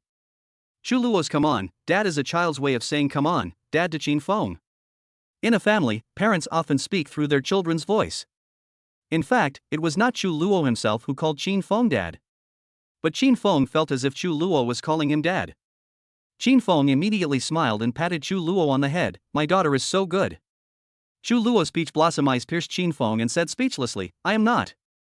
Fan Fan and Tong Tong, who were standing by the beach, saw the interaction between Xin Feng and Chu Luo. The eldest daughter Fan Fan laughed and said, "Dad and Mom are flirting in front of us again." Chapter 41. Buy her a swimsuit. The younger daughter, Tong Tong, is quite clever. She had heard her parents discussing a trip to the beach. So he hurriedly dropped his beach bucket and shovel, ran over and threw himself into Chu Luo's arms. She used her big head to push Chu Luo's head away and looked carefully at Chu Luo's mobile phone screen. "Mom, are you ordering a new nest?" 5-year-old Tong Tong calls the hotel her new home. Chu Luo rubbed his little daughter's yellow-haired head and said with a smile, "Yes, Mom is booking a hotel for you." "Tong Tong, Mom, does this hotel have a swimming pool? I want to go swimming." Chu Luo smiled and said, "Yes, this hotel is very high-end. You can swim with your sister. Mom will buy you swimsuits now." Tong Tong, "Yeah, Mom is so great, moi." Tong Tong's wet mouth kissed Chu Luo's face, making Chu Luo's face wet. Chu Luo's heart melted by his little daughter's kiss. In her dreams countless times, she would have a lovely daughter to live, laugh and experience life with her. Now, I didn't expect that having a daughter like this would be so easy. There were no pregnancy reactions, no 10 months of pregnancy, I just traveled through time and space directly. And buy one get one free, one big and one small. Chu Luo opened the shopping app with a smile, entered the keyword children's swimsuit, and began to search carefully for swimsuits suitable for Fan Fan and Tong Tong. Fan Fan is 9 years old, and Chu Luo bought a cute children's swimsuit for her eldest daughter. For a 5-year-old like Tong Tong, there are many choices of swimsuits. Tong Tong stared at the phone screen and suddenly pointed at a swimsuit and said, "Mom, I want this mermaid swimsuit." Chu Luo took a closer look and burst into laughter, laughing so happily that he fell backwards. To be honest, Xin Feng rarely saw the usually aloof Chu Luo laughing so happily. Xin Feng leaned over to take a look and found that it was a light purple mermaid cosplay. The upper body is a mermaid's bra, the lower body is a pair of swimming trunks, and there is a long mermaid tail made of plastic boards for children to play with. Xin Feng smiled and said to his little daughter, "Sister, are you a mermaid?" Tong Tong looked at Xin Feng with big eyes and said, "Yeah, Dad, if my feet touch the sea, I can become a mermaid, just like Sophia. I have magic. Then you can hold me and go swimming in the sea." Xin Feng smiled and said, "Okay, I'll take you to the sea." Tong Tong lay on Chu Luo's lap and begged, "Mom, just buy me this mermaid swimsuit." Chu Luo pinched Tong Tong's little face and said with a smile, Bye, Mom will buy you everything." Tong Tong was satisfied now. She watched Chu Luo choose the size and color, and clicked to buy before leaving. While Chu Luo was buying swimsuits for the two children, he kept smiling with a dimple on his face. The legendary dimple smile. Xin Feng, who was sitting nearby, was a little stunned. "It's so fucking beautiful." Then, Xin Feng took out his mobile phone, opened the shopping app, and searched for the keyword, girl swimsuit. Chu Luo accidentally glanced at Xin Feng's phone, frowned and said, "Oh my god, what are you searching for?" Xin Feng smiled, "You bought swimsuits for the children, you also booked a hotel, and you also bought train tickets. It must be very expensive. Let me take care of the spending. I will buy you a swimsuit." Chu Luo snatched Xin Feng's phone and said blushingly, "I don't need you to buy girl swimsuits." Xin Feng tried to reach out to Chu Luo to take back the phone, and said with a smile, "Chu University campus bell, give me a chance." Chu Luo, no. Xin Feng, you spent so much money, I can't bear it. Chu Luo, thank you. You didn't help me spend money when I booked the hotel? You didn't help me spend money when I bought the train ticket? Oh, you helped me spend money when I bought my swimsuit? What's your intention? Xin Feng said seriously, it's like this, I think boys have better aesthetic sense and know what kind of swimsuit is suitable for girls to better highlight their beauty. Xu Luo, oh, you were so kind. Xin Feng smiled and said, yes, I really put myself in your shoes. Xu Luo threw Qin Feng's phone back and said, okay, you help me pick out a swimsuit and let me see your aesthetic taste. If it doesn't look good, I'll beat you to death. Qin Feng smiled and said, no problem, I guarantee you'll be satisfied. Qin Feng took back his phone and entered the words women's swimsuit in the search box. A bunch of options appeared: sexy, one-piece, bikini, conservative, hot spring, and a string. Qin Feng almost reached out and clicked the align option. Xu Luo reached out and pinched Qin Feng's arm hard. Ouch, you pinched me again. You are very bad. What's wrong, you don't want to wear a sexy swimsuit? I don't wear it. I don't wear a bikini, and I don't wear anything like a string. If you really want to buy me something, then buy a one-piece swimsuit. I think one-piece ones are pretty nice. That's right. You have such a great figure. If you wear a sexy swimsuit to the hotel swimming pool, won't others see you? Qin Feng thought for a moment and said with sudden enlightenment. When your wife wears a single-line swimsuit, she should only be seen by you. Xu Luo nodded vigorously, yes. I won't wear a sexy swimsuit to a public swimming pool, a one-piece swimsuit will do. Qin Feng, okay. So the two of them put their heads together in front of Qin Feng's mobile phone screen. Finally, we picked a slim swimsuit with a contrasting gray and black color and a small skirt. Xu Luo nodded, thinking that this swimsuit showed off her figure and wrapped her body tightly, which was more in line with her personality. You're not participating in a beauty pageant, so why wear something so revealing? Then Qin Feng looked at the size of the swimsuit, thinking about Xu Luo's height and measurements. After looking at the size comparison chart, he accurately chose a swimsuit that fit Xu Luo's body shape. Xu Luo was stunned, his eyes widened as he said, hey, Qin Feng, you are really good at buying clothes for girls. You actually bought the right size for me. Qin Feng smiled, yes, I have memorized your measurements. Xu Luo glared at Qin Feng and pinched Qin Feng's arm with 2 fingers of his right hand again. Qin Feng smiled and said, it's unfair.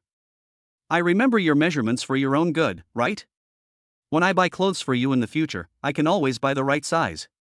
Xu Luo bit his lip, I am speechless to you. By the way, since you bought me a swimsuit, I will buy you swimming trunks. Qin Feng, thank you.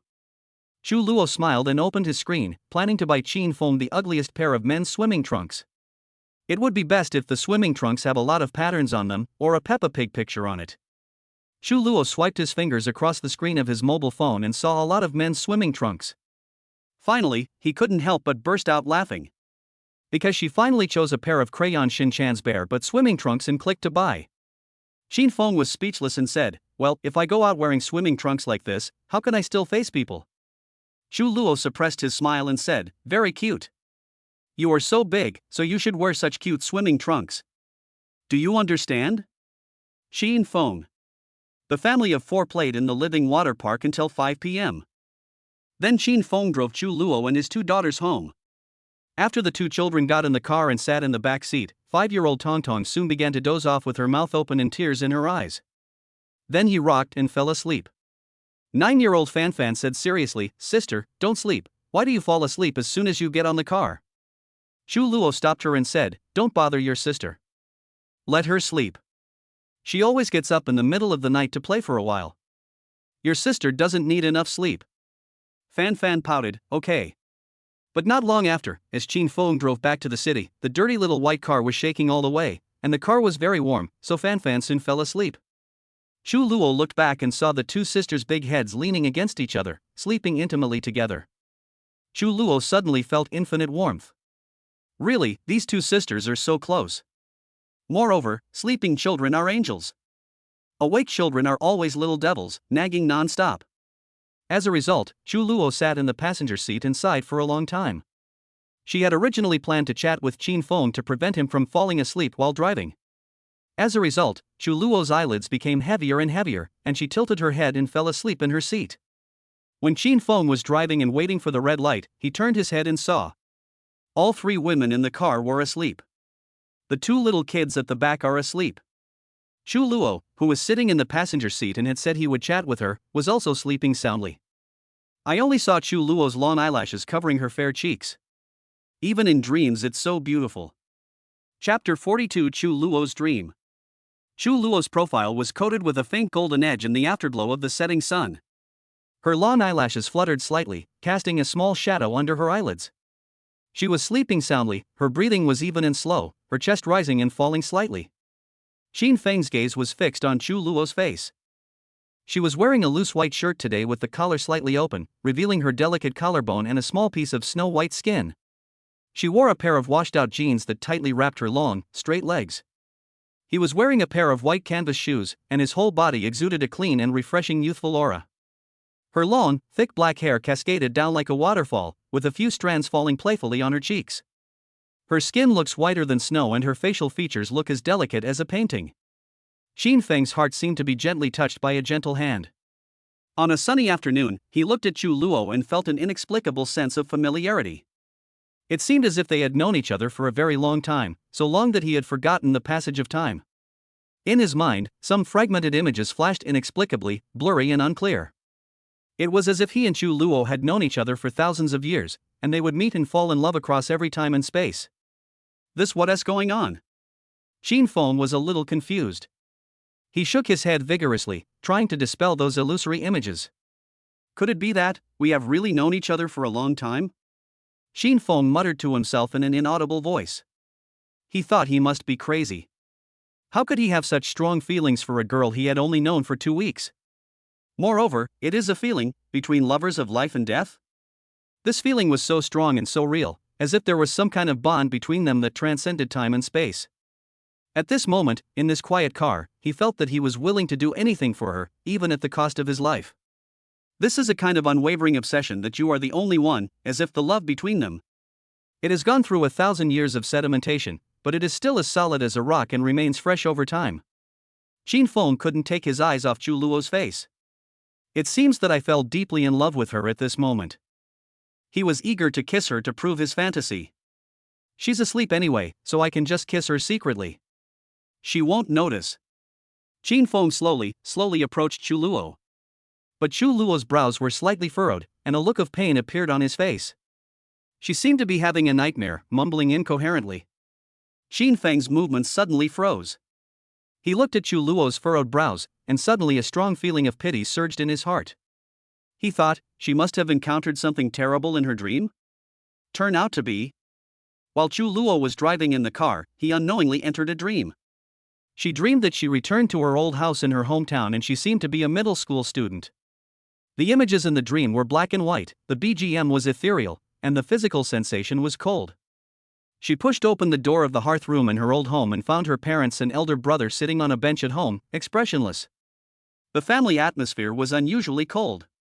The father took a look at the bill for Chu Luo's hospital treatment and cursed. Nini, tell me, how much did it cost to treat you? Mother's face was shrouded in a layer of white mist, blurry and unclear. She sighed and said, Nini, you can't continue with your illness. You have seen so many doctors, but it's no use. You should be prepared to never get married in this life, or you can just adopt a child in the future. Chu Luo's eldest brother, who had just graduated from high school, was making sarcastic remarks.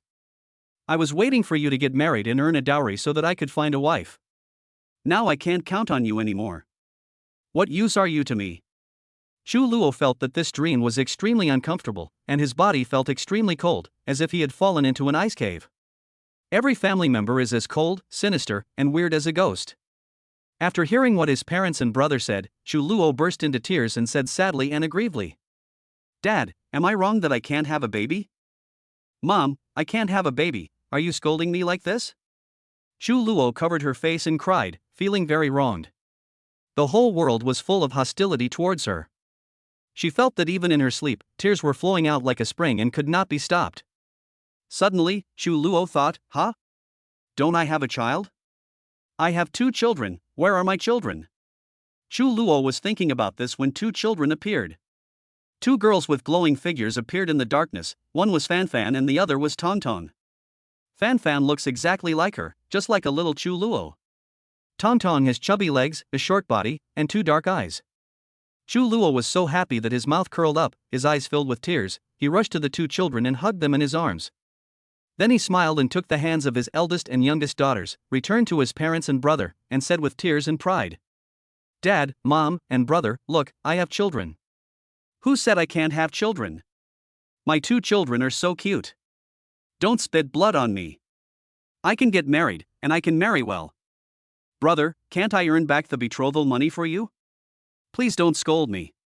"But," my parents and eldest brother said coldly, "TSK, you don't have a man, where did you get your child? Did you find a wild child?" Shu Luo became anxious again in his sleep and was so anxious that he didn't know what to do. She thought, "Where is my man? How can I have a baby without him? I have to find a man, otherwise my child is not legal." Shu Luo thought hard, "Where did my man go?"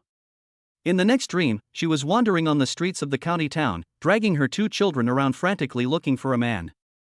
The only street in the county town is very busy, with clothing stores, milk tea shops, fertilizer stores, photo studios. The black smoke from the 3-wheeled vehicles, the street congestion caused by domestic cars, the loudspeakers playing DJ songs. Suddenly, she saw a familiar figure on the street. He was very handsome. "Ah, isn't this Chin Fong? Oh, by the way, Chin Fong, aren't you my man? I have a man too, he, ha ha ha ha." Shu Luo was so happy that he took Chin Fong home. "Brother, look, this is my husband. He and I have 2 children." This time, Shu Luo laughed so hard in his sleep that snot bubbles came out. Chin Fong in the dream was very handsome. He didn't say much, but rolled up his sleeves and said domineeringly, "You are Chu Luo's brother? Do you always bully Chu Luo?" As he spoke, Chin Fong punched Chu Luo's brother on the chin, just like One Punch Man, or like a hero descending from the sky, the man that Chu Luo had been waiting for to save her for a long time. Chu Luo's brother let out a strange cry, and after being hit by Chin Fong, he fell to the ground and lay unconscious. Chu Luo was terrified and shouted in his dream, "Chin Fong, stop fighting, let's go and never come back." At this moment, Chu Luomang woke up and looked around blankly with his beautiful eyes. The bustling Binhai city, the busy 8-lane street, the busy traffic, the noisy city noise. The handsome Chin Fong was sitting in the driver's seat, driving. He turned his head and looked at me with a smile on his face. Shu Luo was still in shock, and looked back. The 2 children, Fan Fan and Tong Tong, were sitting quietly in the back seat of Xiao Bai's sturdy car, sleeping soundly. Ah, it turned out to be just a dream. Shu Luo breathed a sigh of relief, only to find that he was sweating profusely. She took a tissue and wiped the sweat from her forehead. Chin Fong smiled, "Why, did you have a nightmare? Your forehead is all sweaty." Shu Luo slowed down his thoughts and closed his eyes again. "Well, I had a nightmare. It was so scary." Shu Luo closed his eyes and replayed the dream. It was so real. The parents and brother in the dream usually treat her like this. It's just that it got worse in the dream. And it's hard to tell whether this is a good dream or a nightmare. The only consolation was that the 2 children who had traveled through time were still sleeping obediently in the back seat and did not disappear out of thin air. What Shu Luo wanted to do most at this moment was to go to the back and hold the 2 children in his arms and comfort them. Looking back at what happened in the dream, Shu Luo's beautiful eyes were suddenly filled with tears. Now the 2 children are real, Chin Fong is also real, and her tears of grievance flowed uncontrollably. Chin Fong comforted him, "Shu Luo, sleep a little longer, we will be home soon." Shu Luo wiped his tears with a tissue and said softly, "Well, thank you." Chin Fong was surprised, "Thank me for what?" Shu Luo cried through his nose, "Thank you for driving us around." Chin Fong smiled, "Oh, it's nothing, it's my duty, I'm not the father of the child." After hearing this, Shu Luo felt warm inside, and his cold heart almost melted. I had an urge to rush into Chin Feng's arms and have a good cry. However, the relationship between the 2 has not been confirmed. Shu Luo's reserve overcame his impulse. She just pretended to ask casually, "Chin Fong, what did I say in my dream?" Chin Fong smiled and said, "I did say it. You said, 'Chin Fong, don't touch me.' I was so scared that I wanted to secretly kiss you on the face, but I didn't dare to do it anymore." Shu Luo blushed, "You are looking for death, you are not allowed to kiss me while I am asleep." Chapter 43 just weaned. Finally, Chin Fong drove his family back to the Intercontinental Apartments community. After parking the car in the community's public parking space, Shu Luo was still immersed in the dream he had just had. She turned around and looked carefully at Chin Feng's handsome profile. Shu Luo's misty eyes were different from usual. She seemed to be recalling her past with Chin Fong, exploring the bond between them, and thinking about the tricks of fate. The scenes in the dream seem real and fake, like a dream or illusion, and it is impossible to tell the difference. As a liberal arts student, Xu Luo suddenly remembered a Tang Dynasty poem. Zhuangzi was lost in a dream of butterflies in the morning, and King Wang placed his spring love on the cuckoo. You are a human being when you are awake, so aren't you also a butterfly in your dream? Life is both real and illusory. Who can tell the difference between reality and dream? Who says people always live in reality? People also live in dreams. When you are awake, you live in reality, and when you are asleep, you live in dreams. Xu Luo looked back at his two daughters who were still sleeping in the back seat. A 9-year-old daughter and a 5-year-old daughter. The two children's heads touched each other, their bodies snuggled up to each other, and they fell asleep in each other's arms. Xu Luo almost cried again. The two sisters seemed to have such a good relationship. Except for crying and fighting over toys, they are as good as one other times. Xu Luo even wondered if her family of origin was not a brother but an older sister, would it be much better? Would that sister help her? Xu Luo looked at his two daughters and felt infinite tenderness in his heart. What are you thinking about? Xin Feng asked, breaking her thoughts. Oh, it's nothing, I'm fine. Xu Luo sighed. What's good? Xin Feng asked. Xin Feng, I think it's good to have two daughters. Why? I think I'm a good only child. All the family property belongs to me. You are an only child, so you can't understand the subtleties of having two children in the family. If there is an older brother and a younger sister, the older brother will always bully the younger sister. My brother and I have been fighting since we were young, and I was the one who was bullied. It was quite miserable. What if it's a sister and a brother? That means if a sister beats her brother, the brother will become a sissy when he grows up. Xu Luo smiled. What if there is an older brother and a younger brother? Xin Feng continued to explore. Then the family will be in chaos, the two brothers will cause trouble everywhere, fight and make trouble, the house will be in chaos and everyone will hate them. Ha ha. What if there is an older sister and a younger sister? Xin Feng also turned his head to look at the two little guys in the back seat. That's like Fan Fan and Tong Tong. The two sisters love each other and are very close. They will support and help each other in their future lives. I envy them so much. As Xu Luo spoke, his nose felt sore, as if he recalled the dream he had just had. It was like a nightmare, because the atmosphere was so weird and scary. I couldn't tell whether my parents and brother at home were human or ghosts, and I couldn't even see their faces clearly. Until two children suddenly appeared, brought light and rescued Xu Luo from the nightmare. Her heart finally settled down, and Xu Luo was especially grateful for the appearance of these two children. Then, Xin Feng appeared, beat up his brother's ghost with a punch, and took Xu Luo and the two children out of the nightmare. At that moment, Xu Luo felt like he was reborn. Xin Feng? Xu Luo suddenly said in a gentle tone. Xin Feng responded, looking at the two children with tenderness in his heart. The neighborhood was very quiet. The sunlight shone in from the side of the car window, making the little white and dirty car warm. Xin Feng, I'm going to ask you a question, and you have to answer me seriously. Will you always stay with me and the two children? Xu Luo asked with wide eyes. She was so insecure. She really wanted Xin Feng to be by her side forever. She really wanted Xin Feng to give her this sense of security. Xin Feng turned around, stretched out his claws and gave Xu Luo a pat on the head. He smiled and said, Yes, your children are my children. They are our children. I will not let them disappear. Xu Luo was very satisfied with this answer. His eyelashes drooped and he said, You promise? You promise? Xin Feng, I'll say this to you in two languages, I promise. I promise. After hearing this, Xu Luo felt as sweet as if he had eaten honey, and said softly. Well, thank you. Let's go? Wake them up and let them go home to sleep. Xin Feng, okay. As a result, 9-year-old Fan Fan cried out easily, after all, she was a big girl. But the 5-year-old Tong Tong could not be woken up no matter how hard we tried, she was sleeping very soundly. Xu Luo rubbed her head and patted her little butt, but still couldn't wake her up. Xu Luo didn't know whether to laugh or cry. He looked at his 5-year-old daughter's chubby body with a face full of doting. Finally, Xin Feng had no choice but to pick up his 5-year-old daughter, carry her on his shoulders, lock the car, and go home. Tong Tong is 5 years old after all and weighs more than 30 kilograms. Chu Luo would never be able to hold her. Chu Luo held the hand of her eldest daughter Fan Fan and followed Qin Feng.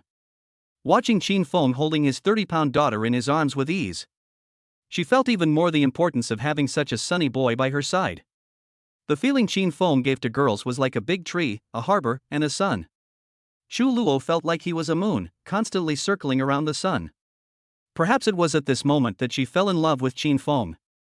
Who knows, maybe it was because the September sunshine that day was particularly warm and the wind was particularly gentle. After returning to the loft apartment, Qin Feng carried his little daughter up to the second floor and gently placed her on Chu Luo's bed. The single bed was covered with light green sheets that smelled of Chu Luo's shampoo. There is an adult pillow and a children's cartoon pillow at the head of the bed. After Qin Feng put Tong Tong down, she rolled over, crawled a bit, and continued to curl up and fall asleep. Qin Feng and Chu Luo looked at their 5-year-old daughter's adorable appearance and smiled at each other. Yes, for parents, children are the bond of relationship. When children find something funny, parents want to share it with them as soon as possible. Outsiders have no interest or desire to listen to your children's trivial matters. Only parents will tell each other immediately when their children do something funny. Chu Luo lay down with Tong Tong and patted Tong Tong's little body with his hands. Suddenly, a dimple appeared at the corner of her mouth, and her whole face became radiant. A head of beautiful hair spread all over the single bed, and a pair of beautiful legs stretched straight out. I have a very funny story to tell you. I really have no one else to tell it to, so I can only tell you.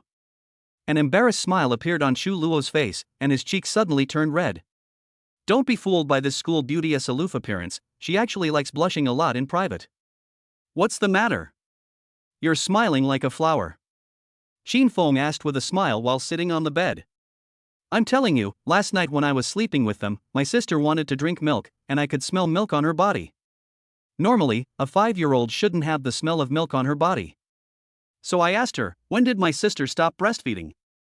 The result was shocking. When Chu Luo said this, he smiled awkwardly, not daring to look at Qin Feng, and his cheeks flushed. Qin Feng, go ahead. Chu Luo, do you know? Fan Fan was breastfed until he was 3 years old, and Tong Tong was breastfed until she was 5 years old. That is to say, she had just been weaned before she traveled through time. She was already in the last year of kindergarten, but she had just been weaned. Chu Luo said speechlessly. Qin Feng. Chapter 44 Graduation Dinner. Qin Feng took a look at Chu Luo's figure, which was pretty good with a curvy figure. Chu Luo noticed where Qin Feng's gaze was and her face suddenly turned red. In recent times, Chu Luo seems to have gained some weight, with a plump body that pushes up his shirt. This is all due to Qin Feng's slightly plump figure caused by cooking 2 meals a day. The girl was originally a slim and tall girlfriend type, but now she has the look of a wife. Chu Luo was extremely angry about what Qin Feng had done. The main thing is that it is very difficult to wear clothes when you have big breasts, and it makes you look fat. Her pretty face blushed slightly, and she spread out a thin quilt to wrap her delicate body. Chu Luo, don't look at me. Qin Feng said seriously, so what you mean is that your milk is very good? Chu Luo, ahem, let's not discuss this issue anymore.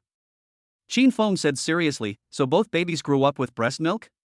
Chu Luo, ahem, I said, let's not discuss this topic anymore, let's move on to the next topic. Qin Feng, that is to say, they didn't need milk powder when they were young, which saved a lot of money. Chu Luo. Qin Feng wanted to continue discussing this topic with Chu Luo, but his cell phone rang.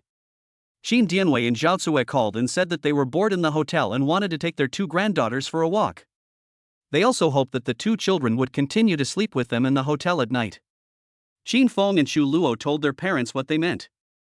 Chu Luo smiled and said, sure, I'll be alone at home and have some peace and quiet, so that your parents can love their 2 granddaughters more. Qin Feng, okay. Just as this matter was settled, Qin Feng's cell phone rang anxiously again.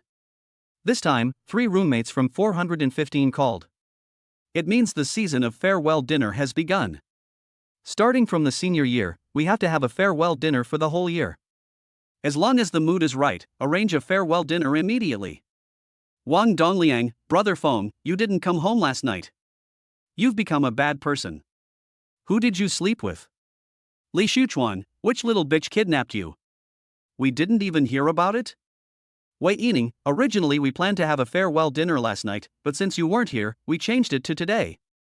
You must come. Wang Dongliang, you can bring your family members with you. We don't mind. Let us see if she is the school beauty you mentioned. Li Shuchuan, yes, Shizuixian Hot Pot on Wenhua Road, see you at 7 o'clock. Wei Yining, bring your sister with you. Okay, got it. Let me ask. Xin Feng hung up the phone, feeling deeply moved and full of confidence. I haven't had enough fun since I entered college. Before I knew it, I'm already a senior and old. The ambition and determination I had when I first entered college have now been shattered by the pressure of graduation. It feels like I haven't had enough fun yet, but suddenly I have to graduate, find a job, and then struggle. Xin Feng immediately asked Xu Luo for his opinion. Shu University Campus Beauty, we are having a farewell dinner in the dormitory tonight, are you coming? Xu Luo smiled, you guys are having a farewell dinner in the dormitory, what do you want me to do? Xin Feng, they said you can bring family members. Aren't you the mother of my child? So I'm asking out of courtesy. Xu Luo said shyly, who are your family members? Go quickly. It's just right that you can send the 2 kids to your parents' hotel. I will prepare lessons at home alone and enjoy the rare quiet time. To be honest, it's too tiring to take care of 2 kids these days. Xin Feng, no problem, let my parents take the baby to sleep in the hotel, so you sleep here alone tonight? Is that okay? Xu Luo, what's my problem? Before the 2 kids came through, I was sleeping here alone. Xin Feng, okay, if you miss me at night, you can call me. I can come back and sleep on the sofa with you after I finish my farewell dinner. Xu Luo blushed, TSK, no need, just go and don't get drunk. Xin Feng, TSK. I can drink a lot. Xin Feng put on his clothes and woke up the sleeping Tong Tong. Just say in her ear, go to Grandpa and Grandma's hotel, and they will take you to the supermarket to buy candy. The 5-year-old girl immediately struggled to get up and asked her father to take her to the hotel. Xu Luo looked at Tong Tong's expression and felt both angry and amused. Anyway, it was inevitable that she would have cavities. Xin Feng sent Fan Fan and Tong Tong to the hotel. Xin Dianwei and Zhao Cui happily welcomed the 2 children and then took them to the supermarket to buy snacks and toys. Then Xin Feng walked to Wenhua Road, watching the setting sun gradually fall below the building. As night falls and the lights come on, Wenhua Road becomes lively.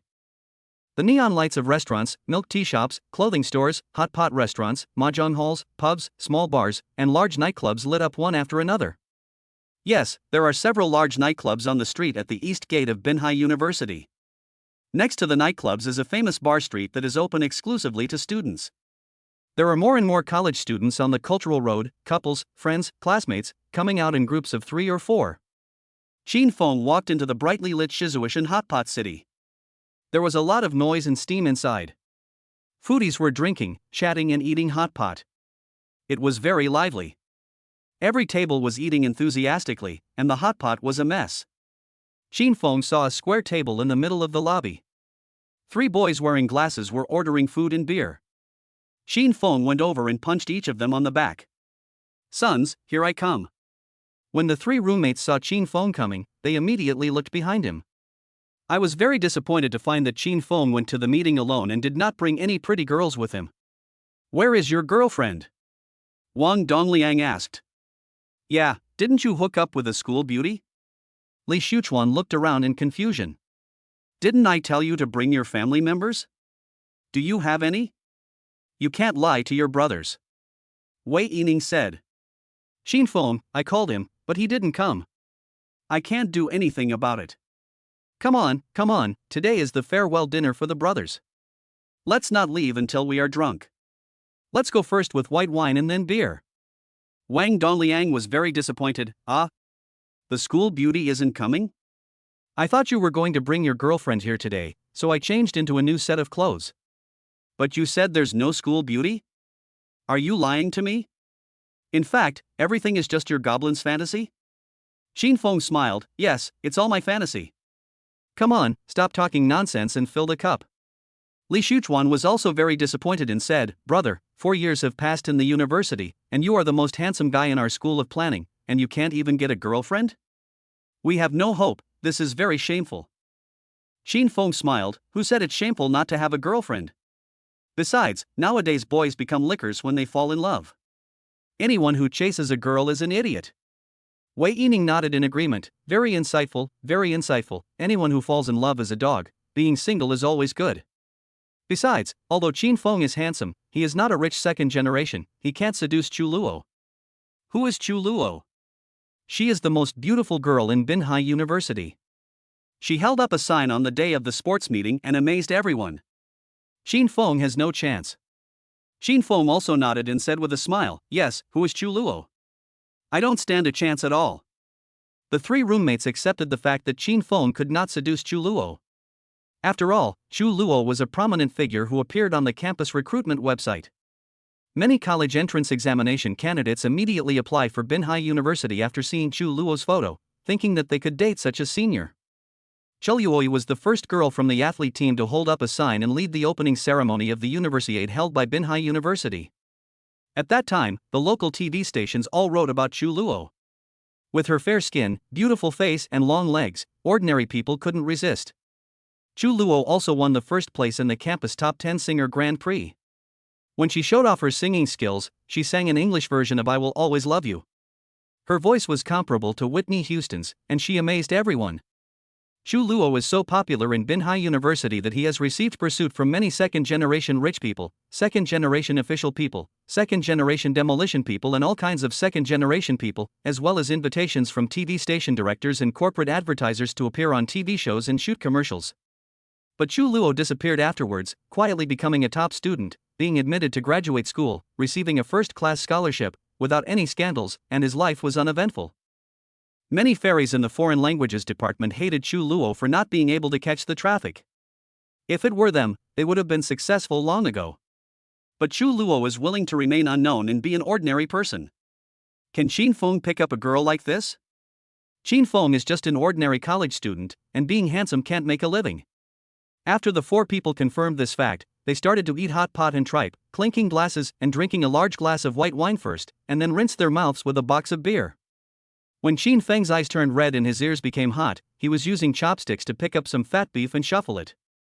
The screen of the phone on the table lit up, and Chu Luo sent a message. Are you still eating hot pot with your roommates? Chapter 45 I am proud to date the school beauty. Qin Feng, yes, are you coming? Chu Luo, not coming. Qin Feng, the hot pot is delicious, my roommates are asking you about it. Come on, we are having a great time. Chu Luo, no, I'm afraid of the crowds. Qin Feng, then why do you want to send me a message?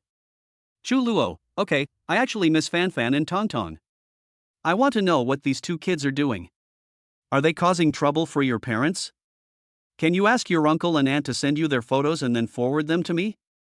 Qin Feng, that's so troublesome. How about this? I'll add you to the family group and let my parents send the photos directly to the group, so that we can see them simultaneously. Chu Luo, okay, that is more convenient. Chu Luo happily agreed. She didn't mind joining Qin Feng's family group. Anyway, there will always be such a day. Adding it early is adding it late is also adding it. Besides, Qin Feng's parents care about him very much. When they met for the first time at dinner, Qin Feng's mother gave him a big red envelope of 5,000 yuan, and Qin Feng's father bought a second-hand car and asked Qin Feng to drive him to and from get off work. What a thoughtful person. Meeting such parents-in-law, Chu Luo felt that he should smile secretly. Secondly, Qin Feng's parents also care a lot about their two children. It's obvious to the naked eye that the old couple can't let go of their two granddaughters. There is no political task if you must give birth to a grandson or you should have a third child. Chu Luo felt that the love his parents-in-law gave him for their child was the greatest appreciation and respect they could give him. Therefore, when Qin Feng proposed to add her to the family group, Chu Luo agreed without hesitation. A moment later, Chu Luo found himself being pulled into a chat group. The chat group was called, I, Xin Shi Huang, Send Money. Chu Luo saw it and almost spit out his food. Qin Feng's family is indeed different from ordinary people. Isn't the family group of ordinary people called a loving family? Does his family think they are descendants of Qin Shi Huang? After Chu Luo joined the group, he immediately sent a polite message, hello, uncle and aunt. Wink and smile. Qin Dianwei, red envelope. Zhao Chuiyi, hello, child. Now that you have joined the family group, you are a member of my family. Qin Feng, mom and dad, send some photos of Fan Fan and Tong Tong to Chu Luo. Qin Dianwei, photo. Zhao Chui, photo. Photo. Photo. Photo. Photo. Photo. Photo. Photo. Chu Luo's cell phone started buzzing. Xin Feng's mother sent him a bunch of photos. Chu Luo happily opened the photos one by one. There were photos of the two kids shopping in a supermarket, photos of them playing with bubble machines on the street, photos of them eating snacks in a hotel room, and photos of the newly bought pink children's fairy wings in the supermarket. It's hard to describe the aesthetic style, but Chu Luo would not buy them for the kids anyway. Chu Luo looked through each photo carefully and couldn't help laughing. She was particularly interested in the 5-year-old, and thought the child in the photo was cuter than the real child. The more I watch, the more I love it. It turned out that just now, after Chu Luo watched Xin Feng take the children out, he felt a long-lost sense of relief. Her loft apartment has also regained its former tranquility and relaxation. She hummed a little tune and cleaned up the house. Put all the children's quiet books, beads, nail stickers, small dolls and other toys on the coffee table into the drawer. Then she folded all the clothes that the two children had thrown around on the sofa and windowsill and put them in the closet. Alas, ever since the two children traveled through time, the dining table, wooden floor, and TV cabinet at home are all covered with toys. A mess. My sister said a mess is a mess. Now everything is cleaned up, and the house is unusually clean and tidy.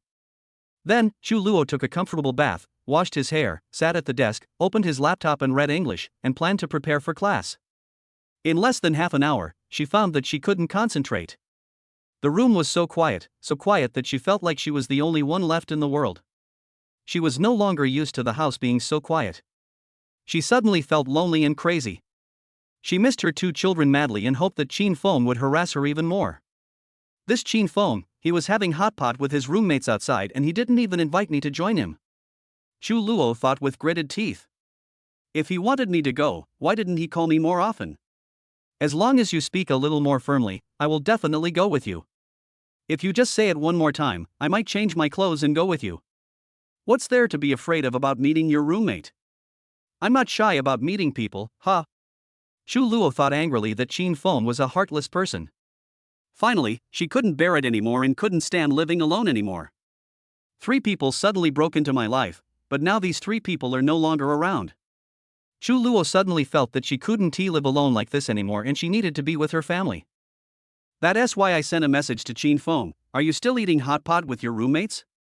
After Xin Feng and Chu Luo exchanged a bunch of information, the 3 roommates couldn't stand it anymore. Wang Dongliang, hey, Xin Feng, you're already pouting, who are you chatting with? Do you still want to drink? Li Shuchuan, let's discuss how to spend the National Day. It's the last golden week. Do you want to go on a trip with our dormitory? Invite a few girls. Don't go too far, just go to places within the province. Wei Yining, I agree. Let's call it a graduation trip. Xin Feng, you make the decision and we'll follow your lead. Oh, I'm sorry, brothers. I'm going to Sanya for National Day so I won't be able to accompany you. Xin Feng's words were like a depth charge, which exploded and splashed the sea surface. It was like a bolt from the blue, leaving the 3 roommates burnt on the outside and tender on the inside.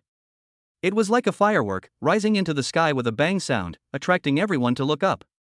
The 3 roommates stared at Xin Feng and said, You and Chu Luo are traveling to Sanya? Are you dreaming?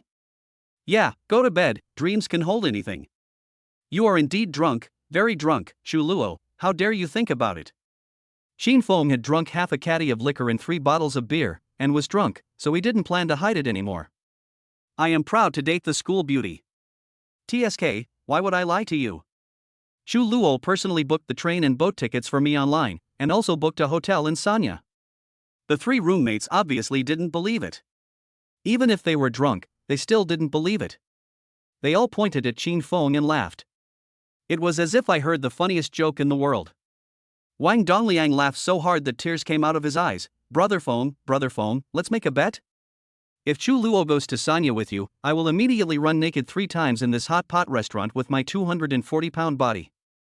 Li Shuchuan pounded the table with his fist and laughed. Ha ha ha ha, you and Chu Luo are going to Sanya for a trip? Are you dreaming? If this is true, I will stand upside down and eat shit. Wei Yining hiccuped, half closed his eyes, waved his hands, and said with sympathy and regret. Brother Feng, I really understand you. You want women too much. It's not your fault. Who doesn't want to travel to the beach with the school beauty? But, brother, ideals are full and reality is skinny. Hurry up and drink this glass of wine. We don't blame you for bragging after drinking. Shin Fong took out his phone, clicked on the ticket booking information sent by 12,306, as well as the hotel room information sent by the travel app, and said with a curled lip, "Why would I lie to you? Chinese people don't lie to Chinese people. See for yourself." As he said that, Shin Fong threw the phone to them. Wang Dongliang looked at the first message. "Congratulations on your successful reservation of a double room at Sheraton Sanya Yalong Bay Hotel for one night on October 1st. Check-in is for Shin Fong, Zhu Luo, and 2 children. Please bring your ID card to check in on the same day. Checkout time is 12 o'clock the next day. I wish you a pleasant stay." Wang Dongliang was stunned. Chapter 46. Drunk Zhu Luo came to pick me up.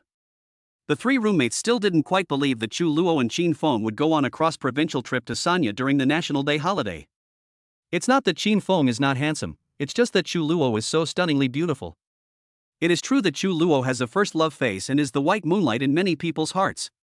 The truth is that Zhu Luo has developed a reputation for being too aloof, so it's hard to believe that she would suddenly go on a long trip with a boy from the School of Finance. If they said this was any girl from the Foreign Languages Department, they would believe it. If it was any girl from the Art Academy, they would have believed it too. But Zhu Luo? Aha, no, I won't believe it even if you kill me. I won't believe it even if the King of Heaven comes. Wang Dongliang, is this message of yours fake? I can do it too. I can just send it from another phone and change the contact person to the hotel. Li Shuchuan, do you think it's fun to forge such information? Just to make us drink more? Why bother? Wei Yining, Zhu Luo travels long distances with you? Goes out to stay in a 5-star hotel? You take all the good things in the world? I'm Qin Shi Huang, send me money. If it's true, how would you drink it? Shin Fong slapped the table. I don't believe I can't get you drunk today. I think you are just craving for wine. Want to get drunk before graduation? If I don't go to the emergency room of Binda Hospital to sleep today, it won't be 415. Wang Dongliang issued a military order. Okay, if Zhu Luo goes to Sanya with you, open another bottle of white wine and I will drink it all by myself. Li Shuchuan also risked his life. If you know Zhu Luo, I can finish a bottle of white wine in half an hour. Wei Yining exhaled a breath of alcohol. If you have Zhu Luo's contact information, I can finish a bottle of white wine in 5 minutes. Shin Fong was very satisfied after hearing this. He, since you are willing to die, I am willing to bury you. You guys won't turn back until you hit the wall. Don't blame me if you end up drinking and end up in the emergency room. Boss, 3 bottles of white wine for this table. Shin Fong stretched out his arm to greet the owner of the hot pot restaurant. The 180-pound bald fat boss of the hot pot restaurant immediately brought 3 bottles of white wine. Come on, brothers, listen to my advice. I see you've all drunk too much. Drink less. How many people get drunk during graduation season every year? This semester has just begun, why are you drinking to death? Wang Dongliang, I can't help it. My brother is bragging that he hooked up with the school beauty. Can uncle or aunt tolerate it? Li Shuchuan, if he cheated us, he would drink all 3 bottles by himself, and I would drink 1 bottle with him. Wei Yining, graduation season is here. This is our first farewell dinner. Let's set a good example so that our juniors can learn from us. This is how we should drink when we go to college. The hot pot restaurant owner patted Shin Fong on the shoulder and said with a smile, "Little brother, you are so handsome and talented, but you are dating after graduation? It's a twilight romance. Come on, get married soon." Shin Fong said with a smile, "Boss, don't worry. If we don't make a name for ourselves, we will make a splash. If we do, we will find the most difficult girl in the school." As he spoke, Shin Fong unlocked his phone with his face. Although my eyes are a little blurry after drinking. But Zhu Luo's avatar is easy to find. She now uses the cartoon images of the 2 children as her avatars, so they can be recognized at a glance. Moreover, Shin Fong set Zhu Luo as the top contact. He opened Zhu Luo's dialog box and clicked on the video call. The voice ringtone rang. Wang Dongliang, Li Shuchuan, and Wei Yining all stared at Shin Feng's phone screen with their eyes wide open. Zhu Luo's sighed. At 10 o'clock at night. She sat at the desk in front of the French window in her apartment. The window was half open, and the night wind was like water. She held her swan neck with one hand, her long hair just washed and hung down smoothly. She was wearing a round-necked white cotton pajamas, with her legs curled up on the chair. The snow-white feet were on the chair, without socks. With the other hand, I turned the mouse of my laptop and checked the PPT I made for class. My eyes kept scanning the screen of my phone, which was always filled with photos of children from the I Chin Shi Huang Send Money family group. Suddenly, the cell phone video ringtone rang. The caller ID showed that it was a video call from Chin Fong. Chu Luo was surprised. Normally, Chin Fong would not make video calls to her. Besides, it's so late at night, and it's very inconvenient to make a video call to a girl. Chu Luo pouted, "Is this guy drunk?" She went to the sofa, found a small blanket, wrapped herself tightly from the neck down, and clicked the answer button. Boom! The noisy voices on the other end of the phone came over, breaking the silence of the small apartment. The phone screen was shaking all the time, indicating that the owner of the phone was drunk. The screen showed a hot pot restaurant full of guests, with cups and plates in disarray and the scene bustling with activity. Chu Luo was a little angry when he saw that Chin Fong drank so much that the capillaries in his eyes turned red. He also saw Chin Fong turn the camera around and point it at his three roommates. One is a fat guy who looks like he weighs 300 pounds, one is a big-faced man with bangs wearing thick black-framed glasses, and one is a boy with narrow eyes like a bull terrier. The three boys looked at the beautiful face that appeared on the phone screen in disbelief. Everyone, including the hot pot restaurant owner, was shocked. The lotus emerges from clear water, naturally without any embellishment. Chu Luo doesn't wear any makeup and never does. But her eyebrows are green without any makeup, and her lips are red without any paint. She has a cool temperament, clear eyes, and a face like first love. Chin Fong, Chu Luo, say hello to everyone. Chu Luo, you are drunk. Chin Fong, hurry up, say hello to my three roommates, they are asking about you. Chu Luo, well, okay. Hello, don't let Chin Fong drink too much, go back to the dormitory quickly. Wang Dongliang, hi, beautiful lady, my name is Wang Dongliang, and I am Chin Feng's best friend. Li Shuchuan, Chin Fong said that you are going to Sanya for a trip during the National Day holiday. Is that true? Can you take me with you? I'll help you carry your luggage. Wei Yining, hello sister-in-law, don't listen to them. Chin Fong is my friend for life. Chu Luo stared at the phone screen speechlessly, thinking that Chin Fong must have exposed his relationship with him in front of his roommates.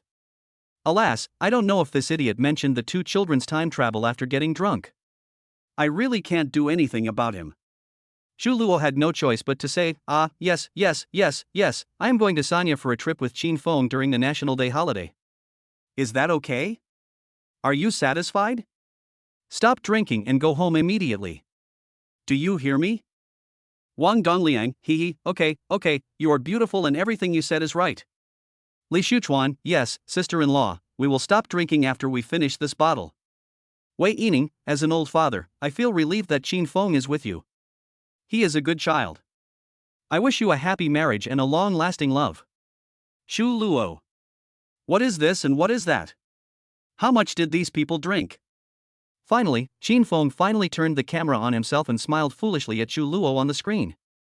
Chu Luo frowned, have you drunk too much? Are you okay? Do you want me to take you back to the dormitory? Chin Fong, who said I drank too much? I can still drink 1,000 cups without getting drunk. Chu Luo, hey, Shizuoxi in Hot Pot City, right? I'll pick you up. Chin Fong, okay, come on, have a drink. Chu Luo, dizzy, I'm sick. Chu Luo hung up the video call, started packing and getting dressed, preparing to pick up Chin Fong. While getting dressed, Chu Luo thought to himself that he actually quite hated men who drank.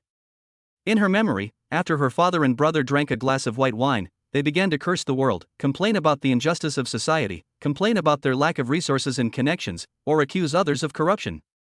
But just now, after Chin Fong drank, he smiled foolishly at her in front of the camera.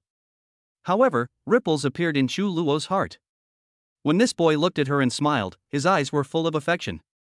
Chu Luo's heart was moved. My heart was moved. Chapter 47. If the girl agrees to travel with you. At the Shizuoxian Hot Pot restaurant, the three roommates had already finished a bottle of white wine. The main reason is that beautiful women are too stimulating for men. If there is a beautiful woman sitting at a drinking party, men will drink more. On a court, if there is a girl standing on the sidelines, men will play hard. In an office full of programmers, if there is a female programmer, the work will not be tiring. Even though Chu Luo only showed his face on the mobile phone screen, it was enough to make the three single men drink a bottle of white wine. The three roommates also expressed their congratulations and envy to Qin Feng. Wang Dongliang envied, "You are so good, brother Feng, you secretly chased the school beauty from the outer courtyard and got her?" Li Shuchuan envied, "Brother, I admit defeat. When it comes to picking up girls, you have to look no further than brother Feng, the most handsome guy in our school of planning. I, the second most handsome guy in the school of planning, admit defeat." Wei Yining enviously said, "All the boys in the university will be heartbroken tonight. You must take good care of Chu Luo, otherwise all the boys in the school will not agree. By the way, how far have you come?" "We haven't gone that far. We've only known each other for about 2 weeks, and we haven't even held hands," Qin Feng admitted honestly. Fortunately, he had a good alcohol tolerance and did not reveal the matter of the two children, otherwise it would have been too shocking. Wang Dongliang was surprised, "We haven't even held hands yet? Chu Luo agreed to travel to Sanya with you?" Li Shuchuan was shocked, "This is a long journey, and we've been away for many days. How many rooms did you book?" Wei Yining said shrewdly, "You know nothing. If a girl agrees to travel far away with you, just booking a room is enough, and she is implicitly willing to applaud for love with you. Seize the opportunity, brother Feng, you are the first person in our dormitory to get out of being single, and I silently wish you the best. Thank you all for your suggestions. Come on, keep your word and drink up the wine in your bottles. You won't deny the bet we made just now, will you?" Qin Feng suggested. "Dry. Let's go. Anyone who doesn't finish drinking is a grandson." So the three roommates finished the bottle of white wine in front of them in a flash. So when the beautiful Chu Luo hurriedly arrived at the Shizuixian hot pot restaurant at 10:30 in the middle of the night, the four of them were all drunk. One was mumbling incoherently, one was staggering from side to side, and one was lying on the table soundly asleep. Qin Feng was one of the more sober ones. Just as he was about to stand up to pay the bill, he saw that everyone in the hot pot restaurant turned their heads involuntarily to look at the door, as if there was a huge magnet at the door attracting people's attention. Yes, wherever a beautiful woman goes, she will always become the focus of everyone's attention. Qin Feng turned his head and saw a girl with long flowing hair, a slim figure and a pure appearance walking straight towards him. Qin Feng was still thinking, "When did I meet such a beautiful girl?" Until Chu Luo walked in front of him and supported his shaky body. Qin Feng then remembered, "Oh, it seems to be Chu Luo, the childless mother. Why did you come to pick me up?" "I'm fine." Qin Feng tried to break free from Chu Luo's arms. "Nonsense, you're drunk." Chu Luo grabbed Qin Feng's arm with both hands. "It's very dangerous for you to go out so late at night. Wait for me to pay the bill and take you home." Qin Feng did not forget to shoulder his responsibilities as a man even after getting drunk. "Have you forgotten that China is the safest country in the world? We have the 055 shield ship." Chu Luo said Qin Feng's words, and his two arms tightly grabbed one of Qin Feng's arms. "But you are so beautiful, the country will go to war for you." Qin Feng spoke incoherently. "Alas, I don't know who you learned these cheesy love words from," Chu Luo said with a frown. She took Qin Feng to the hot pot restaurant and paid the bill, totaling 880 yuan. Alcohol and beverage consumption accounted for 1/3 of this. When I printed the bill, I found that he drank 5 bottles of white wine. "Oh my god. Don't drink anymore. Do you want to drink yourself to death?" Chu Luo criticized. "Graduation is something you only get once in your life." Qin Feng laughed coolly. "Then you have to think about your wife and children." Chu Luo couldn't help but say. "Ah, yes." Qin Feng remembered, "I have a wife, I have children, I'm paying for you. Don't drink next time." Chu Luo persuaded obediently. "Okay, I'll listen to you. I'll take you home first." Qin Feng agreed, and was dragged by Chu Luo's arm, staggering out of the hot pot city. He suddenly remembered something and turned around and said, "No, I have 3 roommates. I need to send them to the emergency room. Please call 119 for me." Chu Luo looked back and saw Qin Feng's 3 roommates closed their eyes, stood up bravely, supported each other, and staggered out of the hot pot restaurant together with firm conviction. They were all very excited when they saw Chu Luo, the real person, holding Qin Feng's arm. "Hi, hello Chu Luo, goodbye Chu Luo." Sister-in-law, we finally meet. Qin Feng is so lucky to know you. Don't worry about us, we are fine, you can go back and get some rest first. Xu Luo nodded. Well, then you guys be careful, I'll take Qin Feng away. As he said that, Xu Luo forcibly dragged Qin Feng back to his loft apartment, intending to get him something to sober him up. The three roommates, with their mouths wide open, watched Qin Feng and Xu Luo's pretty backs disappear into the night in the distance before they each sighed. Well.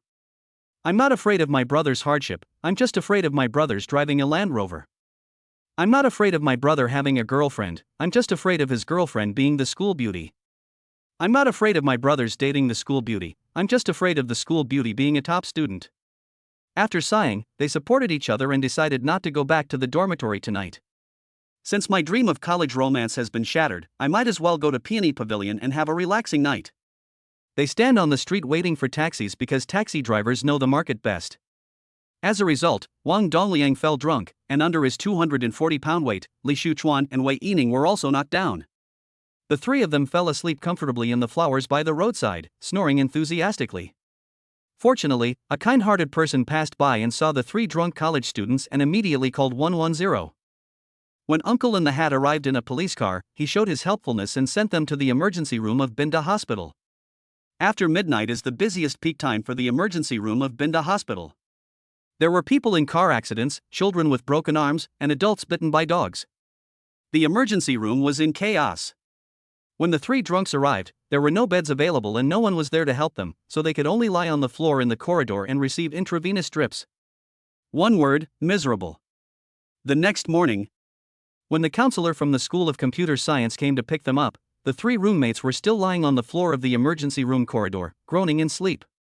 Of course, they vomited all over the floor in the middle of the night, causing the cleaning lady to curse while cleaning. The 35-year-old female counselor was furious. I swear, you three, you drank so much that you ended up in the emergency room? Isn't that shameful? I'm warning you once. If you drink like this again next time, I'll give you a serious warning, or even put you on probation. Nurse, hello, are you the counselor? Their medical bills have not been paid yet. Can you pay them first? Counselor, I am so angry. Wang Dongliang, Li Shuchuan, Wei Yining, I'm changing this to a severe warning. Next time, just stay and check. Also, why didn't Qin Feng from your dormitory end up in the emergency room? He's so well behaved. The three roommates opened their eyes in confusion, not understanding how they ended up in the emergency room. What happened last night, I can't remember. I remember that he made a bet with Qin Feng that if he could catch up with Xu Luo, they would also go to Sanya for a trip. Did Qin Feng leave on his own later, or was he picked up by someone? Forgot. Time goes back to last night. Xu Luo carried Qin Feng's heavy arm and returned to his rental house in the dark night. Open the door. Chapter 48, Hangover at Xu Luo's house. After opening the door, Xu Luo supported the heavy Qin Feng into the dark apartment. Click, click, click. As usual, she turned on all the lights in the room. Then she used all her strength to throw Qin Feng onto the sofa in the living room. Go away. Watching Qin Feng collapse on her small sofa like a falling jade mountain. She was worried that the small sofa would be fragile and would collapse under Qin Feng's weight. Oh my god, you're so heavy, you're going to crush me to death. Xu Luo complained, tidied his hair, straightened his clothes, and stretched his sore shoulder muscles. Qin Feng smells too much of alcohol. Xu Luo even felt that she was covered in the smell of Qin Feng's alcohol and sweat from when she supported him just now. Xu Luo wrinkled his nose and felt that he had to take another shower to wash off the smell of sweat on Qin Feng's body. Xu Luo squatted in front of the sofa, looked at the unconscious Qin Feng, and patted his handsome face. Hey, Qin Feng? Wake up, I'll make you some hangover soup, drink it before you go back to sleep. Hey. Do you hear me? Drunkard. You idiot.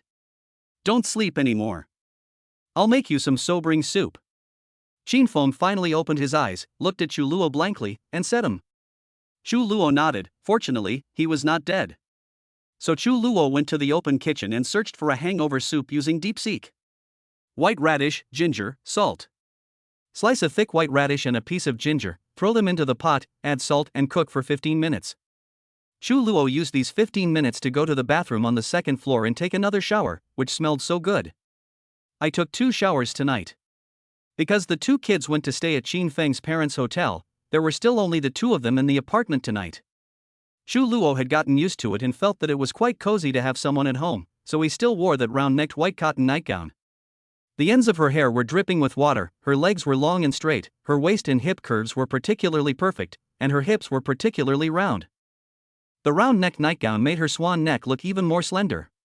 After she went downstairs, she went to the kitchen, brought out a bowl of white radish soup, and placed it on the coffee table in front of the sofa. When he turned around, he found Qin Feng sitting on the sofa, his eyes half closed, his face exhausted, waiting for his soup. Shu Luo, oh, you scared me, why did you sit up? Qin Feng, where are Wang Dongliang and the others? Shu Luo, Wang Dongliang? Who is Wang Dongliang? Qin Feng, my roommates. Shu Luo, they should go back to the dormitory. Qin Feng, oh?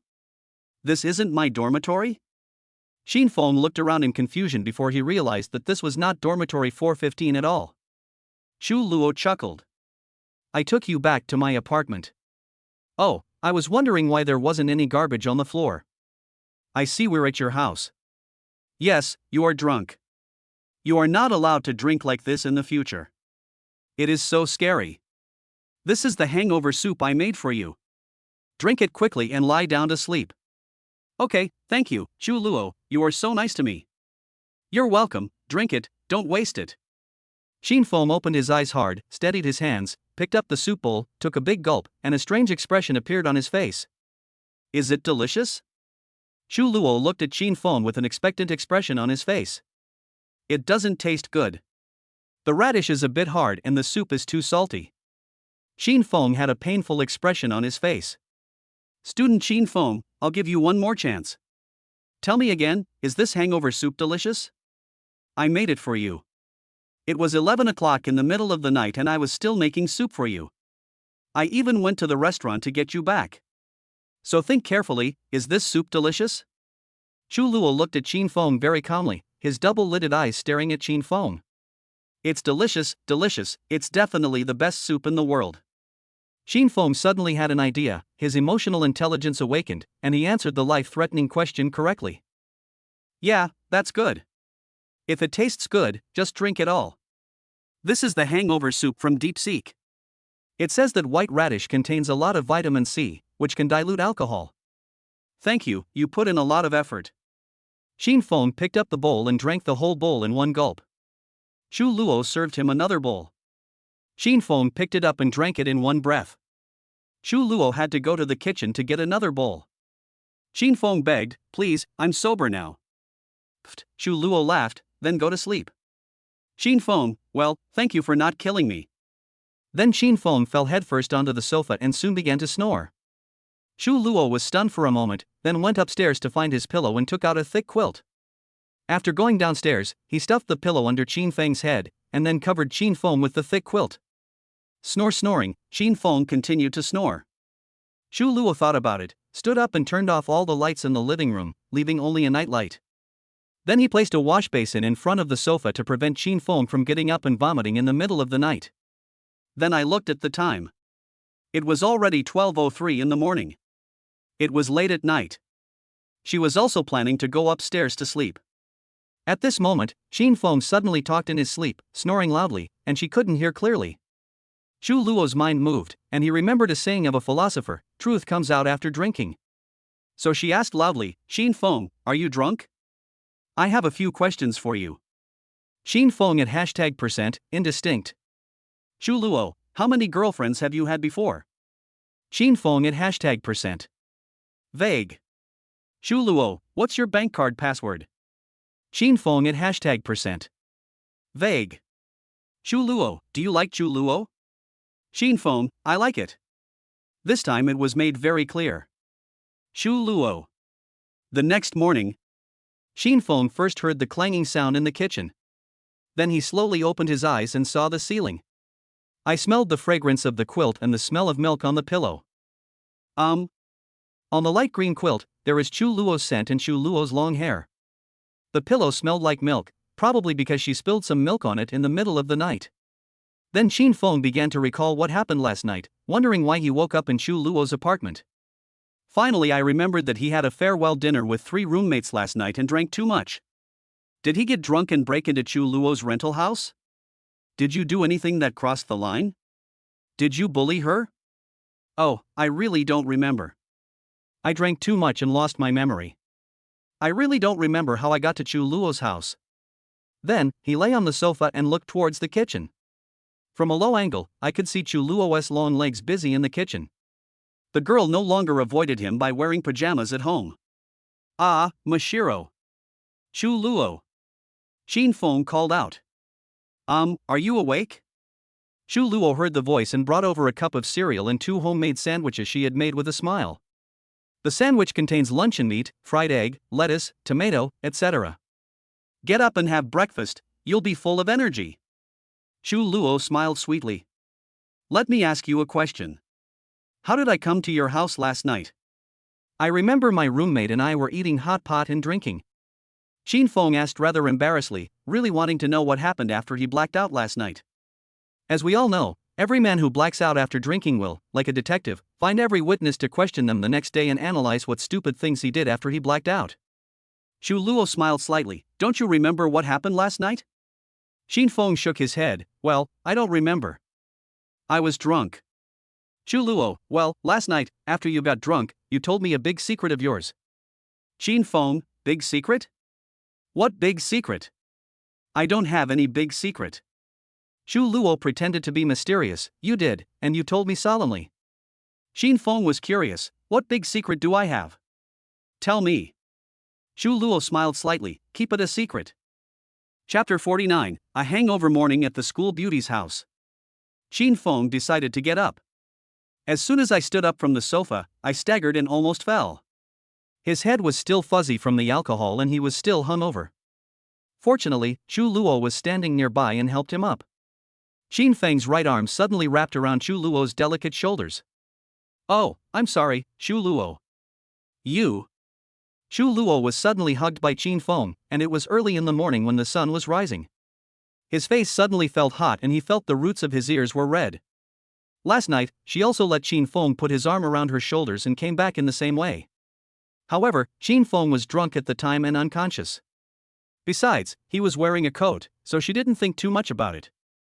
But now, Chu Luo was still wearing that tight round neck white nightgown. 2 snow-white arms, a pair of long legs, and a very long swan neck. The fabric was very thin, and she could keenly sense Chin Feng's strong physique.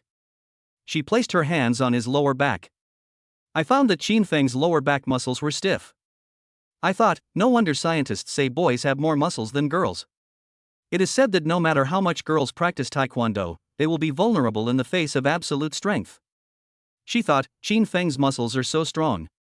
After Chu Luo helped Chin Feng, he pushed him away forcefully. She said coquettishly, hurry up and wash your face and have breakfast, stop making trouble. Chin Feng said wrongly, I'm not making a fuss, I'm still dizzy. Humph, don't drink like this next time. I'll control you from now on. Okay, next time you come to the farewell dinner, I won't drink a single sip of wine. Just join if you want to. I'm also a senior, so who would be afraid of a farewell dinner? Chu Luo curled his lips.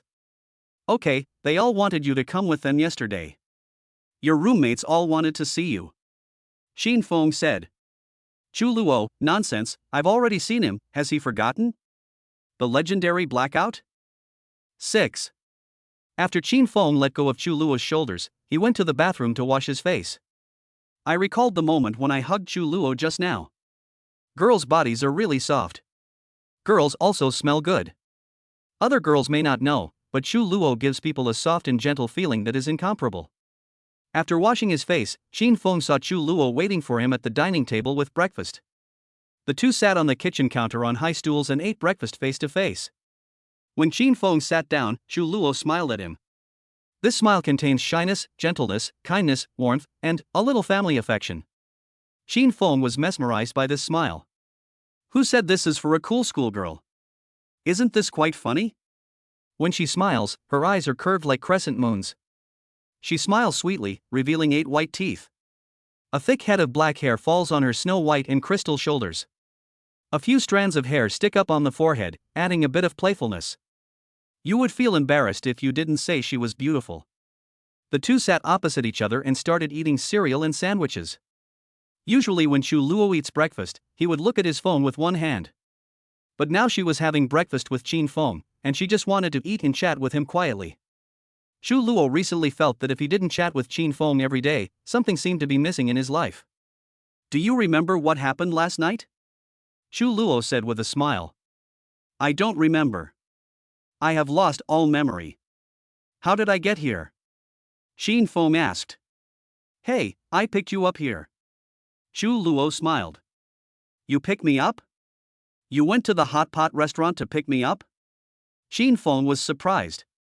Yes, after we got there you were still drinking. You all slumped over the table, all drunk and slurring your words. I paid for it, a total of 880 yuan. Remember to reimburse me. Oh, you paid for it? I'm so sorry, I'll transfer it to you later. Yeah, it's okay. Then you picked me up and brought me back. Did I throw up on the way? No. Did I talk nonsense? Nonsense? What nonsense are you talking about? Boys always talk nonsense when they're drunk. I didn't say anything excessive, did I? Haha, I told you, you kept talking to me about international politics, things like all under heaven belongs to the king, this has been our territory since ancient times, the Chinese nation is full of martial virtues, haha. Chu Luo said this while laughing so hard that he bent over. It was rare for Qin Feng to see Chu Luo smile like this. After Chu Luo finished laughing, he was stunned for a moment, then laughed again. Well, she felt that she hadn't laughed so happily in a long time. What is the best state for a girl? It means being able to laugh without restraint, to laugh without any worries, to have a good laugh and forget all the troubles. Chu Luo suddenly realized that he had finally achieved the state he had always wanted. Her depressed, incompatible, cold and resentful state had disappeared. It's amazing. After laughing, Chu Luo opened his bright eyes and quietly finished his breakfast. Finally, he raised his head and smiled at Qin Feng, saying, "This is good." Qin Feng was eating the last bite of his sandwich. After hearing what Chu Luo said, he asked in astonishment, "What's good?" Chu Luo paused and said softly, "With 2 children, you and your parents, this life is pretty good." This sentence contains a lot of meanings. After listening to it, Qin Feng carefully pondered the meaning of this sentence.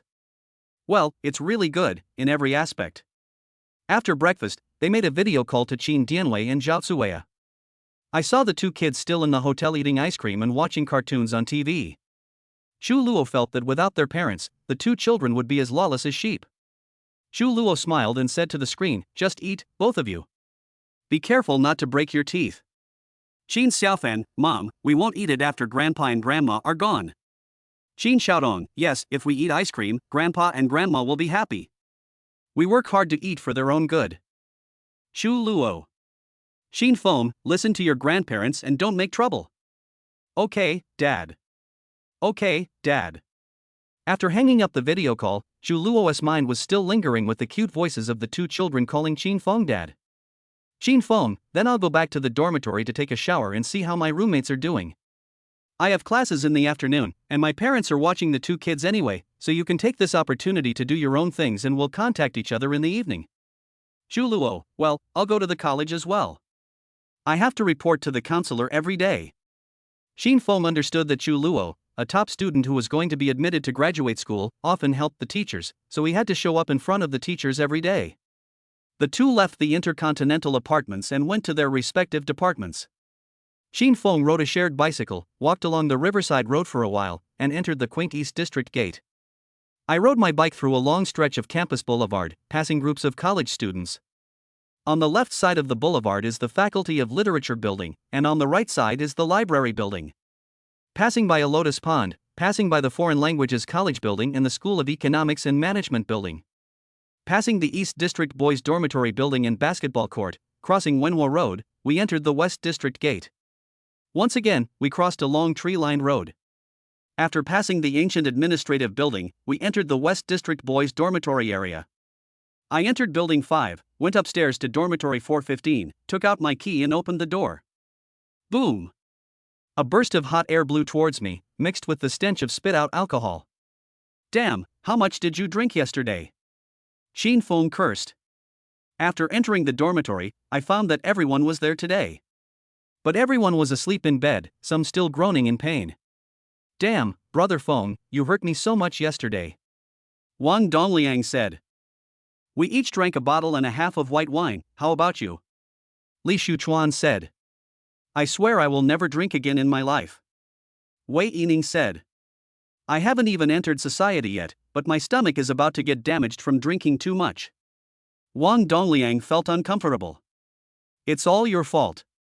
You insisted on bragging that you had chased the beauty from East District Foreign Languages College, but in the end we didn't even get to see her and we all drank ourselves to death. Li Shuchuan complained. Also, where did you go last night? We all spent the night in the emergency room, where were you? Wei Yining complained. Qin Feng? Last night? I went to Chu Luo's house to sleep. She also said that when she came to pick me up at Hotpot City, she met you all, and you all greeted her warmly. 3 roommates? Have we seen Chu Luo, the legendary school beauty? How come we have no memory at all? Is it the same as not meeting at all? I don't even know what she looks like or how many eyes and noses she has. It is said that seeing is believing when seeing the beauty of a foreign language college. If we meet after we lose our memory, does it mean we have met or not? Chapter 50 Chu Luo is slowly changing. The 3 roommates were all heartbroken and stamped their feet and beat their chests. Chu Luo is a person that everyone usually talks about. It is a name that basically every student of Binhai University can call out. Everyone remembers her image of being the first to come out at the Universiade wearing the white dress of first love and holding a sign. That image is unforgettable in the hearts of every college student. Not to mention the boys, even the girls think she is stunningly beautiful. Such a god-level figure actually came to the Shizuixian Hot Pot restaurant last night to pick up Qin Feng and take him back to his apartment to sleep? Such a god-level figure actually greeted them face-to-face last night? However, they were so drunk that they had no recollection of the incident. Ah, I fainted in the toilet crying. Wang Dongliang said firmly, no, this kind of meeting doesn't count. Li Shuchuan, yes, Chu Luo is really your girlfriend? When did you catch her?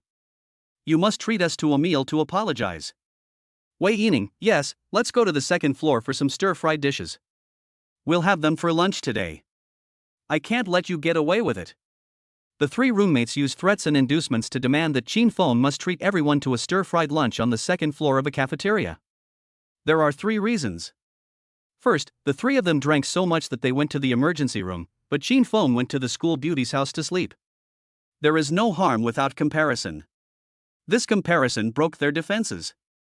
Why did they sleep all night on the marble floor of the emergency room corridor? Spurned by the doctor, cursed by the cleaning lady, warned by the counselor? However, Qin Feng spent the whole night in the sweet embrace of the schoolbell's home. Although Qin Feng said, who said that? I also slept on the sofa in Chu Luo's house. Wang Dongliang, TSK, who would believe that? Li Shuchuan, I am Qin Shi Huang sending money. Wei Yining, you are so handsome, how can the school beauty let you sleep on the sofa? What a waste. Qin Feng. Second, the 3 roommates were all solos, but Qin Feng caught up with the campus beauty at the end of his senior year. It would be fine if everyone was single, but why did you start secretly? Besides, it's fine if you date an ugly girl from the computer school. No one will be jealous, and they will even make fun of you every day. The whole dormitory was filled with endless fun. But why did you pursue Chu Luo from the Foreign Languages College? And you still say that you are not guilty of a heinous crime? Isn't this killing people and destroying their hearts? Qin Feng, I didn't pursue Chu Luo, we just had to be together for some reason. Wang Dongliang, did you listen to what people said? Li Shuchuan, damn, I received 10,000 critical hits. What's the reason? I wanted to. Wei Yining, you didn't pursue her? She pursued you? Damn, you stole a beautiful flower. You have to pay for this meal. Then, at noon, Qin Feng and his 3 roommates lazily went to the 2nd floor of a cafeteria. We sat at a table for 4 and ordered pickled fish, boiled pork, spicy chicken, twice-cooked pork, and cauliflower soup. While waiting for the food, Wang Dongliang, who was very smart, suddenly said with enlightenment, "Hey, that's not right." Li Shuchuan, what's wrong? Wang Dongliang, since Qin Feng's girlfriend is Chu Luo, why not invite Chu Luo to eat together? Wei Yining suddenly realized, yes, that's right, brother Feng, since Chu Luo is your girlfriend, invite her over for dinner. You don't have to pay for the meal, I'll pay for it. Wang Dongliang, I'll pay. If the beautiful schoolgirl Chu Luo can come, I'll treat you. I can even add 4 more dishes. Li Shuchuan, don't compete with me for anything. If Brother Feng has taught his girlfriend, I will treat you to shark fin, abalone, deer antler, ginseng, fish glue, lobster, bear paw, and Arctic clam. Xin Feng. This is the first time I discovered how generous my roommates are. He thought about it and felt that Chu Luo should have nothing to do at noon. Anyway, the 2 kids are not at home for lunch, so she also eats in the cafeteria. I wonder if she would be willing to have dinner with her roommates if I call her now. However, given this girl's aloof personality, she probably doesn't want to mingle with the rest of the world. So Qin Feng refused and said, "Forget it, why didn't you tell me earlier? How can you invite someone to dinner at the last minute? That's rude. Please invite them formally next time." Wang Dongliang, "Oh, she's my girlfriend, why would there be so many explanations?" Li Shuchuan, "That's right, you can't call her out, right? Could it be that she didn't come last night?" Wei Yining, "Yes, I am also confused about what happened last night. It seems that I had a video call with Chu Luo, but it also seems that I didn't. Maybe it was all a daydream." Xin Feng, "Fuck, you broke your promise. Have you forgotten that you drank a bottle of white wine last night just because you had a video call with Chu Luo? You forgot it in a blink of an eye? You have a pig brain." In any case, Xin Feng still made a video call. In case Chu Luo had not gone to the cafeteria yet, he might as well call him over to the West District cafeteria for a quick meal. Beep beep. "Hello, Xiao Qin, what's up?" Chu Luo's smiling face appeared on the phone screen. A pair of captivating peach blossom eyes with a charming smile. She smiled sweetly, still showing her white teeth, and there was a dimple at the left corner of her mouth. It is commonly known as dimples. It's rare for a girl to smile so sweetly. First of all, you must have perfect apple cheeks. You need to have straight teeth. Third, the mouth cannot be too small. Fourth, grasp the arc of the smile. Qin Feng actually rarely saw Chu Luo smile like this. I had breakfast with her this morning and it was the only time I saw her smile like this. Qin Feng suddenly realized that Chu Luo was slowly changing after she started dating him. She is changing from a cold, closed, negative, detached, melancholy girl to become a passionate, open, positive, worldly and optimistic girl. "Hi, Chu Luo, say hello to my 3 roommates. They asked about you." Xin Feng said. "Oh, okay. Hello, Xin Feng's roommates, I'm sorry I didn't eat hot pot with you last night. I'll make it up to you next time." Chu Luo spoke enthusiastically on the phone screen and kept waving. Wang Dongliang and several other roommates were dumbfounded. What's going on? ISNT, it said that this foreign languages college campus beauty is very cool? This girl is obviously more friendly than all the girls in the School of Computer Science combined. Wang Dongliang said seriously, "Hello Chu Luo, we are eating stir-fried dishes in the cafeteria, do you want to come?" Li Shuchuan sat upright and said, "We were rude last night. We should have invited you, a family member, to attend in advance." Wei Yining, Qin Feng said he could invite you to eat stir-fried dishes together, but we didn't believe it. Do you believe it? Chu Luo laughed so hard that his body shook with laughter, and said with a pursed smile, "Why didn't Qin Feng ask me out earlier? I'd love to go, but I'm sorry. I am having dinner with 2 other teachers in the staff cafeteria. How about this, you invited me twice and I broke my promise both times, how about I pay for this meal? I'll send Qin Feng a red envelope as my treat. See you next time. Bye." As he spoke, Chu Luo turned his camera around and took a picture of the 2 teachers in the staff cafeteria in the East District. Sure enough, she was eating with the teachers, so she definitely couldn't come. The 3 roommates really didn't expect Chu Luo to be so easy to talk to. Approachable, amiable, reasonable, moderate, neither humble nor overbearing. She is not the ice beauty as people say. Not long after, there was a ding-dong sound, and Qin Feng's phone received a transfer of 100 yuan from Chu Luo. Chu Luo left a message saying, "Please treat your roommates to some stir-fried dishes, it's on me." The 3 roommates cried with envy. Where can I find such a good girlfriend? Emotionally stable, extremely good-looking, high IQ and EQ, and well-behaved. Please, kill them both. Yes, both of them. I'm full of this wave of dog food. I'll just knock you 2 down from now on, okay? Stop feeding me. Chapter 51 Promise to bring Chu Luo back for the new year. After several contacts, Wang Dongliang and other roommates accepted the fact that Qin Feng and Chu Luo were together. The evidence is irrefutable. It is estimated that the two of them have already done it secretly, and it is not something they can tell outsiders. But my roommates were convinced of their defeat and were completely impressed. Because Qin Feng is handsome and is the type that girls like very much. When Qin Feng walks around campus, girls often ask for his contact information.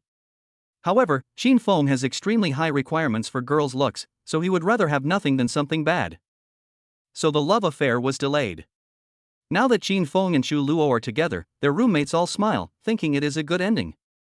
However, Qin Feng's parents, Qin Dianwei and Zhao Cue, have been exhausted these days. The two were only about 48 years old when they suddenly realized that their imagined wonderful life of raising their granddaughter after retirement was actually very mentally and physically demanding. At the beginning, they loved taking Fan Fan and Tong Tong to the park to play. Later, they found that the children ran too fast and they could not keep up, which made them easily get into danger. They couldn't imagine how they could take care of these two little kids after they were 60 years old. They would disappear when they were put on the ground. Then they found that it was easiest to go shopping with two children. Because the supermarket has a children's toy area and a play area, Xiao Tongtong can play on the slide and Fan Fan can sit in the reading area and read Harry Potter for an afternoon. They are very well behaved. Most importantly, you will meet other parents or grandparents with children in the supermarket play area. Qin Dianwei and Zhao Cui like to talk to them about the next generation the most. Oh, is this your granddaughter? Yes. What a beautiful friend, like a porcelain doll. Yes. My son found a beautiful wife with a high level of education. Big eyes, double eyelids, and very fair skin. How old are you? The younger one is 5 years old, and the older one sitting over there reading is 9 years old. Wow, let me see. Wow, that older girl is so pretty, with such long legs. She will definitely grow taller in the future. Yes, the child's mother is tall. I envy you two little ones, China Merchants Bank. Unlike us, we have two sons and we need to buy them houses in the future. Oh, it's a headache. Ha ha ha ha ha ha. This is how Qin Dianwei and Zhao Cui talk to others every day. I love hearing people praise Fan Fan and Tong Tong for being good looking and well behaved. At the same time, they also discovered a truth: never act on your own and buy different things for your two granddaughters. Once, Qin Dianwei bought a red hairpin and a pink hairpin of the same style. As a result, Fan Fan and Tong Tong cried and fought for the whole afternoon, both fighting for the pink hairpin. Qin Dianwei had no choice but to go back to the store to return the product and exchange it for two identical pink hairpins. Now the two sisters understood each other, lived in peace, and became as close as sisters. 7 days passed quickly, and it was time for Qin Dianwei and Zhao Cue to return home. After all, they had to go back for surgery, so they had to leave no matter how reluctant they were. It was Sunday noon that day. Qin Feng drove his little white dirty car to take his parents to Binhai Airport. Chu Luo also brought his two children to take his grandparents to the airport. This girl has treated the passenger seat as her own exclusive seat. Not only has the seat been adjusted to her preferred height and front to back distance, but it can also perfectly accommodate her long legs. Yes, because Chu Luo is 168 centimeters tall and has very long legs, the seat cannot be too close to the glove box, otherwise his long legs will have nowhere to rest. And the glove box, which is also a storage drawer, is filled with Chu Luo's female stuff. There are 2 lipsticks, a small mirror, eye drops, contact lens case, gel pens, dry tissues, wet tissues, a small comb, a large comb, and some black rubber bands for tying hair.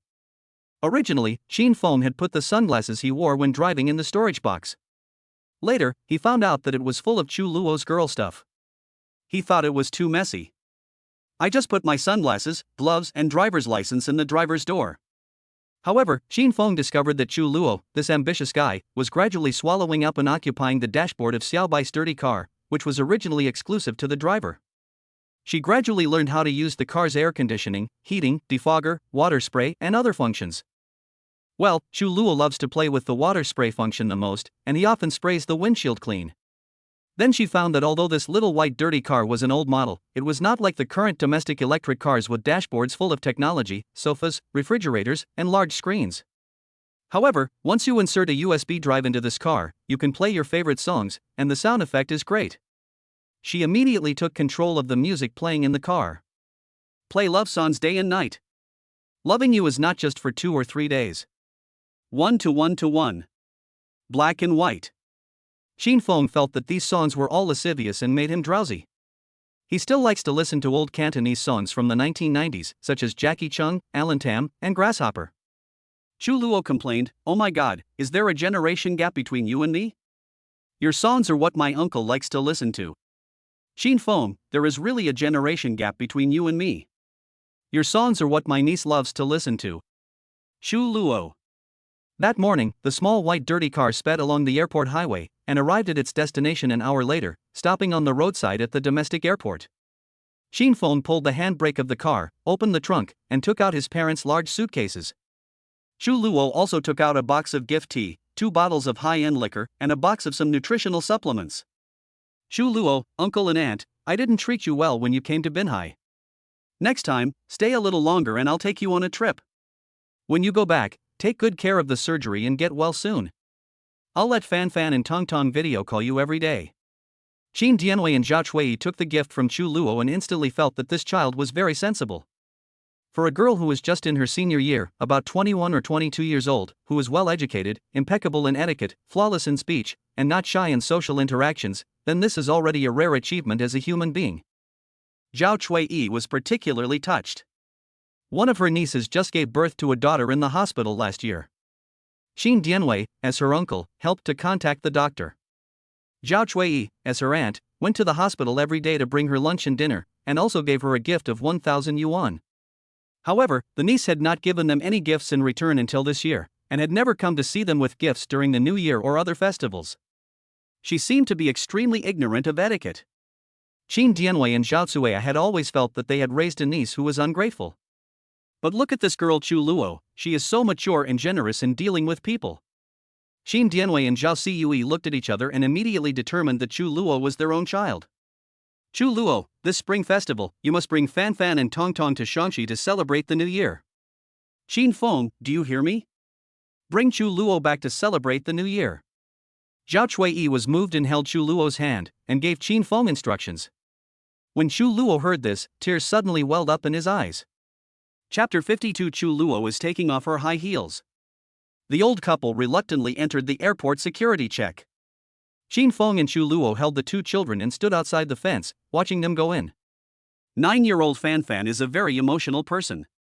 When he saw his grandparents walking away, he started to sob. Woo woo. I miss my grandparents so much. I really don't want them to leave. I hope we can be together every day. 5-year-old Tong Tong didn't cry, but kept wiping her sister's tears, almost digging her sister's eyeballs out. Sister, don't cry. You can go to Grandpa and Grandma's house during the new year and see them. Tong Tong stood on tiptoe to help her sister wipe her tears. Sister! Don't poke my eyes. Fan Fan hurriedly dodged. Chu Luo felt both sad and funny. He squatted down, hugged his eldest daughter and said, Fan Fan, what's wrong? Do you miss your grandparents? Fan Fan nodded, yeah, woo woo woo. Mom, I'm fine, I just like to cry. Chu Luo took a tissue to wipe her daughter's tears and said, don't cry. Mom will take you and your sister to your grandparents' house during the new year, okay? Yeah, okay, wow. After leaving the airport, Xin Feng drove Chu Luo and the children home.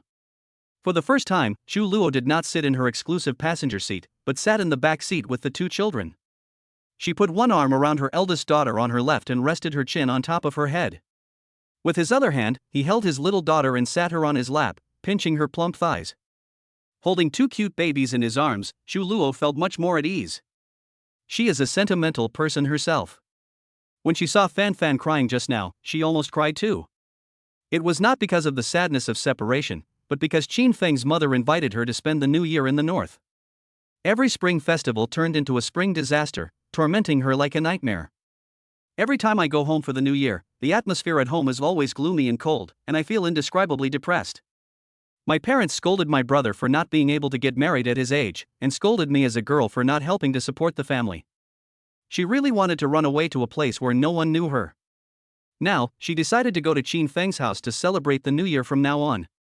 No one can stop her and she has nothing to worry about. At this moment, she was holding 2 children in her arms. A song called Crying was playing in the car. It was her favorite song. The beautiful and sad piano accompaniment and Fan Xiaoshuan's singing voice came out.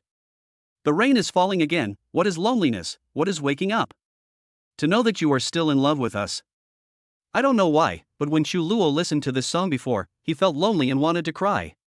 But now, holding my two daughters in my arms and looking at Qingchuan passing by outside the car window, I was crying with happiness and warmth. 2 lines of tears fell right on my sister's furry little head. Tong Tong felt her hair was wet and touched it. Oh, Mom, why are you crying? Mom didn't cry. Your tears are flowing, let me wipe them for you. Sister, don't pick my eyes. Mom, do you hate separation too? Ha, are you 5 years old? Why do you speak so fluently? Chu Luo laughed. Can a 5-year-old really say something so poetic? Xin Feng was driving in front and heard it, and said with a smile, these are all lines from cartoons. My sister often says lines from cartoons and asks me to act with her. Chu Luo smiled and rubbed the child's head, I give up. After leaving the airport, the 4 went home and had a simple lunch. Today is Sunday, and Chu Luo has to go to the training center for a 3-hour class in the afternoon. When the 2 children heard this, they were very excited and jumped up and said, I have to take my mother to class this afternoon. I also have to take my mother to class in the afternoon. Chu Luo smiled and patted their heads. I know that the 2 little guys are so keen to send me off mainly to go to the KFC restaurant next to the training center. Qin Feng would definitely take them there to eat hamburgers, french fries, apple pie or something, and play on the slide. Chu Luo was a new mother and was very strict about her child's eating and drinking. Qin Feng, you can't always take them to eat junk food, especially Coke. Little girls can't drink Coke. Douyin said that if children drink too much Coke, they will develop prematurely. Some children have their periods at the age of 9. Qin Feng, I understand. Then I'll take them to the park next door to blow bubbles and do more outdoor activities. Chu Luo, well, that's fine. At around 2 o'clock in the afternoon, Qin Feng drove Chu Luo to work. This was Chu Luo's first time riding in a private car to work, and it felt quite magical. In the past, she either took the subway to work or took the bus. Her favorite seat on the bus was a raised seat behind the wheels. She would look out the window at the hustle and bustle of the big city, and at the people in the low private cars next to her while waiting at red lights. She would often fall into deep thought. In such a prosperous Binhai city, who would buy a private car? She often peeked at people sitting in private cars, some of whom were playing with their cell phones, some were chatting, some were smoking, some were taking off their high heels, and some were putting milk tea on the cup holder of their private cars. At that time, she had been dreaming about the day when she could drive her own car to and from get off work. She would be very happy and would not have to suffer from the crowds. Now, she finally sat in the passenger seat of a private car and went to work for the first time. The joy is beyond words. She also wanted to take off her high heels, buy a cup of Starbucks and put it on the drinks tray, and open the car window and stretch her hands out, letting her palms form a C to catch the wind. How comfortable that would be. So Chu Luo suddenly smiled and said, Xin Feng, I want to do something, I wonder if you mind. Xin Feng was concentrating on driving.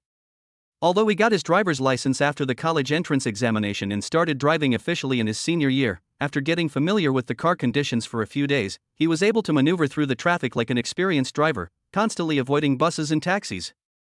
What do you want to do? Elope? Xin Feng asked. No, I want to take off my high heels and put my feet on the dashboard. Chu Luo said, and then he chuckled. Does that make you look like a teacher? Xin Feng said seriously. Forget it if it doesn't work. Chu Luo's eyes turned into crescents with laughter. Okay, take them off. Do your feet stink? It stinks. Let me take it off so you can smell it. Come, taste it. Is it really possible? This was a wish I had when I was a child, that when I took a private car, I would take off my shoes and sit on the seat barefoot.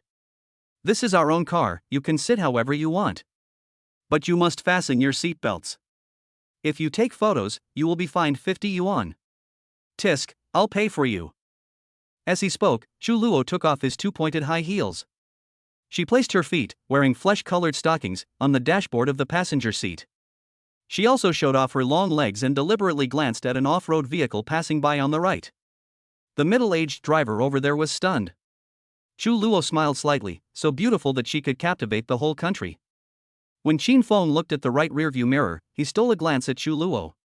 Wow, the school beauty's feet are really beautiful, light and small. The school beauty's flesh-colored stockings and long legs are also plump, straight and slender. Let's just say, Chu Luo, what's the point of you doing this? Chu Luo burst into laughter after hearing this and pinched Qin Feng's arm with one hand. Chapter 53 Chu Luo's dimples are not random. Qin Feng drove to the training center building, braked, turned on the right flasher, and pulled over to the side of the road. Chu Luo took her computer bag, put on her high heels, opened the door and got out of the car gracefully. It is said that when beautiful women get off a car, they first stretch out their legs and then get down gracefully. Chu Luo did just that. She was wearing a gray suit and skirt today, looking very charming. First she showed off her legs, then she turned around and smiled at Qin Feng and the kids, and finally she slammed the door shut. Because it wasn't an electric suction door, she had to slam it shut. She made a second-hand domestic car worth less than 50,000 yuan look like a 2 million yuan sports car. It happened that the students of the training center were rushing to attend classes on time, and they entered the training center building from all directions to attend classes. Everyone witnessed Chu Luo's stunning appearance, and they were all dumbfounded. Wow, look, it's our beautiful English teacher. Oh my god, she is so beautiful. Her husband drove her here? She is so lucky. I'm so envious. What kind of car does her husband drive? Can he hook up with teacher Chu Luo by driving such a high-end car? Then my brother drives a BMW 5 Series, can we try to poach her? Teacher Chu Luo is extraordinary and extraordinary. He cannot be defeated by a BMW 5 Series. I bet that teacher Chu Luo's husband must be very handsome and has fascinated teacher Chu Luo. Last time her husband came to the classroom to pick her up. Didn't you see him? He was so handsome. The two of them were so sweet. Teacher Chu Luo is so young but she already has a husband? Ah, the training center, give me back my money. I don't want to learn anymore. Chu Luo followed the crowd of students into the training center building. When he passed the front desk, the girl at the front desk saw Chu Luo and shouted, Teacher Chu Luo, wait a minute.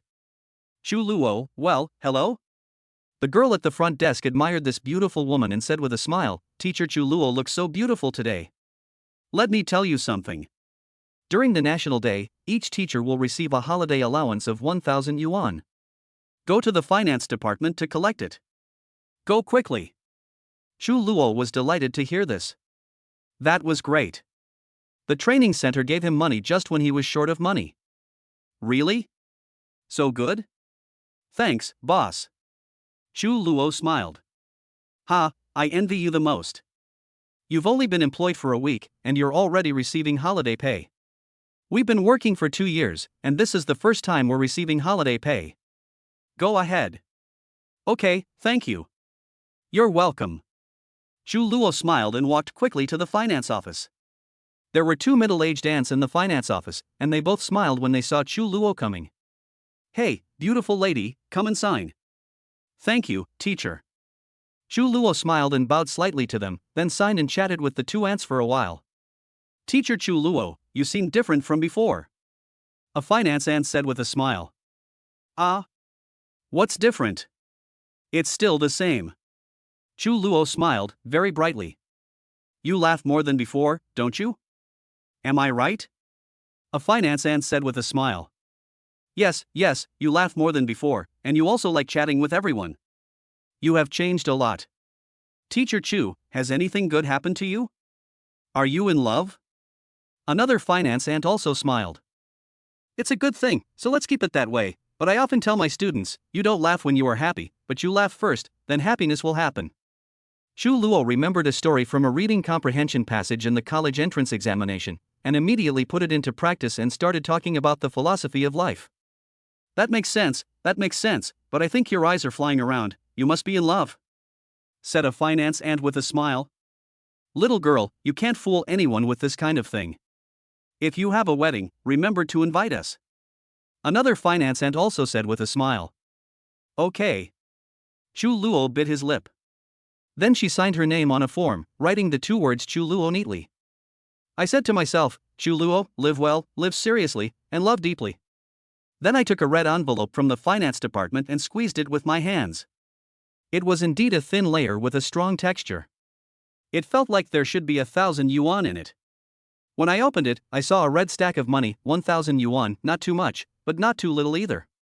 The first thought that came to Chu Luo's mind was to buy a new pair of shoes for each of the two children, and a shirt for Qin Feng.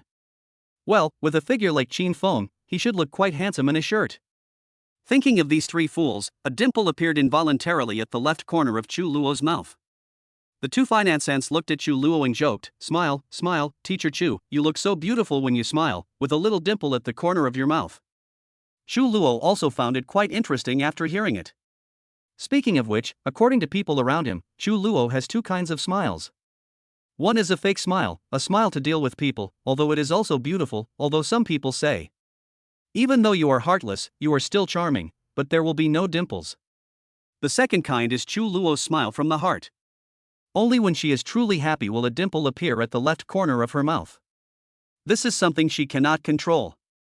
As an English major student, Chu Luo has watched many American TV series. There is one called Lie to Me, in which the male protagonist specializes in the study of micro-expressions. He said that there are 72 small muscles on the human face, which you cannot control by yourself. Only when the emotions are in place will the corresponding expressions appear on your face. Chu Luo also understood that this dimple would only appear at the corner of her mouth when she thought of the three people in her life. At the same time, Qin Feng drove the two children to the nearby square park to play. There are many benefits to coming here. First, parking is convenient. Second, there are many children blowing bubbles and flying kites here. Third, it was Sunday afternoon, the sun was shining, and the autumn weather was crisp and cool, perfect for taking the kids for a walk. The downside is that there are a lot of vendors setting up toy stalls, and vendors selling cartoon inflatable balloons are hawking their wares everywhere, and it's hard not to spend money when kids are clamoring for things. Qin Feng gave the two children a sincere instruction. "Mom said that we can't spend money recklessly, so I will buy you 2 bubble machines, one for each of you, and don't buy anything else." 5-year-old Tong Tong looked up and said, "Dad, can you buy me a Peppa Pig balloon?" At this moment, Qin Feng's strengths as a science student immediately emerged. "Sister, no. That's a hydrogen balloon, it will explode when it encounters fire, it's very dangerous, you don't want your little face to be blackened, it will become ugly." Tong Tong immediately said, "Forget it." Qin Feng secretly laughed in his heart and bought 2 bubble machines from a street vendor, each for 10 yuan. Fan Fan and Tong Tong dipped a stick into the bubble liquid and waved it in the air. The colorful bubbles floated away with the wind. The bubble just floated to a bench on the lawn of the park, where 2 older women with fashionable clothes, black stockings, and curly hair were sitting. They were discussing the weird blind date they had just had and sighing. They smashed the bubbles that flew over with their hands. Qin Feng said to Tong Tong, "Sister, please blow bubbles away from people. Your bubbles are flying onto others." "Oh, okay, Dad." Tong Tong said cutely, ran a little further away, and continued to blow bubbles. Her pouty little face was very cute. The 2 fashionable young women looked at the 5-year-old Tong Tong with their eyes wide open. "Oh, what a beautiful child. I also want to have such a beautiful child. Look at her long eyelashes, and her head is so round and chubby. Such big eyes, double eyelids, wow, how did they come about? Alas, I'm already 28. If I don't get married this year, I'll miss the best childbearing age. I'm 32 and I haven't said anything yet. Where are all the good men in the world?" After hearing it from afar, Qin Feng turned his head to glance at them, said nothing, and then lowered his head to accompany Fan Fan and Tong Tong to blow bubbles, but walked a little further away. The 2 women in black stockings looked at Qin Feng and swallowed their saliva one after another. This man is so young, he's already a father of 2 children? It seems like good men have long been snatched away by women, damn. You understand? All the good guys are taken by bitches in college. Whoa, I'm such an excellent girl, why don't I have a man? God, please give me a man. I'm going to talk to him and ask for his phone number. Do you think he'll reject me? I'll bet you $50 that you act a little coquettishly. Go ahead. Chapter 54. Someone will buy me a Mercedes in the future. After saying that, the woman in black stockings walked towards Qin Feng with an artificial step. Qin Feng suddenly noticed a mature woman walking towards him with a big chest, and frowned. That is right, Qin Feng is so handsome that he is popular with people of all ages, men and women, and even Yuluo. When I go shopping with friends, there are many older single women who come up to me and ask for my contact information. But he once swore in front of Zhuge Liang's tomb at the Wuhou temple, "We only love young women." As a result, a young woman named Chu Luo appeared with her 2 children. Xin Feng and Xu Luo fell in love with each other at first sight. Therefore, if this woman came to ask for contact information, Xin Feng would sternly refuse, saying that he is already a married man and has someone else in his life. At this time, the woman also felt Xin Feng's indifference. She remained calm, walked to the 5-year-old Tong Tong, squatted down, and covered her collar with one hand. "Little boy, you are so cute." "Thank you, Auntie." "Call me sister." "No, I have a sister. I love my sister the most. My sister is the most beautiful person in the world." Tong Tong talked incessantly. "Well, kid, you are so pretty, isn't your mother pretty too?" "Yes, Mom is also very beautiful. She is even prettier than my sister." "Who is prettier, your mother or me?" The woman looked at Tong Tong with a smile and planned to lean on her. "Auntie, if you work harder, you will be as beautiful as my mother," Tong Tong said as tactfully as possible. "Little boy, can we still have a pleasant conversation? This is so heartbreaking." Xin Feng, who was listening nearby, laughed and said, Okay, let's go pick up Mom." As he spoke, Xin Feng took his eldest daughter's hand and his youngest daughter's hand, one on each side, and walked towards the park entrance. The two leftover women stared at Xin Feng's back and side with envy. "Ah, he's handsome, spends time with the kids, and doesn't play with his phone. His wife must be very beautiful, for him to be so devoted to her. Yeah, I'm so jealous of his wife. If I had known a boy like this when I was young, I would have held on to him." He was also very tastefully dressed, and it was obvious that there was a woman behind him. Besides, he is a daughter slave. Being good to his daughter shows that he is responsible. It would be great if I could have a dozen men like this. I just don't know how much money he makes. Looking good is enough, it doesn't matter how much money you make. Xin Feng drove his dirty little white car and went to the training center during break time. There is actually a small ground parking lot in front of the training center building that can accommodate more than 20 cars. Xin Feng followed a black Audi A6 into the ground parking lot. When the Audi A6 entered, it honked the horn lightly, and the old man at the door quickly opened the landing gear. Xin Feng stepped on the accelerator and was about to go in, but the old man at the door refused to lift the pole. Xin Feng's inner thoughts, "You look down on my dirty little car, don't you?" He rolled down the car window and said to the old man at the door, "Uncle, why can Audi go in but I can't? There are clearly empty seats there." The old man at the gate said, "That's not what I meant. Audi and your XX are equal, but it's the vehicle for the family members of the training center. Who are you? Students are not allowed to drive in." "Xin Feng, I am also a family member of the training center." The old man at the door, "Whose relative are you?" "Xin Feng, Teacher Chu Luo. Her 2 kids are in the back seat." To prove it, Xin Feng rolled down the rear window. The old man at the door stuck his head out and saw that the 9-year-old girl looked exactly like Chu Luo. The old man at the concierge, "So who are you?" "Xin Feng, I am Chu Luo's husband, a genuine family member." The old man at the gate immediately smiled with all his wrinkles on his face. "It turns out to be Chu Luo's husband. Open the gate, I will open the gate for you right away." "Oh, you should have said it earlier, Teacher Chu Luo is the most popular female teacher in our center, that girl is so handsome." As he spoke, the old man at the gate personally directed Xin Feng to enter the parking lot and back into the parking space, shouting, "Beat him to death, beat him to death, beat him to death, all right." Many students upstairs heard the doorman shouting and thought something had happened. They stuck their heads out of the windows to check and found that the car was reversing. "Oh, that's fine." The uncle driving the Audi A6 looked at the old man at the doorman with resentment. "I drive an Audi A6, why don't you help me with reversing?" Ding dong, the bell for the end of get out of class rings. Groups of students came out of the training center's gate, which was dazzling to see. 2 children were sitting in the back seat eating potato chips and enjoying themselves. Xin Feng sat at the front of Xiao Bai's dirty car and looked at the crowd, watching Chu Luo blend into the crowd and escape without noticing. Of course this was impossible. After a large number of students left, Chu Luo walked out with a few students. She always stands out in the crowd. She has smooth waist-length hair, with a lot of hair. Secondly, a girl like Chu Luo, who has a very surprising waist-to-hip ratio, is very recognizable when walking in a crowd. And her glowing white skin is hard to miss at first glance.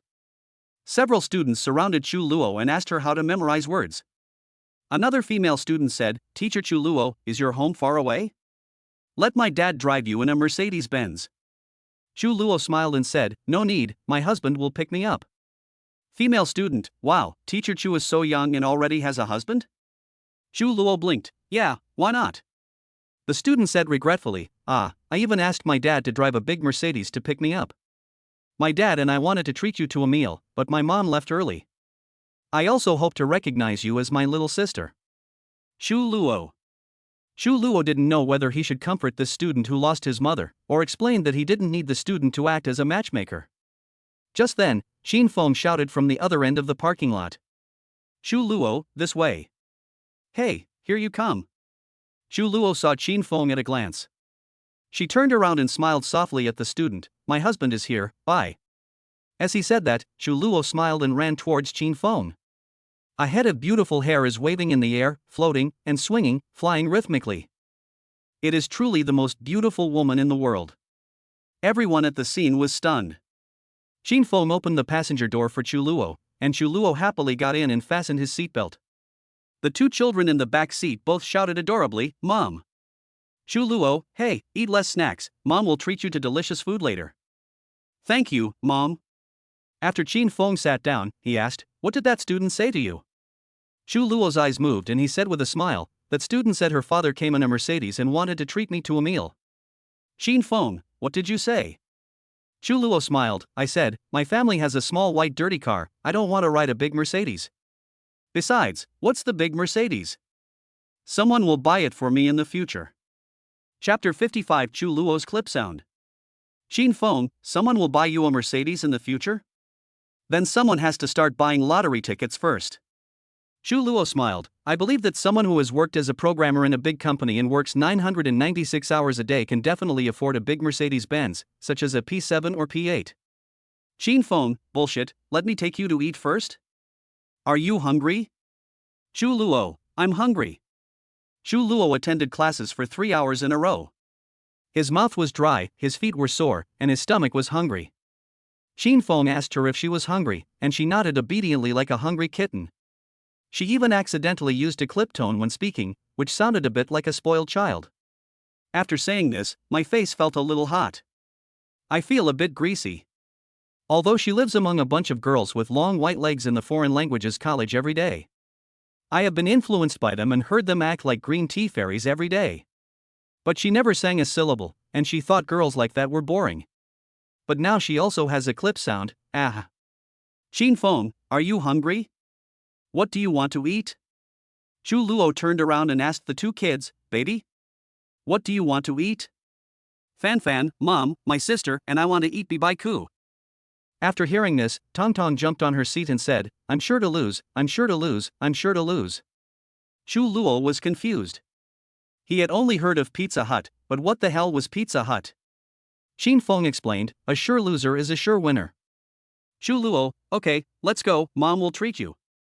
Since we want to eat at Pizza Hut, there is a commercial area nearby and we don't need to drive.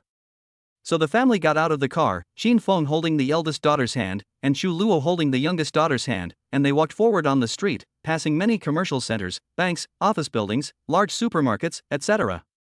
As they walked, the two sisters, Fan Fan and Tong Tong, held hands and skipped in front. Qin Feng and Chu Luo followed side by side, smiling at the backs of the two children.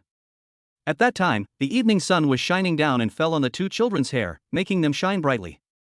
Chu Luo only felt infinite happiness. His previously dull and boring life was now filled to the brim. Suddenly, I passed by the window of a children's clothing store and saw a pair of exquisite retro princess leather shoes displayed in a prominent position. Chu Luo suddenly couldn't walk anymore, he pulled Qin Feng's sleeve and stopped. Qin Feng hurriedly called Fan Fan and Tong Tong who were living in front and leading the way.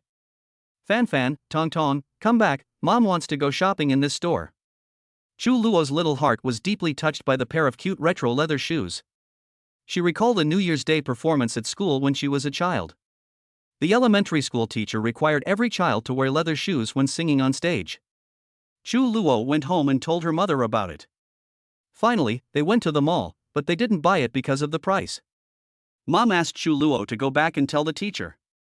Tell your teacher that our family doesn't have the money to buy princess shoes. Tell the teacher that you are not a princess, you are a student and you should focus on studying. One can imagine how lost and aggrieved little Chu Luo felt when he didn't have leather shoes during his stage performance. At this moment, Chu Luo's peach blossom eyes saw the pair of small leather shoes under the light in the window, and he had an impulse. He must let his child wear something that his mother didn't have when she was a child. A child who comes from an unhappy family needs a lifetime to heal himself, and this is what Chu Luo is like. Xin Feng, Chu Luo, do you want to buy it? Chu Luo, yes, princess leather shoes, so beautiful, with their little looks, so beautiful.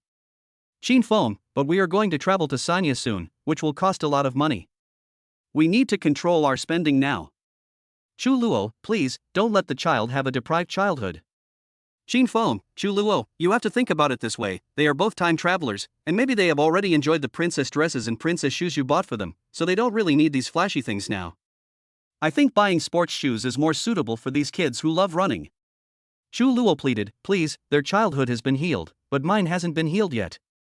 Xin Feng, so you bought these shoes for yourself, but you wear them on them. Chu Luo nodded repeatedly, yes, you got the point, you understand me. Xin Feng expressed his deep understanding. The boy never played with remote control cars when he was young, but when he grows up, I will buy him a bunch of remote control cars. If a little girl never wore a princess dress when she was young, she will be crazy about dressing herself up as a little princess when she grows up. Xin Feng only said one word, which made Chu Luo very happy. Purchase. Ah, ha, thank you Lao, dang. Chu Luo almost said something wrong and his cheeks turned red. She took her two children into a children's clothing store and asked the clerk to buy the same pair of leather shoes according to the two children's sizes. They were a pair of lace-up cream-colored leather shoes with a chocolate-colored bow on the toe. They were exquisite and low-key. Chu Luo felt that a child wearing them could be able to act in Downton Abbey. Look, do they look like the kids who grew up on Downton Abbey? Chu Luo asked with a happy face after paying the money. Downton Abbey? Never heard of it. I don't know what it is. Xin Feng shook his head. Hey, it's okay. It's on my laptop. You can check it on my computer later. Chu Luo smiled as he watched the two children putting on their shoes. Chu Luo, your princess dream has come true now, right? No, not even close. Tong Tong is still relatively young. When summer comes, I will buy her a Sophia princess dress. I really hope that I can make a lot of money in the future and buy you an ancient castle in Europe. I will be the king and help you realize your princess dream. Xin Feng began to imagine the future. Chu Luo laughed and said, you be the king? I be the princess? You be my dad? That's a nice thought. Xin Feng was unconvinced and said, who told you to call me Lao Dang just now? Am I old? Chu Luo blushed and whispered, is it okay if I called the wrong name? Xin Feng, then what did you originally want to call me old? Chu Luo blushed, I won't talk to you anymore. Let's go to Bibaiku. Bibaiku, I'm going to make you die of laughter, how unlucky, Bibaiku. Chu Luo just laughed it off as he was dealing with this matter. Xin Feng had no choice but to smile bitterly as he followed the three women out of the store, carrying a bag of the two children's newly replaced old shoes in his hand, and put new shoes directly on their feet. After walking a few steps, they entered a large supermarket. There was a new Bibaiku restaurant here with relatively new decoration. Chu Luo took the two children to grab a favorable position near the floor-to-ceiling window, and then Chu Luo scanned the code with his mobile phone and started ordering food. Xin Feng discovered that Chu Luo was a girl with her own ideas. She ordered food on her own and didn't need to ask Xin Feng's opinion. Well, let's order a durian pizza for both of you, a ribeye steak for Dad, 2 snacks of fried chicken and shrimp balls, and a plate of fried rice. That's it, okay? Fan, okay, Mom. Tong, Mom, I want some more ice cream. Chu Luo, okay, Mom will order for you. That's all I'll order. The set meal is discounted.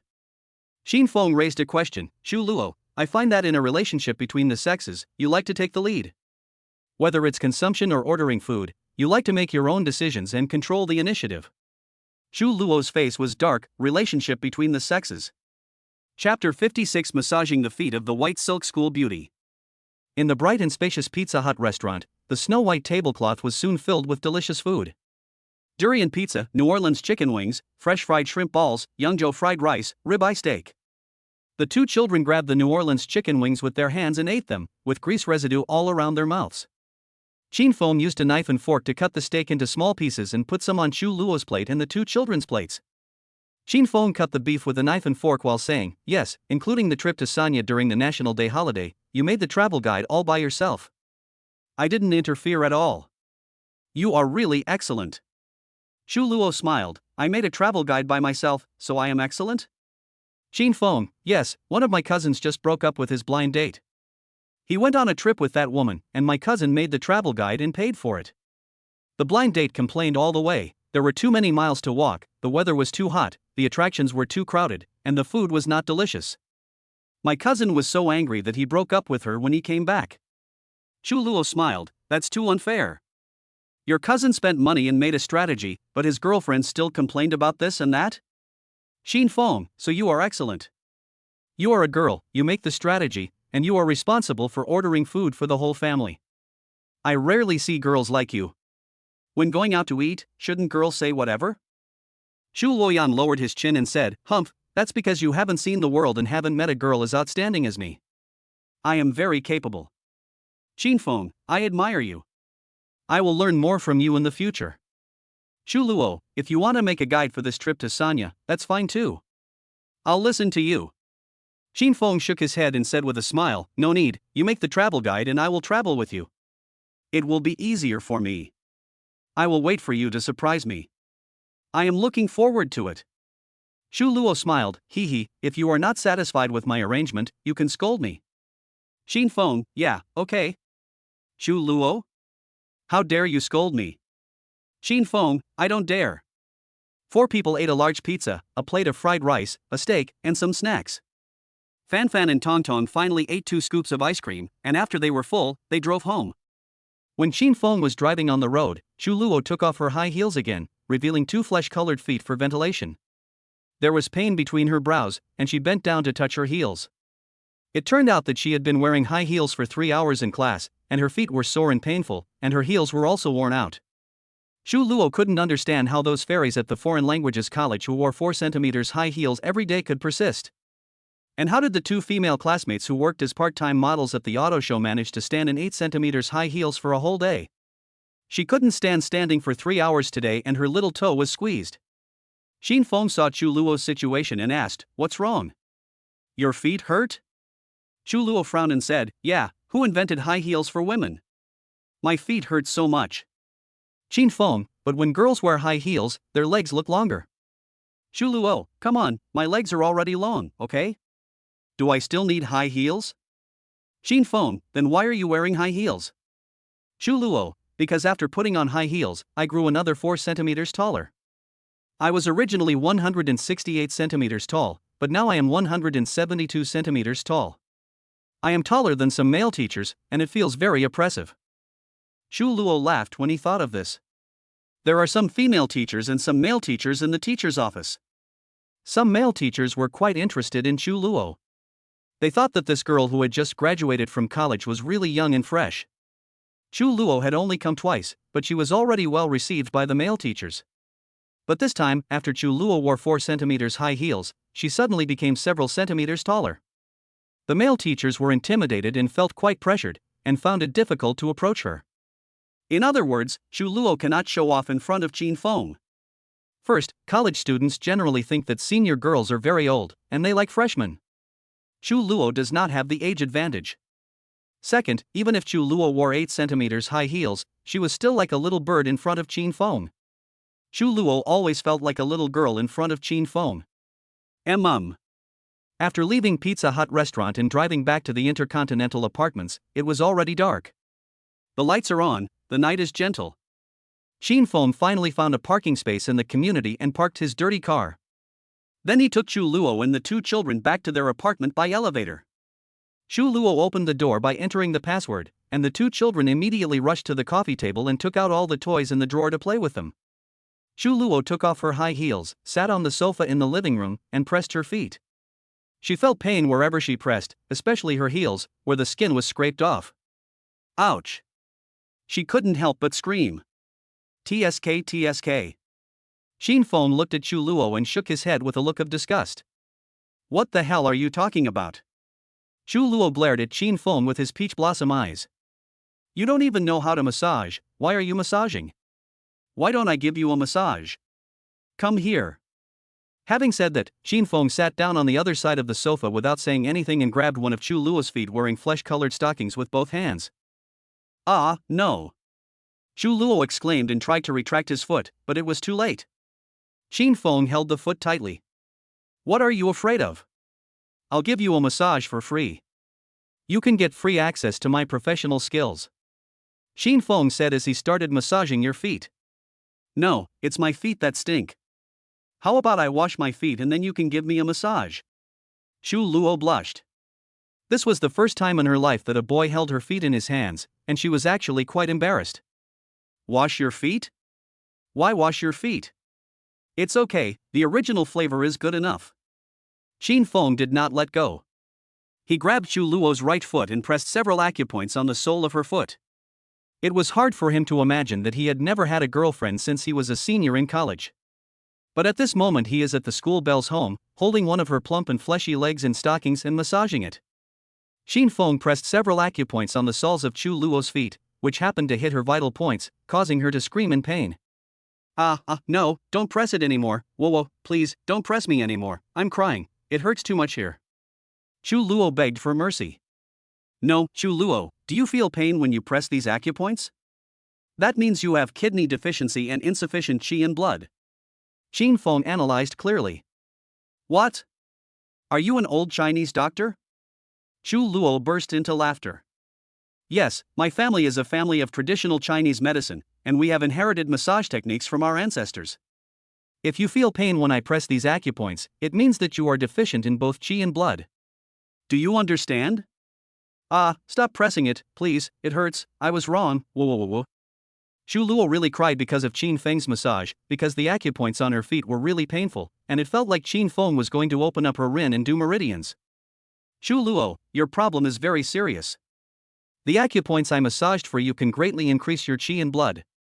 You should also press them frequently. Xin Feng said seriously.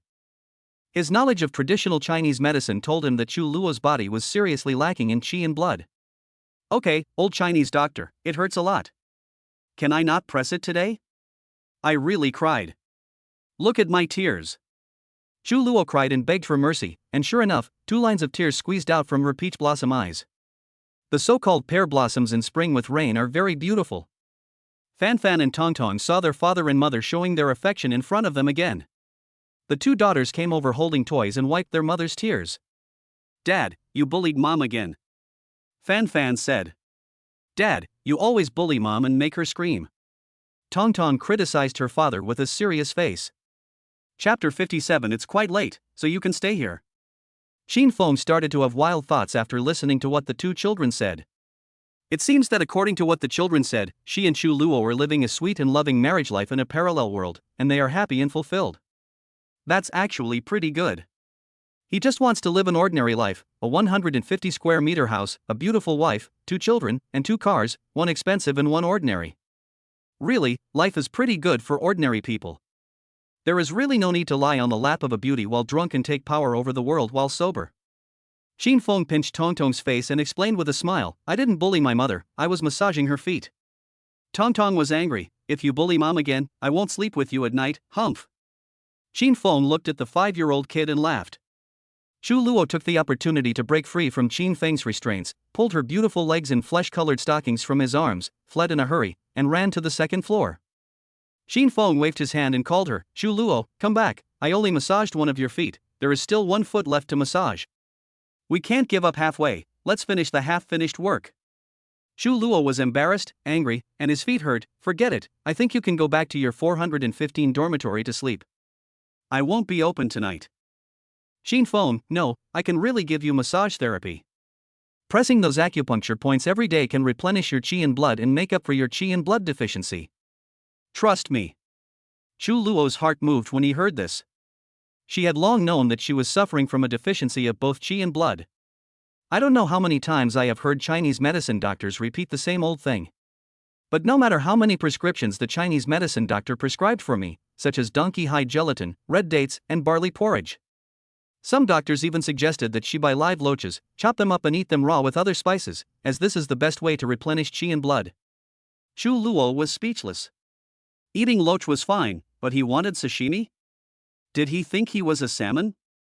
But at this moment, Qin Feng massaged his feet and told him about his hidden illness, and even vowed to give him a foot massage for physical therapy? Could it be that this person was the one destined for me, and that he could cure me and heal me? Could it be that my physical and mental illnesses were all healed? So I just went with the flow and married him? Chu Luo's heart started pounding when he thought of this.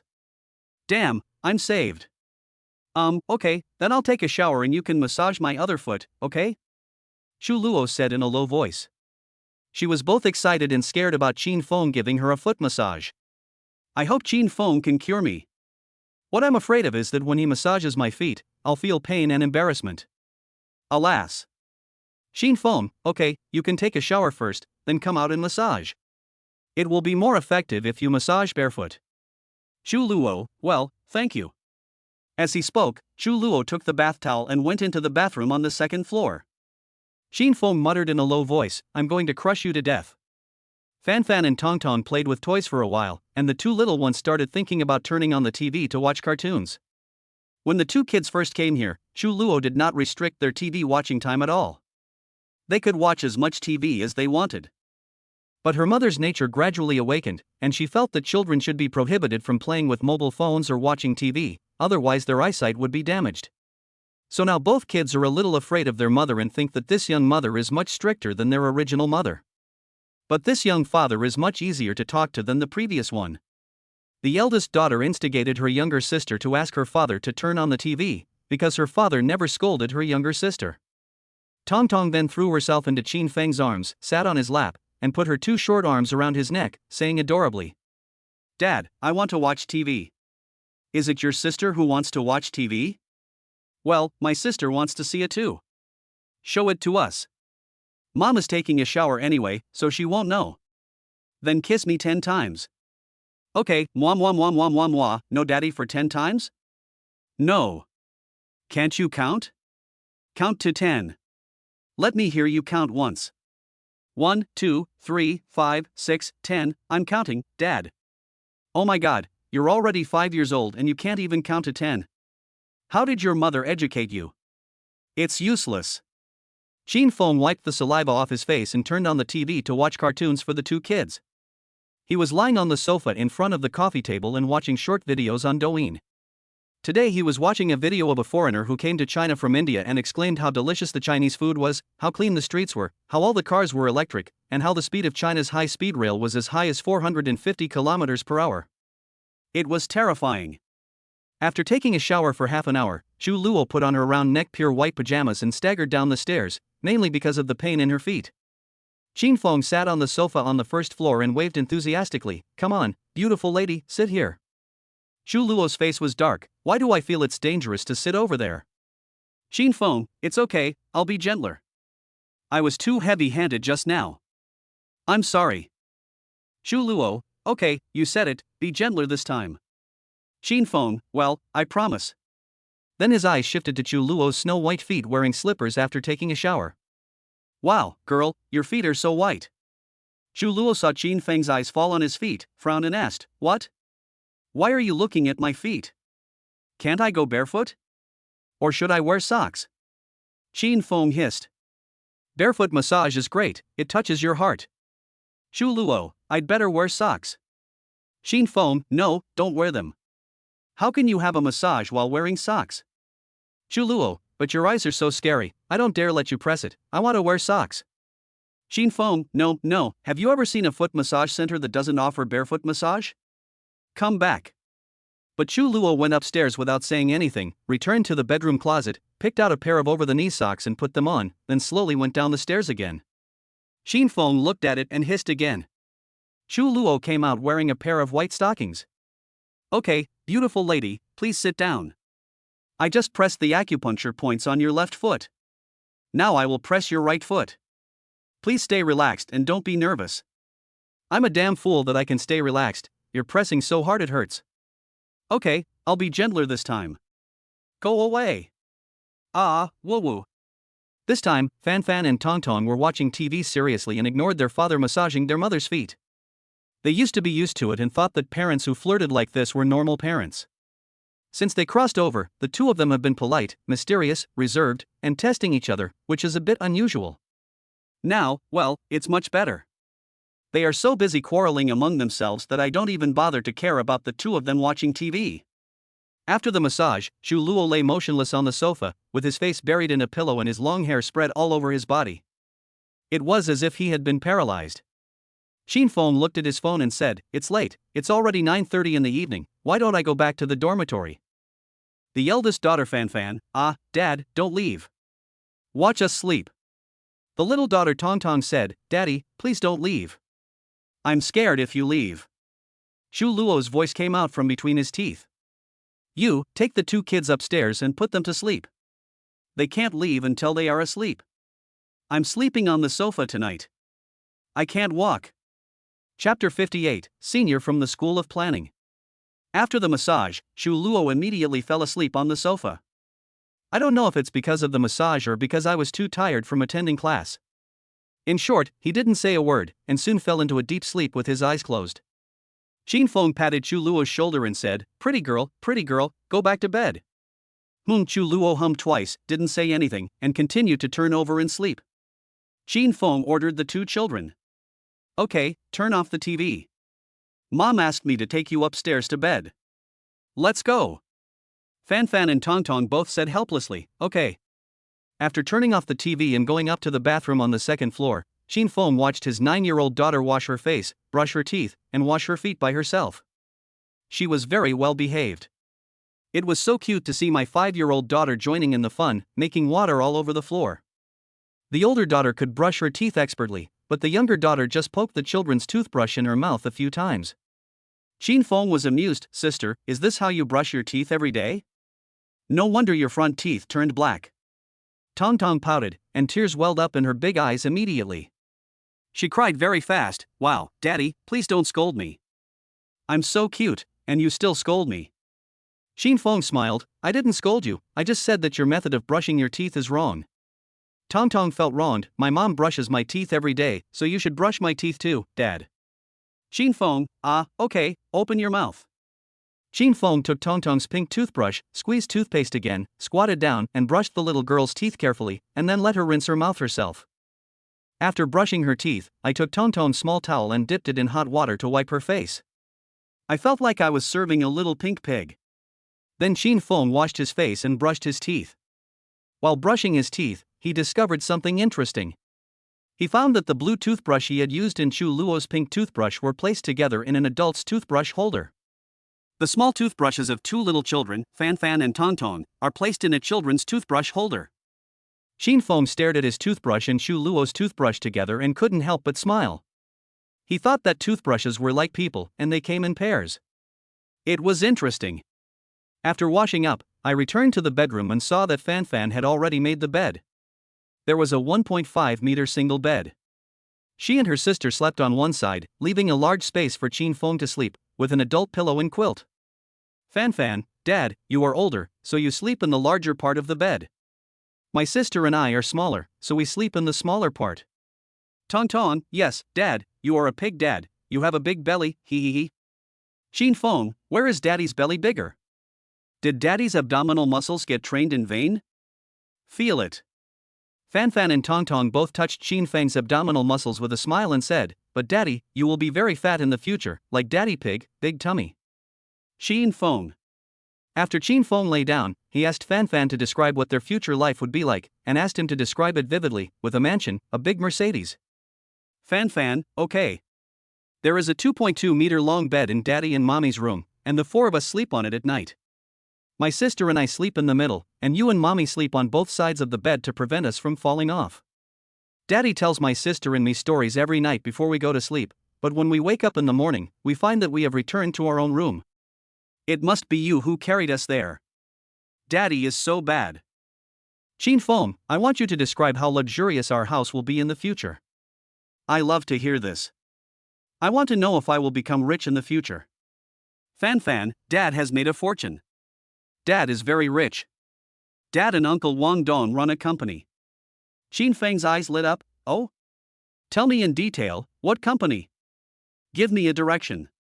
Fan Fan, no, Dad, you are the one who tells us stories to put us to sleep, not me. Tell us the story of Journey to the West quickly. Last time we talked about the Queen of the Kingdom of Women. Go ahead. Xin Feng, well, Tang Seng met the Queen of the Kingdom of Women and said, "Wow, beauty, you are so beautiful, I will stay and not go to the West to obtain the scriptures." So Tang Seng married the Queen of the Kingdom of Women and had 2 babies. First he had a daughter, and then he had another daughter. His front teeth turned black. Fan Fan. Tong Tong, zzzzz. After Xin Feng coaxed the 2 kids to sleep, he took a quilt from the cupboard and went downstairs, intending to cover Chu Luo with it. When I went downstairs, I saw that Chu Luo had changed his sleeping position. He was lying on his back with his eyes closed. His eyelashes were very long, and his pale pink lips were slightly upturned. He looked incredibly beautiful, like a fairy. Xin Feng lovingly covered Chu Luo with the quilt and tucked the corner of the quilt. I thought if I kissed her now, she wouldn't notice. Just as he was about to take action, Chu Luo wrapped himself tightly in the quilt, turned over, and fell asleep with his head towards the sofa. Xin Feng. So I turned off all the lights in the room and went upstairs to sleep with the children. No words were spoken that night. The next morning, Chu Luo woke up slowly from the sofa and was surprised to find that he had slept very comfortably the whole night. He did not suffer from insomnia in the middle of the night, nor did he wake up easily from shock. He felt like he was reborn and full of energy. It is like a fully charged lithium battery, not the old state where the battery is low and needs to be sent back to the repair center for repair. Ah, could it be that Xin Feng's massage worked? Is it possible to replenish the qi and blood just by massaging a few acupuncture points on the soles of the feet? It's amazing. Chu Luo was a little excited. After getting up, Chu Luo was responsible for making breakfast and made oatmeal and sandwiches for everyone. Then, each person took a child to class. It's Monday, a brand new week. After the finger-guessing game, Xin Feng took his eldest daughter Fan Fan to the West District Computer College for classes, while Chu Luo took the younger one to the East District Foreign Languages College.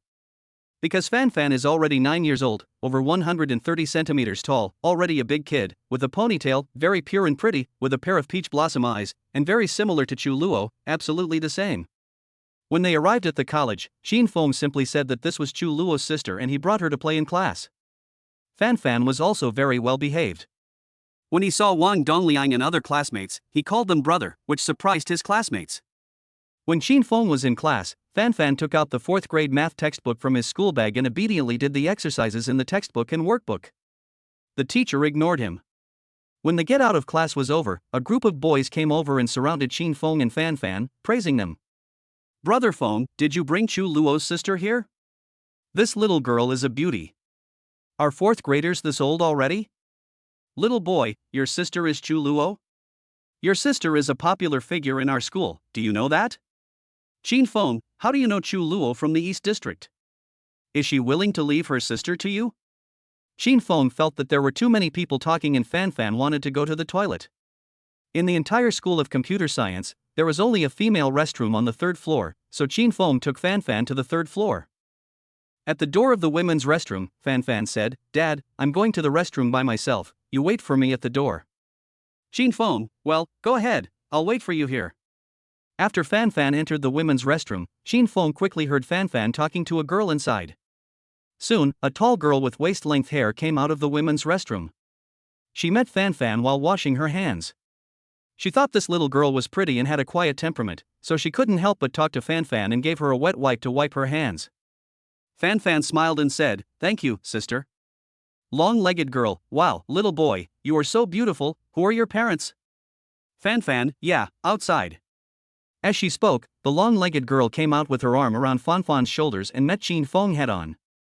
Xin Feng, hey, seen your sister Sun Yan? What a coincidence. Sun Yan was the long-legged girl. She looked at Xin Feng, then looked down at Fan Fan, and said in surprise, "Xin Feng, why are you here?" Xin Feng, hey, take this kid to the toilet. Sun Yan is a second-year graduate student in the School of Computer Science. She is also responsible for assisting the school with many youth league affairs. She will soon be able to stay on campus as a counselor.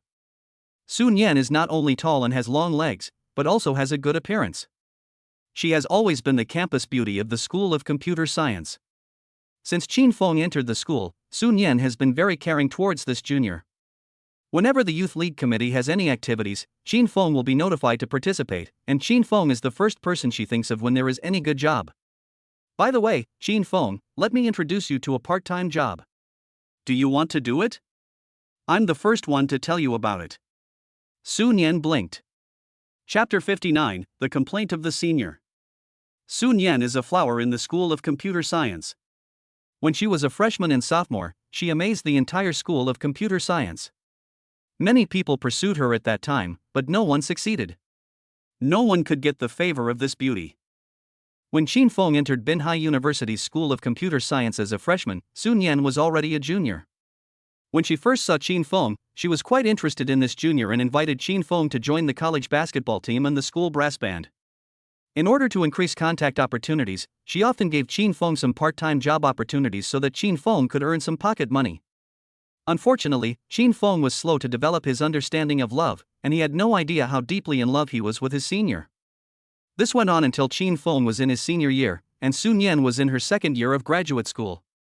In order to increase the opportunities for contact, Su Nian stayed in school for graduate studies and spent her junior and senior years with Qin Feng. She could be considered a lovesick woman. However, when she saw Qin Feng hugging the shoulders of a 9-year-old girl, the tranquility in her heart was incomparable. The first reason, of course, is because this little girl is so beautiful. She is as tall as a 4-story building. If this little girl grows up, she will be absolutely stunningly beautiful. The second reason was that the girl's facial features were somewhat similar to Qin Feng's, which particularly moved Su Nian and made her heart skip a beat. I don't know why, but my heart felt quite painful when it was pinched. Su Nian remained calm and said with a smile, "Brother Qin Feng, I'd like to introduce you to a part-time job. I'll help a company maintain all its work computers for a total of 3,000 yuan. Do you have time?" Qin Feng was pleasantly surprised when he heard this. It was like a blessing from heaven. He was so grateful to this senior sister. Okay. I'm short of money recently. Thank you, senior sister. Su Nian smiled. Okay, I'll send the part-time job information to your phone later, and you can go tonight. By the way, who is this girl? Qin Feng put his arm around Fan Fan's shoulders and touched her hair with his hand. The eldest daughter also rested her head on Qin Feng's belly and put one hand around her father's waist. The intimacy between them could not be faked. Only a biological father and daughter could make such physical movements. Qin Feng said proudly, "Oh, this is Chu Luo's sister." Su Nian raised an eyebrow. Chu Luo's sister? Qin Feng, yes, Chu Luo's sister. Su Nian, which Chu Luo? The Chu Luo who was one of the top 10 singers on campus. Qin Feng smiled. Yes, it's that Chu Luo. Su Nian, the school beauty Chu Luo from the East District Foreign Languages College? Qin Feng, yes, that Chu Luo. Su Nian nodded. Oh, that's right, she really looks exactly like Chu Luo. I was shocked when I first saw her. Why do I feel that she is somewhat similar to you?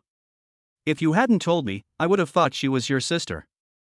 Qin Feng laughed, touched Fan Fan's head, and said with a smile, "Yeah, all good-looking people look a bit alike." Su Nian couldn't help but ask a question she didn't want to know the answer to. Let's just say, why did Chu Luo's sister let you take care of her? Qin Feng, oh, because she doesn't have classes in elementary school today, so I brought her to the college. Su Nian shook her head. No, I mean, when did you get to know Chu Luo? And you helped Chu Luo take care of the children? So nice? Qin Feng nodded. Yes, I met Chu Luo recently, so I did her a favor. Then I'll go, senior sister, thank you for introducing me to a part-time job. I owe you a favor, and I'll treat you to a meal later. Su Nian heard that Qin Feng and Chu Luo really knew each other and helped her take care of the child. Her heart was like a dead whale, slowly falling into the sea, falling. So it was even more impossible for her to ask what the relationship between Qin Feng and Chu Luo was. She no longer wanted to know. The truth will break your heart. Alas, this Qin Feng. I gave you the opportunity, but you didn't make any use of it. Now that you know the beauty from the Foreign Languages College, just leave the senior girl aside. I have wasted my whole life. She saw Qin Feng turn around and pull Fan Fan away, and suddenly shouted, "Hey, no, wait a minute, I have one more thing to ask of you, I almost forgot." Qin Feng turned around and said, "What's the matter, senior sister?" Su Nian, I'm afraid those guys won't be able to handle the College Cup basketball game, so I'd like to invite you to come back and be the captain. Qin Feng smiled lazily. Ah? College Cup? You want me to play? I'm already a senior, let Wei Xiang and the others play. No matter what the result is, I can accept it. Give more training to the newcomers, senior sister. Sun Yan shook his head. Please, the dean hopes to win 3 consecutive championships, so I think you should come back to join the college team. At worst, you can be a substitute, and it doesn't matter if they win. If they can't beat you, you can immediately go on the court and win the game.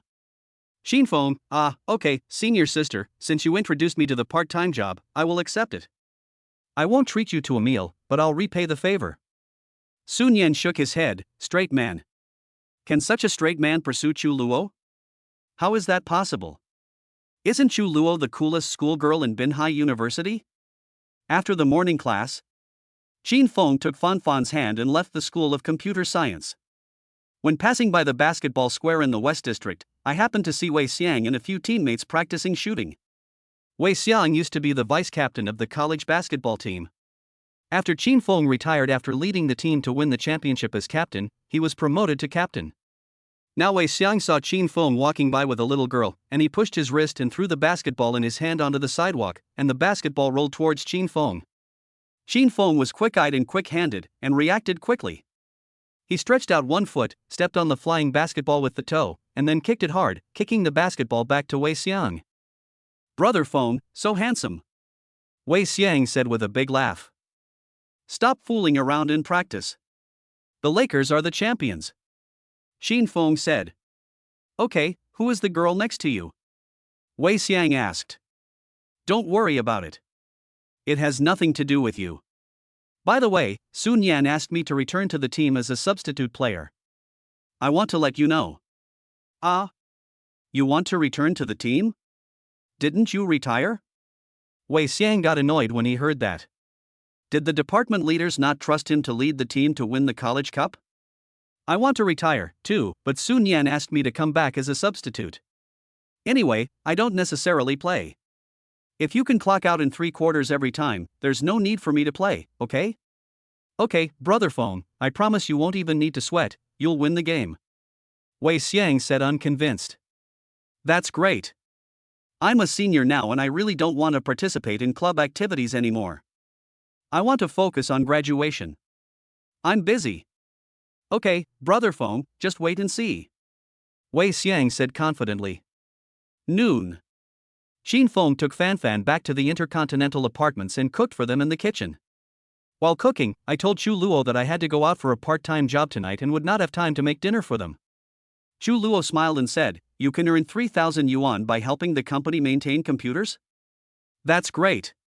Then our Sanya travel fund will be more abundant. My babies, do you think Daddy is great? Fanfan jumped and said, Great. Tong Tong also jumped and said, Great. At 7 o'clock in the evening, Xinfeng went to an office building on Jiafang East Road as instructed. Chapter 60. Xinfeng went to work overtime and someone wanted to pick him up. As a computer science student, the words Xinfeng feared most were help me fix my computer. He hadn't even figured out his own programming yet, but he was expected to be able to bring a dead computer back to life. Especially when he went home during the Chinese New Year, relatives and friends all knew that he was a top student in the School of Computer Science, and they all asked him to go to their homes to repair their computers. Fomer, are you from the School of Computer Science? Help your uncle fix the computer. Xinfeng didn't want to go, and he didn't know how to repair it. It was totally irrelevant. But the old mother persuaded earnestly, Go, give your uncle some face. I went to my second uncle's house to fix his computer and found a lot of eye-catching movies hidden in his computer. The system was seriously infected, so I had to kill it. I was too embarrassed to tell my second aunt about it. He went to repair his cousin's laptop and found that her desktop was covered with densely packed icons and the system was too slow to run. He had to restore it with one click, and his cousin complained about him for a long time. Also, the computer at his grandfather's house wouldn't turn on, so he took apart the computer case, reinserted the graphics card and other things, and the computer started up. His grandfather said, Children from 985 universities are so smart that they can even repair computers. Can they repair washing machines? Xinfeng. Now, he entered the office building and took the elevator to a company on the 8th floor. A large open space with floor-to-ceiling windows and rows of desks filled with computers. At 7:30 p.m., all employees were away from their workstations and went to the conference room for a routine meeting. This is a car magazine portal website, and the director seems to be scolding employees in the conference room. The wife is a car model section. Can't you just find a pretty model? Can you please stop criticizing the new car review section? The last car manufacturer complained about us and we turned our backs on them. Co-workers from the advertising department, come on, get more sponsorship so we can make a video about traveling to Europe. What followed was a heated argument between the employees and the boss, complaining about insufficient funding. Departments began to blame each other, draw boundaries, and throw dirty water on each other. Xin Feng thought, so this is what life is like after work? It's quite interesting. Then I asked the girl at the front desk to take me to the workroom. There was a sticky note on the screen of each computer, which stated the problem with that computer. Some people's computer systems are too slow and they want to reinstall the system. Some asked for help installing several softwares and deleting some junk softwares. Some asked for help replacing the mouse and keyboard, while others asked for help cleaning up the garbage on the laptop. Xin Feng had no choice but to do them one by one. This job was too tedious. Looking around, there were dozens of people and dozens of computers in the company.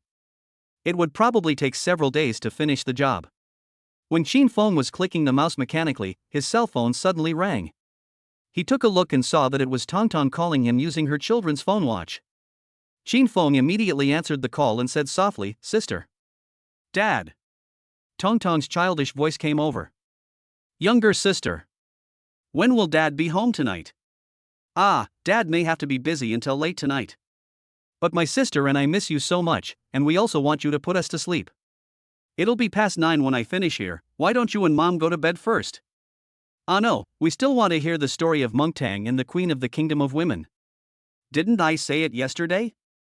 A big baby was born, and then a second baby was born, and that's the end of the story." "Did Dabao and Erbao become monks when they grew up?" "Yes, sister. Dad has to go to work and can't chat with you anymore." "Ah, at first my sister has to chat with my father every day, otherwise they are not real father and daughter." "Ha, you are really good at talking, where did you learn that?" "Miko Wonderland." "Okay, ask Mom if she misses me. If she does, I'll come and tell you a story tonight." "Wait for me, I'll ask my mother." "Well, go ahead and ask." Distant voice. "Mom, Dad asks you if you miss her?" Xin Feng listened carefully. Voice nearby. "Dad, Mom said she doesn't miss you." Tongtong said in a childish voice. "Ah, okay, I get it. I'll go to work now. You guys be good and don't make Mom angry." "Oh, bye Daddy, moi." "Yes." Xin Feng hung up the phone with a smile and continued with the work in his hands. Before we knew it, time had passed slowly, the blame shifting in the conference room finally ended, and employees returned to their workstations. A middle-aged man about 1.8 meters tall with curly hair, black-framed glasses and a plaid shirt walked to Xin Feng's workstation, took the black tea with wolfberries on the table and drank it in big gulps. Xin Feng turned around and asked, "Brother, is this your workstation?" The middle-aged man nodded and said, "Yes." "Xin Feng, do you want me to get out of your way?" The middle-aged man sat on an ergonomic chair next to him, spinning comfortably, shaking his head and saying, No, please help me clean up the computer junk, reinstall the SP software for me, and install some AI photo editing software for me. Thank you for your hard work. Do you want to smoke?" "Oh, it's okay, it's my duty, I won't smoke." Is the young man still a college student? "Yes. College life is so good. I really want to go back to college. It's so miserable now. Brother, I really envy you for being able to work and earn money to spend. I don't want to be a student anymore. I'm so short of money." "Oh, what's the point of making money? The boss just makes big promises, and you work like a slave. All the money goes to pay the mortgage. I dare not smoke expensive cigarettes or drink good wine. I still think college life is good. Alas, at that time, I was the most handsome boy in the school. I changed my girlfriend every month and drank heavily with my classmates every day. It was so fucking comfortable to be single." Xin Feng smiled and looked at a family photo of 3 people on his workstation. The child in the photo looked like a baby, but he was clearly a happily married man. "Brother, aren't you married? What a happy family of 3.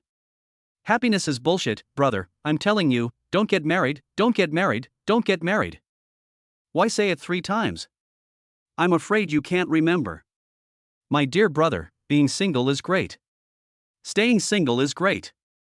Remember that. Brother, how old is your child? 1 year old. 1 year old? The cutest state. You worked overtime so late, it's already past 9 o'clock, you must miss your child very much, right? What the hell? I like to work overtime. I love to work overtime. You fix the computer. I will play until 10 o'clock at night before going home. In this way, my baby will be asleep and I won't have to look after him. Do you understand? Xin Feng shook his head. No, I don't understand. You'll understand once you get married, really. At 10 o'clock at night, Xin Feng finally finished working on a row of computers. I'll have to deal with the remaining computers tomorrow. Then he stood behind his elder brother and watched him playing the game Euro Truck on the computer he had maintained. The truck had already traveled to Barcelona. Xin Feng watched with great interest. The two men discussed the NBA teams with great interest. Just then, the phone vibrated and received a message. Xu Luo, where are you? The kids and I are here to pick you up from get off work.